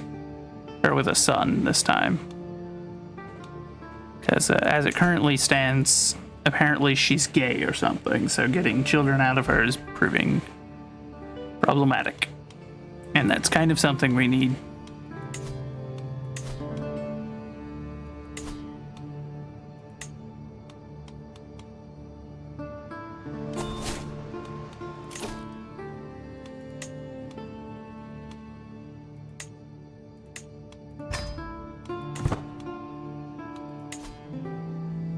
Okay, that's actually starting to get our counselors towards liking us. We're getting there.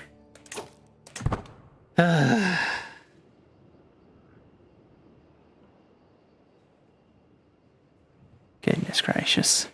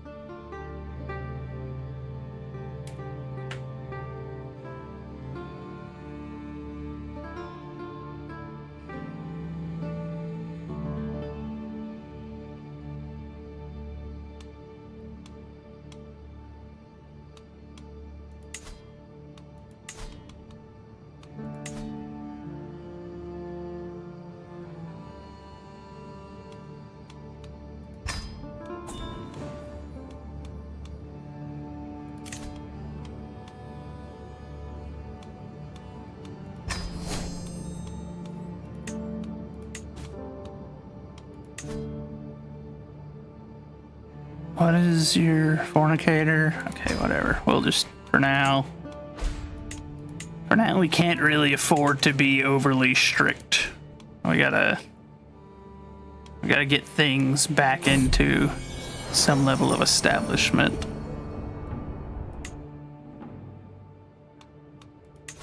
Get our counselors back on our side, because they're our powerful leaders. Except for you. You're not. But there's no one powerful that's left out. Actually, hold on. Our brother is, so I guess we'll swap you two out. Oh good, we got a son.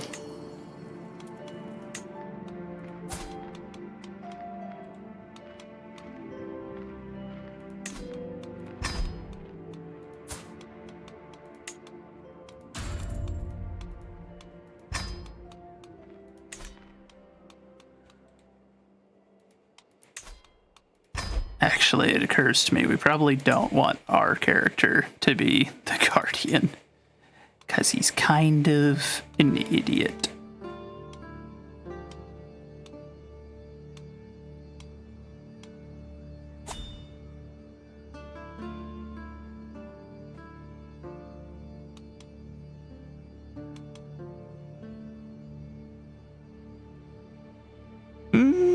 don't like that. Your cousin, wife, and queen. What? She's my what? It's not. It's not good.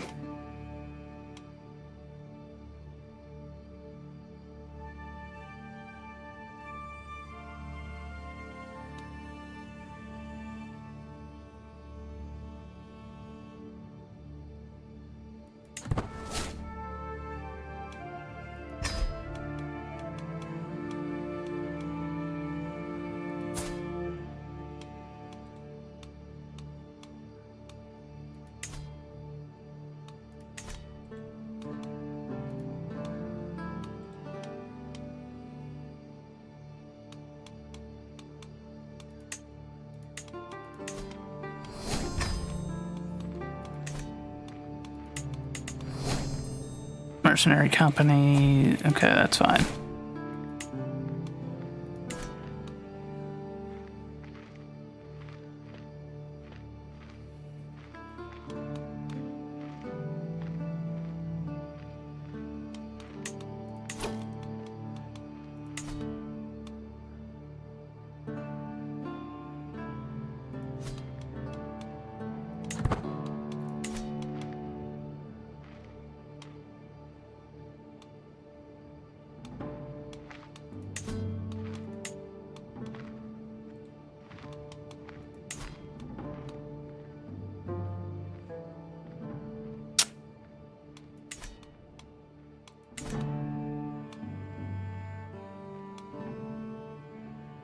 This has got to be the single worst character we've had. Which, to be fair, isn't saying a whole lot. Because we haven't had that many characters. I think we've had 3 so far. The first was great. We ended up doing spectacularly with him. The second one didn't live very long. And then this guy's just got all kinds of traits that are no good. It's not one thing, it's another with him. I can't even find any good ways to get his stress down almost. Like, there's very little I can do to work it out. So if I lash out, he's gonna tick everyone off. And that's not viable, because that's what we're working very hard to undo right now, is the fact that everyone was super ticked off at us.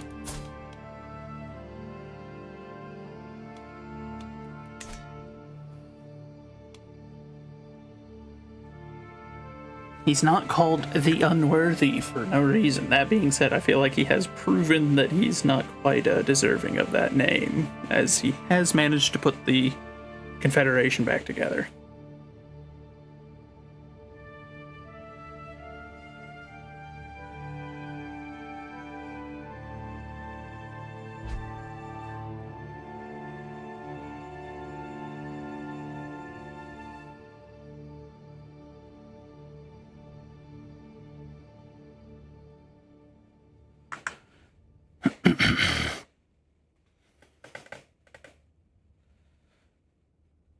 Cousin inspires recruit. I hate that it says that. Oh, dear God.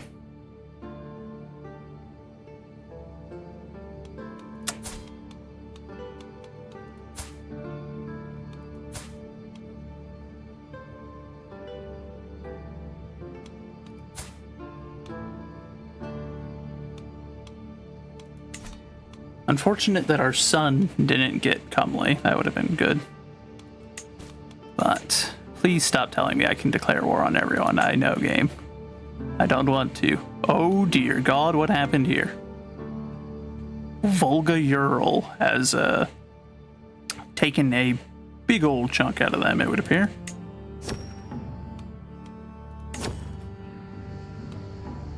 Royal Lapse.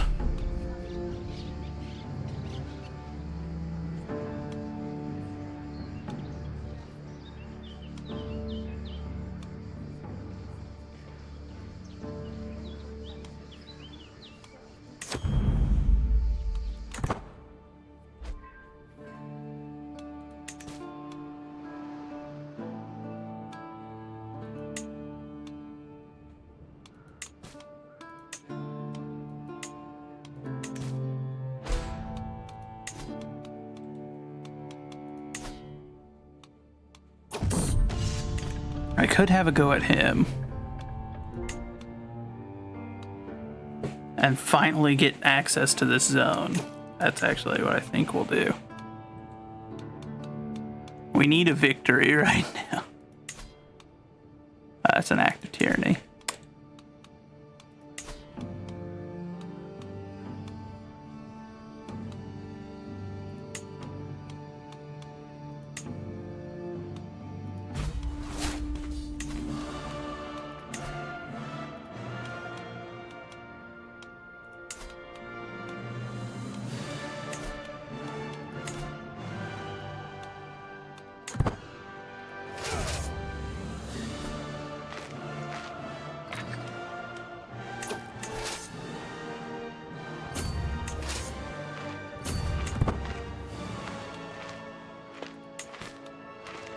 I can ask the head of my faith for some money. Good. That'll help keep the war going. And we can get 327 additional troops from our, whoever. I think that's our aunt.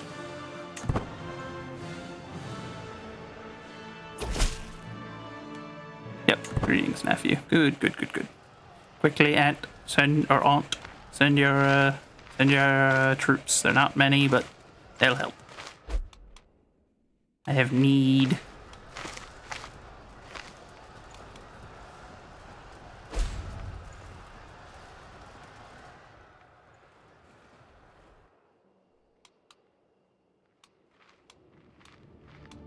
A lot of neutral armies over in our territory over there. I don't know what's going on.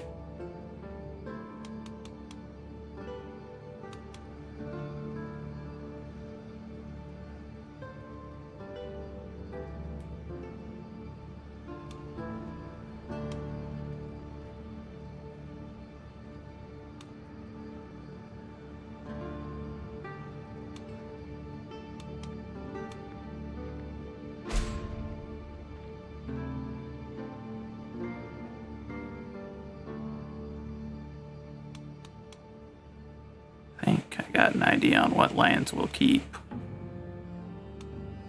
post-war, and then we'll have two little guys up there, and we'll split the rest of this land up. Arrange a betrothal.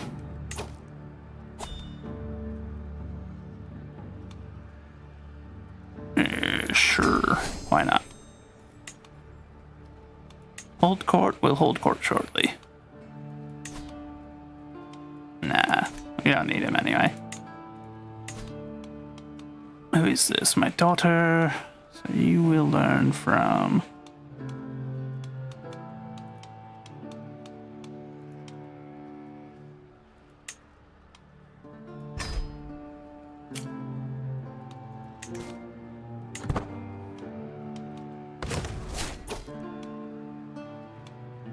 No, you wouldn't join me. What?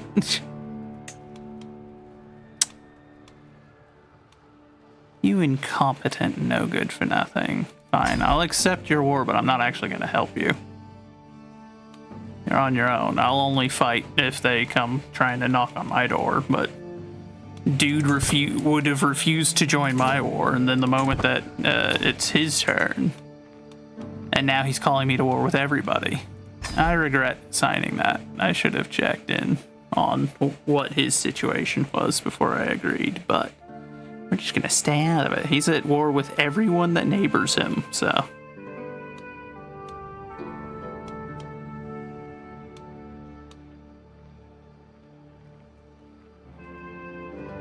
We're just gonna pretend like we didn't see it. That's what we're gonna do.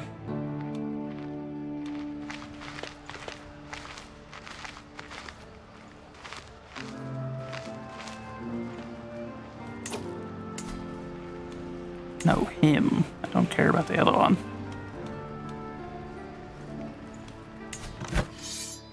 Oh, good. So he called in his butt buddies.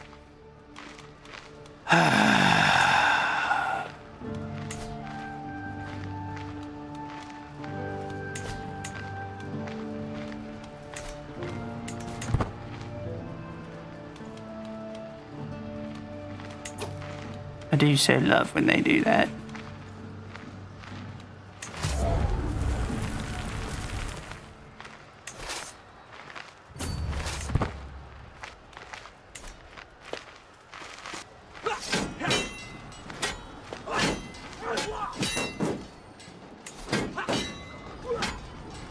What on God's green earth?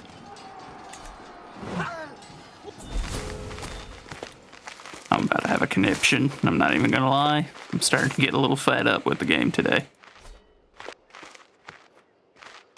Of course, he just, it's always the last second, like, you start a war, and it's like, oh yeah, no, you'll definitely win that war. That's an easy war for you to win. And then the moment you declare it, the guy makes 14 new boyfriends who bring in 10 billion troops that just spawned out of the earth, and you're like, what? Huh? Huh? Where did they come from? That was... What happened? That was supposed to be an easy war. What happened? I don't get it. Oh boy, oh boy, oh boy. I'm having a good time. And of course that also instantly knocks us down to 50% war score, or negative 50% war score. I can only hope he's at war with other people, because we're gonna need it. Stop wasting my time. That's not something useful right now. Need to put our armies back together, and then we'll send them as one unit to take Kiev.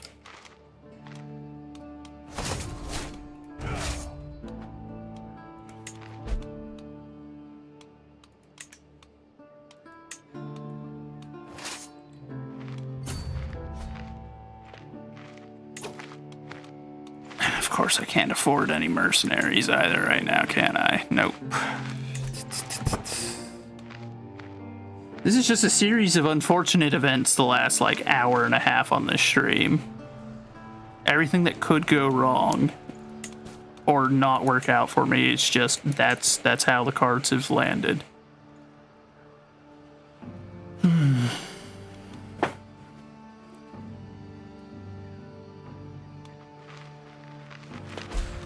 And where are her reinforcements? They never showed up.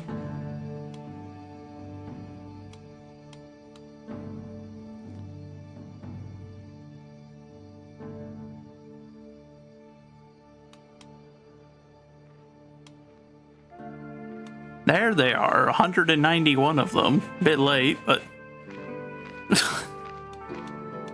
In our...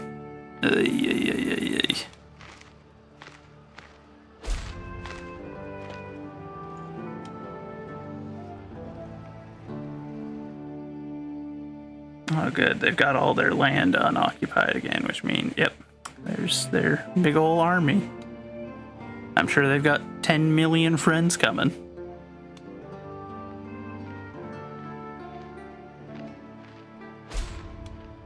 Okay, they're sieging our capital, we're sieging their capital, but we're almost done, so...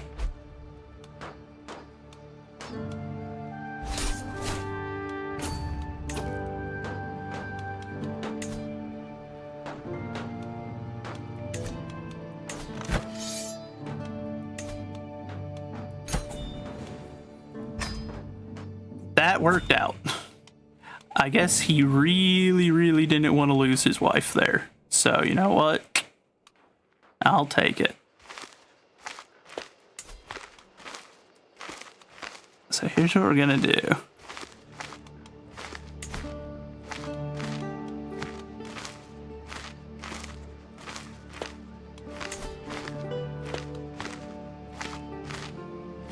I can't change realm capitals while at war, are you kidding me? Hey. Where's my army? There, disband. That's okay. Because we're not worried about this war, because we're not going to go help him. He wasn't going to help us, we're not going to help him. Oh wait, what's going on over here? Transylvania, I'm not attacking you, but if you're going to attack me, I will rip you apart as best I can. Neutral. Who are they fighting over here? Is this something where, like, Is this something where... Have you gotten into a war with them? What are you doing, you... Stop your war, idiot. You're losing it anyway.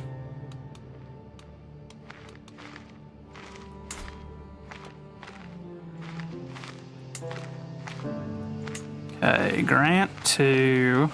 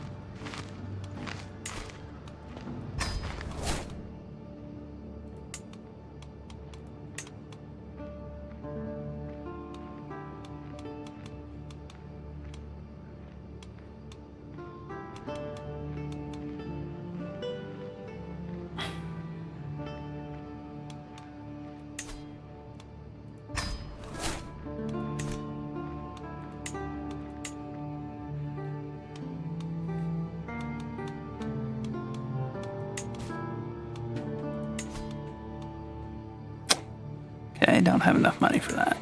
That's okay.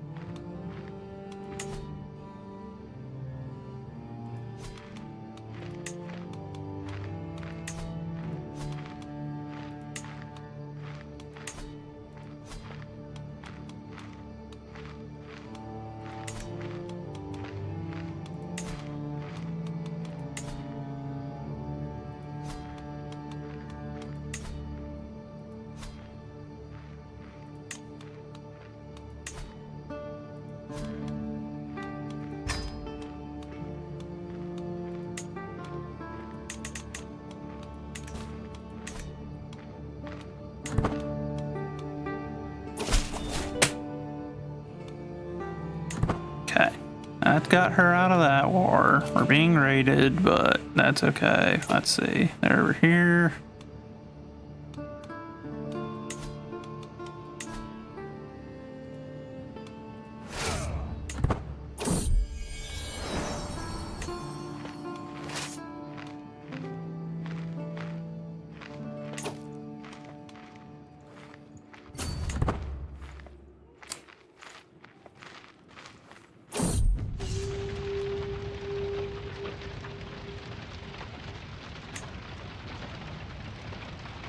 Despite the successful besiegement.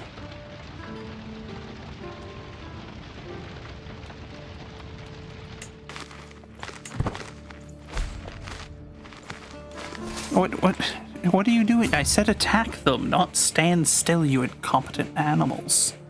Good lord.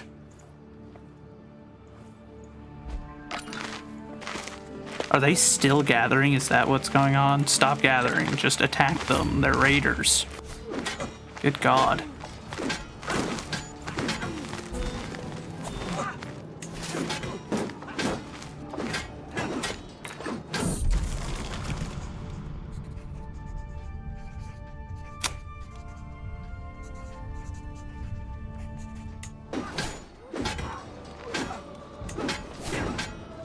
Successful wound treatment. Good.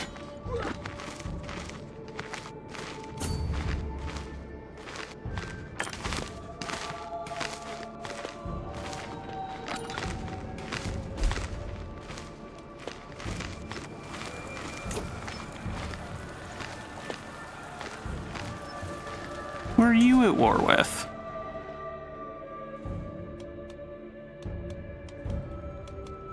And all of my vassals, stop being at war with everyone, please, for the love of God. Is inconvenient enough that I'm at war with everyone.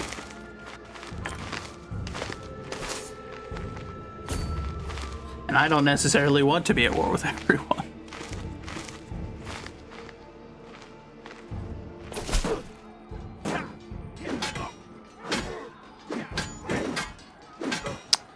My lack of piety? What are you talking about, you crack-smoking old man? What? Huh? Dude's over here like, yeah, so your father was literally a saint and you are carrying on in his way. But yeah. Yeah, you're not pious. Who are you? King Sermon of Wallachia? Oh yeah, you're the idiot that got us into 12 different wars down here. And if you call me worthless again, kid, I will have your head. I will personally remove it.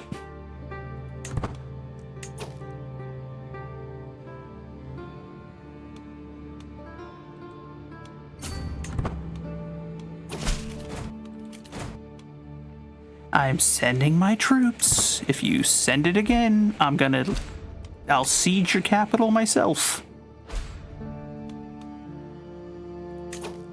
Good Lord Almighty.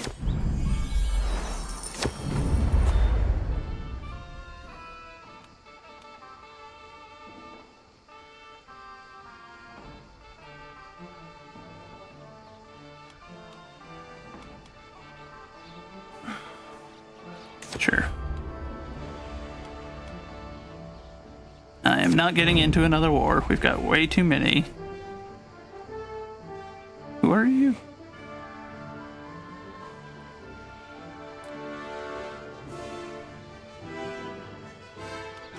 No, I don't think so.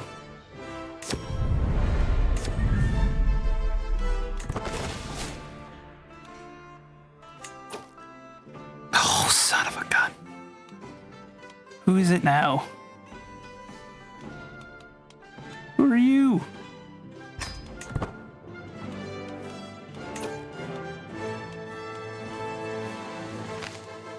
Mongoloids. It's always something. It's always something. You know what? I don't care. I'm not gonna go help that kid. That's his problem. He was disrespectful. I've got enemies to the north I have to deal with, so he can suck it. That's not my problem.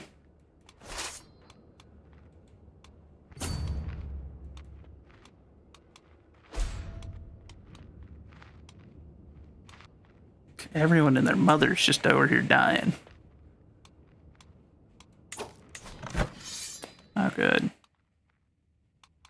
Again, another one where they're bringing in all their boyfriends, and this is to literally get my entire territory subjugated. Are you kidding me?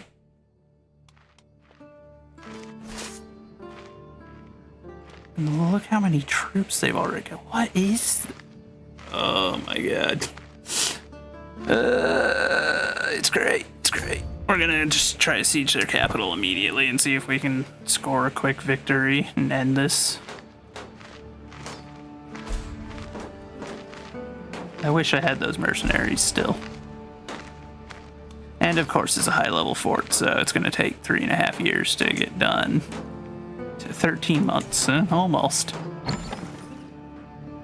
And by the look of it, that was their army coming this way, which is just wonderful. That's what I wanted to see.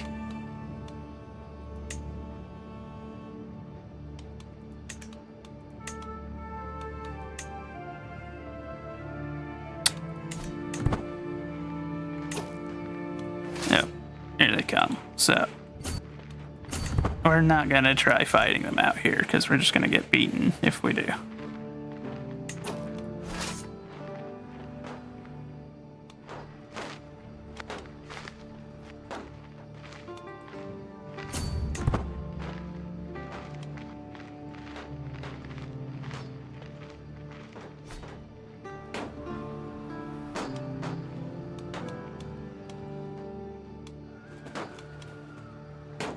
However, if I just keep doing this, maybe we can keep baiting them back and forth to where they're not going to actually do anything useful, and we can edge out the war score by just surviving.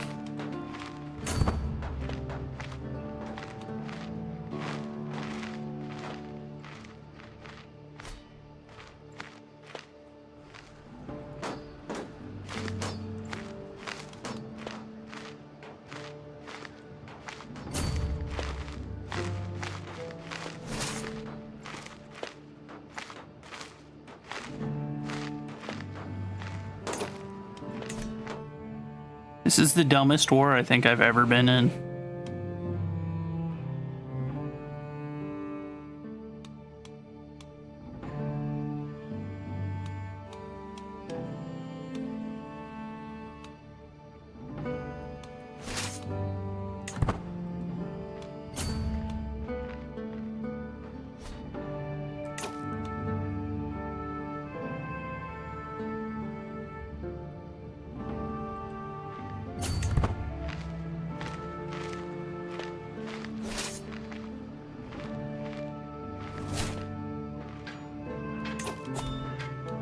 Okay, that's good. Catching a portion of their army out of position is solid.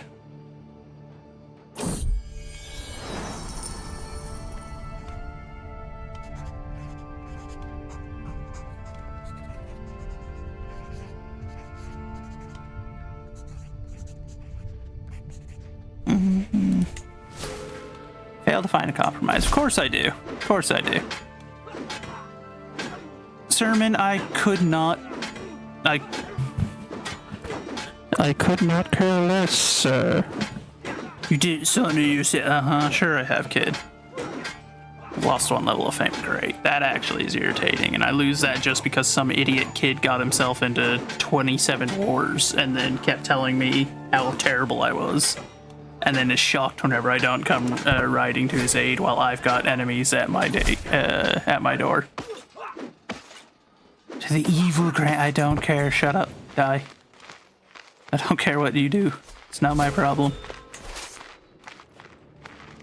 Why did we march into their territory? Oh, and of course their armies just so happen to retreat the correct direction to go regroup with the rest of them. Loving it.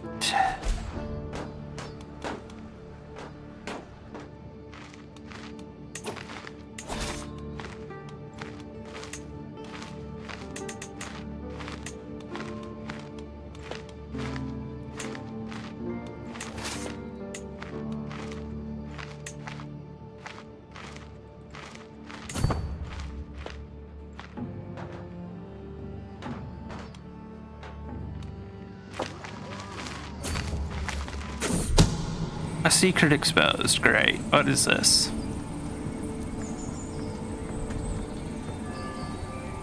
I give you territory and you promptly become an adulterer. Thanks. Good job, bud. I just want to kill all my subjects at this point. They're all being more problems than they're worth. Good God.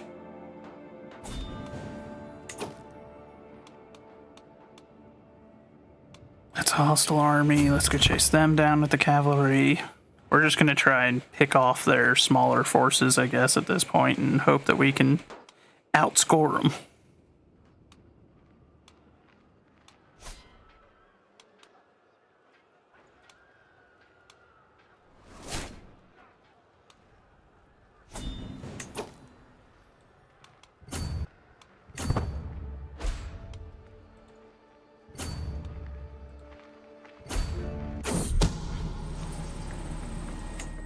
I could not care less about something as minor as an assassination scheme or whatever that was. That is not my concern. How are they getting that much war score off of occupying non-central provinces? What on God's green earth is that?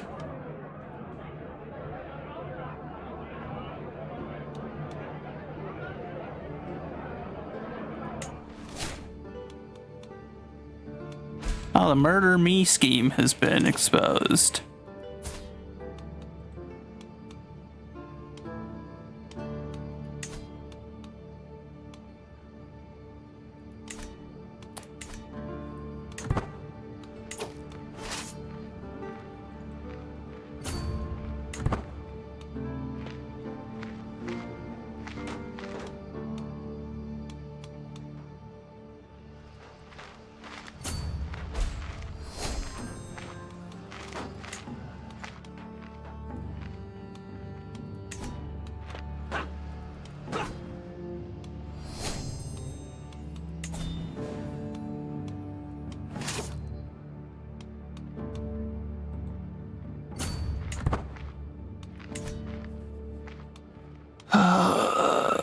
At least this whole cavalry thing is working. Having my cavalry army split off and just go chasing down their smaller forces is letting me thin their army out a bit.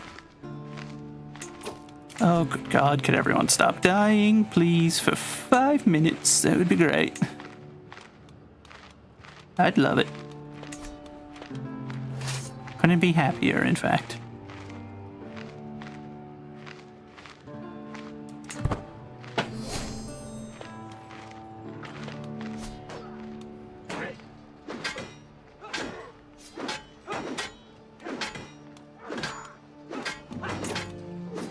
That's a neutral army.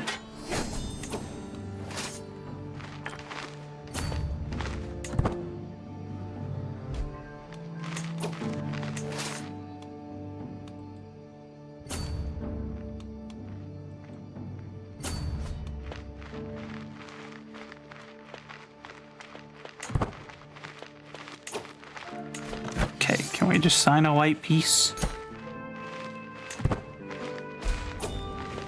Oh, thank God.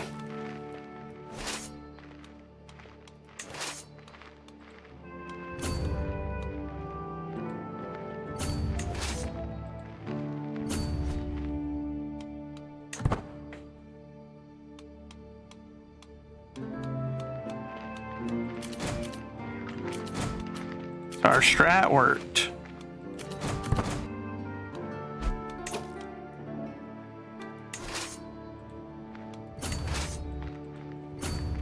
By breaking our cavalry detachment off to harass their smaller armies and let our main army siege down an important city, we were able to get enough score to at least get them to chill so we could convince them of a white peace, which is acceptable in my book. Neutral army, allied army, neutral.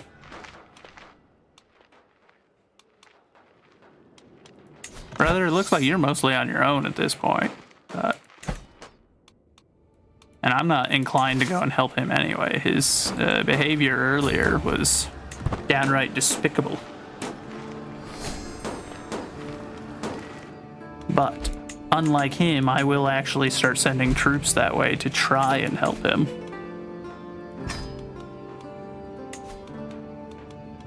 Oh yeah, our dwarf.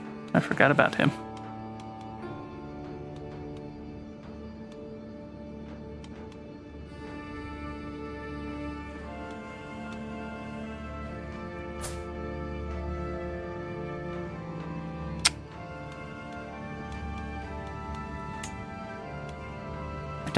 I'm not inclined to give him a position just because he wants one. If I'm entirely honest.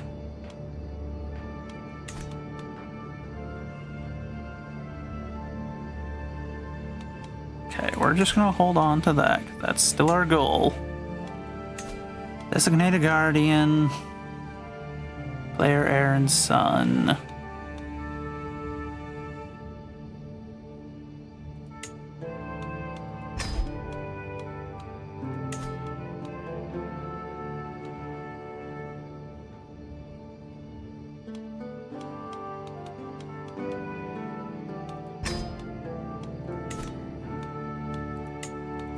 Oh yes, I know I could declare 5 million wars. I don't want to. It sounds dreadful. I'm barely staying on top of the situation as is.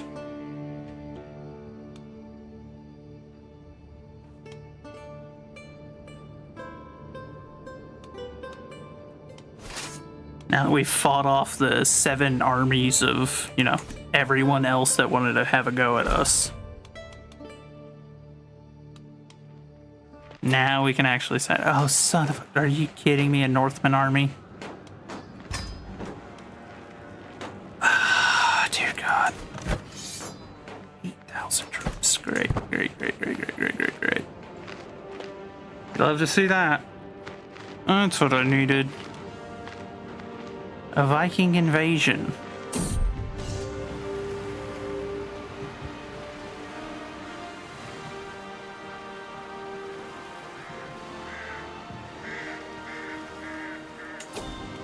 We're just gonna pay them off because we don't have the troops for that right now. Dear God Almighty.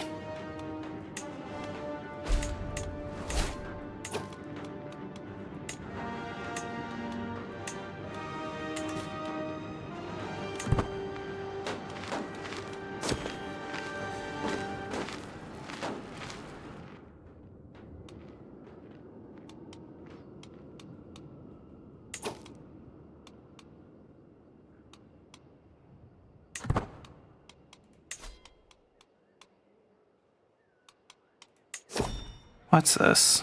What do we got? Murder holes, but we already have them. Sure. Oh God, I forgot that we were gonna go in debt doing that. Oh well, you know what? Everyone does it in this game. Literally every kingdom I see half the time is just like, oh yeah, it's been 50 years in debt. Oh good God. Our spy master died, or no, our steward died.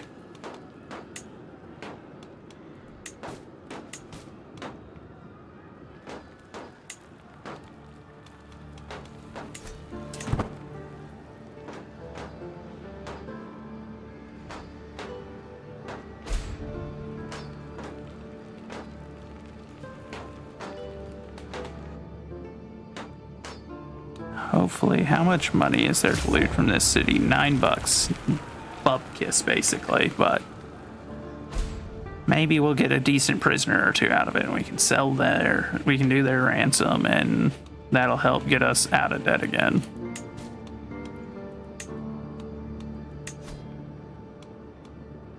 What are you good at? Nothing, so you're not getting in right now. I don't care. An attempt on my life. Oh, great. Oh, great.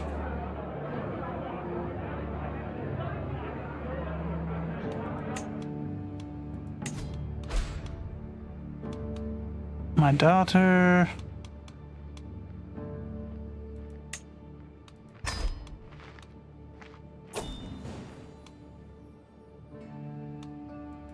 Did you end the war before I could?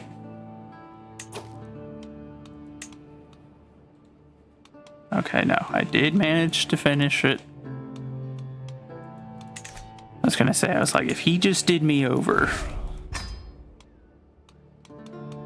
Okay, disband our army, start letting our money recover, move our capital to Kiev.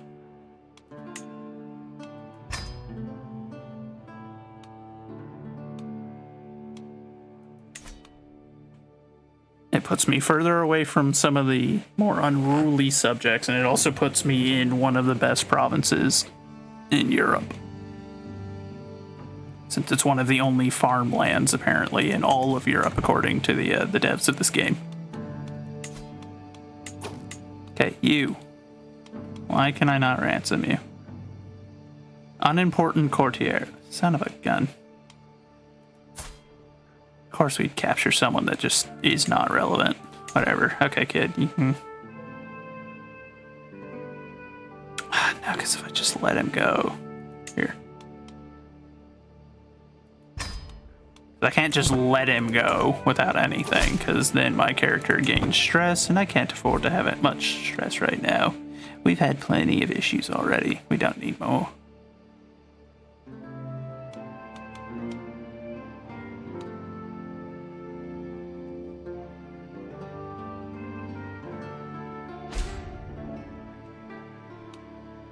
Wait, did I give Lasdian instead of Sorka? I thought I gave Sorka. Son of a gun.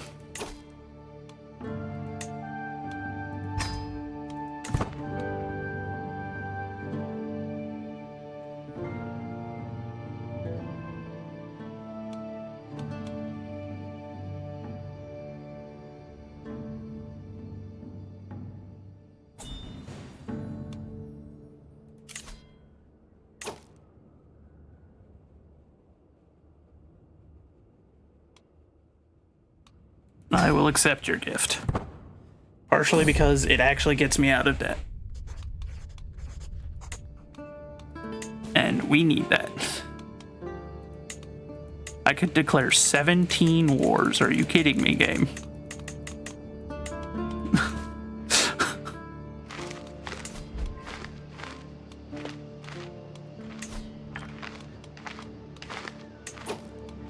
Okay, no.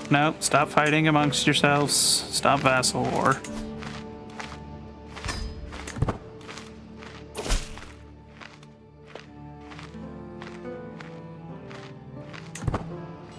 You'll see this war through to the end. Okay, then you're going to die. That's what that is.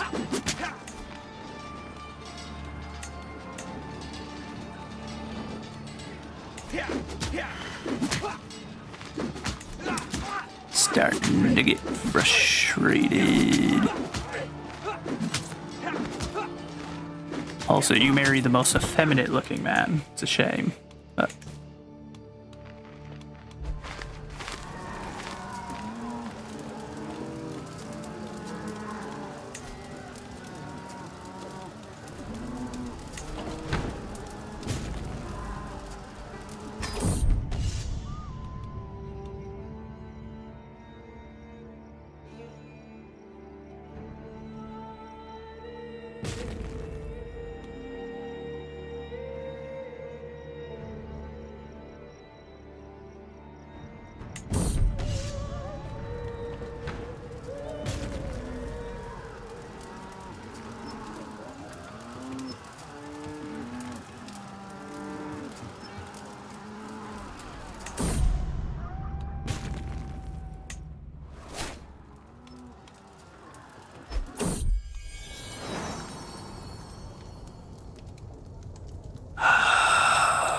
What?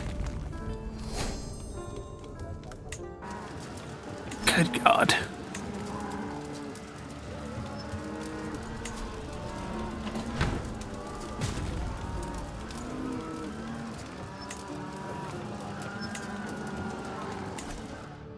I hope she knows I'm just going to take those lands from her. Like, her family is likely going to lose any claim to any land now because of her behavior.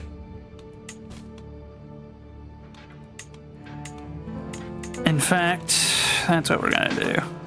She wants to play stupid games, she gets to win stupid prizes.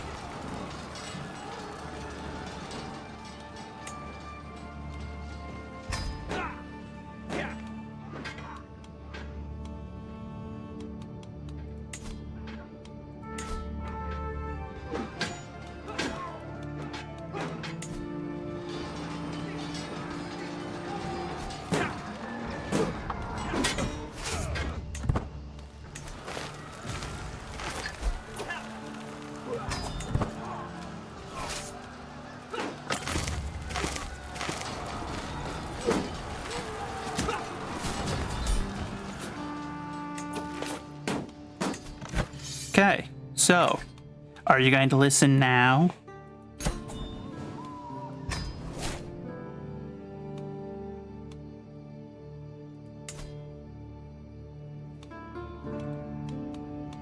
So, now you get both your titles revoked.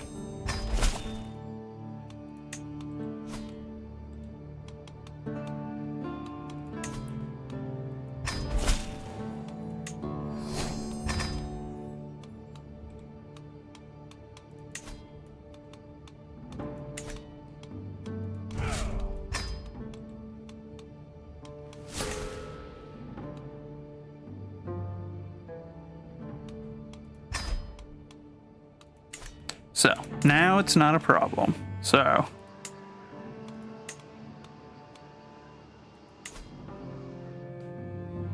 do you have any other lands? No, actually, hold on.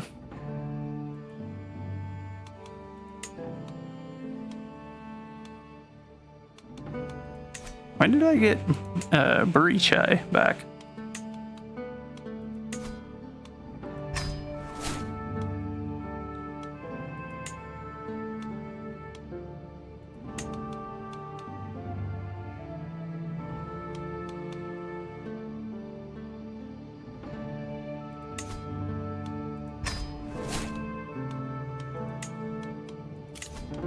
Alright, so. Hopefully that teaches the other ones that they need to be behaving. Because not behaving gets you executed. Which is not advisable typically for your health.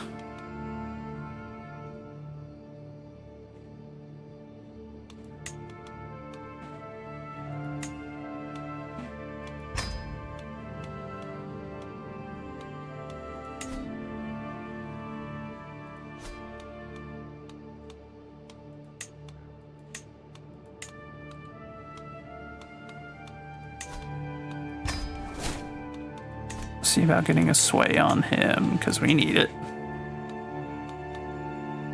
And that also stopped a war. Since they were fighting inside our territory, I decided to break it up since they wouldn't listen.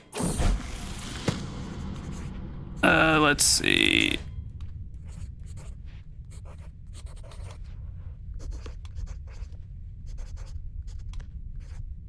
So if anyone needs it, be our patriarch, so give him a little extra.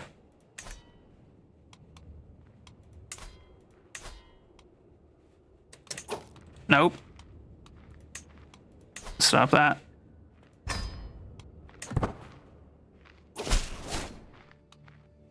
Good stuff.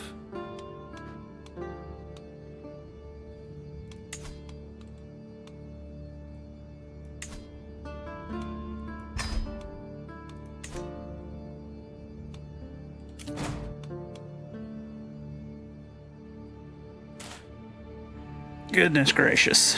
Ugh. I feel like it. You know what?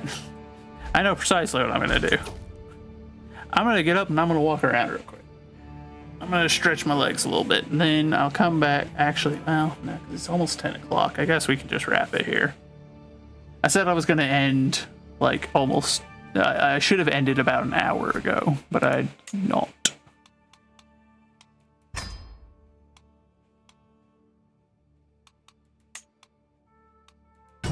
But, chat, I appreciate you all sticking around, those of you that have stuck around through the shenanigans and through me being a little bit salty, which does happen with these games. I appreciate it. I've been on just chatting this whole time, oh my god. Oh boy, oh boy, oh boy. That's not what we were doing. Well, oh well, too late now. Anyway, we will be back again tomorrow, my friends. I appreciate you all being here. God bless y'all. Stick around for that raid. We're gonna go raid our friend, the birthday girl. Old toasty back here. Joseph went and burned it up. Yep, as I've discovered. I'm gonna just turn the engine off for this section because we're doing 110 with no engine. What just happened?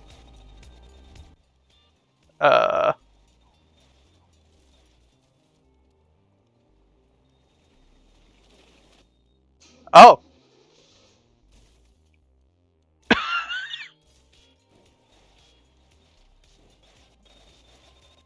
I have no clue what caused that one. May the children rise up in revolt and rebellion against the coming of the night. They shall not go into sleep quietly. They will not First of all, my lord, for you to insult my integrity and wish doom upon me, I will destroy you. I'm not afraid of you. You sound like the voice of someone that can't take you on. Come on. I have to go fight this battle. Wish me luck. Good luck. Chew on Goodbye. your ankles.